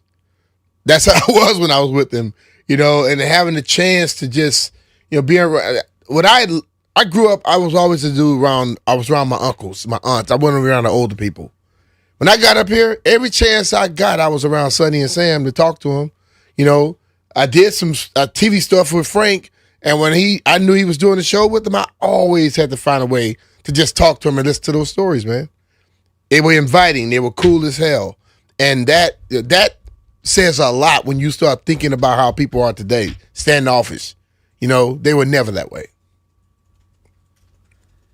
I was a little boy when the Cowboys beat the Steelers in Super Bowl 30. I was able to go to that game with my dad. It was in Phoenix. It was the first Super Bowl in Phoenix. And we went to this steakhouse. I want to say it was like Thursday night of Super Bowl week. And there were all sorts of, how Super Bowl week gets. And this is, 30 years ago. So there wasn't nearly the amount of like parties and events. It was just everybody went to these big name restaurants. And I remember Nate Newton was in there. I remember there were all sorts of people in there. And then as we were leaving, I remember I saw George Michael and Sonny Jurgensen standing by the host stand, waiting for their table. And I was 10, I don't know, 9 maybe, honestly. And I went over there and was just in awe and said hello and shook their hand. And I was just blown away because that's the impact Sonny had, is that a lot of people saw him play, but a whole lot of people didn't, and he still mattered. Yeah, because of his work on television and radio and everything else. I think more people care because when Sonny would be out and about, he was cool. Sonny took time with people. He talked to people. I didn't invent that stuff about it's taking time talking to people. I watched the dudes before me and see the ones that people really always loved and talked about and follow suit. Let's go to Scott in Silver Spring, who's got a story about Sonny Jurgensen. What's up, Scott? Well, I didn't think you guys were going to get to me. Oh, yeah, we got you. So my dad used to tell me, I asked him about Sonny and Billy one time. He would tell me about going down to George Preston Marshall's cleaning shop to pick up tickets to go to the game back when it was at Howard University. But he told me that I asked him if Billy and Sonny really didn't get along, and he said that on the Saturday nights before home games, the two of them would tend bar at a place called Mr. Henry's downtown, and he said they were like best friends. Yeah, they are. They were. That's what I said. They would be at that golf tournament together and be around each other. And it's like, you get so many stories that get told, and they don't know the depth of anything. But those dudes were cool with each other. Thanks, man. Yeah, well. Appreciate the call, Scott. We're going to try to take plenty of calls. David is in Haymarket. What's up, David? Hey, buddy. How are you? First-time caller. All right, man. Good stuff. Yeah, I remember back in, it was either 73, 74, my dad got tickets. We weren't season ticket holders. And it was a time when Billy had just taken over for Sonny. They were playing against Miami. We're down like 3 scores. They took Billy out and put Sonny in, and Sonny brought him back in the fourth quarter to win the game. That's my memory, and that's something I'll always cherish. That's great, man. All right, bro. Thanks for the stuff, call, man. dude. Like, I think for a Right. lot of young folks, they can't fathom how hard it used to be just to get tickets. You know what I mean? Yeah. I tell you what, it does sting a little more knowing what a Washington Post sports section could look like tomorrow on the passing of Sonny. You know what I mean? Yeah. But it's just Or weird. even if it has some type of stuff they can, if they had come along with the time, kept them around, you can immediately put something out there. Yeah, maybe they have an obit ready. I don't know. Larry is in La Plata. Larry, what's up, man? What did Sonny Jurgens mean for you? Let me tell you a story, fellas. My best friend tells this story. He was there. He received an award that night as High School Player of the Week. A local steakhouse in Waldorf, the Ben Davis Steakhouse, started a program, Dinner with a Redskin. In September, Billy Kilmer was to be the first speaker. He was to arrive at 7:30. Well, at 5 after 8, the limo pulls up. Kilmer opens the door, laughing his head off, promptly falls to the ground. The other door opens, and it's Sonny, who's also laughing. He's got a cigar, and he literally picks Kilmer off of the ground and takes him in. They're clearly having a wonderful evening. And they proceeded, everybody was worried, are these guys too drunk to, again, speak and answer questions and hand out awards to local high school players? They proceeded to get it together, and they had that place in tears, in laughter. Everyone was singing Hail to the Redskins, autographs, photographs. Sonny showed up out of the blue just to be there with Kilmer. But the funniest thing that he says was just seeing Kilmer fall out of the car door and Sonny having to pick him up to take him into the restaurant. That's fantastic, man. I'm laughing because, you know what? Being around those dudes, I can see it. It's like when he was telling the story, it's like I can see exactly what the hell he's saying. just woo. I believe it, man. Oh, man. Let's go to Rico in Old Town. Rico, you got a Sonny Hey, guys, Jurgensen how you story? doing? How you doing, man? Oh, I got many, but I got one to share with y'all. Not to be off subject, but Beamish, you belong in the Hall of Fame, definitely. Appreciate along with Jacoby and others. I grew up in Old Town, Alexandria. I was born in 1972, and I grew up watching. This is after Sonny and Billy's playing days. Watching a lot of Redskins games growing up. After some games, Billy and Sonny would come to Old Town to imbibe and hang out. Well, there used to be this statue right smack dab in the center of the intersection on Prince and Duke Street. Well, legend has it that Billy and Sonny were driving and they ran into the statue and knocked it over off its pedestal. And, you know, these were days of long ago. And the policeman told them, park the car, go home. So what do? They walk to the nearest bar and continue their evening. But for everybody out there in Redskins land, let's grab a glass of scotch and a SJ9 if you can find them, and salute Sonny and all he's done for the community and all of us as Redskins fans. Thank you, man. Rico. Appreciate Appreciate it, buddy. We might not be able to get to SJ9 right now, Jay, but we got some. We Yeah, good. We I might have to. Yeah. Might have to light up a cigar, man. One dude I know loves cigars. Tailgate Ted is on the line with a story Teddy. about Sonny. What's up, Ted? What's going on, boys? What's up, man? Man, I remember being at an away game and at a team hotel, and I ran into Sonny just hanging out at the hotel bar, and I told him a story about how I was a kid, and my dad and we didn't have a TV. We would just listen to the games on the radio. We eventually got a TV, but he would still turn the TV down so we could hear Sonny, Sam, and Frank. Yeah. And I still do that to this day. All right, I don't listen to the TV broadcasters. I listen to Bram and London and Logan. But Sonny invited me to sit down because he saw that I had a cigar with me. And I got to sit there for hours just smoking a cigar with Sonny, hearing him and Sam just go back and forth, just telling stories. And he didn't rush me out of there. It wasn't like, all right, kid, you got your moment, now leave. It was so welcoming, B, just like you were talking about. Mm-hmm. And I would have stayed there the entire night if the bar did not kick us out. And it's such a tragedy that he's gone, but all the memories that he's given, just the burgundy and gold, so many happy times, man. And I know he's up there hanging out with Sam right now, just catching up. Oh, yeah. Appreciate the call, Ted. Can you see that? Yeah, that corner bar is popping right now. Can you see those two dudes running into each other again? Woo! What's funny is, so Sonny grew up in Wilmington, North Carolina, and that was, I lived in Wilmington for a year working at a newspaper when I got done with grad school, and I don't know how I brought that up with him one time, but he was so happy to talk about New Hanover High School where he went, and just, to Ted's point, just happy to engage as long as, you know what I mean? Just pretty damn cool. We'll keep these. People got stories, man, and you. We're gonna listen to them. Today we're celebrating Sonny Jurgensen. That's it.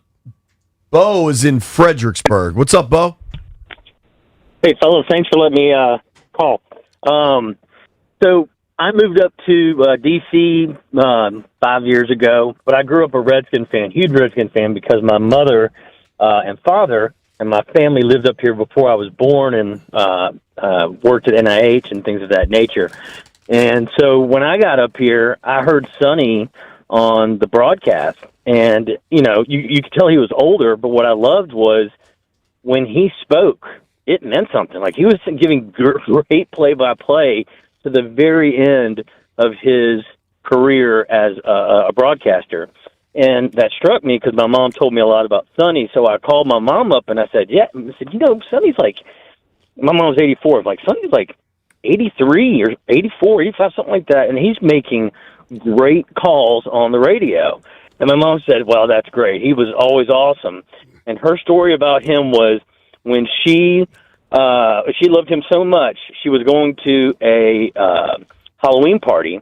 And so she was about 7 months pregnant. She dressed up as Sonny Jurgensen because she said he always had a little pot belly in his.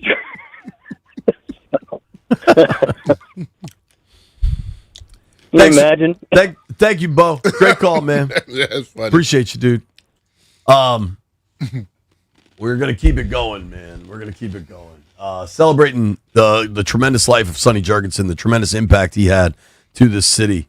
I just got a text from a buddy that said, my buddy Parker. So his father, who's a DC multi-generational family. He said, my dad just texted me about Sonny. That's when the Redskins owned DC. The mood of the city went up and down depending on Sunday's win or loss. And I remember that as a kid. I mean, the power of this team, and it still exists, but so much has shifted, right? Like, just the world has changed, was just so overwhelmingly powerful. Let's go to our guy Mark in Landover Hills. He might be emotional. What's up, Mark? Hey, JP, top of the day to you on this sad occasion. A lot of good thoughts in your mind, my friend, expressing and paying respect to one of the greatest sports stars in Washington, D.C. and Redskins and Commanders history, buddy.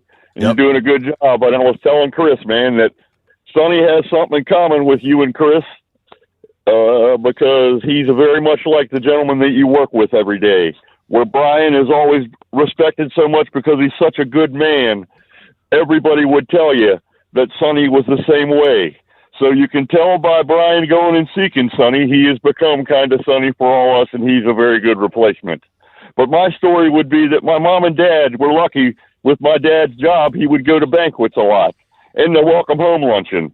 And he got to know Sonny a little bit. And when my mom would go with him to the banquets and stuff, she would always mess with him and sat on Sonny's lap. And they became, you know, not friends, but very good acquaintances. And he was a real person, like Brian's a real person. And people need to remember Sonny Jurgensen for all the good that he did in the area and his positiveness and all the people he influenced. And the stories about his throwing and his throwing arms certainly are true. And Brian's telling everybody the truth about that. And I want to remind everybody that that Slurpee cup with him with the ball and the cannon as one of his arms, his prosthesis, was pretty much true, and I think Brian will back that up, buddy. And I know you guys got a lot of people, but I wanted to share that with you. All right, brother. Appreciate you, Mark. I'll tell you, JP, real quick, buddy. Yeah. You being a big fan, that if he hadn't ruptured his Achilles, that you guys that needed to find out about, I can tell you firsthand, buddy, that I think my man Vern Den Herder and Jake Scott would have been sweating a little bit more. But Appreciate you, brother. Thank you, bud. So I didn't realize this. I remember Sonny with George Michael forever, and the NBC4 sports account just tweeted out a clip of George and Sonny and Jim Vance and Wendy Rieger, and it's just crazy to think those four names, those four people, those four right there. That bar in heaven is popping too. Listen to me. I've seen all four of those on a show together, and you're looking at a newscast, and they're talking about serious issues, but you were sworn you were at a Richard Pryor concert. Because they had me laughing, dude. They were damn good, man. Those four, whoo, my Lord. All right, we're going to.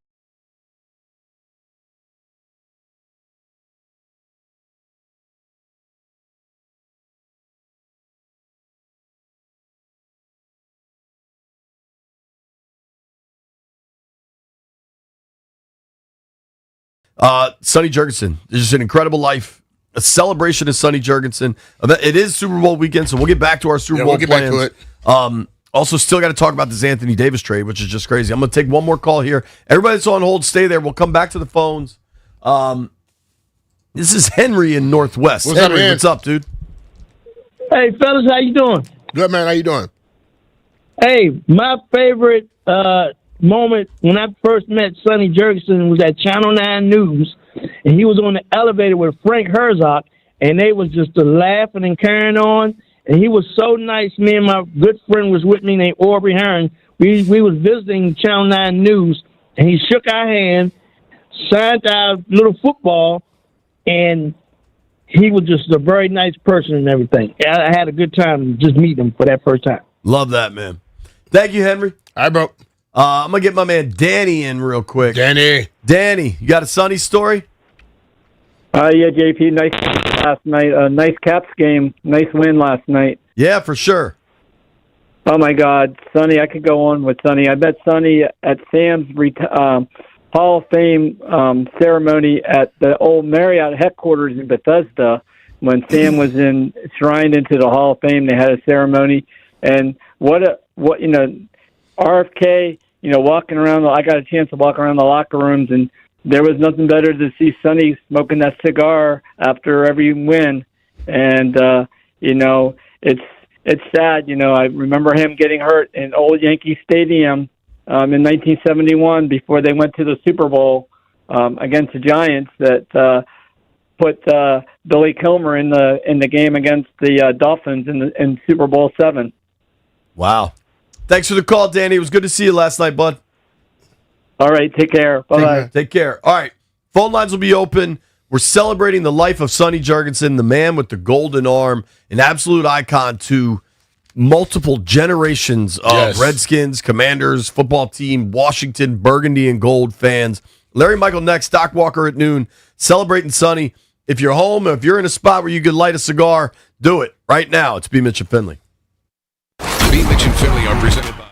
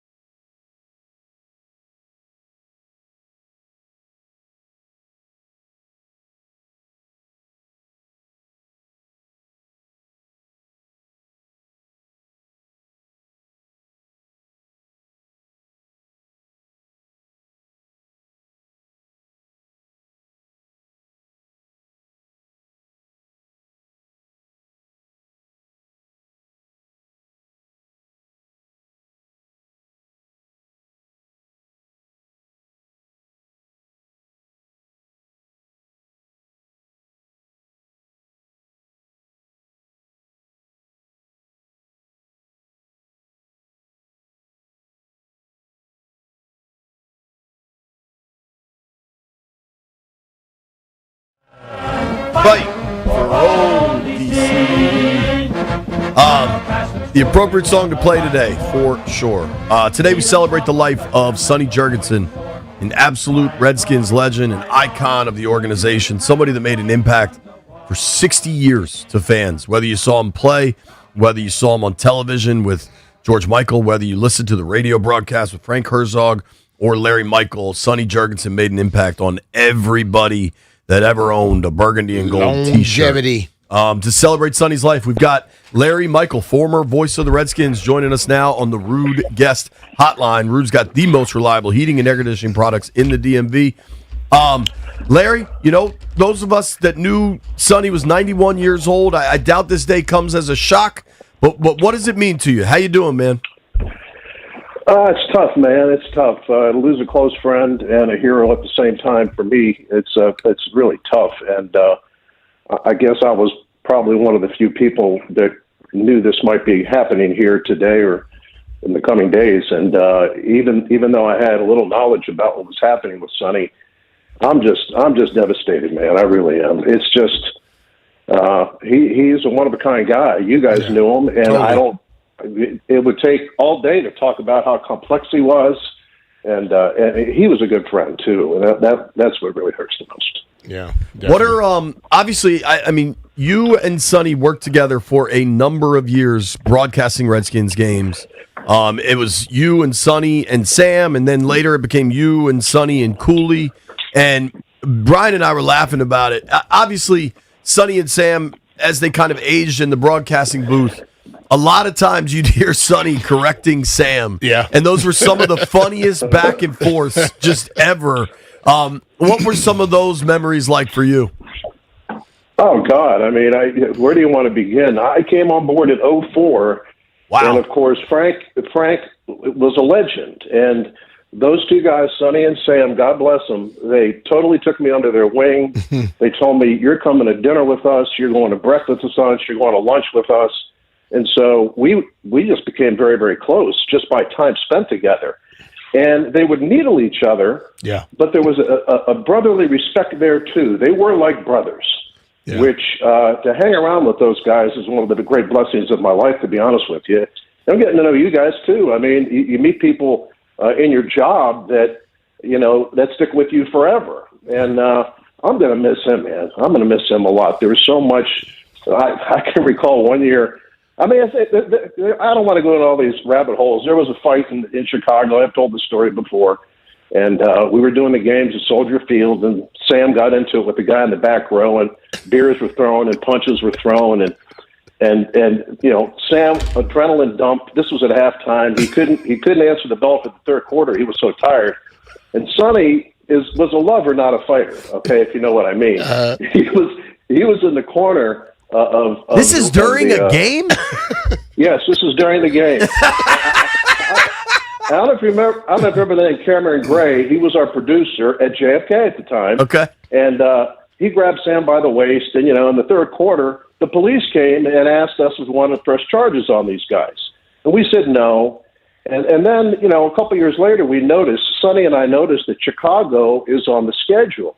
And we're going back to Soldier Field. So for weeks, he hammered Sam. Hey, Sam, your buddies are going to be there. Your buddies are going to be there. And, I mean, you know, it's just those guys got so. And I just felt honored to spend the time I did with them. And Sonny, now to give you another story about 12 years ago, he would have probably been 80 years old. We're in Carolina, and we're sitting outside the hotel. As you both know, you have time to spend and basically waste time on the road sometimes. Sure, yeah. And so we're sitting outside the hotel with Sonny's son, Scott, and his son, Augie, Sonny's grandson, Augie, who was a high school quarterback. They visited because they lived in Carolina, and Sonny started throwing the football with his grandson. And I mean, this just brings tears to my eyes because Sonny could spin it at 80 years old. Yeah, I love that. Yeah. I mean, and he's a different football player, and I know B. Mitch knows this. He considered himself almost like a pitcher of the football. Yeah. You know, he had every throw. He loved the sidearm throw. And I think because of his confidence in his arm and where he could put the football, he didn't pay as much attention to his conditioning early in his career. So something he always told me was Lombardi changed his life. It was the best year of football ever for him. Why? Because Lombardi simplified the game. He also got Sonny in shape. He said one of the great regrets he had is that he only had 1 year to spend with Lombardi. Wow. It's just, listen, man, Brian, you played for this organization. You won a Super Bowl for this organization. Larry and I are just two guys that grew up here and loved the team and were able to, by the grace of God, turn it into their life's work, right? Mm-hmm. There is no one that is going to have the impact that Sonny did playing for the organization for 11 years and then being a part of broadcast coverage for 50? It was a long time, I dog. mean, just long time. Yeah, when you think long about time. I mean, the impact of Sonny Jurgensen, it's incredible. Never going to be another one like it because the longevity factor. B-Mitch said it. Longevity. I'll tell you another funny story. I mean, you guys don't have that much time, but you remember the I Like Sonny, I Like Billy time. It's a little bit before y'all's time, but there was a big thing in town. I Like Sonny or I Like Billy, and they had bumper stickers. Yeah. And it was a big, because Sonny and Billy, and Sonny's probably the latter years of his career, and this is when Billy was taking over pretty much, and Joe was in the wings waiting. And Billy told me, and Sonny told me the same thing. They'd get in the car and drive around the Beltway looking for bumper stickers. And then they pull up next to the car and try to get the people's attention. It's just like some crazy stuff they would do, you know? Hey, jokesters. Yes. You can't do that stuff anymore either, really, I guess. Yeah, I mean, but like the thing of it is like, stories were they were running then and they're still running now, but ultimately those two guys were cool with each other. Best friends. Yeah. And I'll tell you right now, Billy lives on the east coast of Florida. Sonny lives on the west coast of Florida, and Billy would make that trip. He would drive to see Sonny over the last year and a half just to go see his friend. And, I had called Gunner this week. Sorry. Sonny's son, Gunner, yeah. Sonny, because my son lives in Florida now. I was going to go visit my son. I go to visit Sonny. And that's when Gunner, told me the facts of life. So it's a rough deal. It's a rough deal. But Larry, we should celebrate him. I mean, today is a celebration. If anybody's got a cigar, today's the day to light it up. Light it up. Well, he's got the SJ9, and don't ask Bram about that because he would always fake giving Bram a cigar and then pull it back. Every time he'd see Bram, Sonny, give me the SJ9. We'd call them Chewies, that's what we call them. They're not the B-Mitch type cigar, actually, but they're Chewies. Uh-huh. And so he'd reach out to Bram with one. Bram would go and Sonny would pull it back. It probably happened 30 times. Ask Bram. He'll tell you. Oh, man. I can see him doing that to Bram, too. Yeah. Larry, I did wonder for younger fans that heard Sonny in the iteration with Cooley, what were some of, because I know Chris pretty well and I knew Sonny well enough. That's an interesting duo. Yeah, you know what I mean? Yeah, I mean, there's a lot of gray matter there. Sonny and Cooley both are intelligent. Sonny was an academic All-American. So was Sam. A lot of people don't know that. Wow. But Cooley was one of Sonny's favorite players. So 2004 was Cooley's first year as a player. So you put the timeline together, and any time it was 3rd and whatever, 3rd and 1 to 3rd and 20, Sonny would said, throw it to Cooley. Mm-hmm. And then Cooley started coming on the bus 5, which was the media bus. And Cooley's, one of the stars on the team, and he's riding the media bus back and forth to the stadium to sit with us. Mm-hmm. And he's still a player at the time. So Sonny had great respect for Cooley, and Sonny had great respect for the game. Sonny, I mean, he was making too much money on TV to coach, I guess, because he would have been a great coach. I was that's one of the funniest stories I was telling JP. I was riding in the Comcast one day. I always listen to the pre-part of the show. I was doing just post-game then, listening to the game, and somebody wearing number 47 made a tackle. And Sam was like, Chris Cooley on the tackle. So they say, Sam, that guy's black. Chris Cooley is white. And Cooley don't play defense. That's not Chris Cooley. He said, well, it looked like it. Yeah. She only saw the number. That's all he saw. I mean, again, can you imagine being around those guys? Oh, my Lord. That was the funniest. And Cooley was the perfect guy to move in when Sam had to leave, because he had wanted to do that gig for a long time, and he was very good at it. But yeah, and Sonny just didn't come with a lot of notes or anything. Sonny would analyze the game. Sonny could predict the play before it would happen. Wow, that was one of the things he had. He was almost like a Kreskin, you know. He'd be able to make predictions on things that would come true. And there's, again, I don't have enough time to give it to you, but all kinds of serious stuff too about players, coaches. During the time I did the games, I mean, other than Coach Gibbs being there the first few years, it was a roller coaster the whole time. So, you know, Sonny was a very entertaining guy, but he was very analytical too. He knew what the team needed to do to win, and you know, he probably like there'd be some games we'd have where he was like, you know, hoping that they keep it close. You know, he was just a brilliant football mind. Wow. And remember, he played in an era, and this is no joke. Check out his helmet. I don't even think he had a chin strap on. Wow. Wow. The highlights of of his arm strength are just unbelievable. He said it. 80 years old, he's still doing it. That's great. Yeah. I mean, and he had great talent too. You know, with Bobby Mitchell and Charlie Taylor. I mean, and Jerry Smith. I mean, yeah, you got some good. Those guys were 1, 2, and 4 one year in receiving. That's crazy. Wow, that's crazy. But their defense couldn't stop nobody. Larry, at noon we're going to have Doc on. Are there any stories we should or should not ask Doc about? There's a lot you should not ask Doc about. Now, Sonny was he was the nightlife kind of guy, but you know we'd have client things. JP, you were there a lot of times, you know, these dinners and whatever, and so there'd be occasions where some of us would stay out later than Sonny. So don't ask Doc about that. By the time I got to know Sonny, I believe he had quit drinking. Like I don't think I ever saw him in the real go for it days, but he couldn't have been more of a gentleman. I'll give you an inside story. Yeah. So Sonny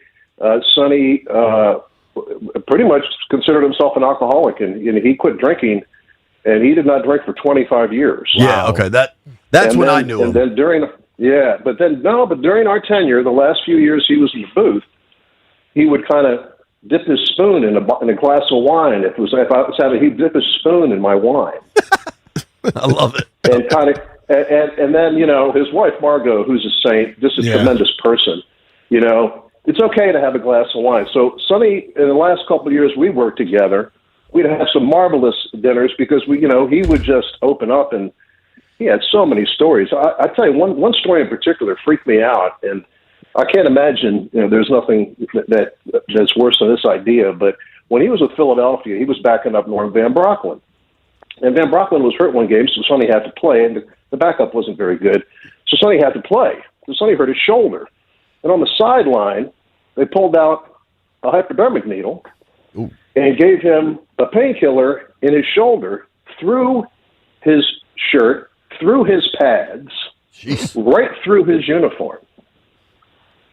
That's a different era. Oh yeah, that's talk about contamination. Very different. Yeah, there wasn't a little alcohol swab to wipe off the area. No.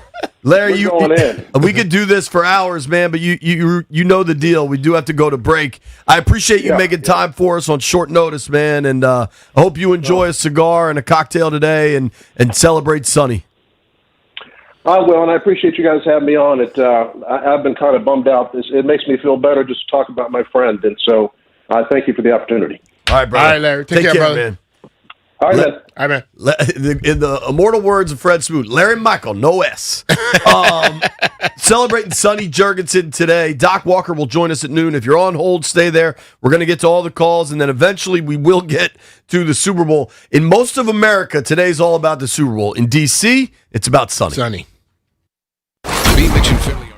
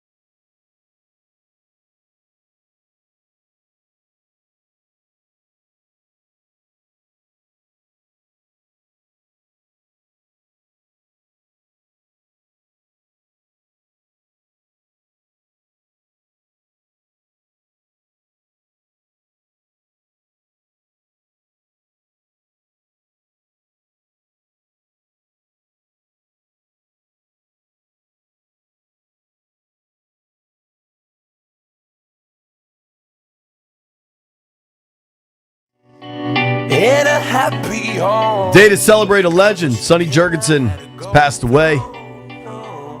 True icon for the Washington Football Organization. Traded here in 1964. Was part of the broadcast crew. So what? I mean, 2019, 2020? Yeah. It was a long time. Yeah. A long, long time. Just an incredible run.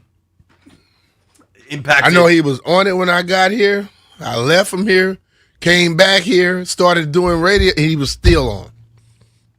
I mean, just a number of iterations of that broadcast, but Sonny, Sam, and Frank, when I was a kid, legendary. Eventually becomes Larry and Sonny and Doc.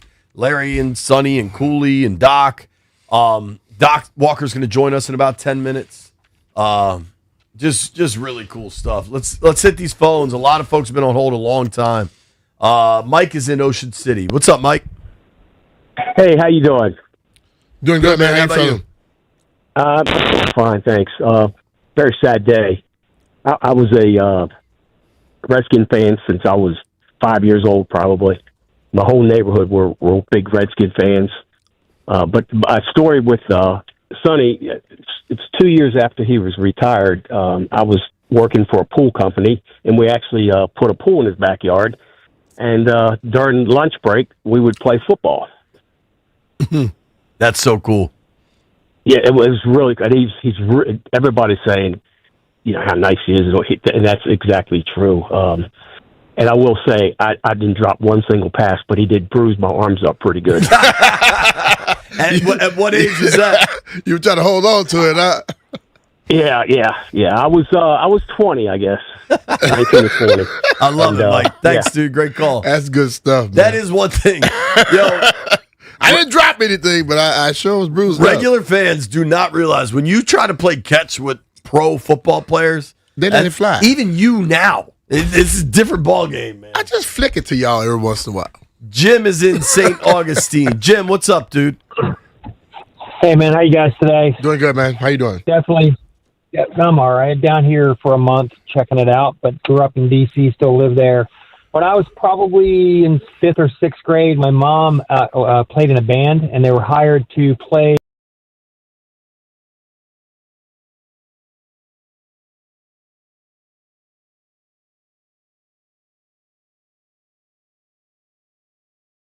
and when we got there, the touchdown club wouldn't let me in because I wasn't wearing a tuxedo.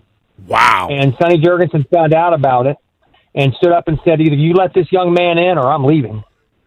That's awesome. And not only did they let me in, I got to sit with him and have dinner the whole time at his table because there's no way he was letting like an 8-year-old kid get kicked out of the touchdown club. And I'll never forget that because that's the kind of guy he was. Yeah. I love that. You know, and he knew how important it was to me to be there and for my mom. So God bless you, Sonny. I mean, how stupid can some people be? Yeah, seriously. You're going to send a kid back home? What the hell? That's some dumb... Well, I almost said the wrong word. I remember this, and this is one Bill Phil on Twitter pointed it out to me. You remember Redskins Report where it was Wilbon, John Riggins, Sonny Jurgensen, and George Michael? That was like a Saturday night show. Saturday nights, I wouldn't watch it TV. Right. But like... as viewers, like as fans, people watch that. I mean, it was. I was in for curfew sleep, JP. I'm confident you were. Just so much iconic stuff, man. All right, we got a break because Doc is joining us. Listen, if you're on hold, stay there. Here's what we're gonna do, Chris. Lock the phones because at some point we got to get to Super Bowl stuff. But if you're on hold, I'm going to tell you your name. John, Bill, Larry, John, Steve, and Alan. All of your calls will get answered, okay? After that, we're gonna try to keep it moving. Doc Walker joins us next to talk about his friend and Redskins icon, Sonny Jurgensen.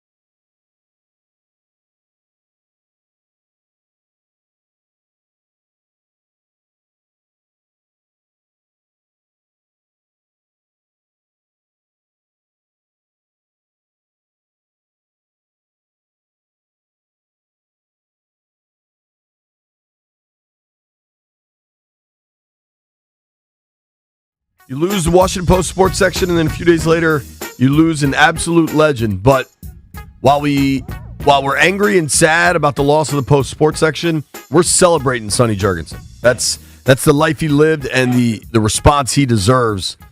Sonny Jurgensen lived into his 92nd year and made an indelible impact on Washington fans for 60 years as a player, as a broadcaster, as a friend to many, and certainly as a friend to our very own Doc Walker joining us now.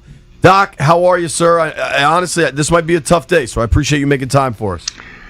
Well, you guys have made it so much easier, and good hearing Larry and hearing everybody that has been on. His reputation, I mean, the dude is like a movie star, but real dude, and the way he handled pressure, like teams that win usually have an unusual talent at quarterback. And B. Mitch played the position. He understands it. It's not a level playing field. It's not an easy load. It's just listen to the Super Bowl coverage. We're just beating apart one position in particular volume, and this guy was so gifted throwing the ball. I saw him throw it behind his back 45 yards. I mean, and hear the guy run. So you hear these rumors, and you hear all this stuff, because Brig Owens from my hometown, Brig loved him, had tremendous insight. So when I got here, I had that leverage point, and then to actually get to work with him on game days and hear him talk about the game in a way that's amazing. And then, have to go to the company dinners and things like that we were, kind of forced to go to and forced to have a meal or so. He just lit up the room. Yeah. Yeah, you just feel yourself lucky, man. JP, you know what it's like, because we get to be around B. Mitch. So you kind of get an idea of what it's like when you're around an unusual talent. And it becomes normal to you, but it's abnormal to everybody else. I know. I do know what you mean, honestly. And I'm looking.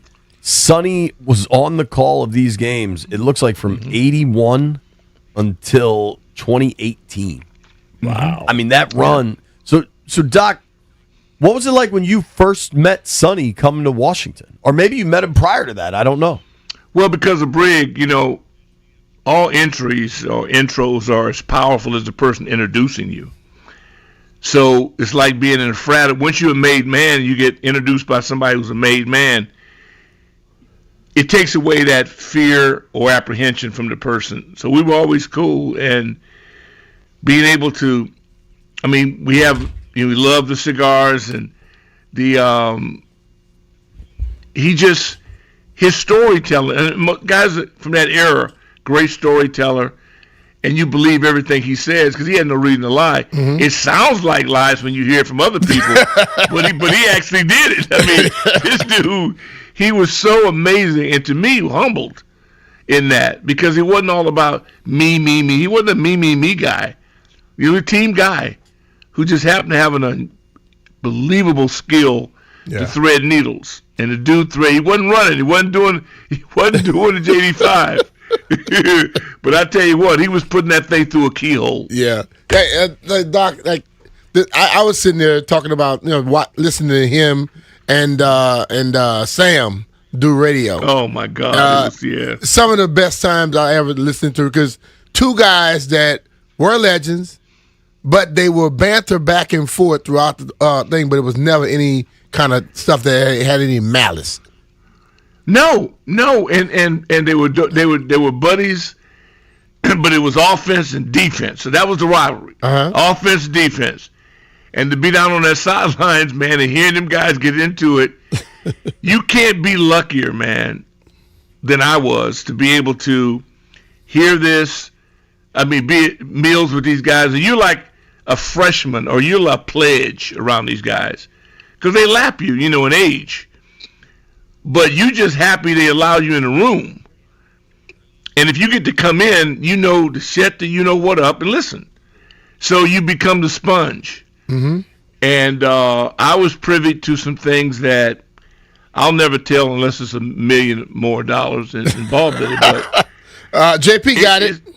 Yeah, well, I know he does. If he doesn't have it, he will have it because he's on every. I can't turn my damn TV around without seeing all ears. JP Monson, my God. But no, JP, I had to take that shot at you because he set me up for that. And if I don't do it, I'm gonna have to deal with him later. I don't know how to ask this without you and B. Mitch calling me out for it. So I'm just gonna ask it. Okay? Go ahead. Sometimes my job requires hard questions. Yeah, right. I'm not doing a bit here, Doc. Okay. Do you remember watching Sonny play? And just like the type of player. Only person to answer that question is Doc. And seriously, because my father-in-law tells me about watching Sonny play, and those Skins. Now you saying Doc older than your father-in-law? No, my father-in-law's older than Doc. But it's messed they're up, man. Contemporaries, I would say. Yeah. No. I'm not ashamed to say that. Even him throwing some passes in Philly, again, because of the link with Brig, and then talk to Roy Jefferson, the late Charlie Taylor. If you want to really get insight on Sonny, get one of his receivers on. I mean, again, anybody that can still tell you that to be on the receiving end of those tight spirals, that's the key. What he could do with that ball placement. And but I think him being so competitive was also another trait. You've been in the huddle with people, Brian, that you're going to win the game. Mm-hmm. If this guy's healthy, we're going to win. Yeah. And not everybody gives you that feeling, but when you get one of those guys in your whole career, you may not ever get one, but when you do, and I feel that way because Theismann had that same thing about him. We don't care what you think. You don't matter. Yeah. But when he decides we're going to go get this, we're going to get it. And that's the thing about, that period. And Brian had it later, but it's the same kind of thing. It's hard to describe without falling apart. But I can tell you, I seldom ever feel it nowadays. And I'm happy guys make money. Don't get me wrong. But there's something about the poverty going through that collective strain to where we had to win to make more money. And to me, I thought it's the way it always should be. Super Bowl should be maybe $5 million a player. The goal should be at the end of the rainbow. Mm-hmm. And then we wouldn't have to worry about these powder puff practices and all these damn walkthroughs because the players wouldn't stand for it. Because they would really want to win to make the cash. Like we did. You hear Theismann say $70,000. Dude, do you know how many times we sat around talking about room additions and new driveways? Because it made sense to go out and be better at something to get more than the other guy. Now that's over. Talking with the great Rick Doc Walker here on the Rude Guest Hotline. Rude makes the most reliable heating and air conditioning products in the DMV. About the passing of the great Sonny Jurgensen.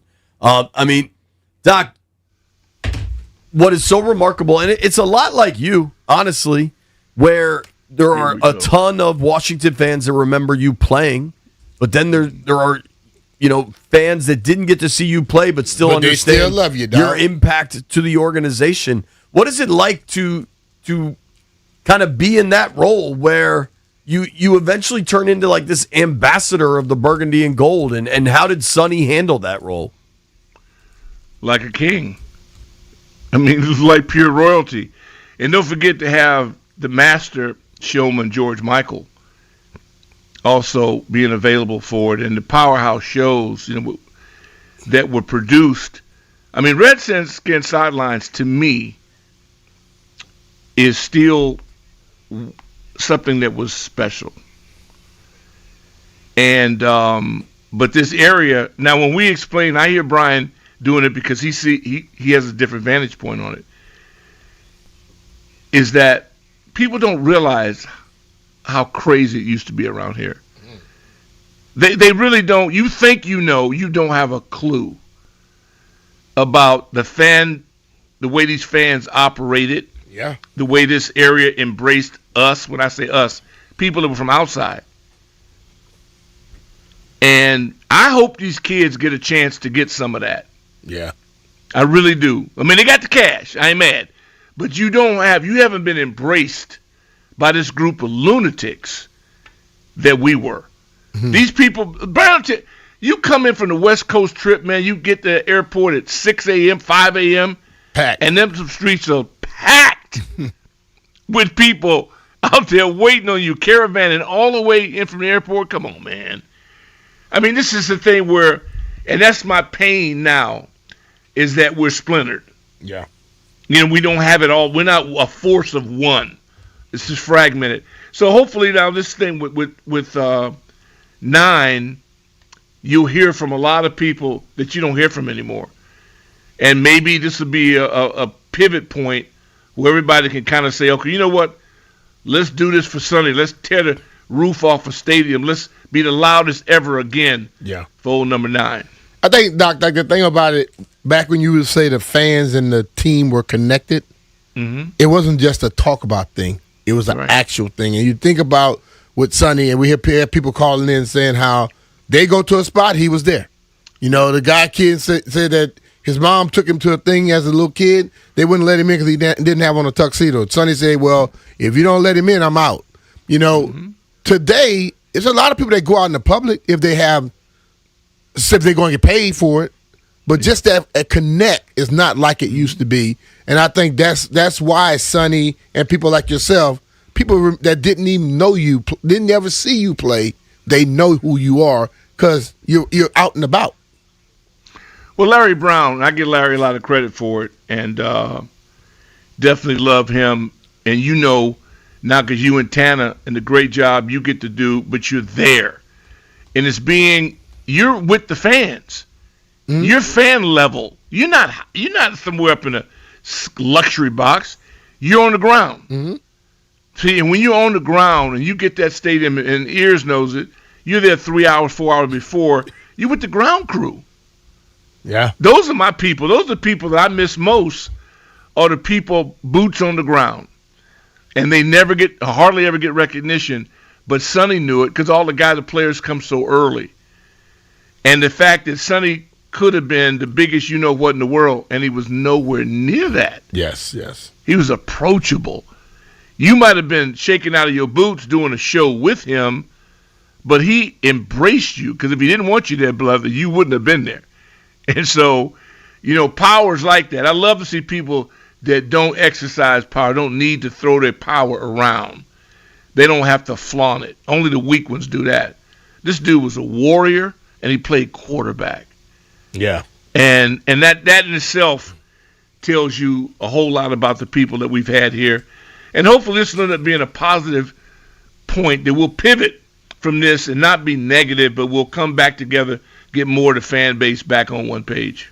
That's why, I've said this a lot. We're talking with Rick Doc Walker, who knew Sonny very well, worked with Sonny for years. Today, for me, is a celebration of Sonny. This is not a sad day. If you got a cigar, light one up. SJ9. It's not a cigar. It's an SJ9. Well, I imagine you got a couple squirreled away somewhere, Doc. Well, no, but it used to be to give to him the beauty. And Larry was great. It's to give him on his birthday, honoring him. How do you give a guy that's got everything? SJ9. I like that. Yeah. SJ9. I'm going to indulge myself here, so forgive me. Okay. I know you worked with George. I mean, you did broadcast work all over the city. What was it like being around George Michael and Sonny Jurgensen in a broadcasting capacity? You better buckle your seatbelt. You know, it's like I feel like when you cut your teeth with the Four Horsemen. I mean, Vance did a lot over there. Arch, let's like you living it now, and so you get it. But when you're behind those gates over there on Nebraska Avenue, and you are privy to that type of talent that works with you, that is available to you, and it's the crew. I mean, like Stumpo, Chops, all the guys. That crew becomes your extended family because you spend so much time at live locations, in taxi cabs, airplanes. That's your family, extended family. And so the Broadcast Factory, which for years produced high school games, DCIAA, off equipment donated from NBC4, and Harry Davis, putting it together. Those are the things that nobody sees, nobody talks about. But all those guys were open to that. Nobody high-sided you. Mm-hmm. Everybody was. I mean, Vance was a reporter in Philly. So me, coming like, I was asking him, hey man, when you reported, what'd you do? And he would say, like blocking stories. That's how I learned how to do it. He said, by the time you get in that cab to come back here, you should know where you're going. And so when you're on the road, when you're in the field, you're leading the piece. You're producing, directing. You're doing everything. I didn't go in the locker room thinking, well, I wonder what I'm going to ask B. Mitch. I went in asking B. Mitch what I knew I needed for my story. Right. Mm-hmm. So it would work. Game planning. Yep. Okay, there you go. That's basically what it is. It's not happening off the end. Yo, Brian, no. I know what Brian did. I want to put it in the package. I've already foreseen how this thing ends. Now, if I can get him to give me what I need, and he always did. See, JP, well, you did too. I don't know, he played so long ago. Did you get to cover him? No. You did? Okay. Oh, did Brian? Oh. No. Oh, dude, you missed it. Hey, I'm telling you. What Jacob know he's old when the stories start being like, man, when you cover B. Mitch. Look, JP, I'm telling you, man, you have no idea what it was like to come to that locker, and they had silk, satin, things all laced around. He had the ropes around him. You had to come in there, and then, he had that goblet. It wasn't probably real jewels, but it looked like that. And he's sitting there, oh, man. When he held court, he done broke one.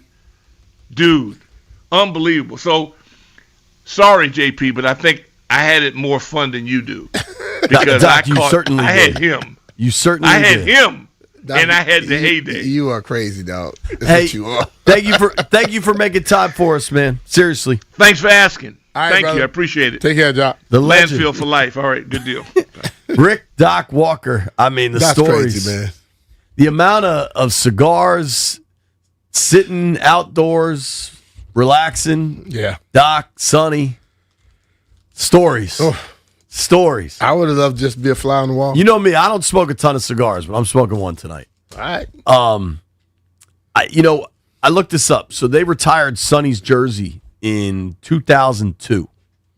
And I think some of the thought by wanting it done then,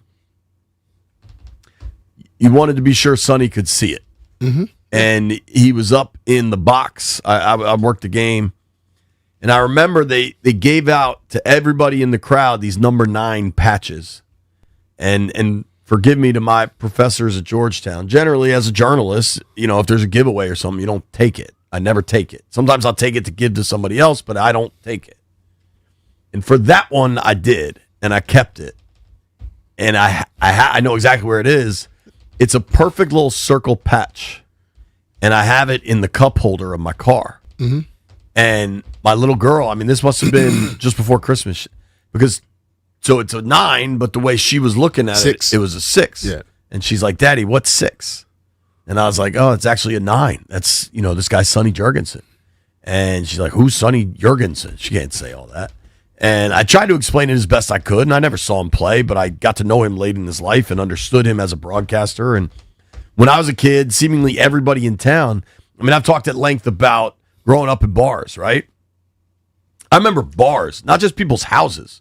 Bars would have the radio playing instead of the television, the broadcast. And it was... They wanted to hear the local. Yeah, absolutely. The legendary trio of Frank Herzog, Sonny Jurgensen, and Sam Huff. Frank Herzog will join us at 12:45. We're going to rip through all these phone calls coming up next. And at 1 o'clock, we're going to talk about the Super Bowl. Because it's Super Bowl everywhere else. It's Sonny Jurgensen Day here in D.C.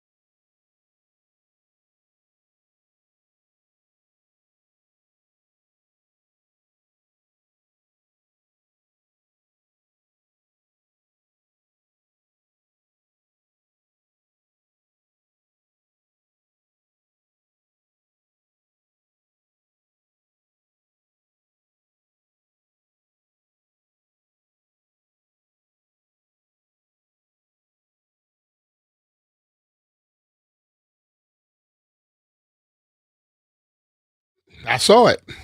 Did you? I'll buy you. Mm-hmm. There you go. Go buy some Scotties, people. We are enjoying ourselves as everybody should. It is a day of celebration. As far as we're concerned, today is a day to celebrate the life of the great Sonny Jurgensen. Started playing quarterback for the Redskins in 1964. Worked on the broadcast all the way through 2018. Pretty damn incredible, man. Yeah. What a run. What an impact with so many people, so many fans, and always just humble and cool and funny and nice to all those that wanted to talk to him. In about 15 minutes, Frank Herzog is going to join the program. Herzog was Sonny's first broadcasting partner. It was Sonny, Sam, and Frank for a long, long time, man. And it's going to be great to hear from Frank. Right now, though, we're hearing from you. A lot of these folks have been on hold a long time. So how special he was. Let's start with Larry in Calvert. Larry, what's up, bud?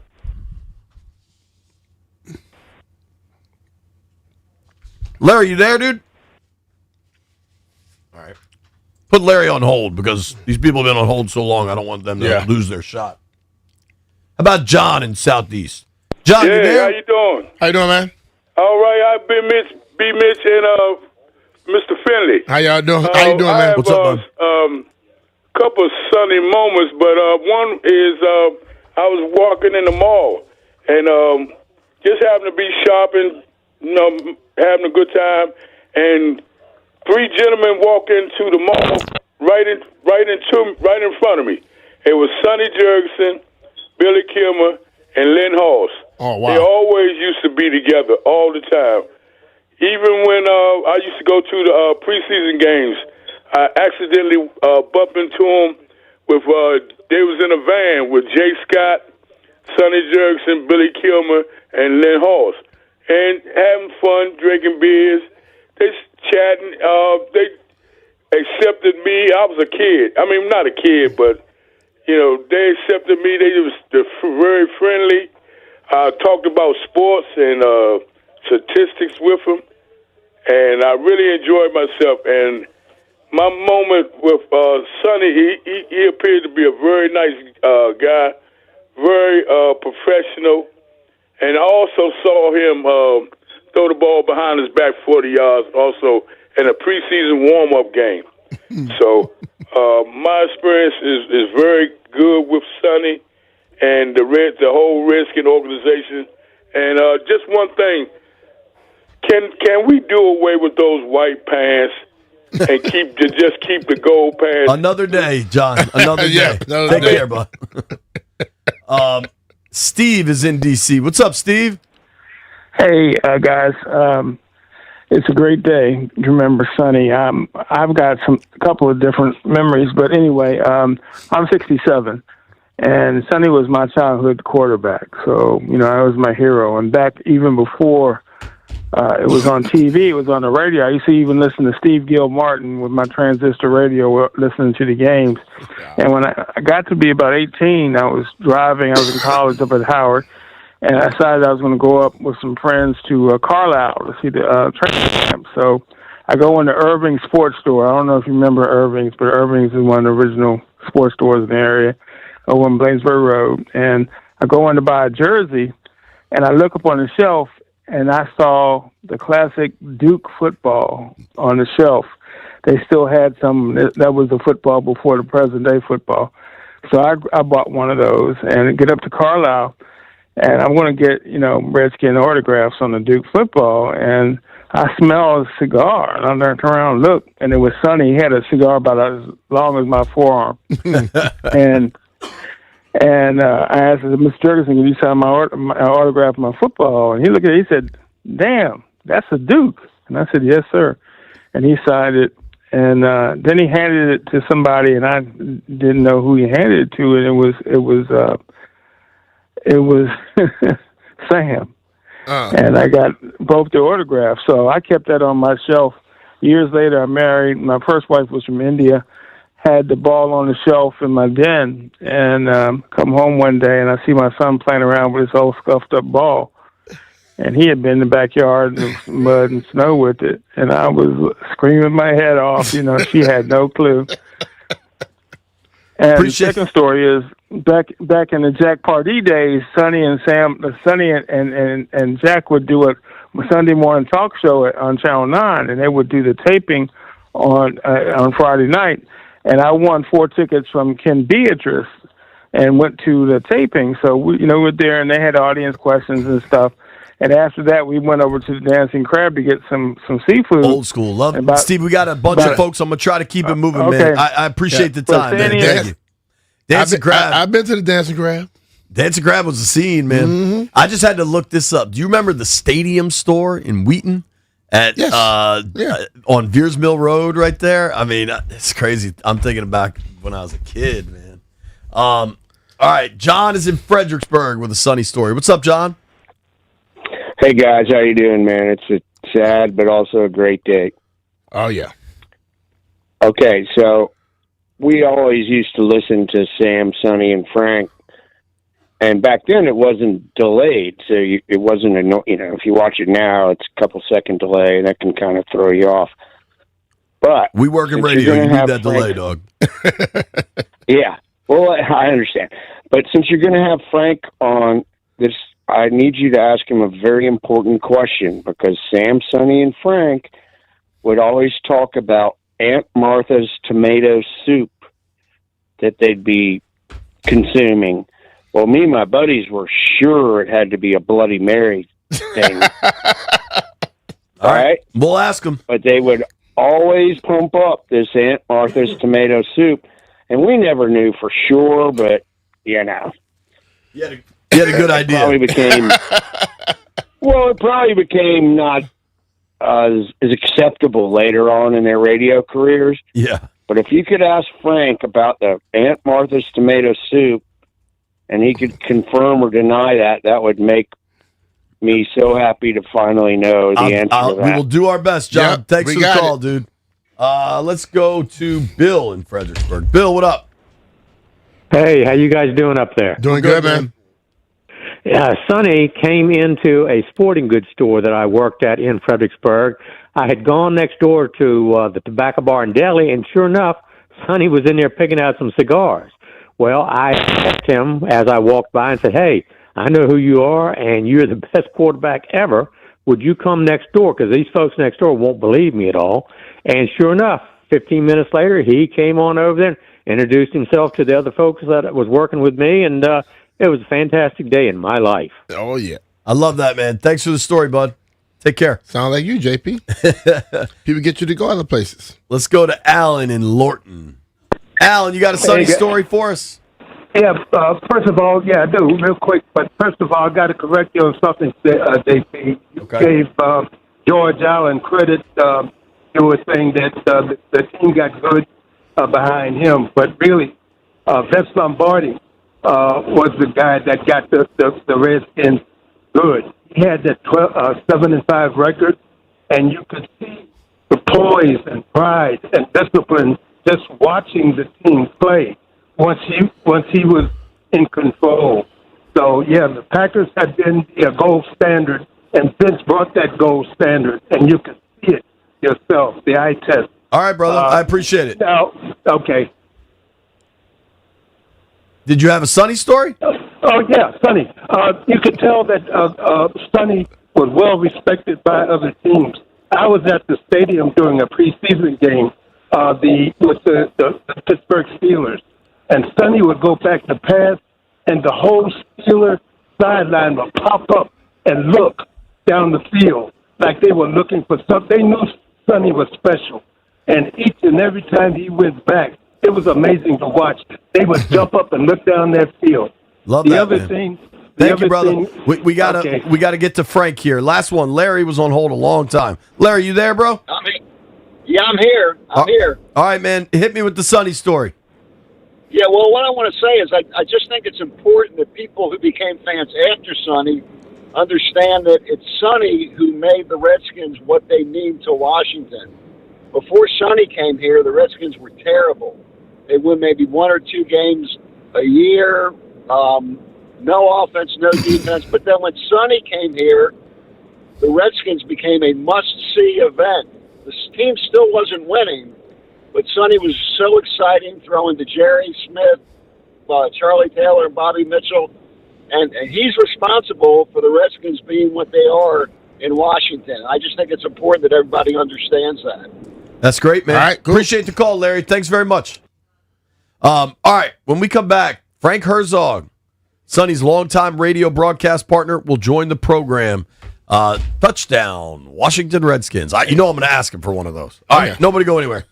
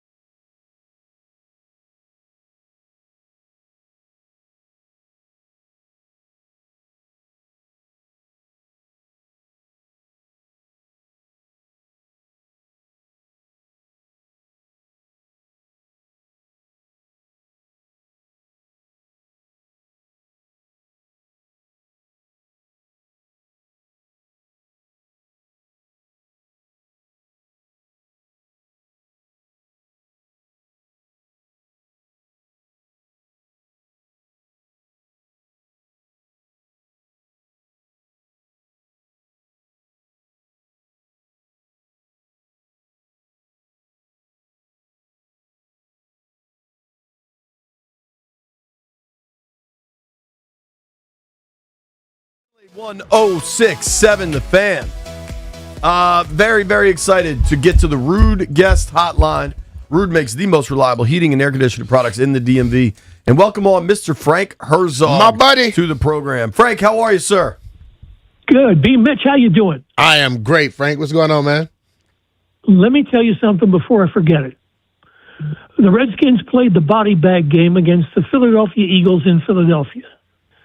That year, Buddy Ryan's defense just crushed the Redskins offense, knocked out both quarterbacks. And desperate Joe Gibbs put Brian Mitchell in at quarterback near the end of the game. Brian Mitchell drove him down the field, and if I remember correctly, they scored a touchdown. Yep. But I do remember that Sonny Jurgensen smiled and said he was very proud of what you did because it was such an outstanding accomplishment. Oh, appreciate that. Appreciate it. That's really cool, Frank.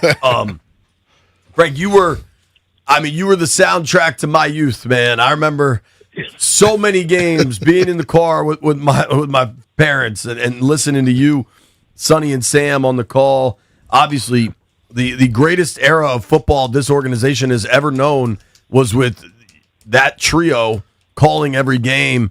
What are some of your favorite memories of Sonny or just of that time? Because Sonny was right there next to you. We had a lot of fun, didn't we? Mm-hmm. And I think that's what you see, my memory's gone to hell. And so, but the things I remember about Sonny was he was such a great guy to be around. I became a fan of Sonny Jurgensen. And he was an idol in Washington, D.C., probably the biggest. People wanted to be around him all the time. Sonny was smart. He may have been the most competitive person I ever met, and he loved football. I remember at training camp one year, he was playing catch with a rookie tight end from Howard. I can't remember his name. Jimmy Johnson. Jimmy Johnson. He threw about 4 balls, and then on the 5th ball, he threw a curved ball. I swear it broke 3 feet. Jimmy Johnson fell over backwards laughing. He couldn't believe it. Jurgensen was that kind of a magician. Receivers knew they're going across the field or down the field. They can go as fast as they want, whatever they want to do, because when the ball arrives, it's going to be right in their hands. He was that good. And I think, Vince Lombardi said it all. If he'd had Sonny in Green Bay, they would have never lost. Wow. That's incredible. That's a great damn statement there. Frank, this is incredibly specific, so I totally understand if you don't remember this. The 91 team was obviously a freight train, an absolute freight train. And I was at the game when it was I believe at that point, it was like both teams it was Houston playing in RFK, the Oilers visiting the Redskins, and both were in first place in their division. And I don't remember why, but my father and we had to leave early. The game eventually went to overtime. But we're listening to you guys on the call, and the Oilers had a kick to win it in regulation. And you had the call. It was wide left. I remember it clear as day. And I remember Sonny going, well, God must have the Redskins in his football pool because nobody thought he was missing that. Yep. Do you remember that game and that moment? It was incredible. Absolutely. Yeah. Yeah. And I remember, that booth was iconic, and it was suspended from the upper deck. So when the upper deck moved, the booth would move a little bit. Oh. And I think it was that game, they went crazy when the Redskins won, and the booth shook to the point that we looked at each other in kind of a panic, thinking, we're going to go down. But that's the way life was. RFK was a wonderful place. Absolutely. Frank, in the many, many years you spent broadcasting and covering the Redskins, I'm trying to think, considering Sonny got to D.C. in 1964, obviously played here over a decade, and then was a broadcaster, lived in the city for so many years. Can you think of anybody that had a greater impact for a greater amount of time than Sonny Jurgensen? No, and there's a reason for that.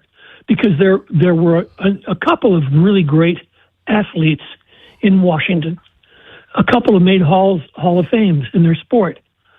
But Sonny Jurgensen knew how to beat the Cowboys, and that's what made him special. Yeah. And he was something.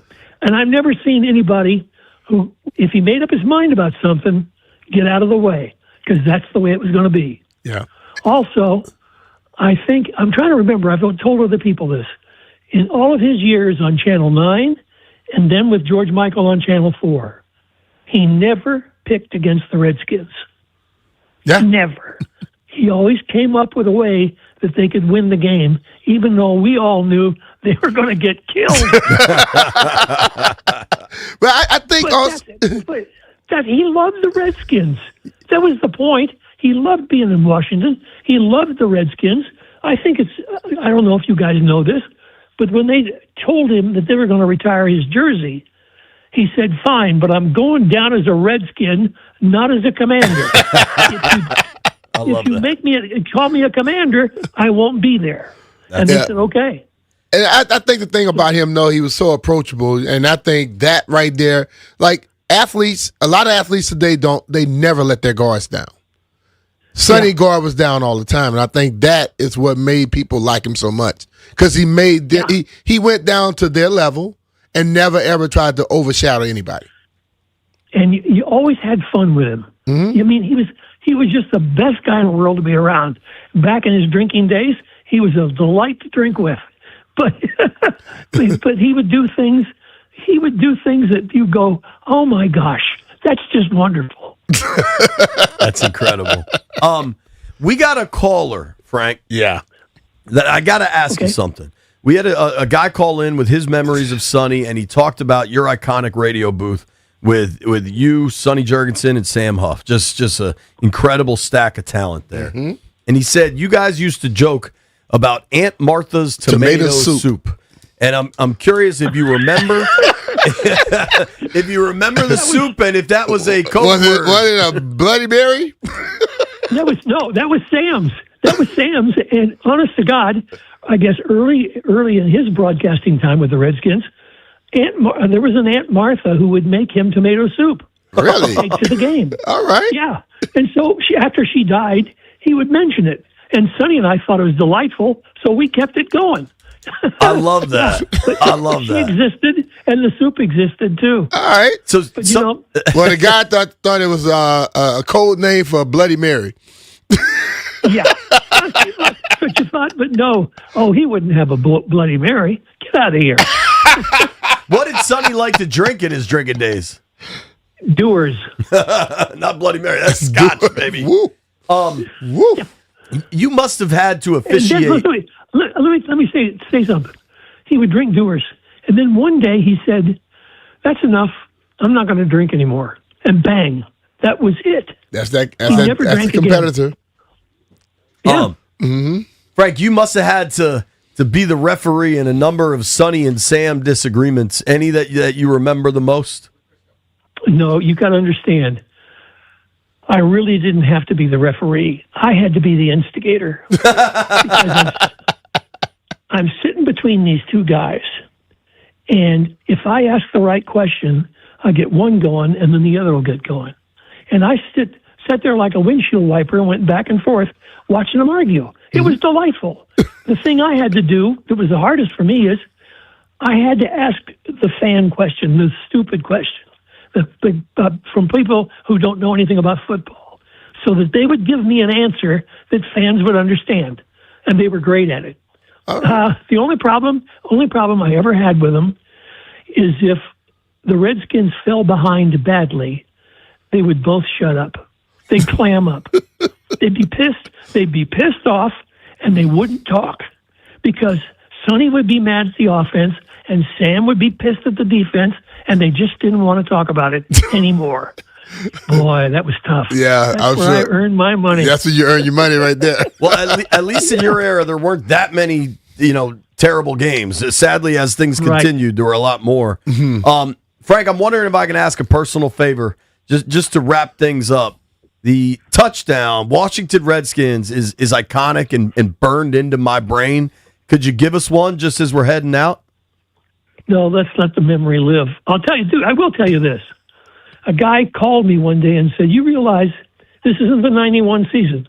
He says, do you realize every time the Redskins score a touchdown, you say touchdown Washington Redskins? I said, yeah. He said, well, I wish you wouldn't do that so much. And I said, well, call Joe Gibbs and tell him to stop scoring touchdowns. Kick field goals. What else they want you to do? Yeah, what a hater. Yeah. Come on. No, you should have just passed him that. on to me. I would have gave him an answer for you.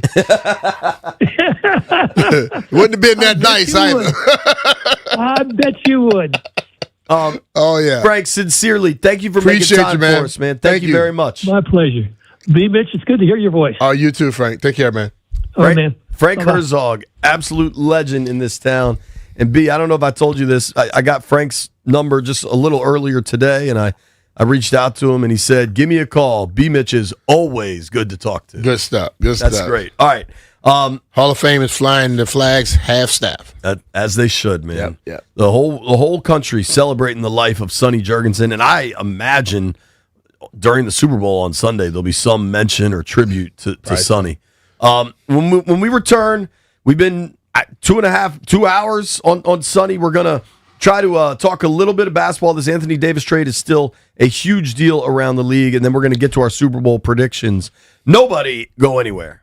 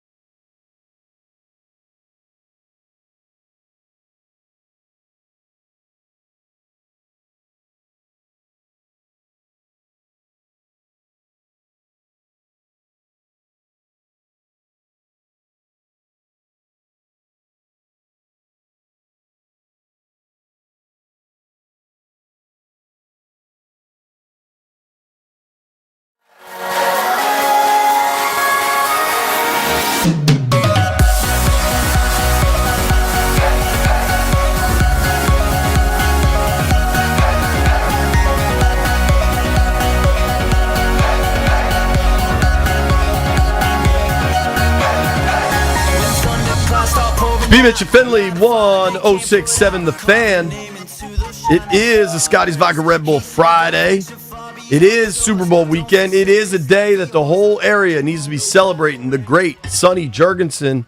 But earlier this week, man, major NBA news, shockwaves really around the league when the Wizards decided it was time to press the gas on the rebuild and trade for Anthony Davis. Joining us now is Bobby Marks to talk about what it means for the Wiz to probably pull off the biggest trade of the NBA trade deadline. Bobby, what's up, man? Thanks for making time for us. I'm good. How are we doing? Doing good, man. We're good, man. Just seeing your reaction on Twitter and everything has been really interesting. What do you make of the Wiz trading for AD?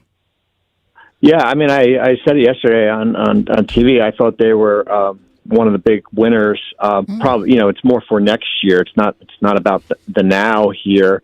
We're kind of seeing a trend in the NBA. We kind of call it pre-free agency, where it's teams that are going out and trading for players instead of, I know AD wasn't going to be a free agent until 27, but going out and acquiring them in a deal here, and I think it certainly accelerates what they're doing.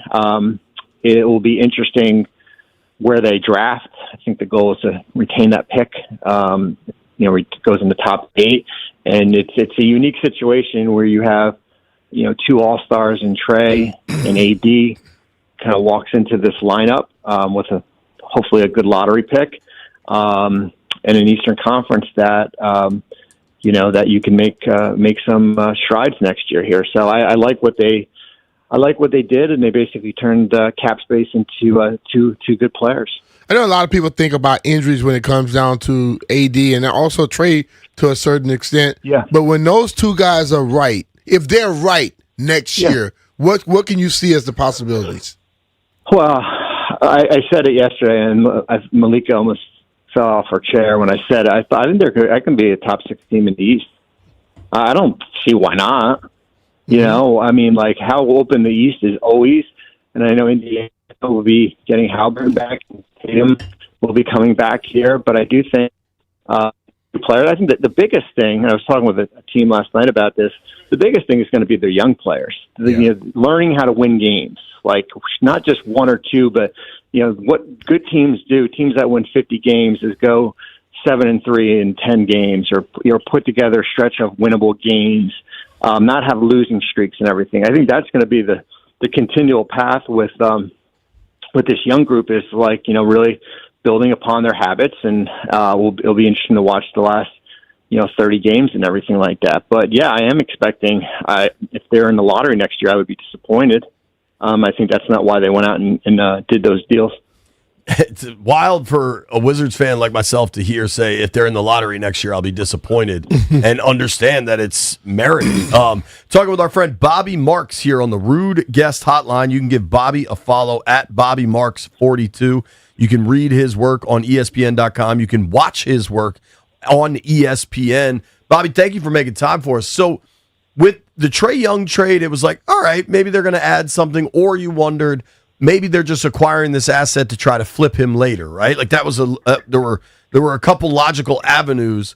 Now by adding Anthony Davis, it seems pretty clear they're trying to build to win in what will be the 26-27 season. Both Trae and AD have had significant health questions. I don't think we expect them to play this year. What are reasonable expectations of those guys next year and beyond with the health stuff? Yeah, no, I mean it's a good point. Yeah, I would be surprised if we see either player on the court for the rest of the season. Certainly, AD's got the wrist, and Trae's got an assortment of different things going on here. I think the goal is, when we get into the off season, it's almost like there's going to be a lot more miles left on because they hadn't played an extended season here.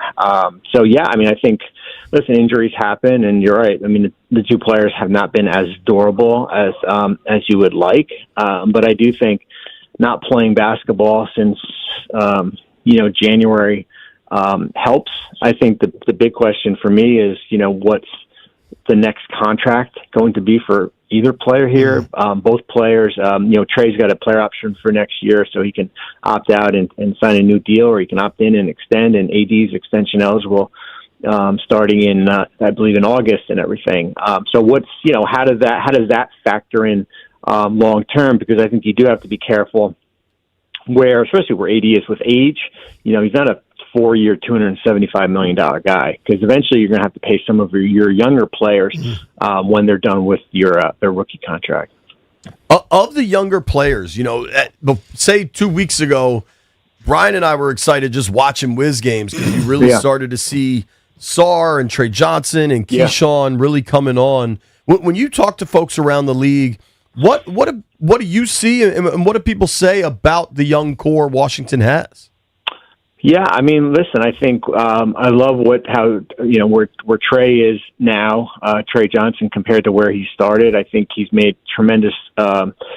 Sarr has been, listen, you have a lob threat with him. His development has been is really good. I think it's more kind of with reps. Koulibaly, I think from a defensive standpoint, Will Riley is another one who's made some progress, since the beginning of the year. And I think it takes when you get Davis and Young, it takes a lot of pressure off those players where you don't have to kind of speed up the the development part of it. But as I said, the goal is to put them in games, competitive games that, I don't want to say matter, because the goal is to keep your pick if it, in the top 8 and everything, but to kind of install, winning habits with those players here. But I've liked what I've seen, and I think the next 30 games are going to be important, because I think it's kind of more for an eye towards next year. Well, I think when we look at some of the games over the past few, we see guys coming up playing, and I think some of those top guys like Sarr and Keyshawn, those guys might not be playing a lot down the stretch because they're keeping that pick. I'm just saying it straight up. You don't want many more performances like you did last night in Detroit, right? Yes.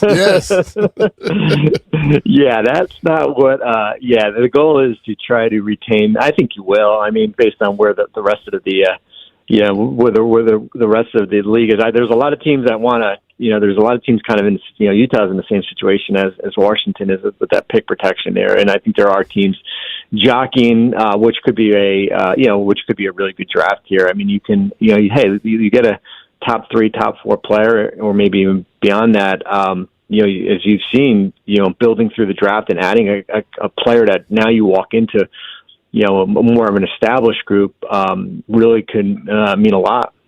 Looking at the way, you're right. Washington had a hell of a win last night in Detroit. They were 16.5-point underdogs. Looking at the bottom of the NBA, obviously the Nets and the Pacers are at 13 wins. The Wiz are at 14. In the Western Conference, you got a couple really bad teams in the Kings and the Pelicans. How much of a fight do you think it will be for Washington to maintain their bad situation? How much of a fight do you think it'll be for Washington to retain? I think they have to be bottom 5 to make sure they keep a top 8 pick, as some of these teams are really going to start pushing the tank probably after the All-Star break. Yeah, I mean, listen, there's some separation to, Dallas and Memphis and, teams, even Chicago and Milwaukee. I mean, those teams I think have won. Milwaukee's I think won 20 games, and Chicago's 22, 23 somewhere. So I do think there's some separation as far as where you are. And I mean, I think the Bulls are interesting. They've fallen out of the top 10. They get replaced by Charlotte now.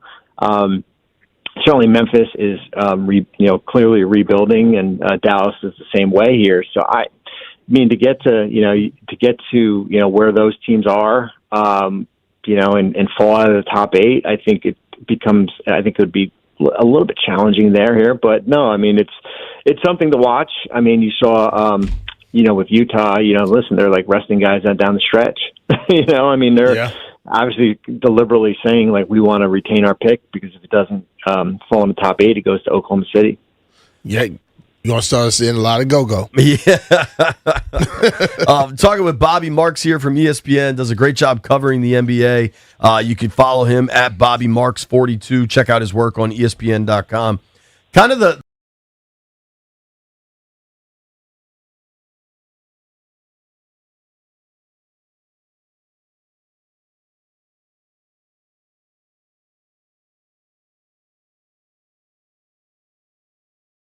moved in the off season.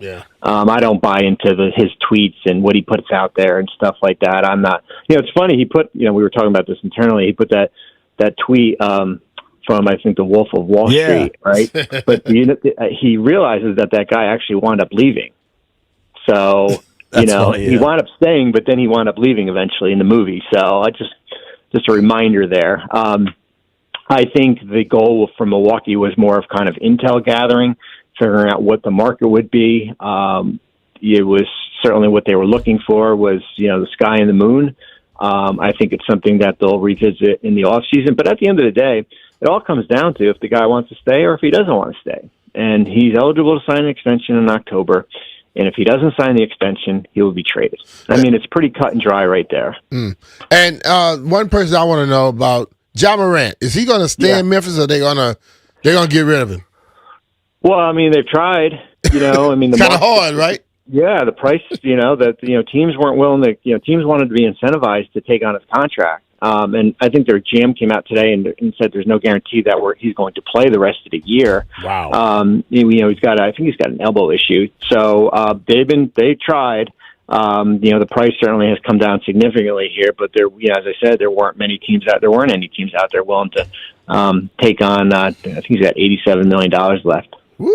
That's a lot of dough for a guy that you got real questions about. Yeah. Just back to the Wiz, Bobby. I think you bring Will Dawkins from Oklahoma City, and obviously you're trying to recreate what the Thunder did, but they also got in their process of rebuilding. They landed with maybe the top 3 NBA player on the planet. We don't know that Washington's going to accomplish that. They traded for him, Like, looking at the Eastern Conference, you have Detroit, who did it right. They were awful, and now they're the best team in the conference, even though the Wiz beat them last night. Then you could also look at, like, Orlando, who's been trying to do it for a long time, but haven't popped. Orlando's a fascinating case because they've tried doing it through the draft, and then basically they kind of waved the white flag and went out and got Desmond Bane, and they're kind of in the same spot as they were. So you have to be careful. But they gave up. The price they gave up is very much different than what Washington gave. You gave up the last pick in this year's draft in the first round, and a pick that might not even convey. Right. So and then expirings for Trey, that's worth it. Like if you told me that front office just traded 4 unprotected firsts for Anthony Davis, I'd be like, you're out of your mind. Right. But I think every trade's kind of its own entity where you kind of can examine it. But roster building is hard because you have to have certain patience, and it took a while in Oklahoma City, and Shea turned out to be an MVP, and they drafted extremely well with Chet and Jalen Williams, and they hit in some, but they never made trades at all outside of the big one before they got Caruso in the deal. So it's, every team is different, how you build rosters. I mean, I always tell people there's only 450 players in the NBA, it's like, that's it, 15 players per team and everything. So, it's a matter of patience level, finding out what you want your identity to be. And if you can try to fast forward your rebuild without basically mortgaging the farm, I think it's worth doing. Yeah, that was when the news first dropped that Washington gave up 2 first-rounders. A lot of fans in D.C. were like, what the hell? This is supposed to be a rebuild. And then you find out what the picks actually are, and you're like, oh, my God, that's a heist. Yeah, yep. That's why you have a surplus of things. I know people are criticizing the Bulls because they have 14 seconds and they picked up 9, and I get it, but you never know when you're going to need. Chicago has a New Orleans pick that could be the 31st. I think it's the Wizards pick actually, or maybe it's the New Orleans second round pick, but it actually could be pretty good. So you never know when those picks that you've acquired in prior trades. I always say whenever you make a trade, there's always a part 2, part 3, and part 4 to it. You just don't know when those parts are going to come to realization. I just say you can't have all young players. You got to have somebody with experience. Yep. And really good players with experience. There you go. Better. Bobby, I know you're an NBA guy, but do you have a Super Bowl pick? Well, you know what? I went to Marist. Well, it's not a university, Marist University, and we had a kicker there named Jason Myers. Okay. He's a lot younger than I am, but he was our kicker, and now he's kicking for the Seahawks, so I'm going to have to root for Seattle here. Okay. There you go. All right. Hey, Bobby, thank you for making time for us, man. Appreciate it. Appreciate it, guys. Thank you. All right. Bobby Marks, ESPN, ESPN.com, does great work. Give him a follow at Bobby Marks 42. When we return, The one and only Brian Mitchell, B. Mitch, will tell us who's going to win the Super Bowl. B. Mitch and Philly are presented by John Leahy and the Fine Living Group. Find out how much your home is worth in less than 30 seconds.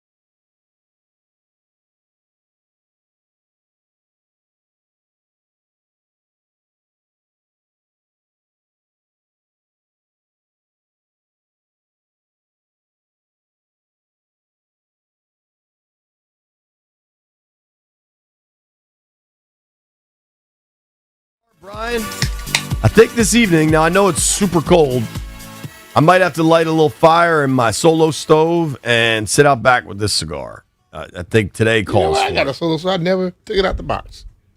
Really? They're great, dude. I won it at a golf tournament and never taken it out the box. You know what's amazing about the Solo stove? Once you get it going, now it takes a minute to get it going, but once you get it hot, the problem with fire pits and campfires and all that is the smoke just blows around, gets in your eyes, your clothes stink. I have no idea how they put the technology together, but once you get the Solo stove going, there's no smoke. I'm cool with that. They got like these little circles on the side of it. It's unbelievable. Yeah. So I highly recommend it. Yeah. I was thinking about this, B. It's Friday of the Super Bowl. Yeah. Normally, we're in the Super Bowl city. Yeah. Normally, I'm getting ready to go ham. Normally, I'm wearing my Alex Ovechkin jersey. Yeah, I'm trying to get a shot in L.A. Now, today, obviously, we didn't go to the Super Bowl city. I wonder if we were on Radio Row right now, and it would be, 10:30 in the morning? Today, I think, I understand the enormity of the Super Bowl, but for this city and our audience, the enormity of Sonny Jurgensen deserved the time. We would have done that. I think so, too. We would probably have to blow some people off. Right. That said, it is time to talk Super Bowl. Obviously, a huge game coming up Sunday night. The B. Mitchell Finley AAA poll question of the day: who will win the Super Bowl, the Seahawks or the Patriots? Simple question. Answer's never quite that simple. The last P, well, that's not so simple. The poll question of the day is brought to you by AAA. Level up with the new AAA Commanders MVP membership. Get all the benefits of AAA, plus exclusive experiences, discounts, and tickets. If you're already a AAA member, upgrade for free or join today at AAA.com/Commanders. Brian Mitchell. Yes. There are 5 of us on the show. Jeff took the day. We got me, Landfill, White Brian, and Metal Chris. Okay? Mm-hmm. 5 of us will all give our opinions on the Super Bowl outcome. Yeah. However, you're the only one with a Super Bowl ring. Yeah. So you get to go first.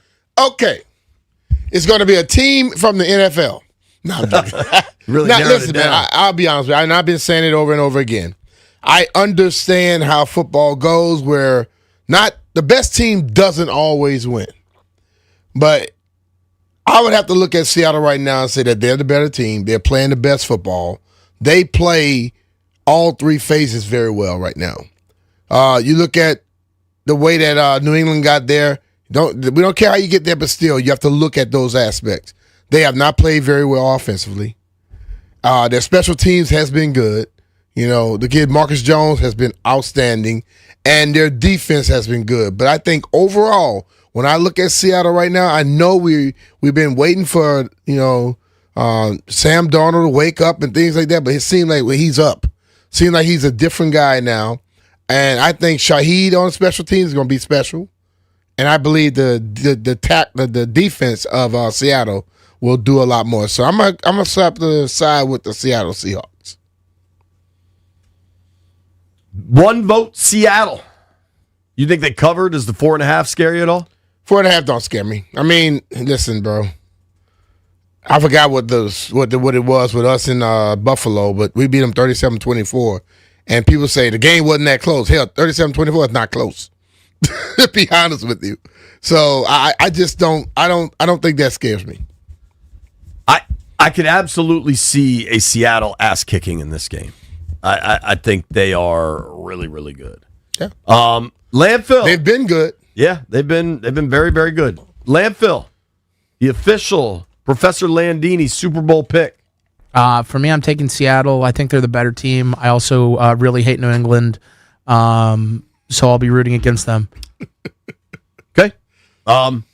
As Landfill's generally a succinct fella, that was pretty succinct. Real quick. But I don't think, I get it. Heavy Metal Chris, what do you think, buddy? I'm thinking about 27-13 Seahawks. 27-13. No, Not a lot of scoring. Not scaring you, Jay, now everybody going Seahawks? Dude, I just had to look something up for you. Mm-hmm. I'm guessing you have no idea. It seemed like you had no idea. The point spread in the Super Bowl you played in? What? Y'all were a touchdown favorite. So, and we beat them by 13, and people say, the game wasn't that close. It was 34-10 in the fourth quarter. That's what I'm saying. So, all right, Metal Chris is on when Seattle. you're good, you're good. You guys were good. I mean, It's just, obviously a lot has changed in a year. One of my favorite lines I've ever heard in any locker room ever. Quan Martin last year getting ready for the Detroit Lions on the road in the divisional round. They were the 1 seed coming off a bye. Quan, this Lions offense can really move the ball. They're the number 1 seed. How do you feel going out there? He said, they're good, but we're good too. I love that. I love it, Quan. Mel Chris, you're in the barn with the Seahawks. Yeah, and I don't love this. I don't really have a horse in this race, honestly. So apparently, neither does Tom Brady. Did you believe that, B? No. No. I don't understand the need. He is trying to be non-biased. He's also involved with the Raiders, but Tom is definitely pulling for the Patriots. That was a wacky. I don't know where White Brian's going to go. I very rarely know what White Brian's going to do or say or think. White Brian, Super Bowl pick time. Seattle wins it 25-24 on a walk-off field goal by Super Bowl MVP Jason Myers. Wow. 25-24, and you're calling for a walk-off? Walk-off 58-yard field goal. Jason Myers wins and Super Bowl he put MVP a number on it. 6 field goals. You know what? I thought you were a little quirky. I really know you are quirky now. You have some action on field goals in this game. Because if you think that, you should. He got $2 on that. I have $1 on Jason Myers Super Bowl MVP. At what are the odds? 800,000 to 1. To win $20. So, hold on. Is that 20 to 1? 200? No, I think it's 20 to 1. If he's got $1 and it only wins $20. Yeah. Damn, B, I just outmathed you. Yeah, I guess. Might be my day. I need to go to the casino. No, it's not 20 to 1. If you bet $1 and you win 20, it's 20 to 1. If you bet 100 and you bet, I think it's 200. B, I got this one. It's literally 20 to 1. Like you don't even have to extrapolate anything. All right. I always go based off of $100. I know that's how betting generally is. But White Brian, isn't $1 bet a pretty big bet for you, White Brian? That's huge. Yeah, the Super Bowl is a special occasion. How much action will you have this weekend? Hold on. First, how many plays will you have this weekend? 13 to 20. Okay. 13 to 20 play. I bet you he won't get the $10. I bet he just said Super Bowl is a special occasion, and he's got $1 on a kicker. 5 or less. If he's got 13 to 20 plays, and one of them is $1 on a kicker, I got White Brian going over $15 in total handle. 10 or less. W? I think it was $33 I won on Josh Allen bet. Big time. Wait, $33 you won? Yeah, so that's all the Super Bowl money. So you're betting all that this week? You're going to bet up to $33 this weekend? Probably, yeah. But he said Super Bowl special case and he betting $1. So I don't understand. Usually he bets 20 cents. No. Let's stop this. Super Bowl's a special occasion, so I'm betting $1 on the Super Bowl thing. So that's your lowest bet? Because I'm thinking you said when you said $1, I'm thinking he got 13 bets. He's not going over $1 every bet. And now you are? I'll have like 20 bets from 50 cents to $2. I think you should stop wasting your time, seriously. I mean, like, how much could you win if you win every bet? How much would you win? I'm not sure. Will it be anything that could change up, like, He's allowed to have his fun? No, I just got questions. My gambling isn't going to change my lifestyle, but it's fun. And it's, my gambling's 10x what White Brian's is. You're at the point where you need to be laying on the couch. But he's different. He's different. Over, under. Now, all right. So White Brian may or may not have $30 in play on Super Bowl Sunday. Professor Landini, your action on Sunday, over, under $40, B? Under. I'm going under big time. Landfill. Metal Chris, do you even bet? Like, it wouldn't be through an app. Like watching the game. Yes or no, dude? Watching the game, I'll probably bet somebody there like $20. You sound just like a woman right now. I'm just saying. Ask you a yes or no question. You give an 1,800 damn answer. It's a yes or no question. Do you bet? Yes. I don't have a bet yet, but I probably will on the day of. So that's a yes. All right. There are 3 people in the aquarium. There are 3 people in the studio. 2 of us on camera. Over under 5G's action. Over. And we're not talking about me. And look, that might be one bet. You and I will be at MGM. It's going to be a lot of fun. We'll have B's set. Lord knows how many bets B's going to want us in on. What will your action be? You going to put some stuff in Sunday when we get there? Will you load it up on the app in VA? I don't, I bet on cards and dice. I don't bet on sports. Dude, one prop. Unless it's me playing golf against somebody. Yeah, I've lost money to you. Yeah, somehow the scorecard always gets checked around the 17th hole. I feel like I'm cruising, and then we get to 17, and it's like, I'm not so sure. I know if you're winning, you go, and I tell you you're winning, you're gonna mess up on the 18th. And if I'm winning, you're not gonna double down. You're not gonna take a press. New England's defense or special teams to score is plus 550. I'll do something on that if I were you. Marcus Jones, bro. He's returned and he had touchdown returns. Listen, I'll give you my Super Bowl pick when interception return for touchdowns. You're listening to B. Mitch and Finley.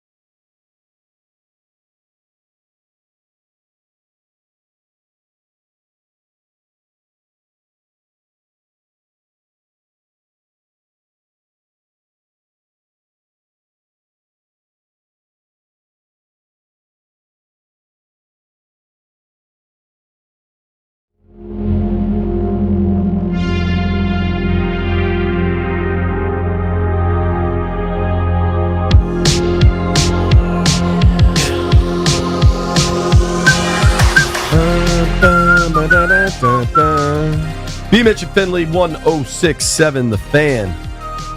Hell of a day. Celebrating the great life of Sonny Jurgensen, who passed away today. All of our thoughts and prayers are with his family and the millions of people whose lives he impacted. Great to hear John Riggins pay tribute to his friend Sonny Jurgensen right there. Yep. Joe Theismann's going to be Joe Theismann will join Grant and Danny at 6, sharing his thoughts on somebody that was probably a mentor for him. Yep. If you missed any of our interviews today, we talked to Frank Herzog, Doc Walker, and Larry Michael, all folks that worked in the radio broadcast booth with Sonny. And as legendary as Sonny's on-field performance was, his work as a broadcaster with the Redskins for so many years impacted so many people that never saw him play football. Yep. And really just a remarkable man, and all of our thoughts. But their family told him about him, believe me. Now, we haven't had a ton of time today, but we are going to get an Ask B. Mitch Anything in.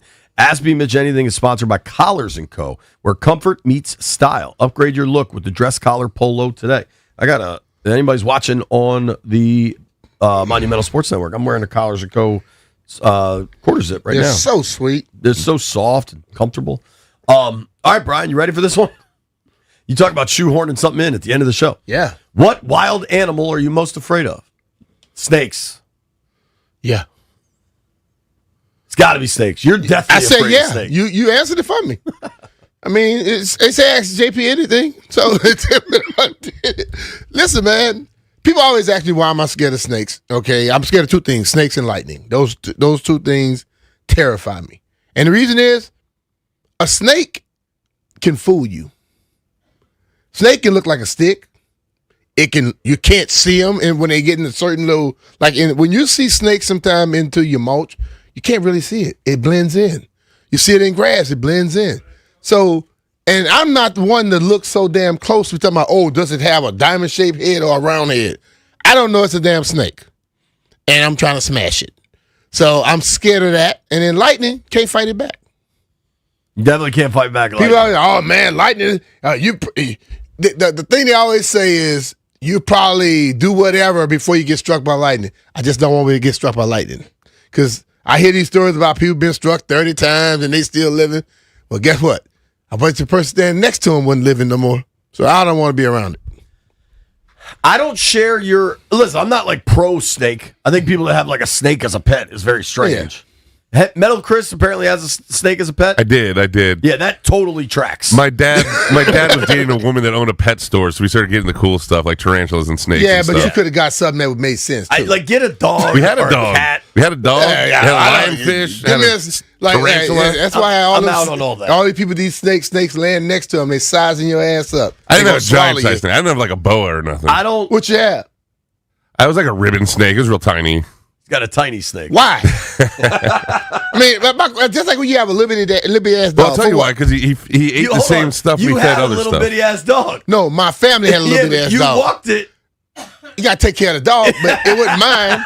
But like, you go get a little dog. Like, I had Rottweilers. Hold on, Landfill. I had 4 Rottweilers. My wife went and bought that damn Yorkie for those girls. Landfill, who had more of a dog? B. Mitch's wife's Yorkie or White Brian, the dog mom that has no dogs?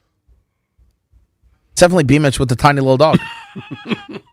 I walked the damn dog. I mean, what the hell am I supposed to do? Not walk it? Yeah, no. But I'm not going to go. I would never buy a little bitty dog thinking it's going to protect my house. How do you feel about piranhas?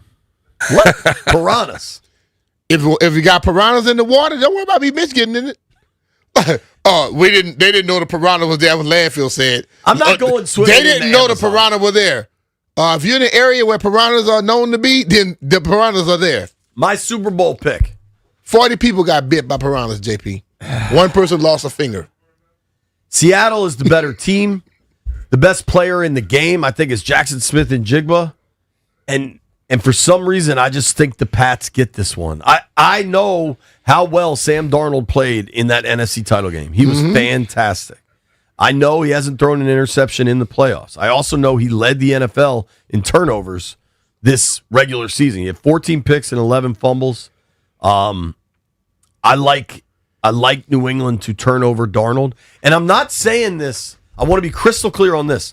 Darnold has hurdled the oh, this dude's not a good quarterback. He's a good quarterback. Good quarterbacks can throw interceptions in the Super Bowl. Like, I'm not discounting who he is. I just think when you run really hot for a while, eventually things cool off. I'm not entirely sure the bye week was going to be great for a dude dealing with an oblique that's back on the injury report. That, I don't know.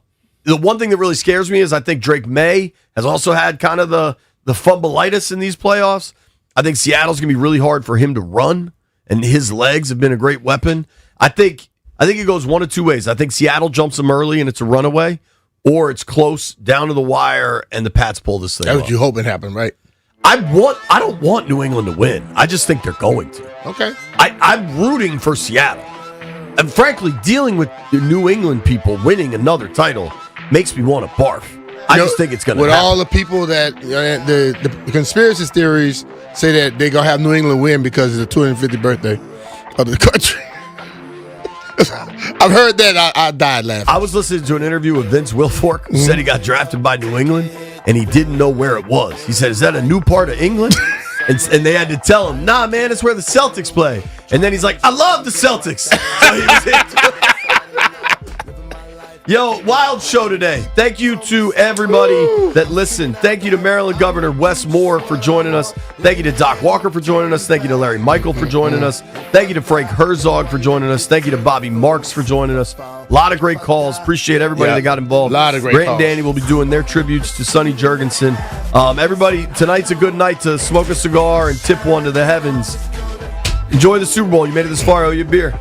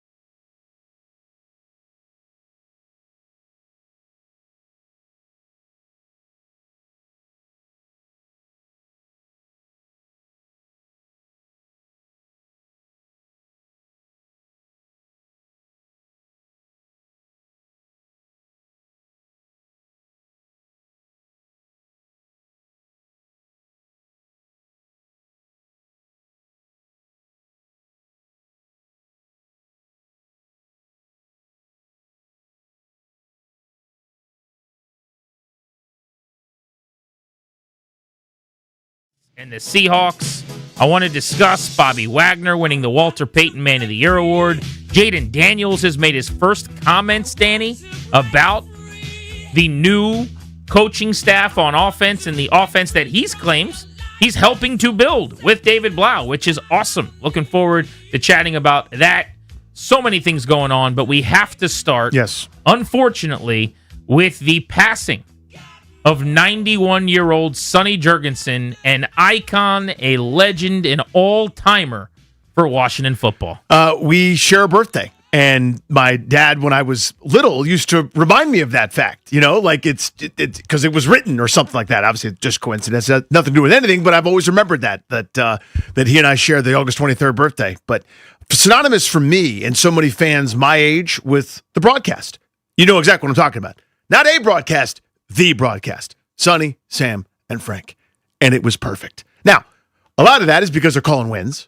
All the damn time they're calling wins. They're calling big wins. Going left to right across my radio dial. And the analysis, the nuggets, the chemistry between the three men was perfect. It was seamless.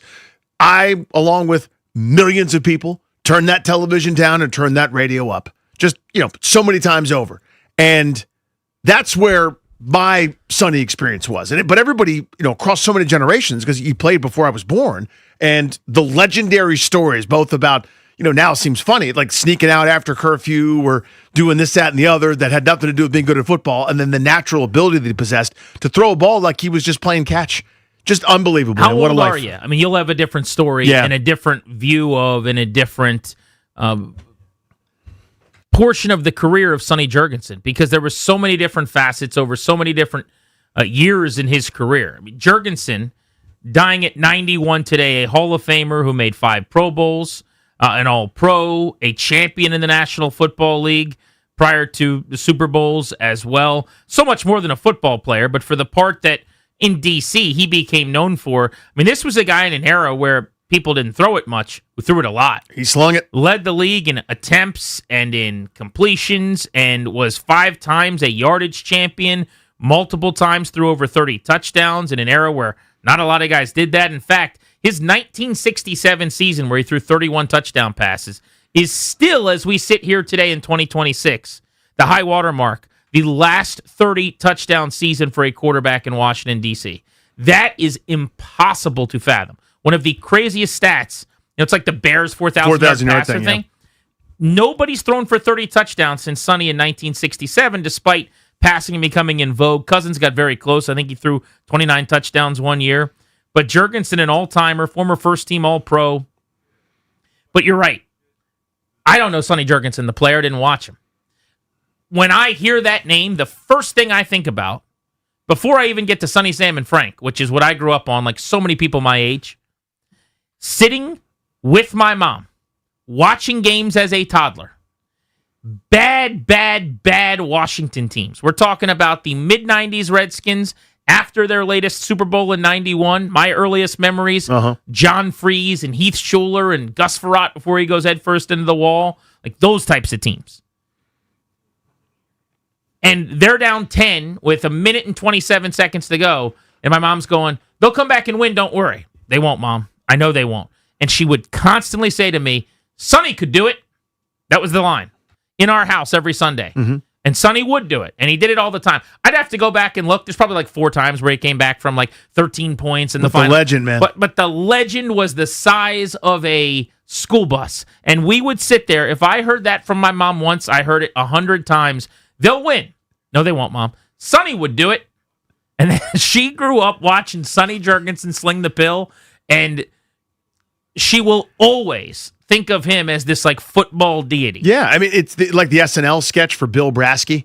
You know, like where the guys are getting together talking about, he's 17 feet tall. It's the Bill Mickey Brasky. Mantle 600-foot homer. Yeah, but part of that is the legend. I mean, I would get in these arguments as a kid who was obsessed with sports, and as I grew up with my dad, it's like, you're telling me Ted Williams could really hit in any era where all he did was pull the ball and he could hit 400 in today's game where, control is pinpoint, guys are throwing 95, and he's like, yes. You don't understand. And he would say had the same kind of reverence for Sonny as a throw. He could throw it behind his back 50 yards. He could, off his back foot, just look like he was tossing it 10 yards and it would go 70. Like he had the natural ability that was off the charts like nobody else in that era. Just the way that he threw the football, the ease with which he threw it. And I obviously never saw him play again, but I went back and looked at all the videos because you hear about this legend incessantly from folks that did watch him play in formative years. So my formative years, guys, it's Doug Williams. Theismann a bit before him, but later on it's Brad Johnson. But during that era, it's Montana, Steve Young, Elway, the legends for me.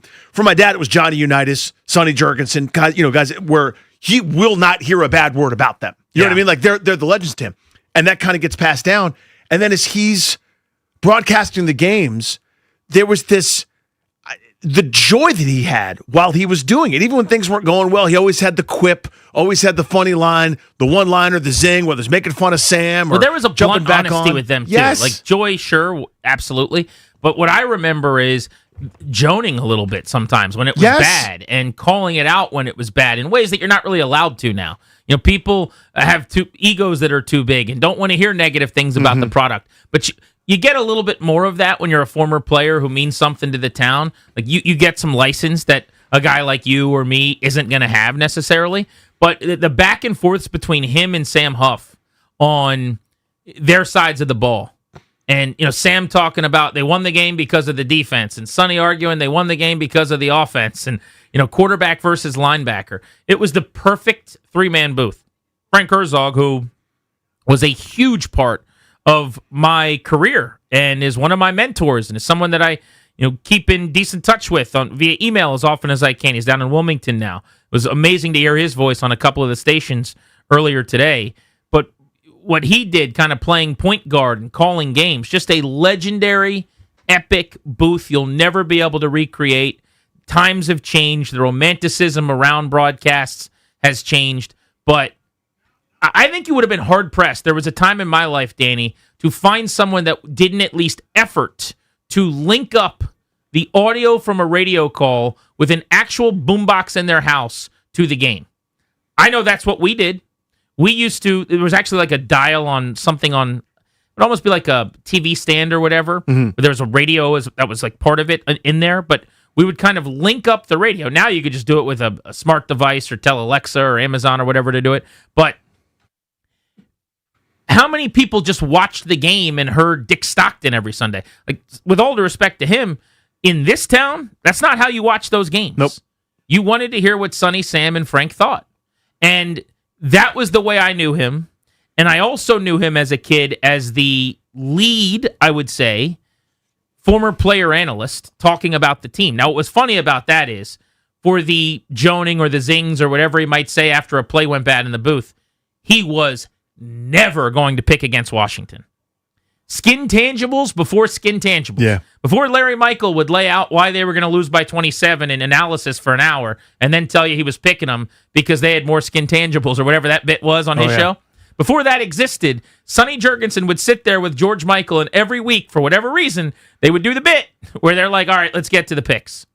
And Sonny would pick the game, and they're 19-point underdogs to the number one team in the league or whatever, and Sonny's telling you Washington by 1,000,000. And it was not only accepted, it was looked forward to, it was what everybody wanted. Exactly right. I'd forgotten about that specific element of it, but you're dead right. I mean, that and Redskins Report, George Michael and he would hop on there. And again, it was he was so smart. And he kind of had this very, dry, coy sort of way of delivering the information. Just made it sound like, oh shucks, I'm just a good old boy. I'm thinking about slinging the pill. But he knew. He was brilliant. And he was so engaging, so funny, so good. Man, oh man, just an enormous part. I mean, this like as we all get older, unfortunately, this is going to happen. I mean, 91 years. I mean, what an unbelievable life that he lived. Moving through the league and being such a huge part of multiple generations of then Redskins and now WFT and beyond. Fans just crossed so many generations, touched so many people's lives, man. What an unbelievable life lived. One thing that I'm very happy about, and I actually texted this to Frank Herzog not long ago, was Sonny Jurgensen's jersey actually got retired while he was at the stadium able to enjoy it and get those roses. And it took, by the way, a change in how they did business, because forever they did not retire jerseys. They just did this weird thing where you weren't allowed to use the numbers. They were not in circulation. So those jerseys were not eligible but we don't actually retire jerseys around here. And then, lo and behold, about 6 years ago, they started doing that. And in a ceremony on January 8th, 2023, probably too late in the year because it was a lost season and a bad day and a bad season. And so there were not the amount of people there for that Cowboys game that you would have wanted, but you can't, win everything. They retired his jersey. And I remember being there, and I remember what it seemed to mean to not just him and his family, but also to some of the other older media people who grew up in this area, like Rick Snyder, who I'm thinking about today, the late, great Rick Snyder. He loved talking about Sonny Jurgensen. It was his number one passion, and he could spin a yarn on him. But like, if you're of a certain age and cared about this team, he was the team. He was part of why you got into it. Yeah. But I just remember that day specifically when Sonny's jersey got retired, that era of fans and like the celebration and the reverence that they felt at a time where it was important because we were well into the name changes and well into the fact that the Redskins were dead and gone. And it was a day for them. And I think in a lot of ways that was a super significant day for this organization. And they were terrible. I mean, so again, my grandfather, who's long passed me decades ago, my dad's dad used to just, he moved all over the country, was a active military member. So they lived in Omaha and everywhere around. And when they finally moved here, when he started working for the Pentagon, my dad was like, okay, I'm a Redskins fan. I'm here. This is where I live. I grew up here and this is what I'm doing. And my grandfather used to make fun of him. Well, they're terrible. They're awful. They'll never win. They'll never win. And Sonny was one of the guys that got him into it. Right when he's a little kid, before he's in middle school, elementary school, going up into high school. Sonny was the dude that was like, even if they lose, I'm going to watch that guy do something incredible. Yeah. Fend off 3 people in the rush, stiff arm somebody, sling it sidearm 35 yards down the field to someone else. The sidearm thing, I'm glad you brought that up because that's what a lot of the stories, certainly any kind of, you think about any of the highlights or video or whatever, he had that aw shucks, like, the Mahomesian thing. I was going to say, he was Mahomes before Mahomes. Chris Collinsworth really gets aroused for. Any kind of off-platform throw, the Matt Stafford no-look, the dropping down the angle like your David Cohn with your arm slot. Sonny did all of that stuff. My best buddy in my neighborhood growing up was a kid named Ben Gallier. He lived right down the street on Ward Road in King George, This is Virginia. on Ward Road? Ward Road. Yeah. And his father, who's no longer with us, which, again, when I say some of these things still, I know, right? You catch yourself and you're like, that can't be right. Mike Gallier's not with us. What an incredible man. But I remember we would go out in his yard playing football. And so I'm a kid, me and Ben were schoolmates. And his dad would come out and he would do this bit where he would do these underhand throws to us down the field. Mm-hmm. But he would go, the whole time he's throwing it normal. And he'd go, Sonny, like you do a Kobe. Yeah, we do Kobe. Yeah, he would go, Sonny. And he would go under his arm or behind his back and do these wackies. And it's like that was part of the legacy of Sonny Jurgensen. What a player, what a career, what a life. 91 years. I think I speak for most of us when I say I would sign up for 91 years where I leave a really big imprint. Where you get a day like, you get your jersey retired, you get a day like today where there's an outpouring of memories that are all joyous. Yeah. Do you know what I mean? I associate him with joy, right? For obviously it's my own selfish viewpoint of it, but I think about him, I think about that broadcast, and I think about pure, unadulterated happiness. Every Sunday, watching games with my pops, listening to Sonny, Sam, and Frank, and they won a lot of those games. And they're calling it, right? Just perfect. It's my generation, as a proud Gen Xer, we are, I think, one of the first generations to pine for childhood maybe more than looking forward. Like everyone else kind of was marching forward. We're like, can you make me feel like I'm 10 again? Because this adulthood thing is too hard for us. That's part of what that is like that it can never be replaced. Those feelings of me being a little kid, listening to him on the radio, just the ease of that broadcast, the chemistry they had, the laughter, the again, calling wins for the Redskins at that point. Just everything about it is so perfect, and I'm sure there were bad moments. There were losses, and even those, they made sting less badly. It was perfect, man. That broadcast was perfect. So he had basically free access anywhere in the building he wanted to go at a time when I was starting to be around the team a lot. which was my first year with media access and being around that team. I was 10 years old in 1999.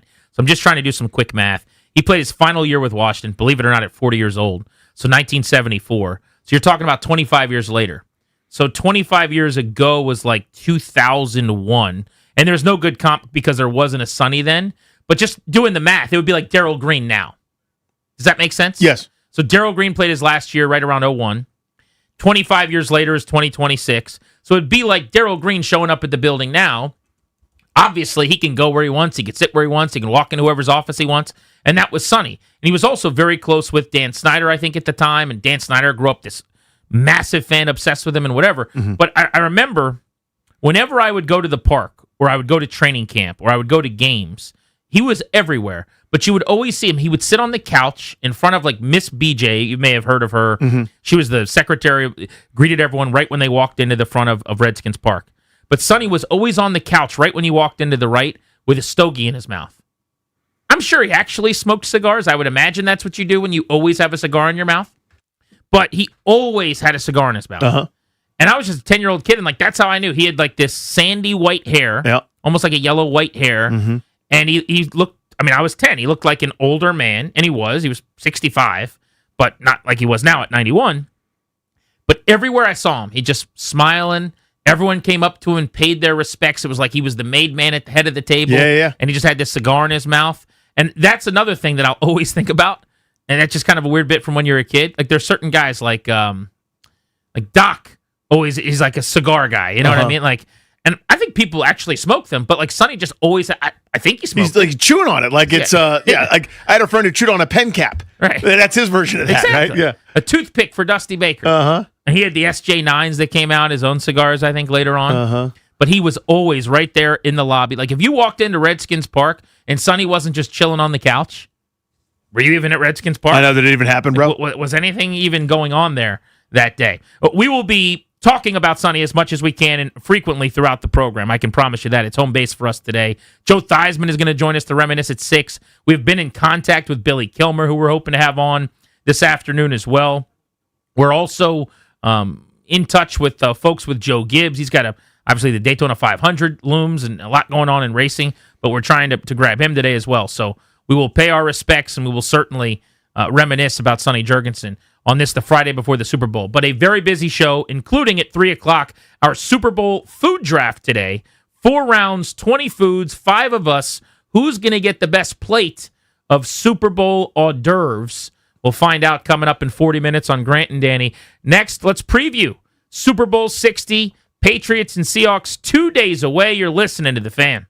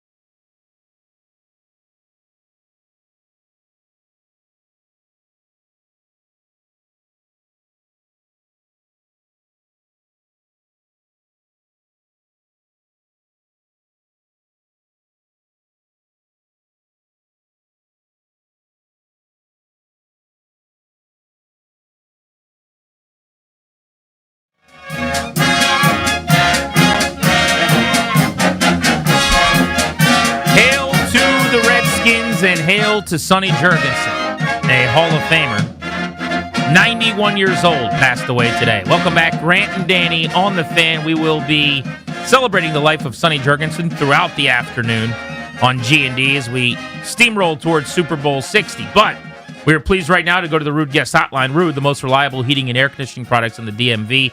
Welcome onto the show, one of my favorite analysts covering the NFL. You can listen to his work on the Athletics football show. Robert Mays is with us from out west, where he's been at Media Row throughout the week. Robert, you're on in D.C. Thanks for the time. How are you? No, happy to talk to you guys. I'm doing okay. You know, it's by the time you get to Friday, Super Bowl week, it's just about getting to the end, and we are very close to the end. Write the script for the New England Patriots offense to thrive against a Seattle defense. It isn't just really good, but it does seem like it matches up with this offense really, really well. Yeah, it's hard to do that. I just don't think there are that many paths forward for New England's offense, specifically in this game. They've been extremely explosive all year. They've really relied on those explosives. Teams just haven't been explosive against the Seahawks. And the stat we threw out on our show was that the Rams, over the last two games they played against Seattle, they had 10 combined completions of 20-plus air yards in two games. From week 2 through the rest of the season, against every other team, the Seahawks gave up 10 completed passes of 20-plus air yards. And so those two games against the Rams are almost a complete outlier. Teams just have not been able to push the ball down the field on them, and New England really relies on that. And so if they can get a couple one-on-one opportunities against a Josh Jobe for somebody like Kayshon Boutte, I think that would be a necessary component. And then I think the most important element is, can Drake may create 3 or 4 plays with his legs?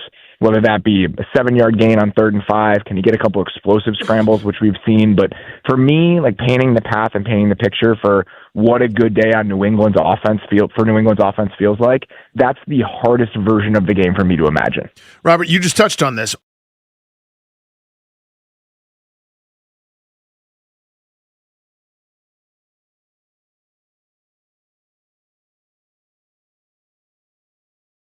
And have given them all they can handle, and so that data point is kind of ringing in my ears here, kind of throughout as I look at the Super Bowl. How much of what the Rams were able to do, you kind of touched on this, but I'd love for you to expound.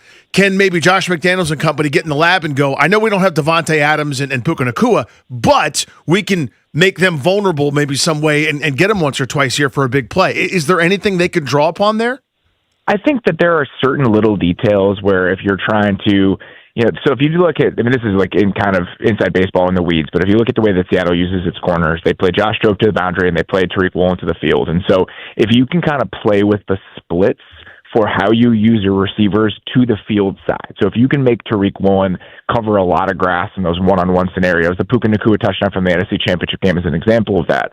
I think that you can tap into some of that stuff, but I think the Rams are such a unique beast for how they can get after Seattle. And it's two different things, in my opinion. One, the one-on-one matchups they have on the outside, they've arguably the best wide receiver duo in the NFL, the way that Puka and Devontae played this year. And so those receivers against Seattle's corners, those are distinct matchup advantages for the Rams in a way that they're just not. Kayshon Boutte's had a fine season, but he's not Puka Nacua or Devontae Adams. And the other side of it is that Stafford is such a unique beast when it comes to the way that he can attack defenses. My favorite kind of comparison to understand what Seattle's defense is to watch them play against the Rams and watch them play against the Niners. The Niners' offense is a really good unit. Against most defenses, they're fantastic. But Brock Purdy needs to anticipate windows in order to throw the ball. Seattle doesn't allow those windows to even get open. The difference between a Purdy and a Stafford is Purdy doesn't need the same type of windows, and he creates his own because of the way that Stafford uses his eyes. And so I just think that the Rams, the way that they're composed, the way their quarterback plays, and what his skill set is, they can take advantage of Seattle's defense in a way that no one else can. And so I think people have this opinion of the Seahawks defense just based on recency, based on the team they watched in the NFC Championship game, and I don't think that that's an accurate representation of what Seattle's defense actually is. Robert Mays, The Athletic, on Grant and Danny, helping us preview the Super Bowl. The area where I have the hardest time seeing a path for New England to show well, basically, like I could talk myself into a couple of shots to Boutte or, figuring something out on the ground if you could stay ahead of the sticks and hit Seattle with a couple of things, but it's holding up in pass pro against Seattle. They never have to blitz, and they always win. I heard a stat that you dropped this week. It was like 91 defenses have blitzed less than 25% of the time since 2018. And the top two in terms of getting home were both McDonald in Baltimore and in Seattle. But this offensive front, including their left tackle who's been banged up, really bad in the playoffs. How on earth are they going to keep Drake May upright? That's a great question, and I don't know the answer to it. I think that you could make an argument that the types of edges that Seattle has are maybe a little bit less scary than the Texans and even the Broncos because of what Nick Bonito can give you. You know, I think that the Seahawks have a lot of good edge players, but they don't really have the type of pass rushing terrors that those two teams have. But it's not like the combination of Tank Lawrence, Uchenna Nwosu, those kinds of guys. I mean, obviously you have Mafe and Derek Hall. Like, they're still good players. They're still a better group than what New England has up front. And so even if they're not at the high-end level that maybe a team like the Texans is, I just think that across the board, you can make a really easy argument that the Seahawks front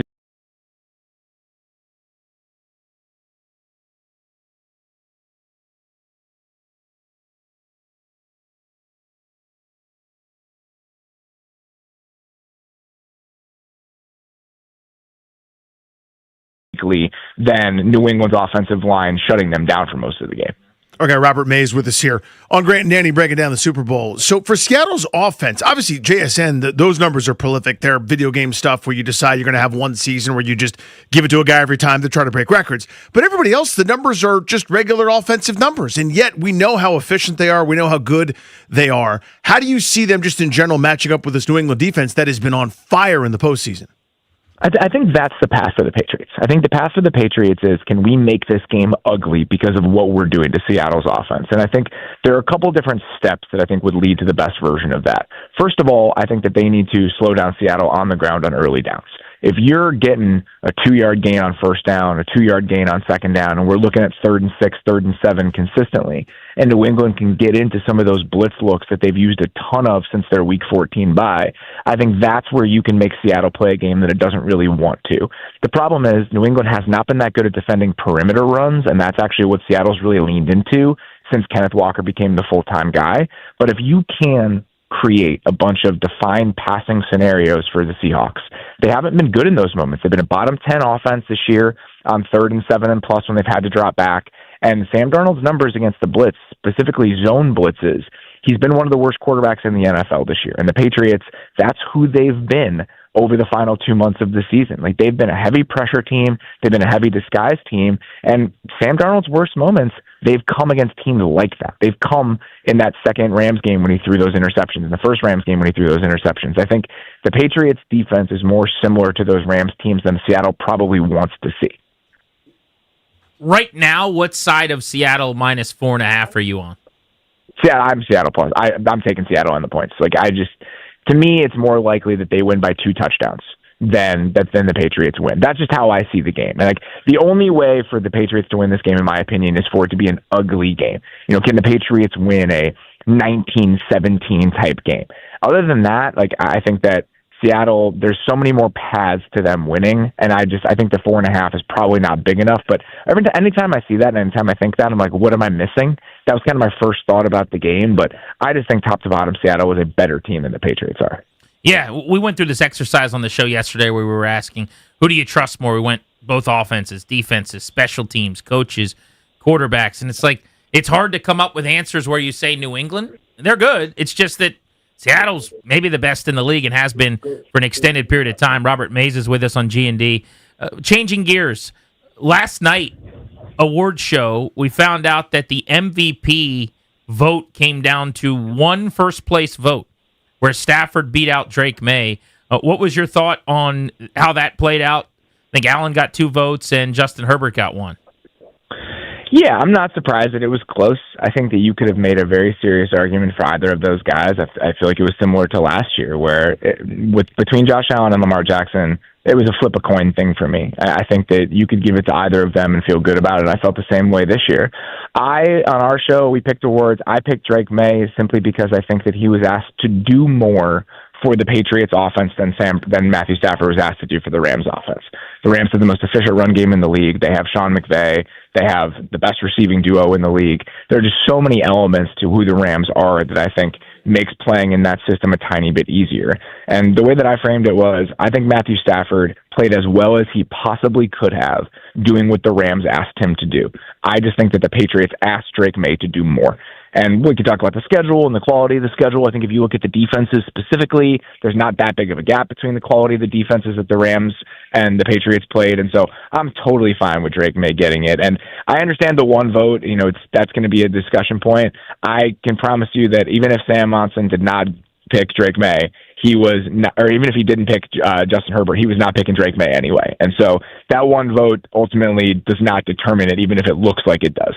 One fake question. Do you think Myles Garrett really deserved Defensive Player of the Year? Yes. Yeah, I do too. The next one is coaching.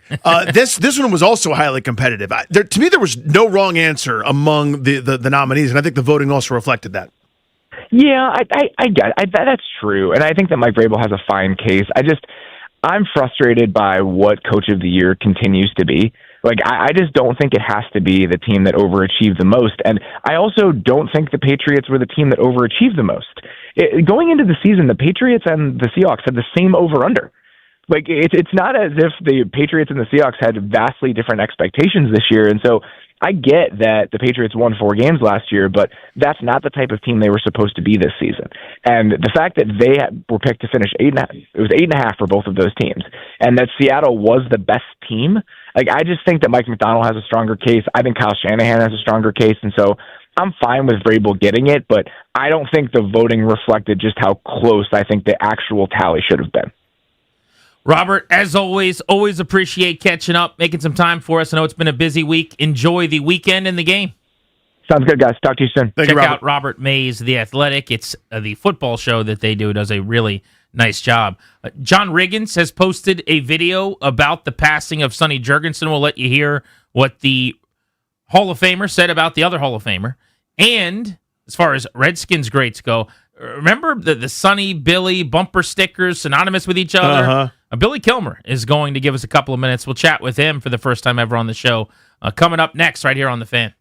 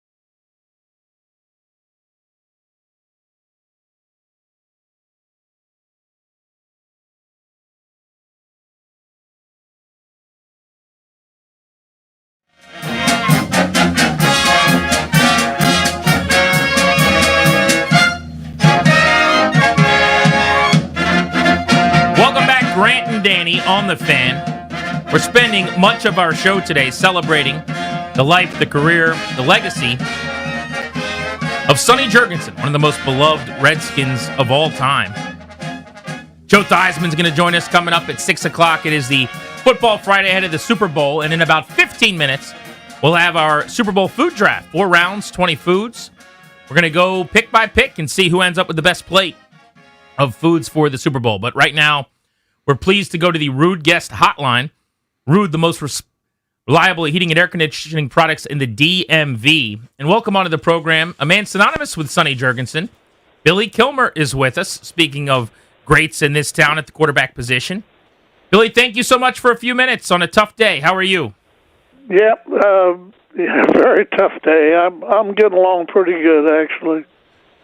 Well, tell us your experiences, just looking back on first, why you think Sonny was so beloved in this town, and when you think about him on days like today and his name comes up, what your first memories are.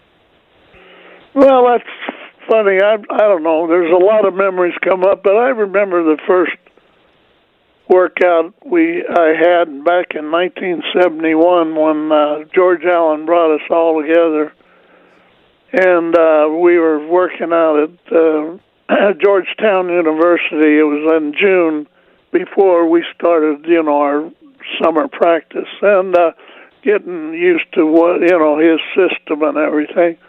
And we got through working out the first day, and so I showered and was fooling around. I don't know.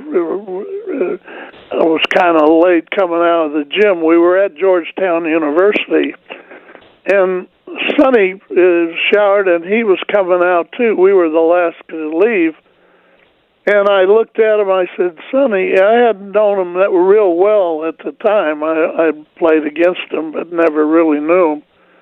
And I said, "By the way, Sonny," I said, "where do you get a beer around here?"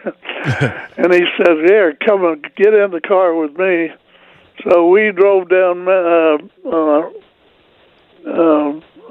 Wisconsin Avenue and went to a place called Maggie's, which was a big hangout of the Redskins back in those days. And, we've been drinking beer ever since. It's a good way to bond. Yeah, that's not too bad. Yeah, we did. And, just things like that. What a great football player he was. And, I just was just great for me to be one of his teammates and be a friend of his. He was one classy guy. He could throw the football as good as anybody I've ever known. I mean, if he was playing today under these rules, I've always said that they would still be chasing his records, that's for sure. He was the most accurate passer I've ever known. And that's what I wanted to touch on with the ability. What made him so special as a quarterback, and just that it sounds like that natural ability to throw the ball is, just one of those rare gifts, right? He had a natural ability to throw the ball. Mm-hmm. Sometimes he'd throw the ball and it would look like it would move around linebackers. He just had I always ask him, how do you hold the football? And he had big fingers. I didn't have very big fingers, and I always ask him, how do you hold the ball and everything? And I said, well, I told him one time, I said, well, you taught me how to hold the ball, and you straightened me out. I was had that wobbly pass for years, and he straightened me out. So we laughed about that, and we just had a lot of fun together. We got along.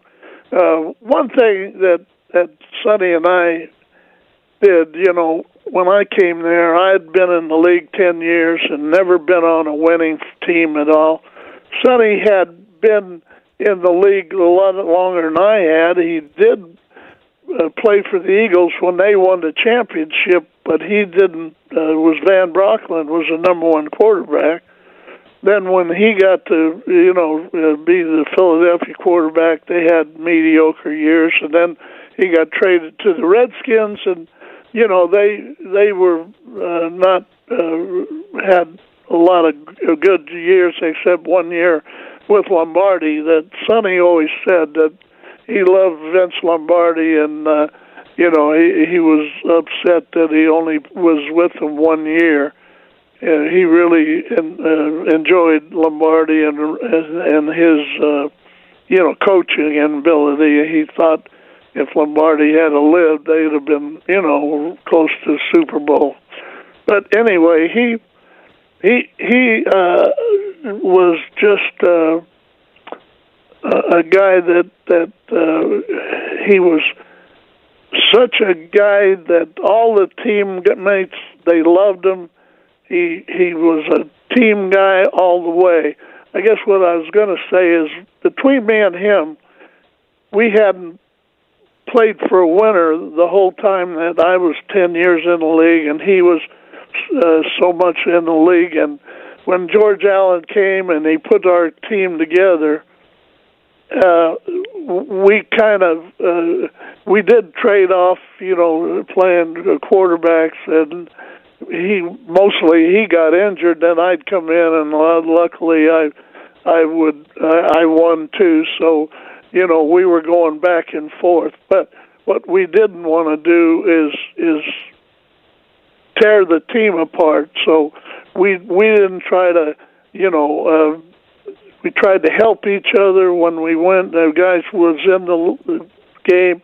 The other guy would help each other. There was no animosity between us, and all we want to do is win and be good teammates. That's all. Billy Kilmer led the NFL in touchdown passes in 1972, and a couple of times was in the top 5 in the MVP hunt. Joining us here on Grant and Danny to celebrate the life of his longtime friend Sonny Jurgensen, who passed away today at 91. Billy, I know it's a tough day. It does mean a lot, though, that you would share some memories with us. Thank you for hopping on with us.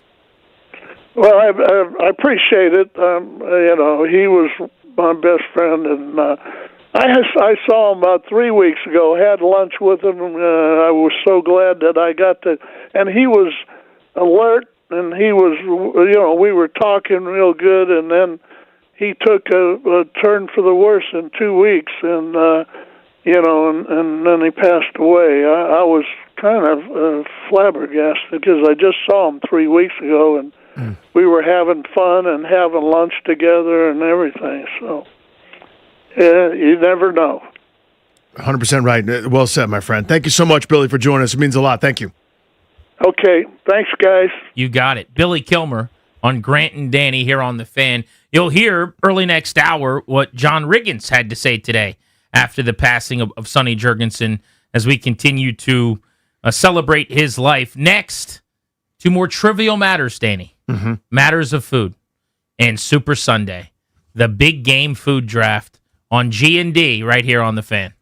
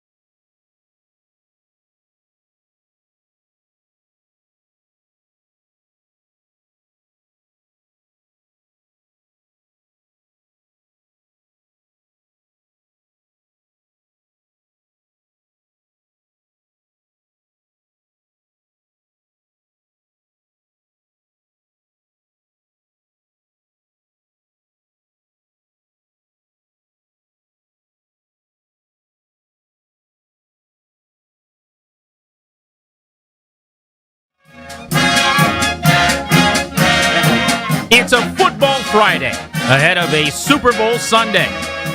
Grant and Danny on the Fan. Joe Theismann stopping by in 3 hours. At 6, we're brought to you by Condorian Murad. We are exclusively sponsored by the law firm of Condorian Murad. Estate planning, elder law, real estate transactions, probate administration. Their attorneys are always there to protect you and your family's assets. Schedule a free consultation with their team today by visiting kmlawyers.com. And be sure to let them know that we sent you. That's kmlawyers.com. The time has come, ladies and gentlemen, ahead of Super Bowl Sunday for the big game food draft on Grant and Danny. You know how this works. If you're familiar with our Thanksgiving food drafts, it's exactly like that, but for Super Bowl foods. Now, I would say there's a little bit more runway here because there's more creativity. Yeah, there's more diversity here in lineups, yeah.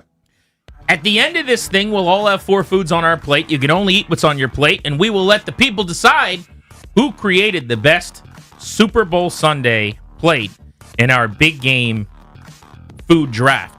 First order of business is that we've got to thank our friends from the Great American Restaurant Group because they are the absolute best. They have provided for us a spread for the ages, just like they did, so that we could be eating delicious foods and inspiring ourselves for our Thanksgiving Day food draft. Yes, that's right. They have 3 more restaurants opening, Best Buns Bakery and Burgers in Falls Church and in Gainesville. By the way, I know all about Best Buns Bakery. I know all about Best Buns Burgers. They got one in Springfield, and it is a 10 out of 10, Miss Davis. So if you're in Falls Church or Gainesville, good news for you. And then how about the new concept, Danny, of Tommy's coming to Gainesville, named after a longtime employee who lives in that area. So they've got 3 new spots. These are the great, well-run GAR Restaurant Group's establishments. And today we are feasting on barbecue from Stupid Good. They just hit nukes. That's what they do. They take your, that was a good pitch, and rip it off the foul pole like Howie Kendrick did. They are awesome. I'm putting names right now into the randomizer. Darius, Toby, Ryan, Danny, and myself. I will click 3 times the randomize button, and we will have our draft order. Are you ready? Yes. First click. Second click. This third one will be formally the 2026 Super Bowl big game draft order here.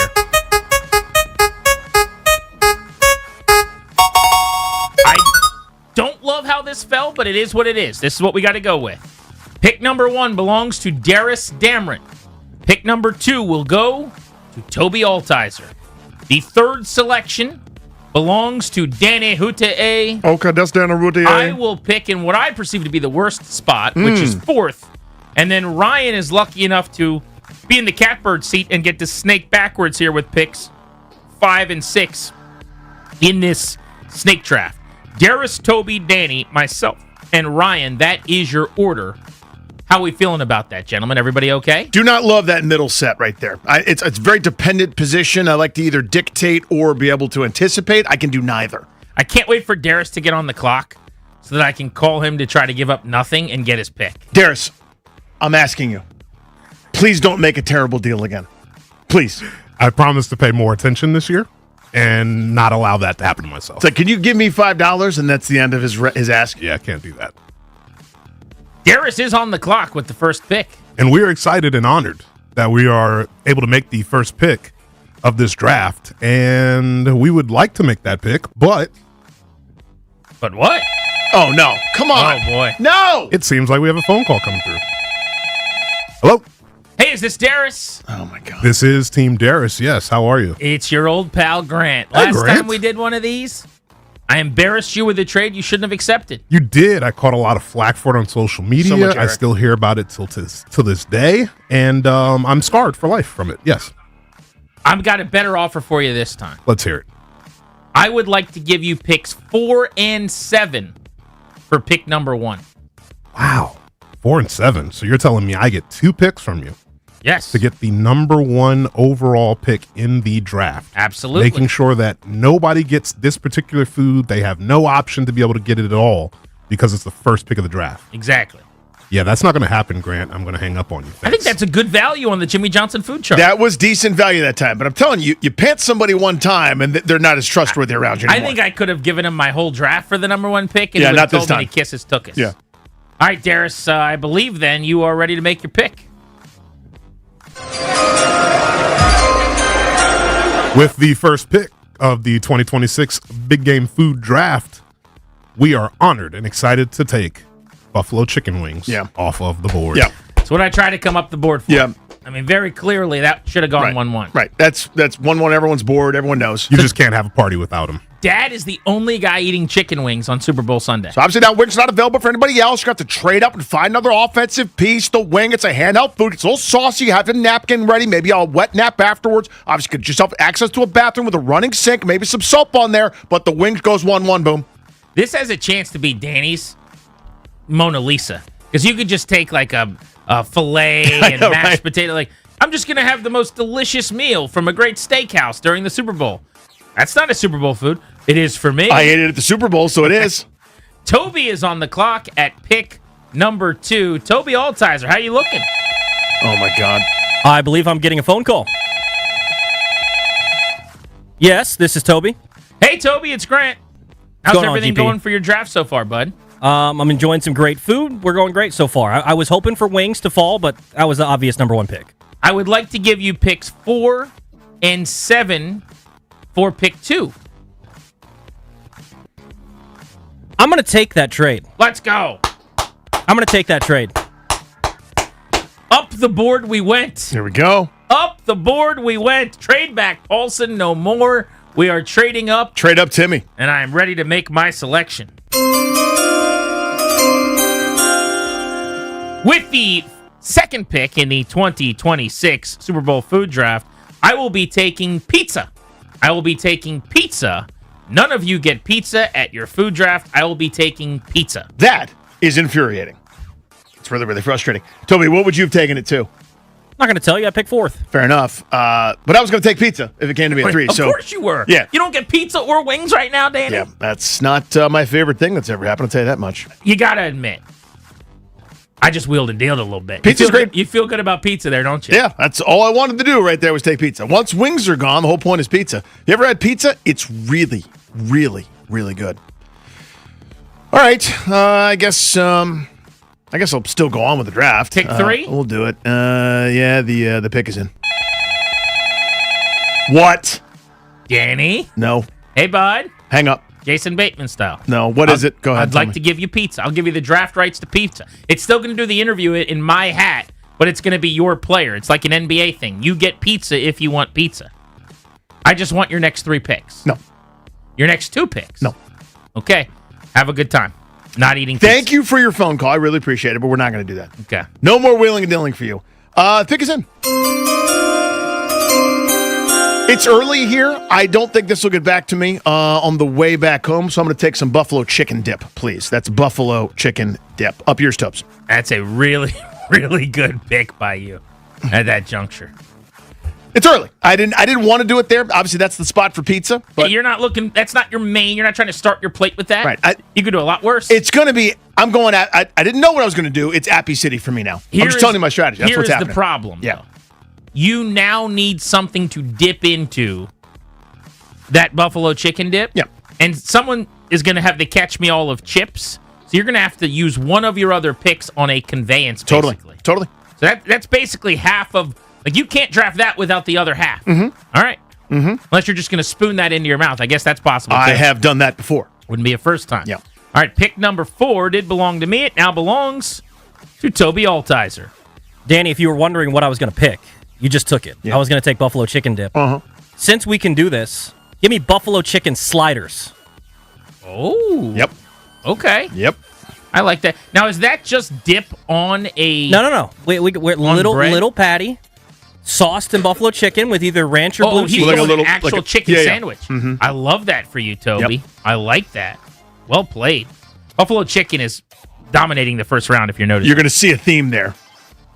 Brings us to the end of round 1 and the snake in 5-6, Ryan Clary. I love it. And you know what? The pick is in unless we're going to take Pigs in a Blanket. Pigs in a Blanket. It's his specialty. What an overdraft. Yeah. No. Pigs in a Blanket isn't even in the draft room yet. It's still at the hotel. Because you. they thought it wasn't getting taken for another hour. See, if he was 1-1, he would have taken Pigs in a Blanket. He's a Pigs in a Blanket guy. I am a Pigs in a Blanket guy. It's a crescent roll. It's the everything bagel seasoning on there. I mean, I feel as if I'm in a good spot. Pigs in a Blanket are great. I legit think that would have been available at pick 15 overall.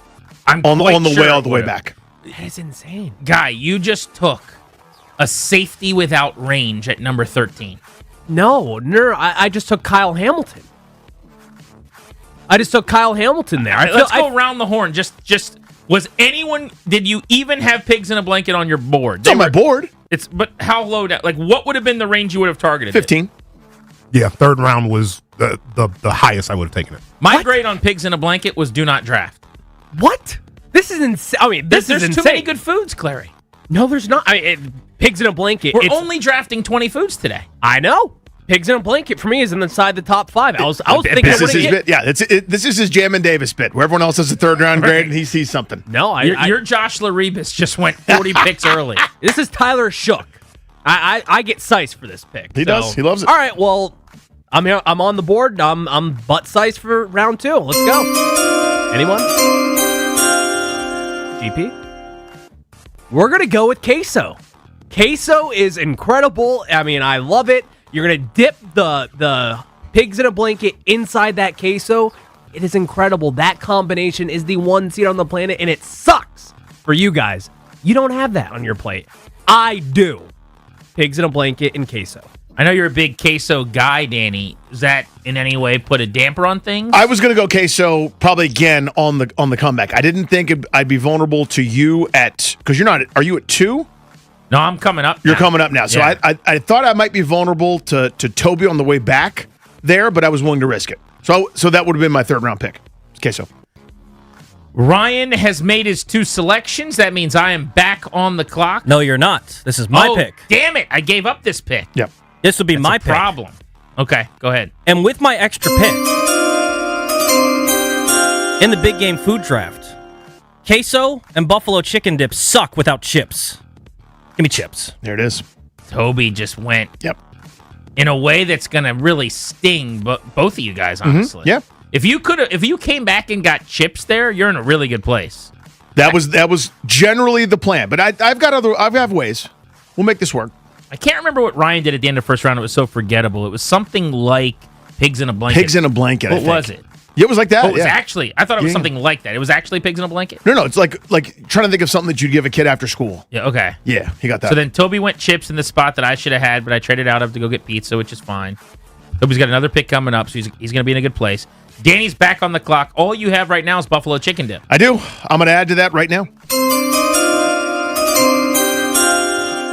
With my second round pick, I'd like to welcome to the squad Potato Skins. Give me potato skins.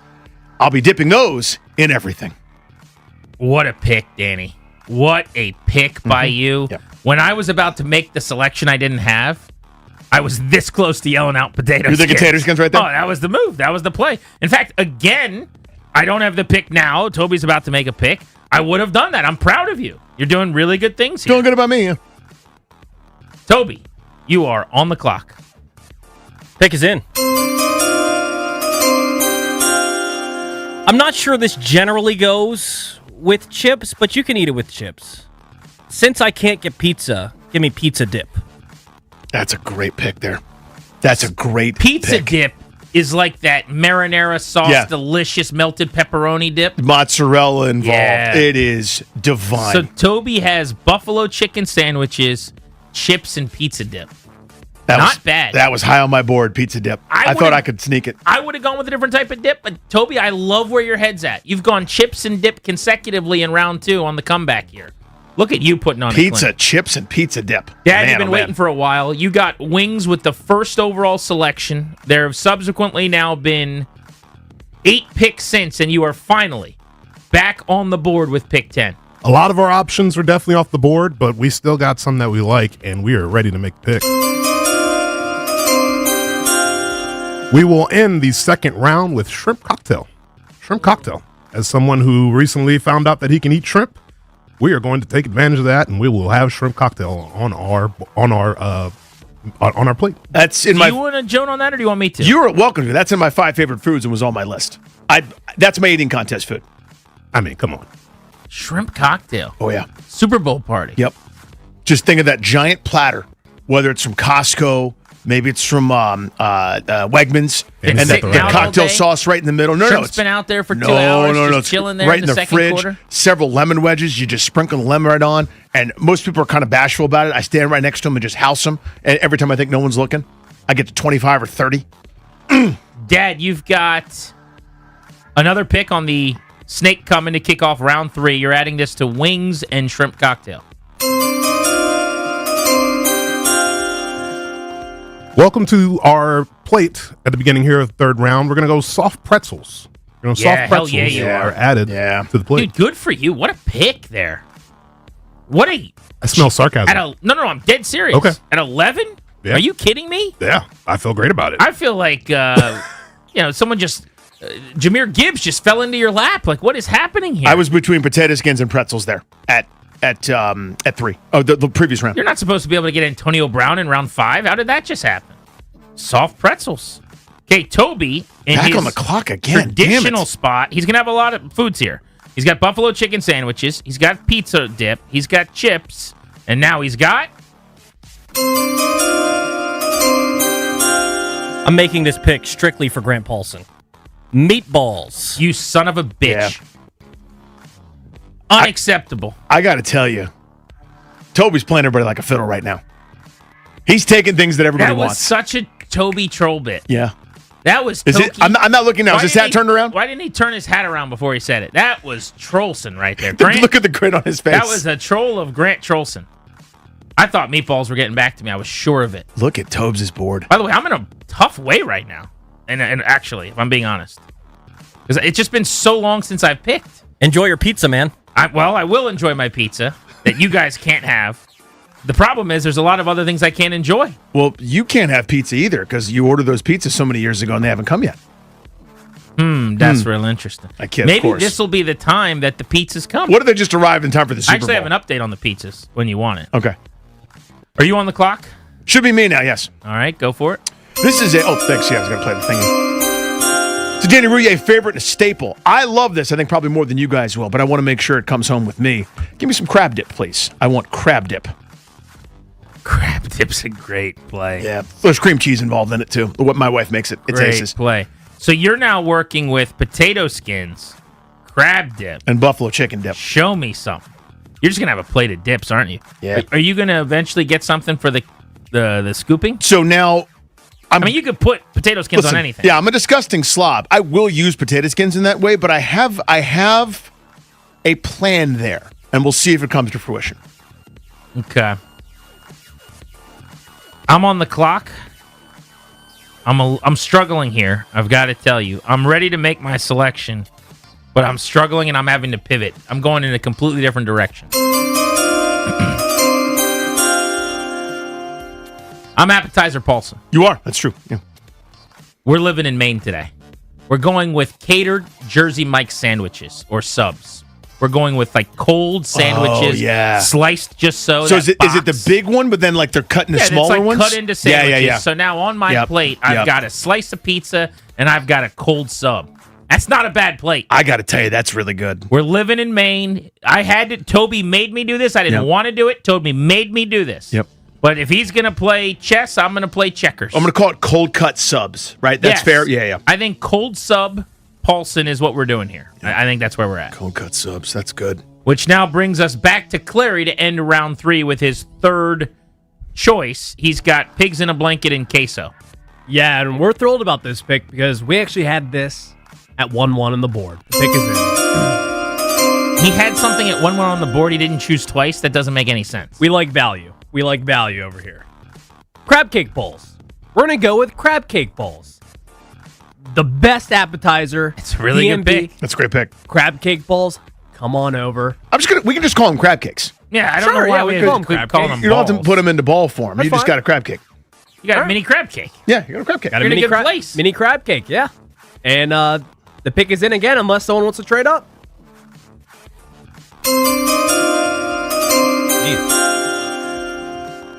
Tortilla chips.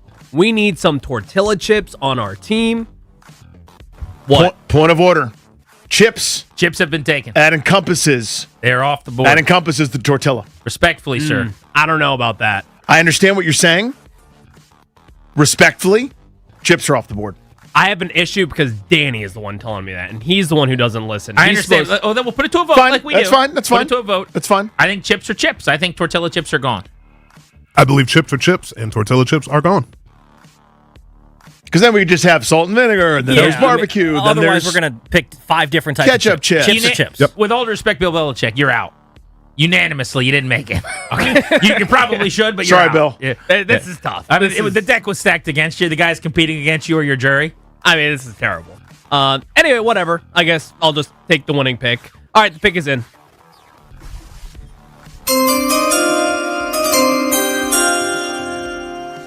Tater tots. We get size for a crunchy fried tater tot. Give me that all day long. How you feel about tater tots there, Danny? I like that one. A little bit off the beaten path, but it doesn't mean they're bad. Like they're versatile. You want a little cheese on them. You want some ketchup. You want some hot sauce. You want to just eat them as is because they're well seasoned. They are 1,000 degrees when they come out of the oven, but they're delicious. This is my last choice. I'm only going to end up with 3 things here, right? It's kind of hard, I would say. The pick is in. I will go with brownies. I will go with a dessert item. Brownies, yeah. I think it's important to eat desserts. It's a long game. We're deep into the night. This game's not ending. Let's think about it, Danny. Yep. 6:40 kick, 3+ hours. I mean, this is a 10 p.m. situation. So I'm going with brownies as my final food. It's only going to be a 3-food plate. We got pizza. We got cold subs because Toby screwed me over. I'll never forgive him. And then we got brownies. I like where your head's at. You've got a versatile set of mains here. So one is a side, and anything is a side if you make it that way. Right. Right? And then you got dessert. Pizza is my side, I think. Yeah, it's a side of pizza. It's a time-honored tradition. Okay. Again, I don't love this. I don't love where I'm at here. I think it's the draft spot. But we need a conveyance for my delicious dips. So I'm going to get one now. Go ahead, pick us in. Toast points. Toast points. You get toast and make them kind of a little bit smaller, and now I can put my buffalo chicken dip on the toast points. I can put my crab dip on the toast points. I've never heard of anybody call it. Is that what it's called, a toast point? I think it's what it's called. I've never heard that. You could do like the... You're talking about the little triangular, crunchy... Yeah, I know what so you're it's talking pizza about. toast just in a smaller Guy, form. your plate is in a great place. It's in a good spot. You boxed yourself into that selection. Well, I know. I didn't want to do that. I didn't want to be there, but, chips were gone, and I had a whole chips plan. I was going to go 3 dips and chips. You know what you could have done, honestly? You know what I love scooping up my buffalo chicken dip with? Pretzels. Like hard pretzels. Yep. You could have done the crunchy, hard, breakable, like snapping pretzel. I thought about that. That's your scooper. I thought about that. But toast is awesome. You ever just had toast? That's pretty great. Who's had toast? All right, who you telling? Toast is so good. You know what else is good is Toasty over there. Toki, who's just taking people out left and right, putting on a clinic here. Toby, you've got, among other things, buffalo chicken sandwiches, pizza dip, meatballs, and chips. What are you working with? Yeah, I'm deciding between a dessert and one more appy. But the pick is in there. I'm not a big fan of the appy that I'm thinking of, so I'm going to go with dessert. Give me ice cream. Man. Ice cream? For a Super Bowl party? Just a bowl of ice cream. What's wrong with a bowl of ice cream? Some ice cream sundaes? Come on. Ice cream's great. I don't think I've ever... It seems messy. Are you by yourself? Are you with a lot of people? Are we scooping it? Who's scooping it? I've never done that at a Super Bowl party. Doesn't mean I'm you not can't. saying it's illegal. You definitely can. Anything's pretty much illegal at this point. Yeah. I'm just saying, I don't know if that the ice cream is what you watch with your Netflix documentary or while you're watching Yellowstone. If you're breaking out brownies, someone's probably going to bring some cookies. Why can't you do some ice cream? There's like a whole, you think about the buffet, and there's just a dessert area where there's brownies and cookies. And then There's someone not at the end of the melting night, ice cream. after everyone's done, your third quarter, just coming out of the Bad Bunny halftime show. Anyone want some ice cream? We're just scooping it for everybody? Why not? Okay. I don't hate it, Topes. I don't hate it. Which means Dad gets the last laugh here. Wing, shrimp cocktail, soft pretzels, and... We are thrilled. We thought that this had a much higher round grade. We thought it would go early here in the 4th round. Chocolate chip cookies. Yeah. Welcome to the dessert plate. You saw that coming. Yep. That was a hell of a draft, hell of a pick for you to round it out. All right, so Darius, you're going to put together a graphic. We will post it on the 106.7 The Fan social accounts, and people will vote on our items. Who had the best plate? You guys will decide. We're Grant and Danny. It is the Friday before Super Bowl Sunday. Commanders, well represented last night at the end-of-year award show for the NFL. We'll explain.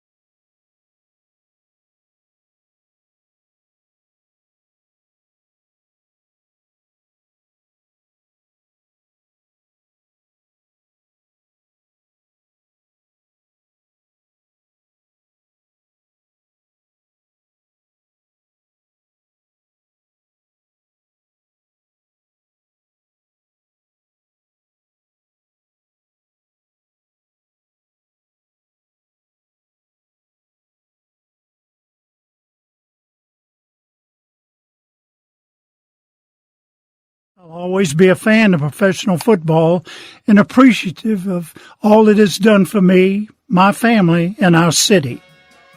I leave you with these words. Hail to the Redskins. I love that from Sonny Jurgensen. Welcome back. Grant and Danny on the Fan. Tough day for football fans all over the DMV. Sonny Jurgensen passing away at 91. We're going to play a clip coming up in just a couple of moments of John Riggins, another of the Hall of Fame legends in this town, discussing the passing of Sonny Jurgensen. You want to be listening to that.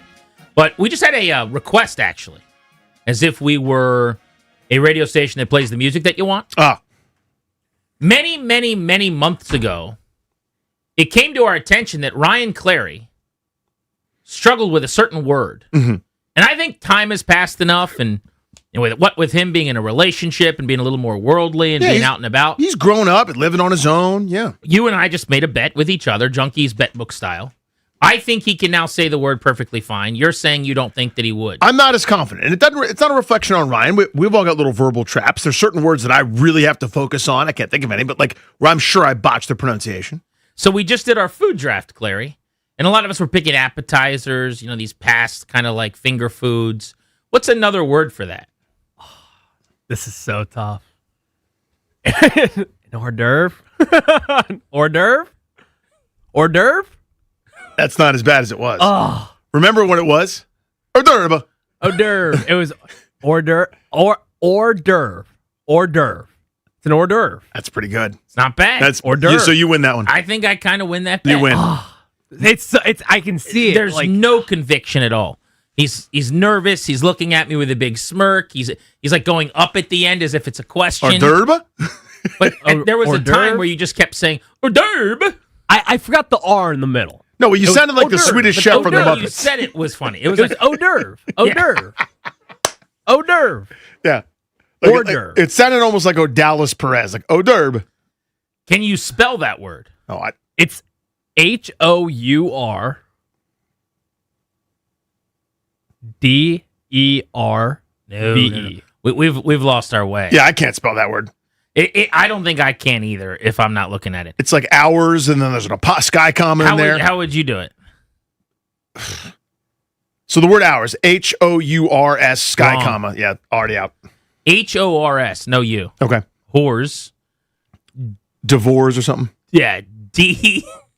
You're calling it a sky comma? Yeah. That's a Gary Goldman That's bet. a great bet. So D apostrophe, then you got OEUVRES. By the way, you'll be able to get me out on that word in the spelling bee until Every the time. day I die. No chance on that one. So I have the original pronunciation from Ryan. Oh, from, good. From 2 years ago. Hors d'oeuvre.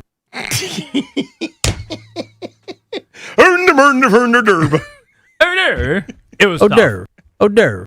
Hors d'oeuvre. But I think he's more confident in it. He's got it now. Have you seen the word more? Like, what led you to this? Have you had some hors d'oeuvres? Hors d'oeuvre. I think I got grilled so bad at Thanksgiving that year that I think it was just like What one day? of those things. When did you get grilled? Thanksgiving. Yeah. Thanksgiving.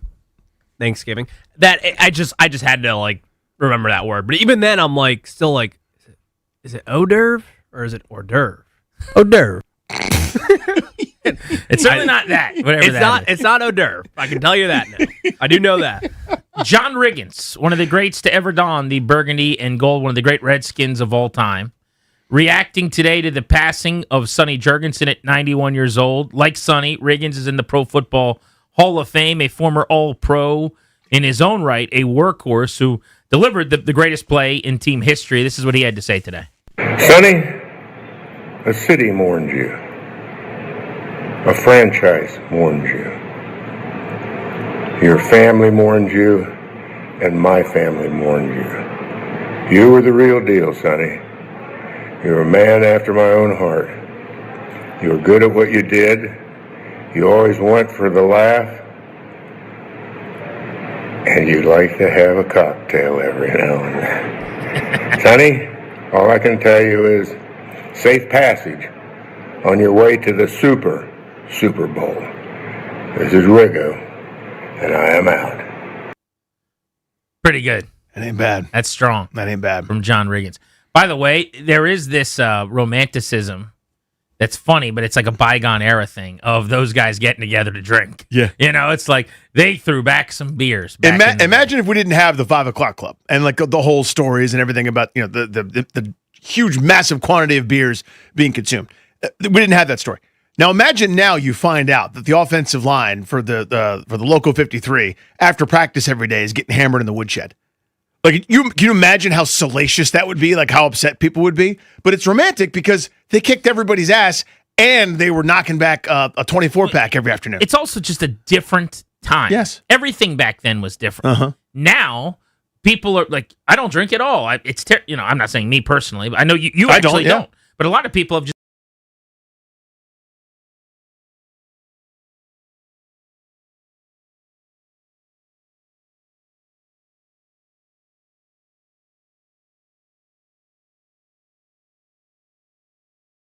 I think it's kind of synonymous with that group. Is like they partied, they got after it. And you heard that with Billy Kilmer saying, we drank a lot of beers together. John Riggins is like, you like the cocktail. I mean, those guys got after it a little bit. 100%. And you could then, too. Yes, of course. He sees a different city. There's no cameras. There's no media. Everyone's not their own reporter sending something in to make you look like an idiot on social media. It's just a different time. There's no 24/7 sports cycle. Again, imagine you find out that at training camp, if a team still went away, that a star player or one of the team leaders is sneaking out after curfew because that was more important than being really good at football. Imagine that. But as you said, different time, and he's a legend. Grant and Danny, with you on the Fan, I just wish you didn't sleep on the Sonny Sam and Frank booth. I just wish you understood how good that radio call was. Interesting that you would say that to me. That's very interesting. That's my frustration with you. That's I could say that'd be frustrating. When I say the name Sonny Sam and Frank, you go, TV show? Is that a sitcom? Is that a buddy comedy? That's the only thing I'm mad at you about today. I get it. But we will tell more Sonny stories as the day goes on Grant and Danny. I'm getting a lot of tweets and Instagram DMs at Grant H. Paulson. Early returns from some precincts here. Toby's getting a lot of love. Toby should be getting a lot of love there. And if I could say this, not to make it about me when Toby has a great draft, my philosophy is trade down Paulson is to do what? Trade down? And to do what? Accrue picks? Accrue picks. You know what Toby did? He traded down accrued picks. He traded down and accrued picks. You know what happened? He had a hell of a draft. Ends up in a really good place. It works out for you, doesn't it? Mm-hmm. A lot of people wondering what Clary was thinking, how he put his board together. Did he even... I got one tweet here. Did he even have scouts? Did he go board? to the combine? I don't know what Clary's been doing all this time. He's got his own drum and he marches to it. Always has. But you would think we do this every year. I know. That's what's amazing. He knows all of our proclivities. You don't have to take the food that you think is best. If you know I'm never going to get Jones, take this food, if you know Danny's not taking pigs in a blanket, like next year he's on the clock at 4, he's taking pigs in a blanket. If he's on the clock at 2, he's taking pigs in a blanket. He just stays by his board. Because he lives hors d'oeuvre. Hors d'oeuvre. Grant and Danny on the Fan, our double play next. I want to look at some of the performers musically for the Super Bowl lineup. Who's doing the anthem? What do we got cooking for the big game on Sunday? This is the Fan. Oh, there.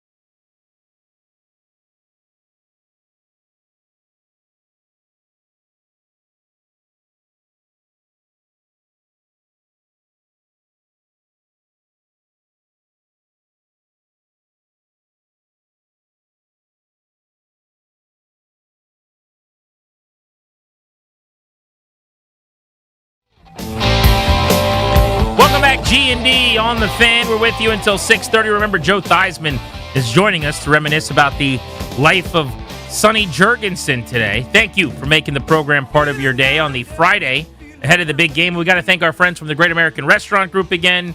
Brought in delicious barbecue from Stupid Good. It's been outstanding to feast on that. So good. The Texas Twinkies are a 10. The brisket. What's up, brisket? How you doing, bud? Fantastic.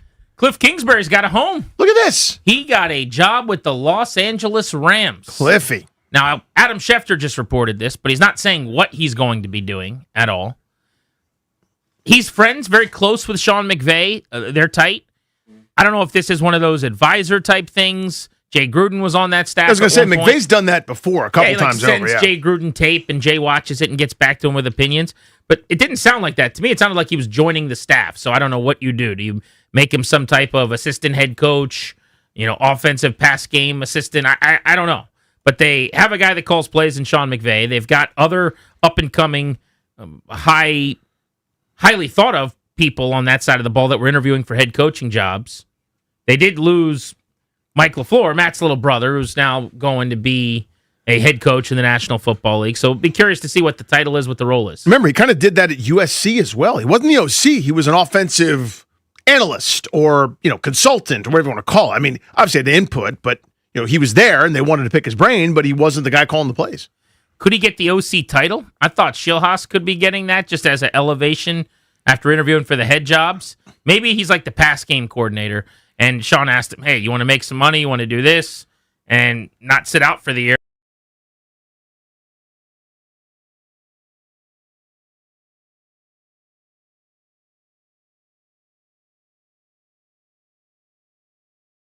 Honda dealer today. It's time for the double play. Quick look at some of the musical performances on Super Sunday. So the stuff that's taking place around the game. You know that Bad Bunny's performing at halftime. Uh-huh.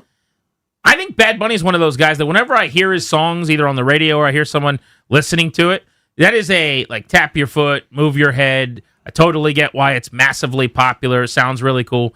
I don't know the names of any of the songs. I don't know the lyrics of any of the songs.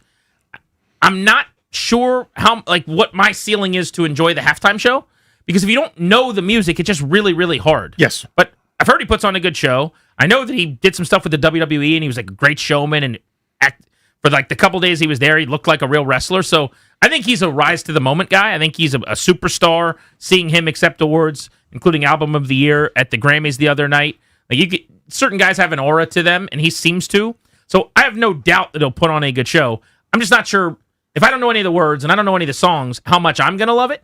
But he is your halftime performer this year. Do you think they will have a bunch of guests also come out? They have to have some guests.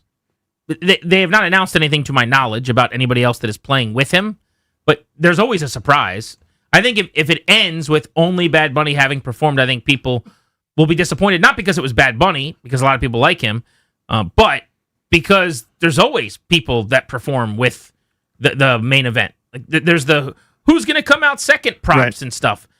I don't even think they do that anymore, that there's not other acts. So every once in a while, they'll do that. The Justin Timberlake, it was actually a big surprise, had nobody. It was a... But how many years ago was that? A handful. A holograph of somebody. Lady Gaga was by herself. I mean, they were what years? This was 2017 for Lady Gaga, 2018 Justin Timberlake. Almost a decade ago. I don't think they've done that in a long time, I guess is my point. Normally now it's like The Weeknd, and then someone else comes out and you're like, oh, snap. It's like the music hitting in the Royal Rumble. Yeah. And you're like, he's back, or you just don't know who it's going to be. But yes, I guess my point is I'm assuming it's someone. But here's some other stuff that's going on entertainment-wise. National Anthem by Charlie Puth. Any file? Yeah. I get steamed up for Charlie Puth's voice. He's got that, high pitch isn't the right term. But Isn't Charlie Puth the guy that makes me cry where it's like, we've come a long way? Maybe that's not him, but he's got some emotional song from Fast and the Furious or something. I don't know about that part, but you might be right. That's him, right? Charlie Puth. He will bring you to tears. He's got some pipes. National Anthem. You feel good about that, Danny? Yeah, I'm sure he's good. Okay. I'm sure he sings well. America the Beautiful. Brandi Carlile. I do not know Brandi Carlile. I do not know who Brandi Carlile is. Now we're going to do the segment where you and I don't know anyone. Yeah. Other people that are performing. Oh, I know them. Super Bowl opening ceremony. Green Day. Charlie Puth, Brandi Carlile, and Coco Jones. I know Green Day very, very well. So this is like opening. The big concert they're going to do. I don't know if it's inside or outside the stadium, probably outside, but at 6 o'clock, about a half hour before the game starts. Seems like a newer deal. I remember Santana one year when he did the halftime show, like a couple years later, did a pregame concert outside the stadium at a Super Bowl I went to. So they've been doing it off and on. I don't see any other musical acts here. I know you're a little bit bummed out that you're not getting your Metallica ideal. No, it's I don't know a single. You already said it. I don't know any songs. I'll be there while it's happening. It'll happen, and then it'll be over soon. Do you pay attention to the halftime show at this point in your life? When I'm interested in it, which hasn't been since the Dre, Snoop Dogg, Eminem perfect halftime show That was a handful LA. of years ago. That was a 10 out of 10. 2022, as good as it's been. Because what they did is they're like, you know who's made the NFL the multi-trillion-dollar thing? Let's have some music for those folks. People around my age. And it was wonderful. That's as good a halftime show as there's been in a long time. I think I will watch the halftime show and enjoy it. It used to be, I don't know if it's, like you said, just a who's performing thing or not. I don't remember caring a ton in a while. And I don't know that would change. Like, it is a make another plate, get your drink, go to the bar and pour something else kind of thing. Let's go to the bathroom. Let's get situated. Because I'm this guy. I'm not the shusher in the commercials, but I'm team commercial guy. So I don't like getting up and walking around during commercials of the Super Bowl. I want to be there watching. So the halftime is my time to do that. And we're not quite going college football 2.5 hour halftime show. But it's close. It feels like it's a lot longer than the normal 14 minutes or whatever. Yeah. It's like 25 minutes or something. It's just whatever it is, it ends up being too much. Especially if it's only, again, if it's one artist who I don't know, if he goes through his catalog of like 5 or 6 or 7 or 8 songs, whatever, and does abbreviated versions of each, I won't know one from the other. Not exciting to me. Whereas if it's a guest and it's like, oh my God, look, I think of an example. Remember when Coldplay did it? It was like, oh, look at this. Coldplay's fine, but look at the cool guests that just popped out. You wouldn't see them together. When Bruno Mars, because he couldn't carry it by himself, they had Red Hot Chili Peppers come out and save it. Like those kind of things, you go, wow, that's awesome. I don't know. Maybe the guest can save it for me. I feel like this is the most popular, relevant, timely person they've had in a while in terms of just overall popularity. Again, on Sunday night, Bad Bunny was accepting Album of the Year. And he's performing 7 days later in the Super Bowl. So even though you and I don't know anything about it's fair, his catalog, there's a hell of a lot of people who do. What about Beyonce 2013? Doing it by herself. That was Sure. pretty. That's 13 years ago. Yeah.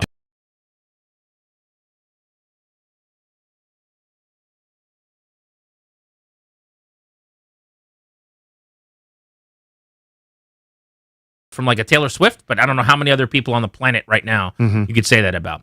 Beltway Blitz is next on Grant and Danny. We got to start looking ahead to Sunday and previewing this matchup from all angles. We will do that. Plus, Bobby Wagner, the Walter Payton Man of the Year, and Jaden Daniels spoke for the first time since the dismissal of Cliff Kingsbury about David Blau. You'll hear that as we continue on The Fan.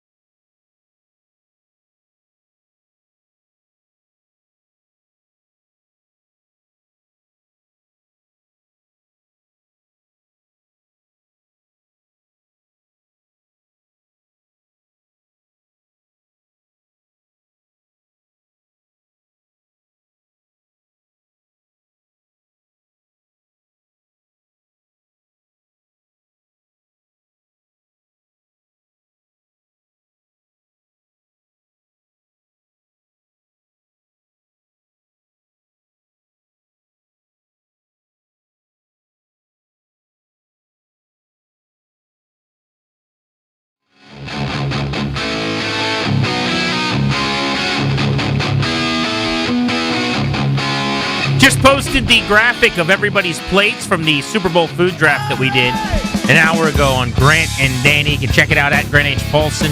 Twitter and Instagram. I think the Fan is posting everything as well. Indeed. At Funny Danny, if you want to follow Danny on social. Super Bowl Sunday is 2 days away. We are closing in on the big game. Where are you watching, by the way? It's either going to be in our neighborhood or at a good buddy's house in D.C. who I haven't seen in a long time for maybe like a bigger gathering. Because it's all logistics. You know what it's like having a baby. I am well aware. So we're going to figure that out. As we get closer, the call will be made. Does anybody need a nap? Right. There's a lot of things that go into it. You know that like all the moms are talking? What time does he go down? What time does he need to go down? What's the absolute drop dead that he can go down? It's those kind of combos. We will cover. I love this, boys. I like the layout of this blitz, by the way. Handsome. We're covering Seattle. We're covering New England. Both sides of the Super Bowl. Will kick things off, though, importantly with the Wiz. The Washington Wizards. I mean, it's Super Bowl, Schmooper Bowl. The Wizards, man. I think they've got a couple of guys that are too good to be playing right now. Enough with the winning, Chase Hughes. I'm kind of annoyed by it. Yeah, these last couple games, I don't know if they've directly agreed with you, but their rotation has kind of been a little bit funny where they rest their starters for the fourth quarter, and then they still end up winning the game. And it was one thing against the Sacramento Kings where, they had Zach LaVine and DeMar DeRozan out there, and that's a struggling team. But last night, it happened against the Detroit Pistons with Cade Cunningham, who have the best record in the Eastern Conference. So I think it's a sign that the Wizards are developing a lot of players in their system, and even if they want to go to their second or third string, those guys are going to play hard and give them a chance. Chase, it was great to be invited on you and Bijan's show on Monumental. Really appreciate you having me and let me talk about myself a lot. One guy we didn't talk about, though, is Will Riley. Like, do I need to change my mind here? Like, I saw the pick and I go, I get it. He's long, he's athletic. That's sort of this, this Dawkins OKC winger type. I get it now. But a couple of these times where they're like, I don't know how to say this a better way, where they're not as concerned about winning, as you said, resting some of the starters, the marquee guys in the fourth quarter, Will Riley won't let him go quietly. Like, is he a bit of a player?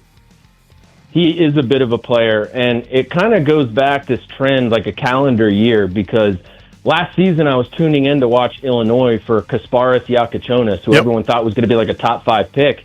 And then Will Riley, who was the 6th man of the year in the Big Ten, would just make plays. It just caught my eye. And little did I know he was going to be drafted by the Wizards, and he's just done that all year. They have not given him too many minutes up until this point, but every time he comes in late in the game, he always does something that's interesting. He's like just got great feel for the game off the dribble as a passer. He's got a really good ability to use his pivot foot, and he plays extremely hard at like 6'10" with the skills of a guard, essentially. Right now, he's starting to get more minutes, and I had a feeling it would scale upward in an intriguing way, and that's exactly what we've seen. Chase, Trae Young and Anthony Davis locked and loaded for next year. We talked a lot about the Davis trade in the day or two after, and it all makes sense. I'm on board. I'm with it. The one thing I said at the time, though, is I don't want extensions done before these guys play. I want to wait and see. I want to get them on the floor. Because the best case scenario for me is it goes great, but the worst case scenario is fine, too, because you're out of Trae Young in a year. You're out of Anthony Davis in 2 years. That's not the case if you start extending guys. There's a report that might be the case. Your thoughts on that? Yeah, no, I mean, you're absolutely correct that is an important domino to fall. And these are two guys who have very extensive track records and could command a decent amount of money, right? I will say, I think if I were to rank the skills of this front office with Michael Winger and Will Dawkins, at the top, I think unquestionably would be their ability to negotiate team-friendly contracts and, in general, handle the salary cap. But look at the deal they got with Denny Avdia, with Corey Kispert, with Kyle Kuzma. All three of those deals came in a lower number than I thought they would. They de-escalated as the years went on, making them more and more tradable. Obviously, they ended up trading Kispert. They ended up trading Denny Avdia. So we'll see what they can do in this regard. I would have some confidence if I were a Wizards fan in their proven ability to do that, although obviously these two guys, Trae Young and Anthony Davis, have completely different track records and are likely to have more leverage than those guys did when they approached the negotiating table. Chase, thank you as always, buddy. Have a great weekend. Absolutely, guys. You too. Let's talk Seahawks stairs. Seattle Seahawks. We'll be joined in a moment by Corbin Smith of the Emerald City Spectrum to break down the Seahawks. GP, pretty simple to me. They're good at everything. There's no real weakness on this roster, on this build, the way that they're coached. They're awesome in pretty much every way you can be awesome. Yeah, the way that Sam Darnold played in the NFC Championship game, I think, assuaged a lot of fears, too. Because there has been this belief, fairly or unfairly, that he was going to turn into a pumpkin. And if he's able to go out against the Rams and play the way that he did against a team that had given him some fits defensively this year, he had a 4-interception game against L.A., it makes you feel like maybe he can finish what he started here. Why can't he go out against a defense that wasn't as good in the regular season in New England's, albeit one that's been great in the playoffs, and play another really, really strong game? I think Seattle matches up well in every phase, but particularly offense against the Patriots defense, kind of plays into some of their strengths, in my opinion. A lot of people will point out, Danny, how great the Patriots defense has been in the playoffs. And they have been. They have been incredible. There's no doubt. They have carried this team to the Super Bowl. But they played a gross weather game against the Houston Texans at home and a worse weather game in the AFC Championship game and got to play a backup quarterback as a defense in the AFC title game in Denver. So I think there are there's grading on a little bit of a curve here when we talk about a fairly mediocre Patriots defense in the regular season playing like a Super Bowl defense in the playoffs. So that's kind of where the mystery lies for me, is how real is this? Now, you've got to be above a certain threshold to dominate a bad offense. New England did that all season long, right? So now you're playing in the playoffs, and they took advantage of some of the bad offenses they played, great situations that they found themselves in. You got to be good enough to do that. But are they this dominant? ... That's what we're going to find out. Corbin Smith, Emerald City Spectrum, with more insight on Seattle. So, Corbin, when you look at this team, we have been saying all week they've got stark advantages pretty much all over the board. Where would you say they're susceptible, or Seahawks fans would be a little bit worried? Where could they even be had by the Patriots? The one matchup that I'm looking at that could sway this game into New England's favor is Seattle's interior offensive line against Milton Williams and Christian Barmore. That, to me, is the one spot that the Patriots could have a significant advantage. And Seattle's interior offensive line has improved a lot this year. Gray Zabel looks like the real deal. I think Jalen Sundell is going to be a long-term starter at center for them. And Anthony Bradford gave up 1 sack in the last 10 regular season games for all the criticism that he's gotten from fans. So that group's played better, but this is going to be one of the best defensive fronts in the interior that they've gone against. Particularly Milton Williams, his ability to be disruptive and get after the quarterback, create problems in the backfield. If New England is able to do that consistently and get to Sam Darnold, limit the run game, then that really takes away the play action opportunities, which the Seahawks have been so good with this year. So that's the one spot that I look at and think if New England can dominate there, that could change the game for them. What did the NFC Championship do for Sam Darnold in the minds of Seahawks fans and people covering it? Because I know nationally, whether it's fair or not, it's like he could have 17 good games, then that 18th game is, the Darnold game, where there's a million turnovers, he's seen ghosts and looks like he's never seen a football before. That was the biggest game he's ever played in, and he was unbelievable. What did that do, kind of confidence-wise in the view of him?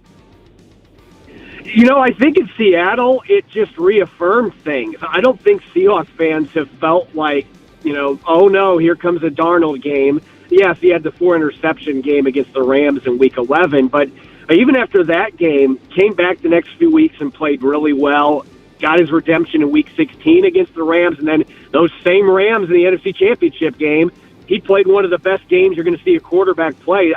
I think this is more a national issue, and it's probably because big markets like New York still just cannot – I don't know if they can't handle the fact that Sam Darnold has turned into this kind of a quarterback in Seattle, if they just feel like they're living in a fantasy world. Is this the Twilight Zone? But I don't think Seattle fans feel that way, and they haven't for some time. They've really enjoyed watching him play quarterback and have the utmost confidence in him. This just further confirmed that, hey, he can elevate his game and play the way he did most of the regular season in a high-stake playoff contest. Corbin, it is not lost on me that John Schneider, who's maybe the best GM in the league, started here in Washington, got fired by Dan Snyder, and that Mike McDonald was interviewed by the Commanders before he ended up taking the Seattle job when they were choosing Dan Quinn here What do you make both of the job Schneider's done, and then also why has McDonald been so special through 2 years?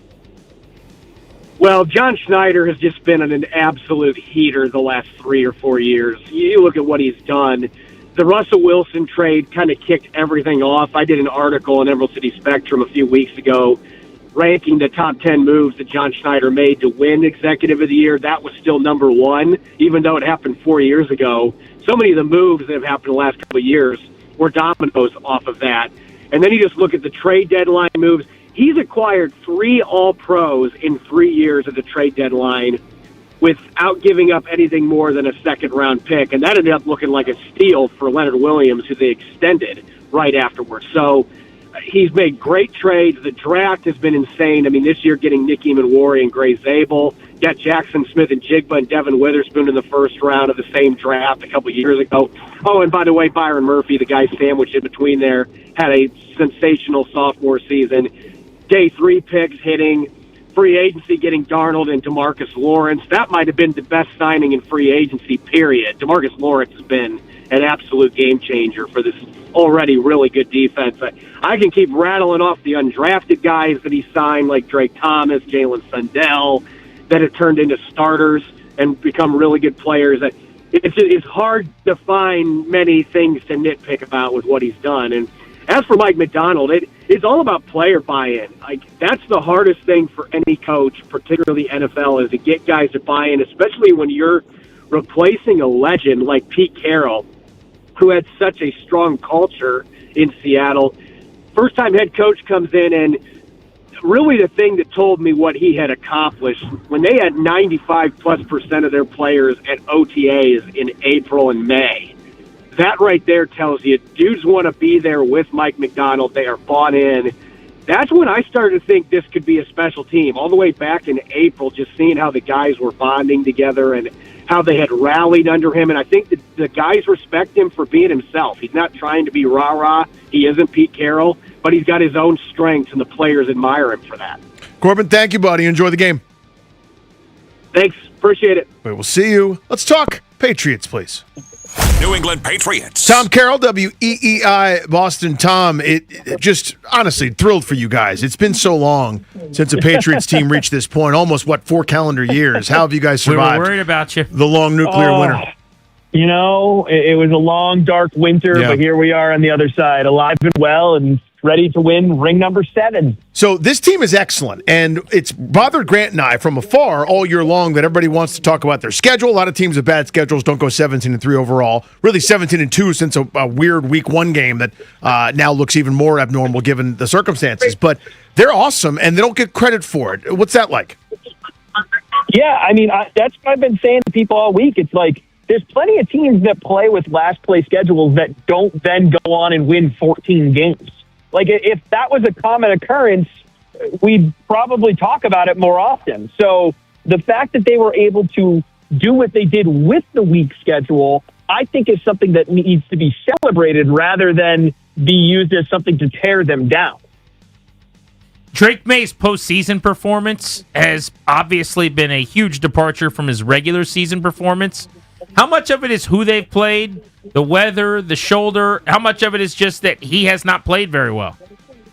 I think it has a ton to do with the fact that they've been playing some of the best defenses in the NFL, on top of the fact that all 3 of those games have been played in we all saw it watching the AFC Championship game, that random blizzard that kind of felt like it came out of nowhere, but I'm sure both teams were aware. Sean Payton decided to ignore the meteorologist there. That's fine.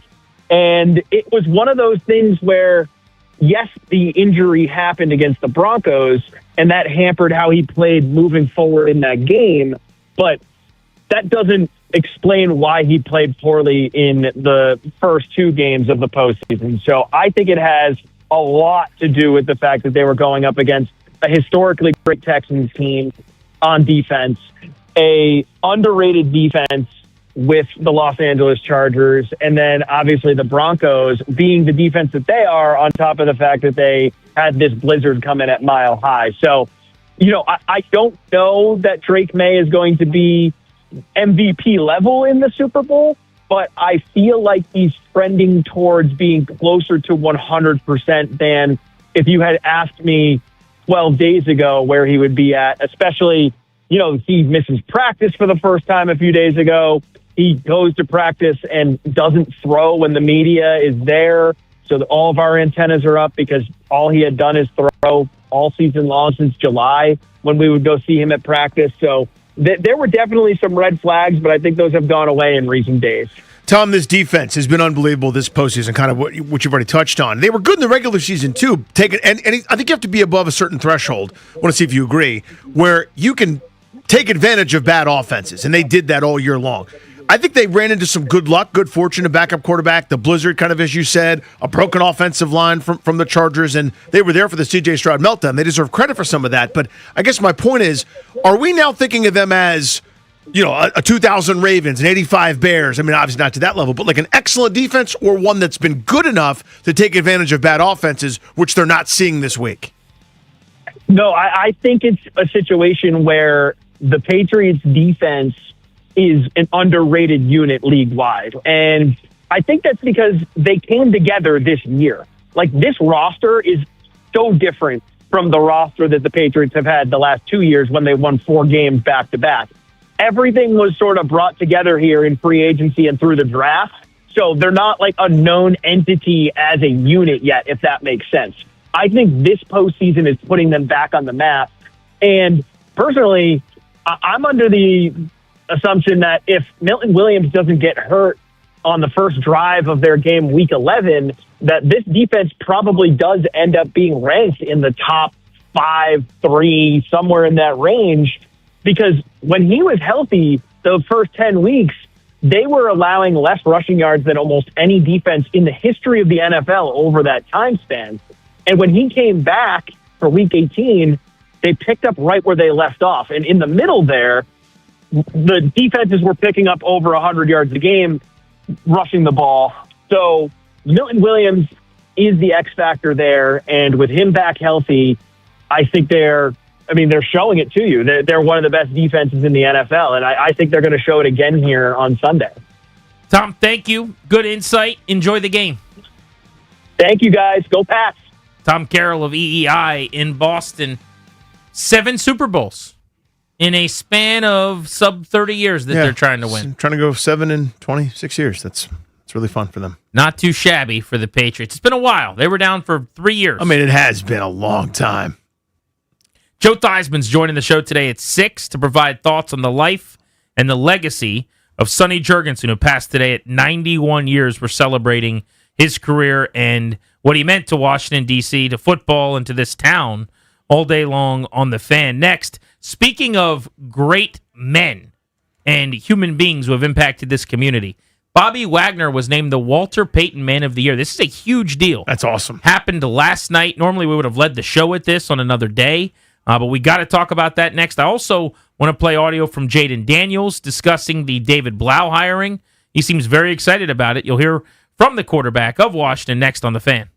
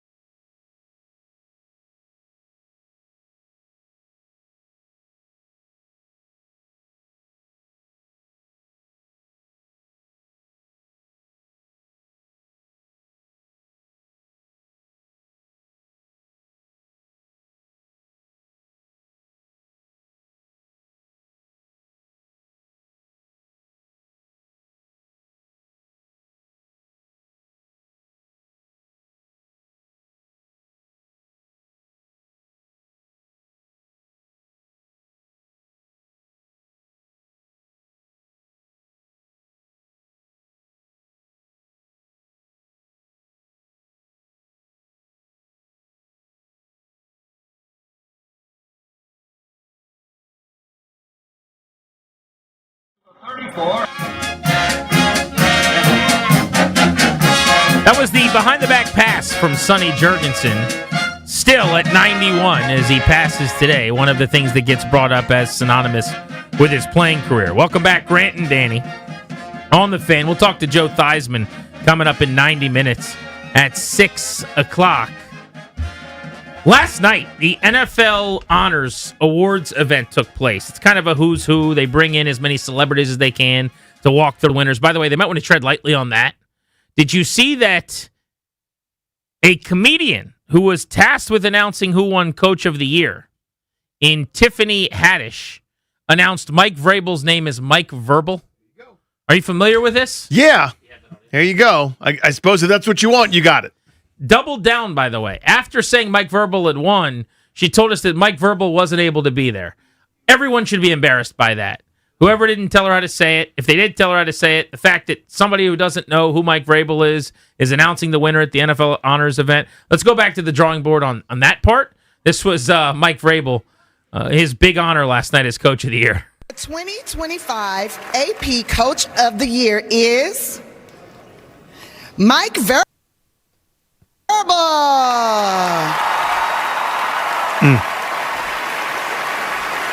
Did that break up right when you said verbal to anyone else? For the Super Bowl. Play the second part again.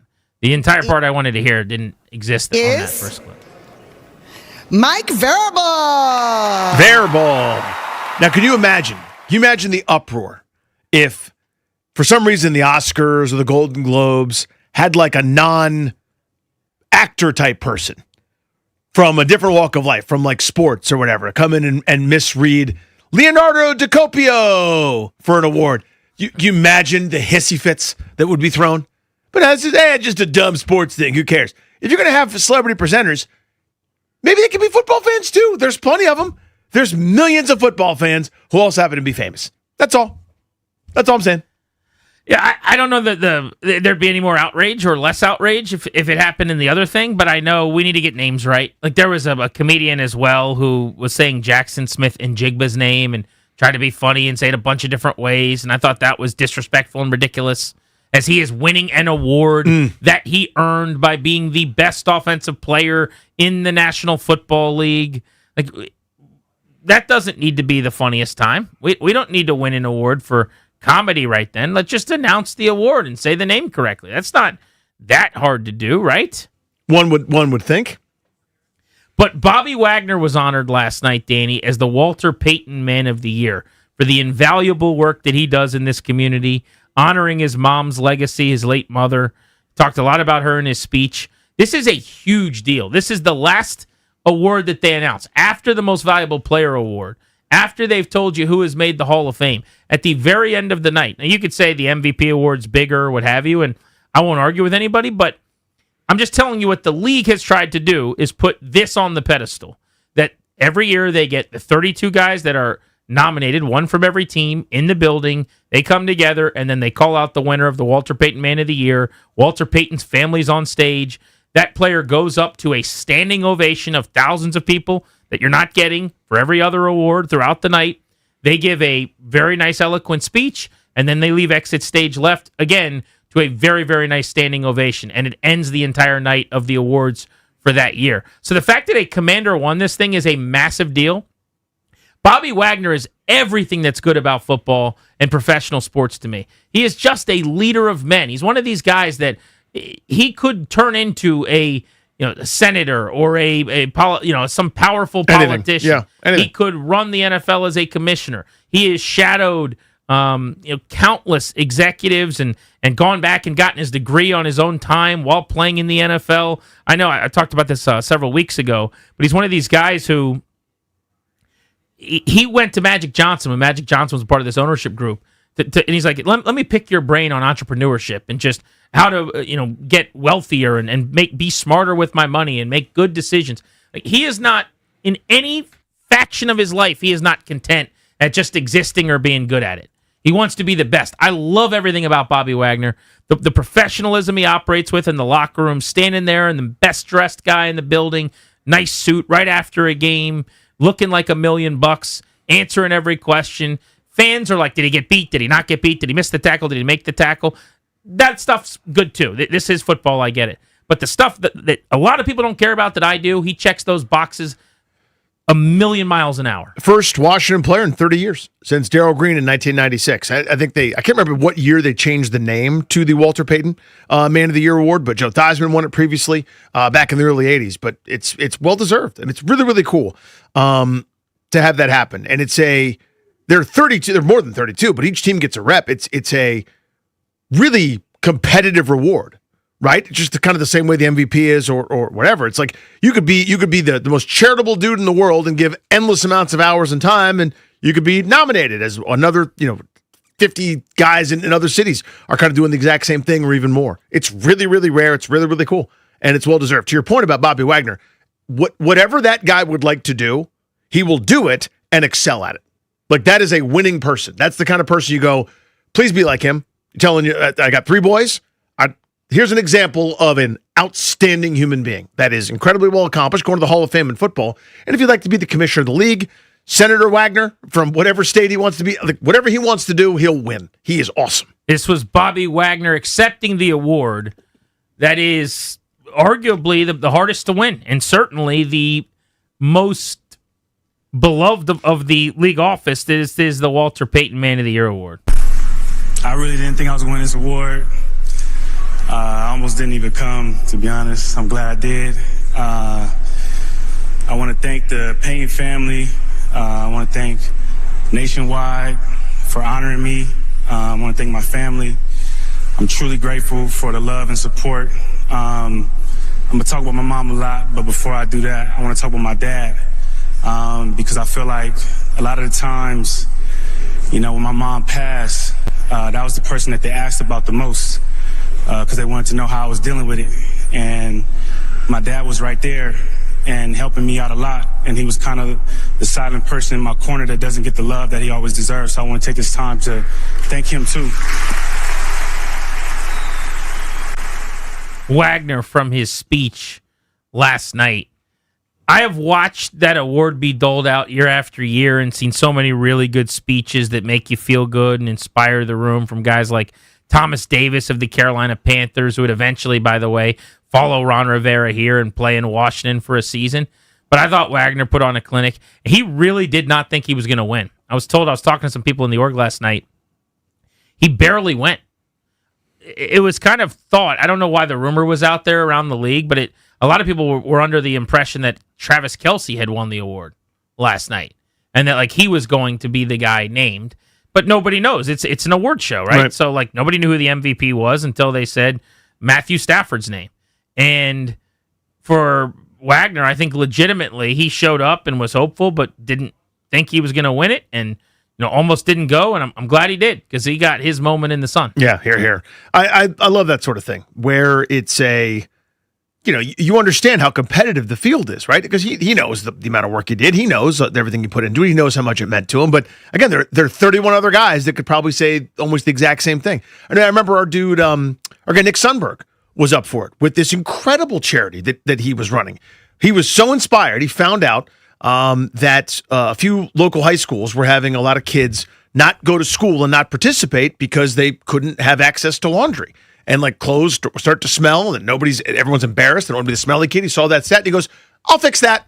And he did this incredible program. I think it was Loads of Love was what it was called. What it was. Did this unbelievable grassroots program to increase school enrollment, to get these ready, willing, and able volunteers, build this army out, and all in his spare time while still playing professional football. Incredible. He didn't win that. And again, not disrespecting his work, simply saying there's a lot of amazing work done by these other nominees.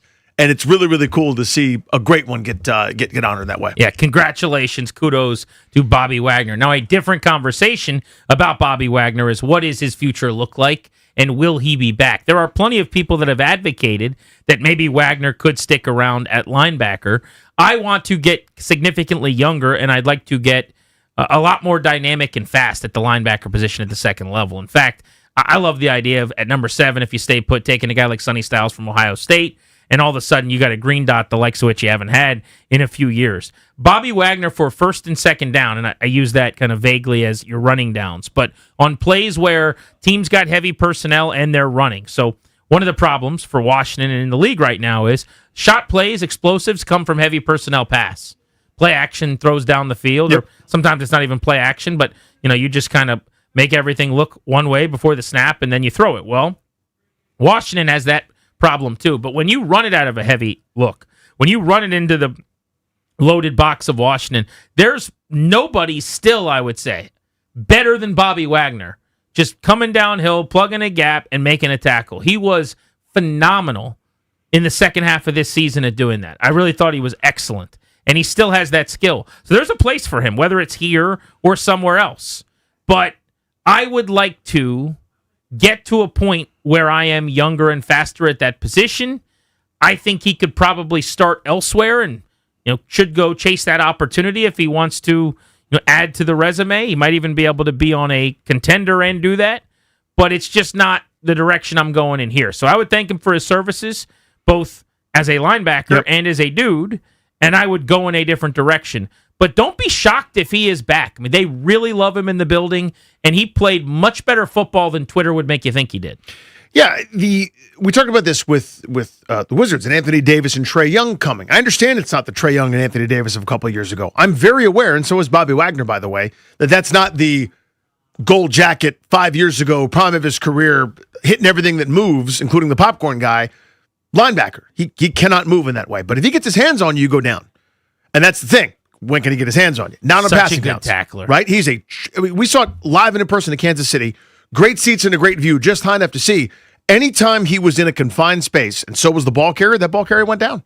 He was unbelievable. Now, again, when he's got to run lateral, when he's got to turn and chase, when he's got to back up and then explode to the ball as his part of the linebacker duty, that's not his strength anymore. So if you can find a different thing for him to do, it's only that one thing, he could still help you an awful lot. And you already mentioned the veteran leadership.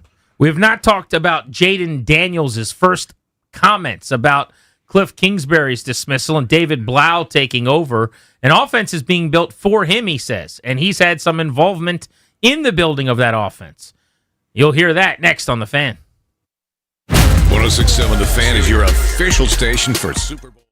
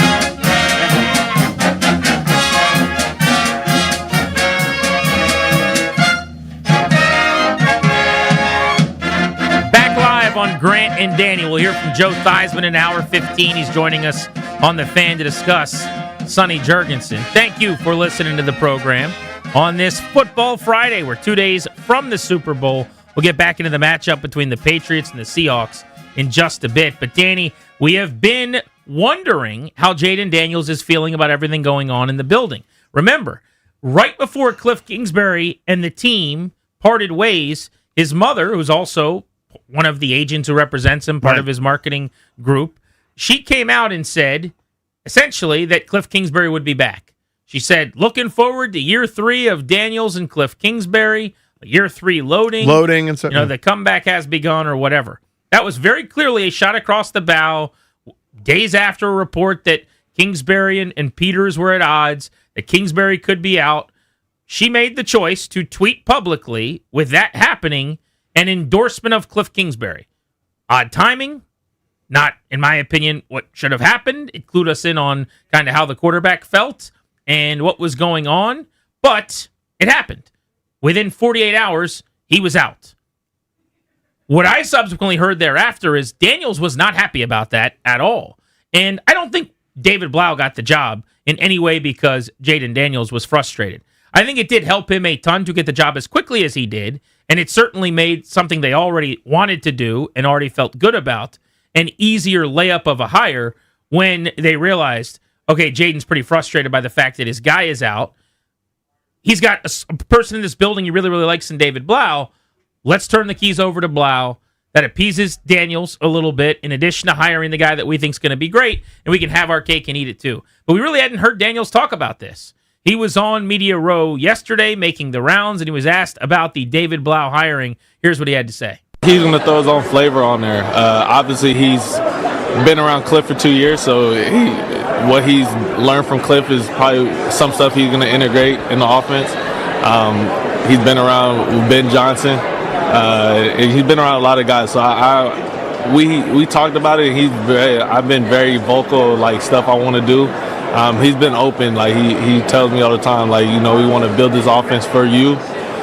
So that's kind of what a quarterback wants to hear. And I'm super excited for him to get his opportunity. I know what he can do. I know the work that he puts in.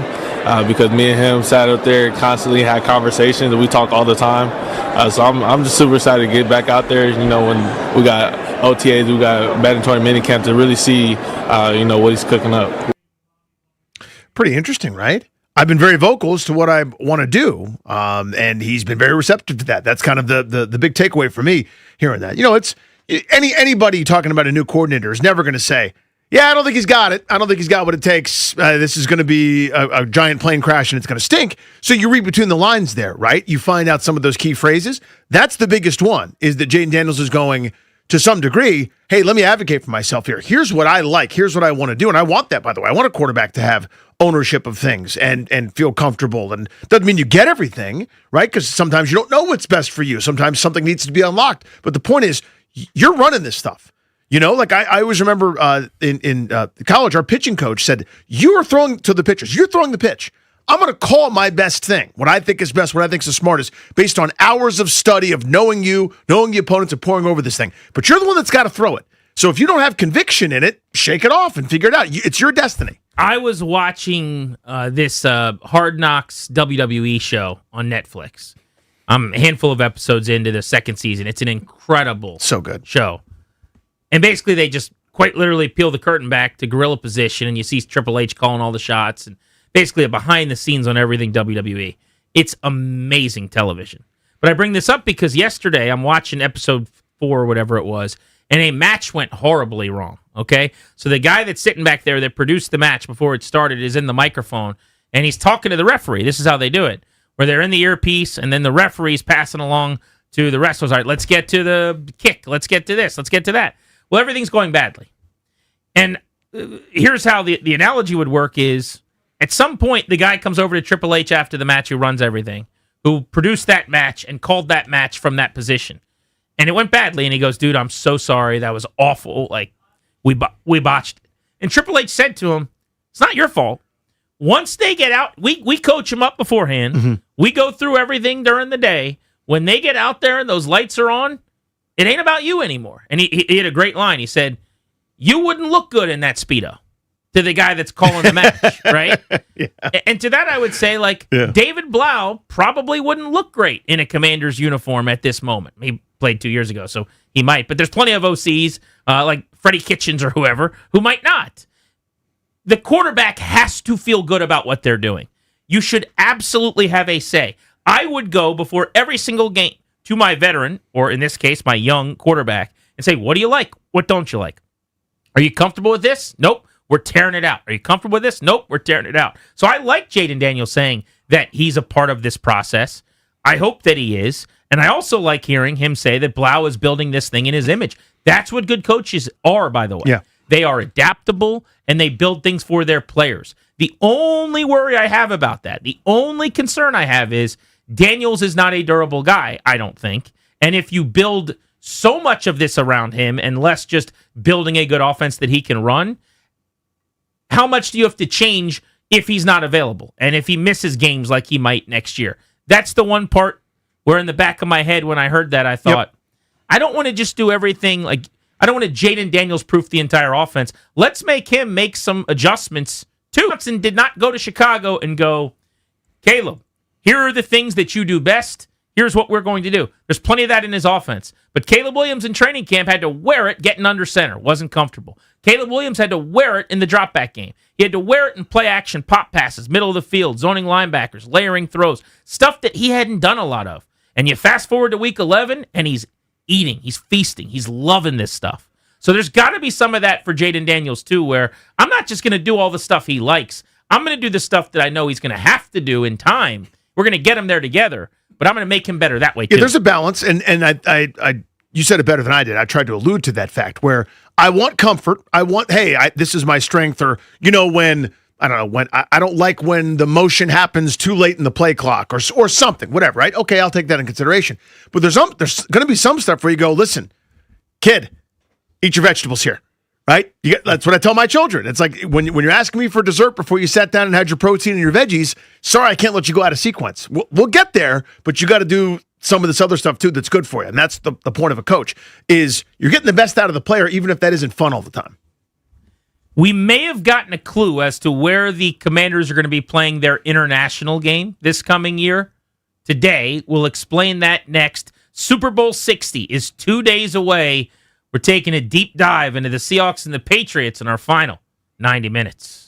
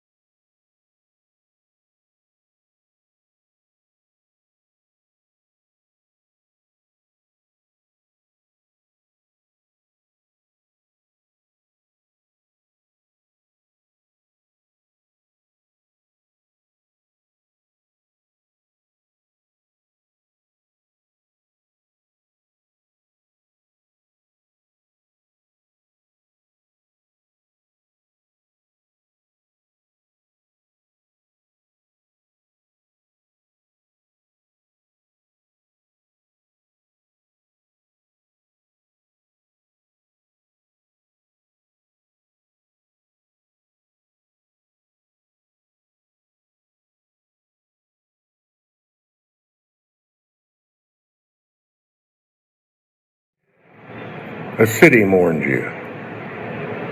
A franchise mourns you. Your family mourns you, and my family mourns you. You were the real deal, Sonny. You're a man after my own heart. You were good at what you did. You always went for the laugh. And you like to have a cocktail every now and then. Sonny, all I can tell you is safe passage on your way to the Super Bowl. This is Riggo, and I am out. John Riggins with the Riggo turned up to 11. Sonny Jurgensen, 91 years old, leaves us. Welcome back. Grant and Danny, brought to you by the law firm Condori and Murad. Estate planning, elder law, real estate transactions, probate administration. Their attorneys are always there to protect you and your family's assets. Schedule a free consultation with their team today. KMLawyers.com. Be sure to tell them we sent you. That's KMLawyers.com. Joe Theismann in 1 hour. We'll talk to him about the life to legacy of Sonny Jurgensen, who, if you're one of our oldest listeners, you remember as one of the great quarterbacks of his era. Led the league in passing yards 5 times and in touchdowns multiple times. His 1967 season where he threw over 30 touchdowns, still the last time a Washington quarterback threw for over 30 touchdowns. Nuts. It was 20 years before I was born. I mean, that's almost, I mean, again, that and the Bears, nobody throws for 4,000 yards streak is insane. That's from a different time when the forward pass was kind of frowned upon. It wasn't seen as sportsmanlike. If you're our age, you're closing in on 50, I'm closing in on 40. Uh-huh. I would say the Sonny Jurgensen chapter we got was our parents telling us how amazing he was. Yep. And that he would win this game even though they're down 10 with 2:47 to play. And also the guy from the radio, bro. The guy. Sonny, Sam, and Frank. The best. The guy from the TV who sat there with George Michael and picked Washington every single Sunday. Yep. And he had a cigar in his mouth and everybody loved it. That was Sonny. The character. I mean, there are always, I mean, Riggo's this way too. I mean, you heard it in that video, for goodness sakes. There are larger than life figures. When you have outsized achievement with that ease and you're not forcing it, you're not doing a song and dance desperate for attention, you just get it. Because you've got natural charisma and you achieve at an incredibly high level. There are larger than life figures, and that's one. I mean, he's a caricature. You could talk about it, right? Like chewing on the cigar, spinning yarns about times past, and this time, the coach would do the bed check, and I had a lampshade and a pillow and a sound of I'd done a tape recording of a bear snoring, and so they thought I was in bed, and I was already out 10 beers deep at training camp. Those kind of stories, you just go, what time? Like what Paul Bunyan like character this is? Just an unbelievable character. You know that I'm a detective when I'm not on the air, and Detective Paulson has a lot of things he's trying to crack right now. I got plenty of cases I'm working on, but I did have to take out my magnifying glass. Microphone glass today. I'm still trying to get to the bottom of where Washington's going to play their international game. By the way, you have been on this. This is it's a bit of a jigsaw puzzle. You know what I'm saying? Like, I feel like I make progress somewhere, but then there's a leak somewhere else, and I'm like, oh, I fixed this, but then something else broke. But here's what happened today. The league announced that the Dallas Cowboys are going to be playing in Brazil. They will be playing in Rio de Janeiro this year.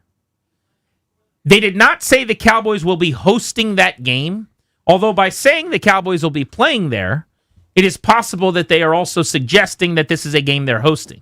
I would add that because this year the NFC teams all have the 9th game, not the AFC teams, it's more likely than not that all 9 of the international games will be hosted by NFC teams. So it stands to reason the Cowboys might end up hosting that Rio de Janeiro game, and if that is the case, then it prohibits Washington from being in that game.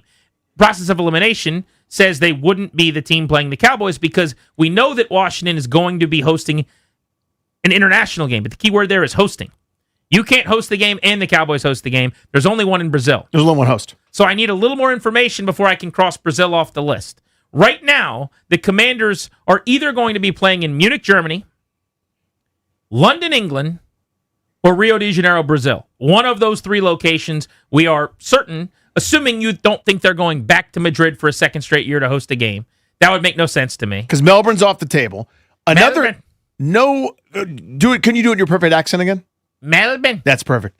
The I don't think we know any other cities, right? I mean, they're not going to spring another international city on us at some point, right? We got what we got. We got what we got. Unless they add London games, that's the only thing I could see. But it's 9 international games is kind of the plan right now, which is a boatload, by the way. Yeah. But the Melbourne game, Australia, also known as Melbourne. That's going to be, we found out today, Rams 49ers. No. Yes. That's what it was, yeah. Rams 49ers. We knew it had to be West Coast teams. So those two teams are in Melbourne, cross it off the list. We also know that the Paris-France game, I was steamed for that, wanted that to be Washington. That could be like, hey, let's go there for our anniversary. Wink, wink, nudge, nudge. But no, it's not going to be that. That's going to be Brown Saints. And my wife wouldn't have nearly as much fun making that trip. Be a little bit less. She's like, Tyler Shug, really? So cross that off. You always call him Tyler Shug. I don't know why. That always ricks me a little bit. Why does it bother you? Well, it's Tyler Shuck. I don't know. It's just Shug, Shuck. I don't know. It's just a thing. It's a disrespectful not really knowing that guy's name. Yeah, he did win the Pepsi Rookie of the Year, not the real Rookie of the Year, but the Pepsi. He turned in all the Pepsi points for Space Harrier. Like a rap leader who may or may not have been involved in terrible things happening. Oh, Tyler Shug Knight. Yeah, exactly. But anyway, let's to the point of the dude's story. So Detective Paulson has crossed Paris off the list. Okay, so where are we at now? We're at London, most likely because there's 3 games. Rio de Janeiro, and if the Cowboys are going there but not hosting the game, you know who they play? Washington. That one starts to ring out a little bit. Would they really do a divisional game international like that? I know they're doing it for the Rams and the 49ers, but it's the Cowboys Washington. Would they really waste one of those? I hate to burst your bubble. I feel like Rams 49ers is a bigger football game right now. And they're doing that one. They are doing that one. Why wouldn't they do 2 non-playoff teams? Well, because LA they're like the 7th or 8th team in LA behind like the Galaxy. Not and the Rams, though. The Chargers are. Nobody cares. Nobody cares about football there. Nobody goes anything. It's all visiting fans. And is that a Rams home game or a 49ers home game? I thought it was a Rams home game. Okay. I don't know. I think they have no problem doing division games. You might be right. I haven't looked into it, but I bet you there have been plenty of them if we actually did the deep dive. I mean, they put marquee games over there. They had Eagles-Packers right after it was a playoff game in Rio de Janeiro. I can't remember. Last year was Chiefs. Oh, here it was. Chiefs and Chargers. That's a division game between 2 playoff teams. So I don't think they have any issue doing that. Maybe they don't. I have issue. Maybe I was putting my views on them. But I've just laid all my clues out for you. I've given you everything I've got in my investigation. Right. Your thoughts, sir? I feel like it's London, and I can't prove it. It's leaning that way. Can I tell you about one internet rumor? Yeah, give me the rumor. That's all it is. This is a rumor. Give me the internet rumor. Now, as an investigator, such as myself, you have to chase these down. I do, but I can't take them seriously. We get 40,000 of these a day. I look into as many as I can. You see what I'm saying? Yeah, people call the tip line. You respond accordingly. One of the things that is out there is that the Commanders might be the team this year that would host a game in London, and then they would stay there to play the Jaguars the following week. Could you imagine that? Sorry. So in other words, we know the Commanders are hosting a game. So they would fly to London Tuesday, Wednesday, Thursday, whatever. Maybe Thursday, let's say. Probably have to if you're staying for a while. Thursday. You host, fill in the blank. Then you're that team that stays there the entire time because you've got another London game at the Jaguars that following Sunday. Who always play in London. That's a rumor. Yeah, that is a rumor. And it'd be a little bit silly to go to London for 9 days and see 2 Commanders games. Spend a fortnight in London. Yeah, I couldn't be more out on that. No, thank you. But as a football fan or as a traveler? Oh, well, travel would be, I guess it'd be cool if I could just take 2 weeks away and just hang out in London for a while. But for these people that are I don't know how people do it, but they either have money, which is cool, or that must be fun. They work from home, something like that. They're online and active, but you can't reach me for the 6-7 hours. I'm at work, said the guy in the team store. Said Toby as he bought 5 sweatshirts or whatever on the clock. Yeah, I don't want. Listen, they I guess they've proven I guess you proved the point with the number of international games they have, even divisional games, even the sacred ones, where it's this is a huge one for this fan base. They'll put that one out of the country. I am predicting London at this juncture. But you're hoping for? I am rooting for Munich. Oh, that is music to my ears. It's very exciting. I think a game in Germany would be lovely. It could be very silly. Nice time of year in the fall. You ever seen the fall foliage in Germany? It's beautiful. Not familiar with the fall foliage. But it's very nice. Many colors. There's greens and there's oranges and reds. They fall from the sky. It's beautiful. Like you're drinking the beer. We'll get into the Patriots and the Seahawks coming up in just a bit, our X factors and some predictions. We've also got to do confidence points picks this hour on Grant and Danny. Joe Theismann at 6. We're moving and shaking. There's a lot going on. Last night in the NFL Awards Honors event, though, we found out who the various winners are for all the awards. And the main event in terms of individual hardware from the 2025 season was the MVP award. I did not think it was going to be close. I thought Matt Stafford was going to run away with the award. I would have voted for Drake May. I think he should be the MVP. Both have cases, though. Like, I've seen people that are really upset that Drake May didn't win that are saying he got robbed. That's ridiculous to me. Matt Stafford was very deserving. I've also seen people on the other side who said they voted for Matt Stafford and it was easy and it should have been a landslide. I think that is also absurd. Like, should have been close.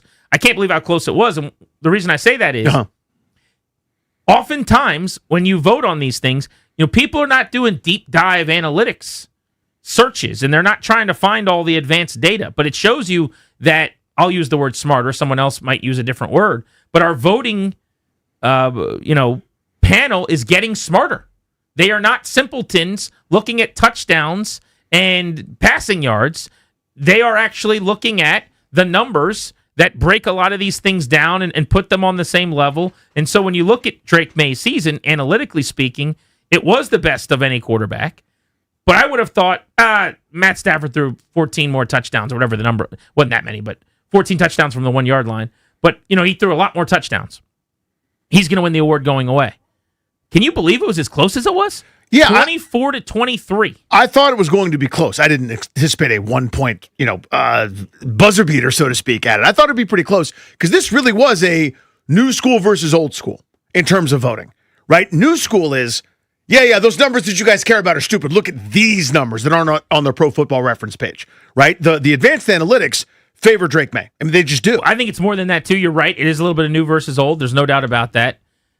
I also think it was a value versus best debate, too. And this is... And it goes back and forth every year. I know. Like Dan Orlovsky this year, who's best buddies with Matt Stafford and was in the quarterback room with him, has been screaming about Matt Stafford as the MVP for weeks, and he had a vote, actually. So I wonder who he voted for. It's Matt Stafford. I bet you Stafford. But a year ago, he voted for Josh Allen over Lamar Jackson. Lamar Jackson statistically had a superior season. Mm-hmm. But his argument at the time was that Josh Allen was more valuable to the team.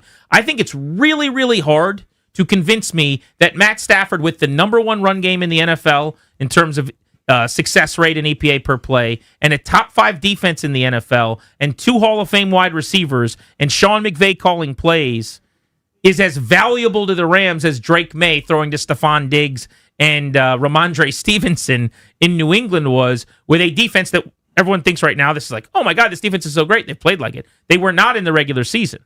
It's like from a sheer value standpoint, not to mention the rushing yards and the importance of the legs of Drake May as well. If you're a value voter, you voted for Drake May. But if you're a best season voter, Matt Stafford had the best statistical passing season, and that part wasn't even that close if you're just looking at the passing numbers. But what's fascinating about this was, so the way it works, you know this, Danny, but for people that don't, 50 people get votes. 47 of them either voted for Stafford or May. 24 Stafford, 23 May. And then 3 voted for Ross Perot. Like 3 went with the Green Party candidate, Jill Stein or whatever her name is. It's always like getting 2% of the vote. And I'm always one of these people that's like, there's 2 horses that have a shot. Can we pick the one that you'd like better of those 2 so you can get into the game a little bit? But you had 2 Josh Allen votes. You had 1 Justin Herbert vote from Sam Monson, who comes on our show a bunch from PFF. He made the case that he just thought Herbert's line was so bad that team was relevant because Herbert was so good. Yeah, and by the way, it's not necessarily something I agree with, but at least he has a consistent value, right? He's talking about value to a team. Other people, because that's what it says, most valuable player. Other people go, who had the best season? It's that guy. His point is, they had more injuries than anybody else in the sport. They were terrible. His line, he lost both tackles. They were a disaster, and they were in the postseason because Justin Herbert was incredible. Whether you agree or not, I go, okay, well, that's a philosophy. Now, we talk about this with MVP every year. Whatever the standard is, I'd like it evenly applied every time. Sometimes we go, this guy had nobody, and so now he's the MVP. Next year we go, well, this guy had a lot of people. Yeah, but it doesn't matter. It's his turn to be the MVP or something. It's not the same voters every year in totality. So that part, like you may have a different view of what MVP means than I do. and last year you voted and this year I did. So the winner could change in that way. You see what I'm saying? Yeah, because but to for me, guys like Dan Orlovsky, you explain that away to me. This is what I'm trying to get to.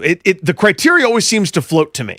One year, all we can do is mention how terrible somebody's supporting cast is. The next year, somebody else that's going to be the leader has a great supporting cast. Well, last year that was the damning thing to somebody. Or next year, it's not a data point we care about as much. Do you know how many it's times always floating? It's been held against the quarterback that they didn't win their division, which I think is stupid, by the way. But it was basically like this disqualifying thing where you didn't even win your division. You can't be the MVP. Matt Stafford last night became the first guy that didn't win his division to win the MVP since Adrian Peterson won the thing. Yeah, now we kind of go, well, that actually division was so great that, okay, it doesn't matter. So someone's going to break the mold. And I don't think that should have been held against him. But to your point, there's like a moving target where I don't know how we're supposed to define this. I do know, though, that in a world where you're saying Justin Herbert just based on value was that important, why does it have to be a quarterback?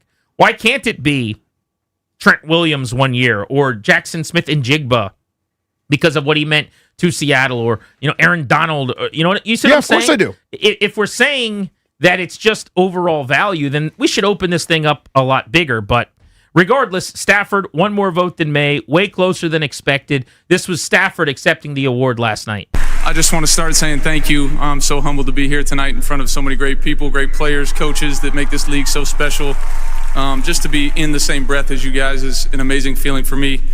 I want to start from the beginning, kind of for me, my mom, my dad, my sister. The support you guys showed me growing up, taking me to the park, the endless hours and time that you spent helping me chase my dream means the world to me. It's the reason I'm standing here today. To the Rams organization, Mr. Kroenke, Josh, everybody, give me the opportunity to play for an unbelievable organization. It's an amazing feeling, and I appreciate that. Les? Part of his speech from last evening, he would go on to say he's coming back, and he will play for the Rams this coming season. McVay, big reaction in the crowd when he said that. That was his way of telling his team. Like, Leonardo DiCaprio style, I'm not leaving. I'm not leaving. Not going anywhere. He is running it back in 2026. I'm really happy for him because it's a Lifetime Achievement Award for him, too. This is a guy that's won a Super Bowl, that is going to the Hall of Fame. By the end of next year, he'll be in the top 5 and top 6 in yards and touchdowns, I think, all time as a quarterback. Such a special player. So it's cool that he won an MVP award. And again, he was deserving, totally. Him or May winning it, I would say absolutely. I just thought May was a little more deserving. And if I had a vote, and I don't, I would have voted for Drake. Yeah, and as we said all along, I think both are really worthy candidates.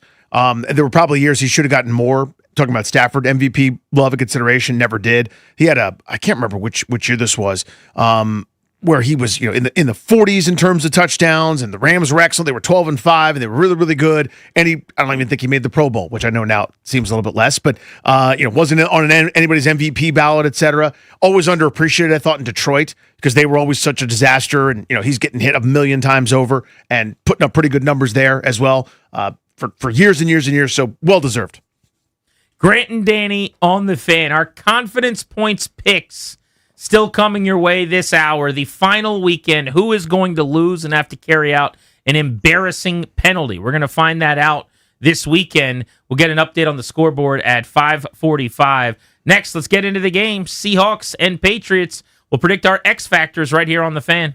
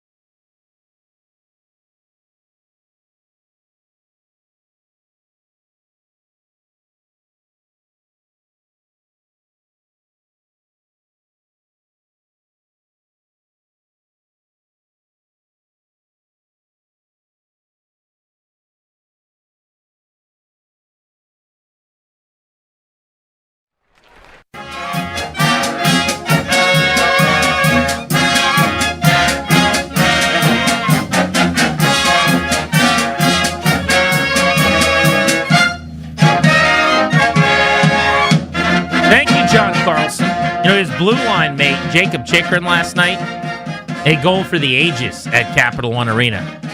He went off the boards to himself like he was Ovi in 2012. They were playing indoor soccer or something in Brazil. Around Roman Hammerlich. Defensemen aren't supposed to be able to do that. No, sir. He scored his 20th and 21st goals of the season, something else defensemen typically aren't supposed to be able to do.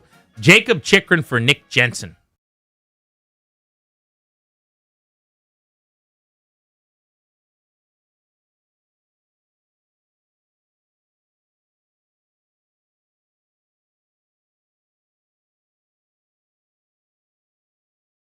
So best of luck to Tom Wilson and Logan Thompson for Team Canada. And then representing Slovakia, Marty Faravari will also be taking place in the Olympics. I'm going to be conflicted when I'm watching Canada. Are you? Oh, yeah. I wish them some luck. I want no injuries. Come back healthy and rejuvenated, ready to go. But I'm good now. No success for those guys. No, see, well, I mean, when they're playing America, obviously, sure. But in most of their games, Tom Wilson's out on that ice. I want him scoring goals. I want him having success. I want him. He can't really lay a whole lot of contact. I was going to say, not that much wood. You're not able to fight or really hit much in these games. But, yeah, I want Tom Wilson to fly around and prove to the world how good he is. And honestly, I'd love to see Logan get a chance and stand on his head. So it's going to be weird, man. The only time I would root against those guys or not want them to succeed, win, what have you, is if they're playing America. I also know, just personally, that for Tom Wilson, I don't know Thompson nearly as well, but I'd imagine it's the same thing for everybody. This means so much to Tom Wilson. Making that team, he is...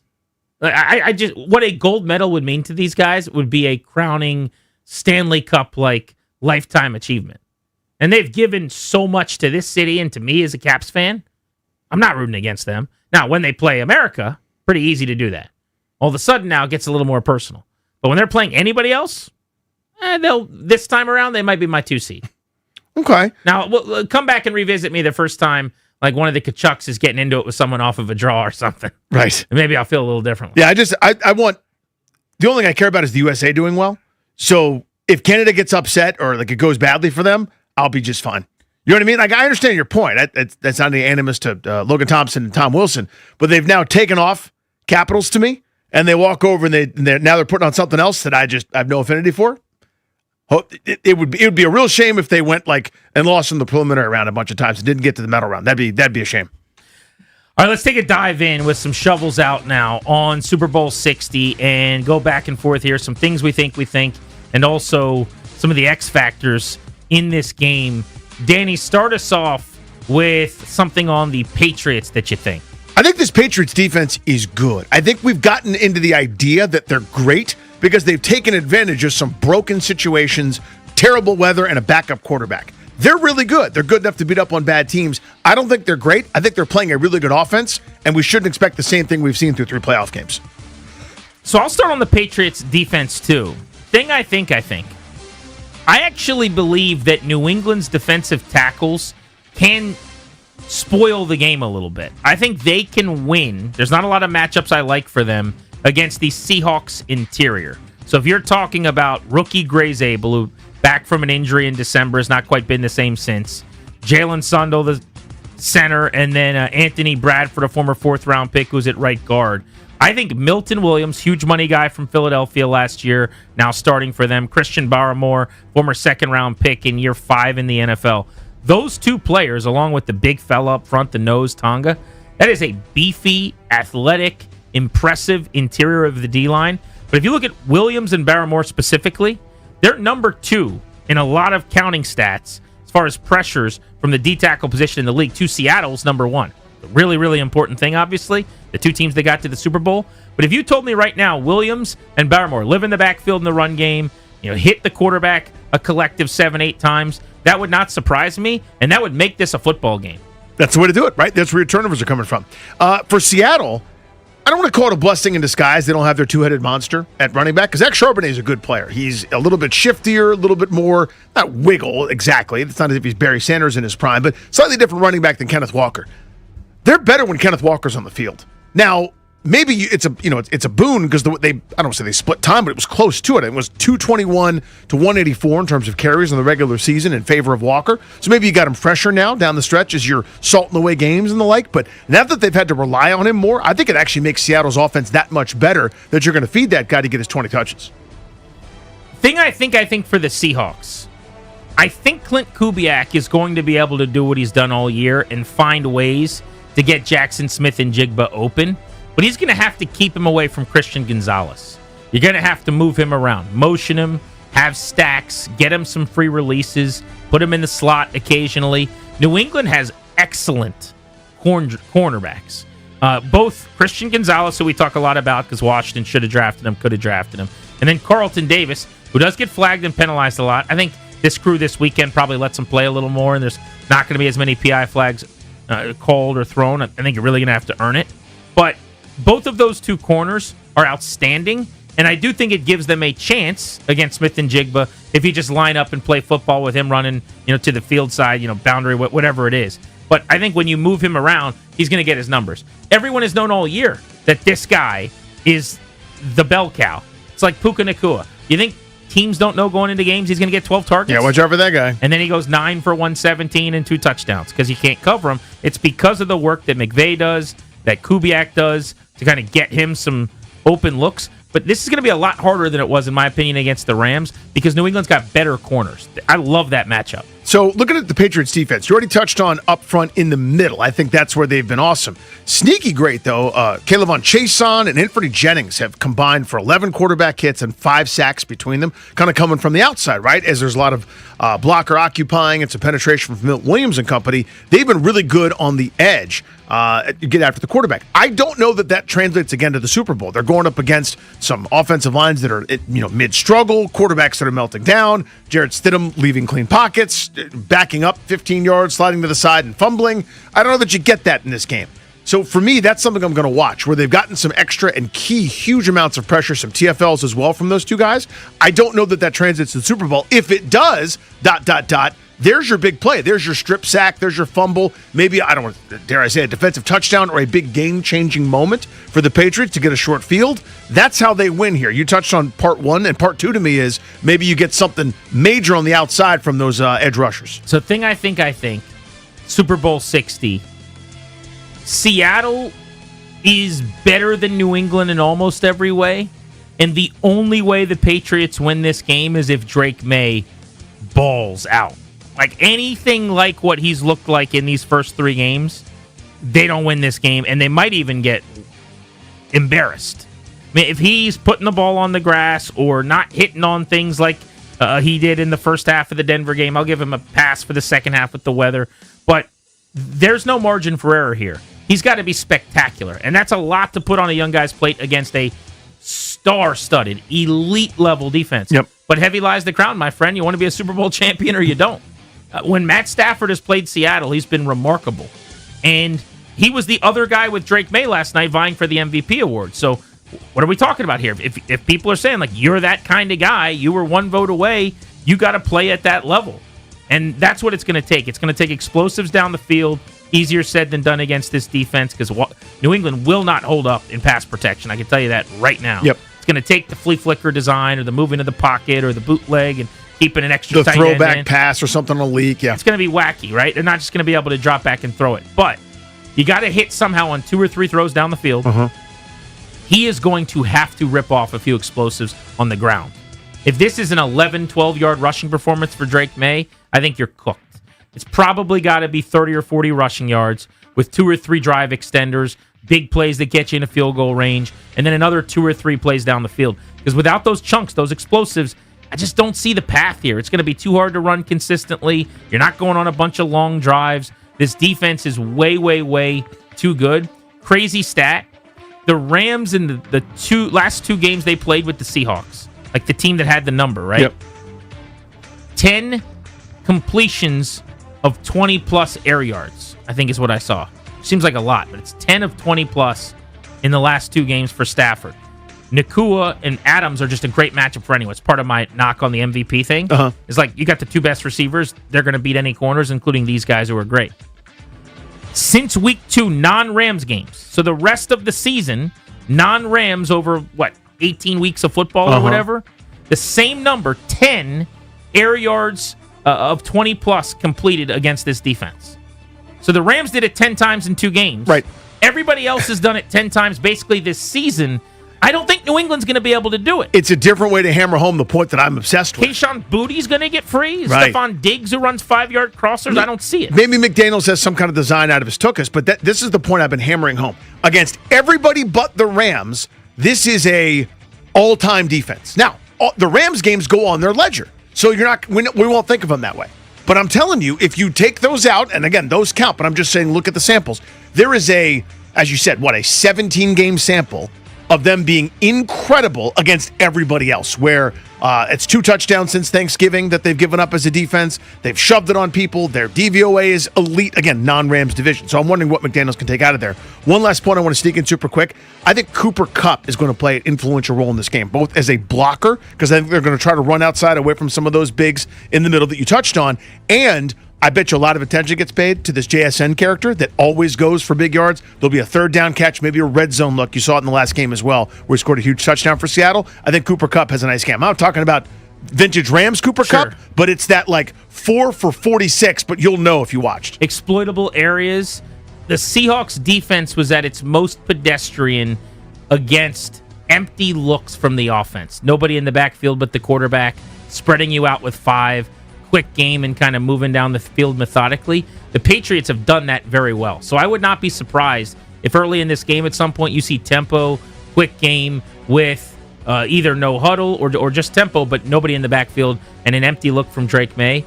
The other thing that they might be able to exploit would be the D tackles against the interior of Seattle, which we hit on. Flip side, Seattle run game. Since it's become the Kenneth Walker show and Charbonnet's been on ice, the outside runs for Seattle have been among the best in football in the playoffs. They're doing it at over 60% of their runs are outside the tackles or something crazy. The Patriots have been, since week 10, one of the worst teams in the league at defending those same runs. And so I would expect to see a lot of outside zone, a lot of runs to the edges against this defense that has struggled to stop that. That is a bad matchup for New England, in my opinion. Joe Theismann in 20 minutes on Sonny Jurgensen. Next, let's finish up a season of confidence points picks. We'll update the standings and see who's in some hot water going into the Super Bowl.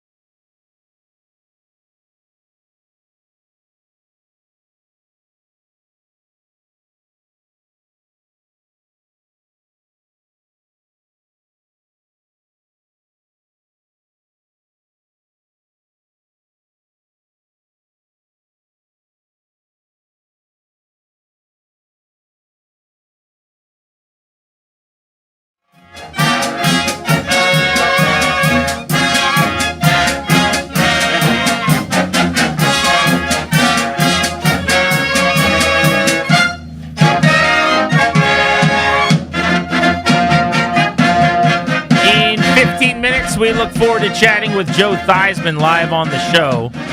Get his thoughts on the life and the legacy of Sonny Jurgensen, who left us too soon, even at 91. Very, very sad. Thinking of his family today. What a amazing life he lived. We're Grant and Danny. Welcome back. You're locked into the Fan. It is time for our Confidence Points picks. This is the last installment. Someone's about to be a loser and have to do something embarrassing. It's Confidence Points picks time on Grant and Danny, where the only thing more important than winning is not finishing last. Loser has to get a cat. Let's see who is going to get a real-life cat to live in their home with them. Darius, update the scoreboard. The scoreboard is as follows. In first place is Grant Paulson with 67 points. Second place, 66 points, is yours truly, Darius Dameron. Danny in third place, stormed back into the top three with 65 points. Ryan and Toby battling for last place. Ryan has 61. Toby has 62.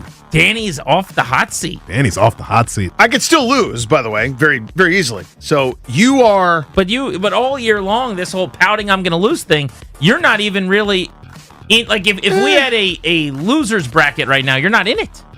You are ineligible to lose. The worst you could do is tie, I think. Correct. Right? For last.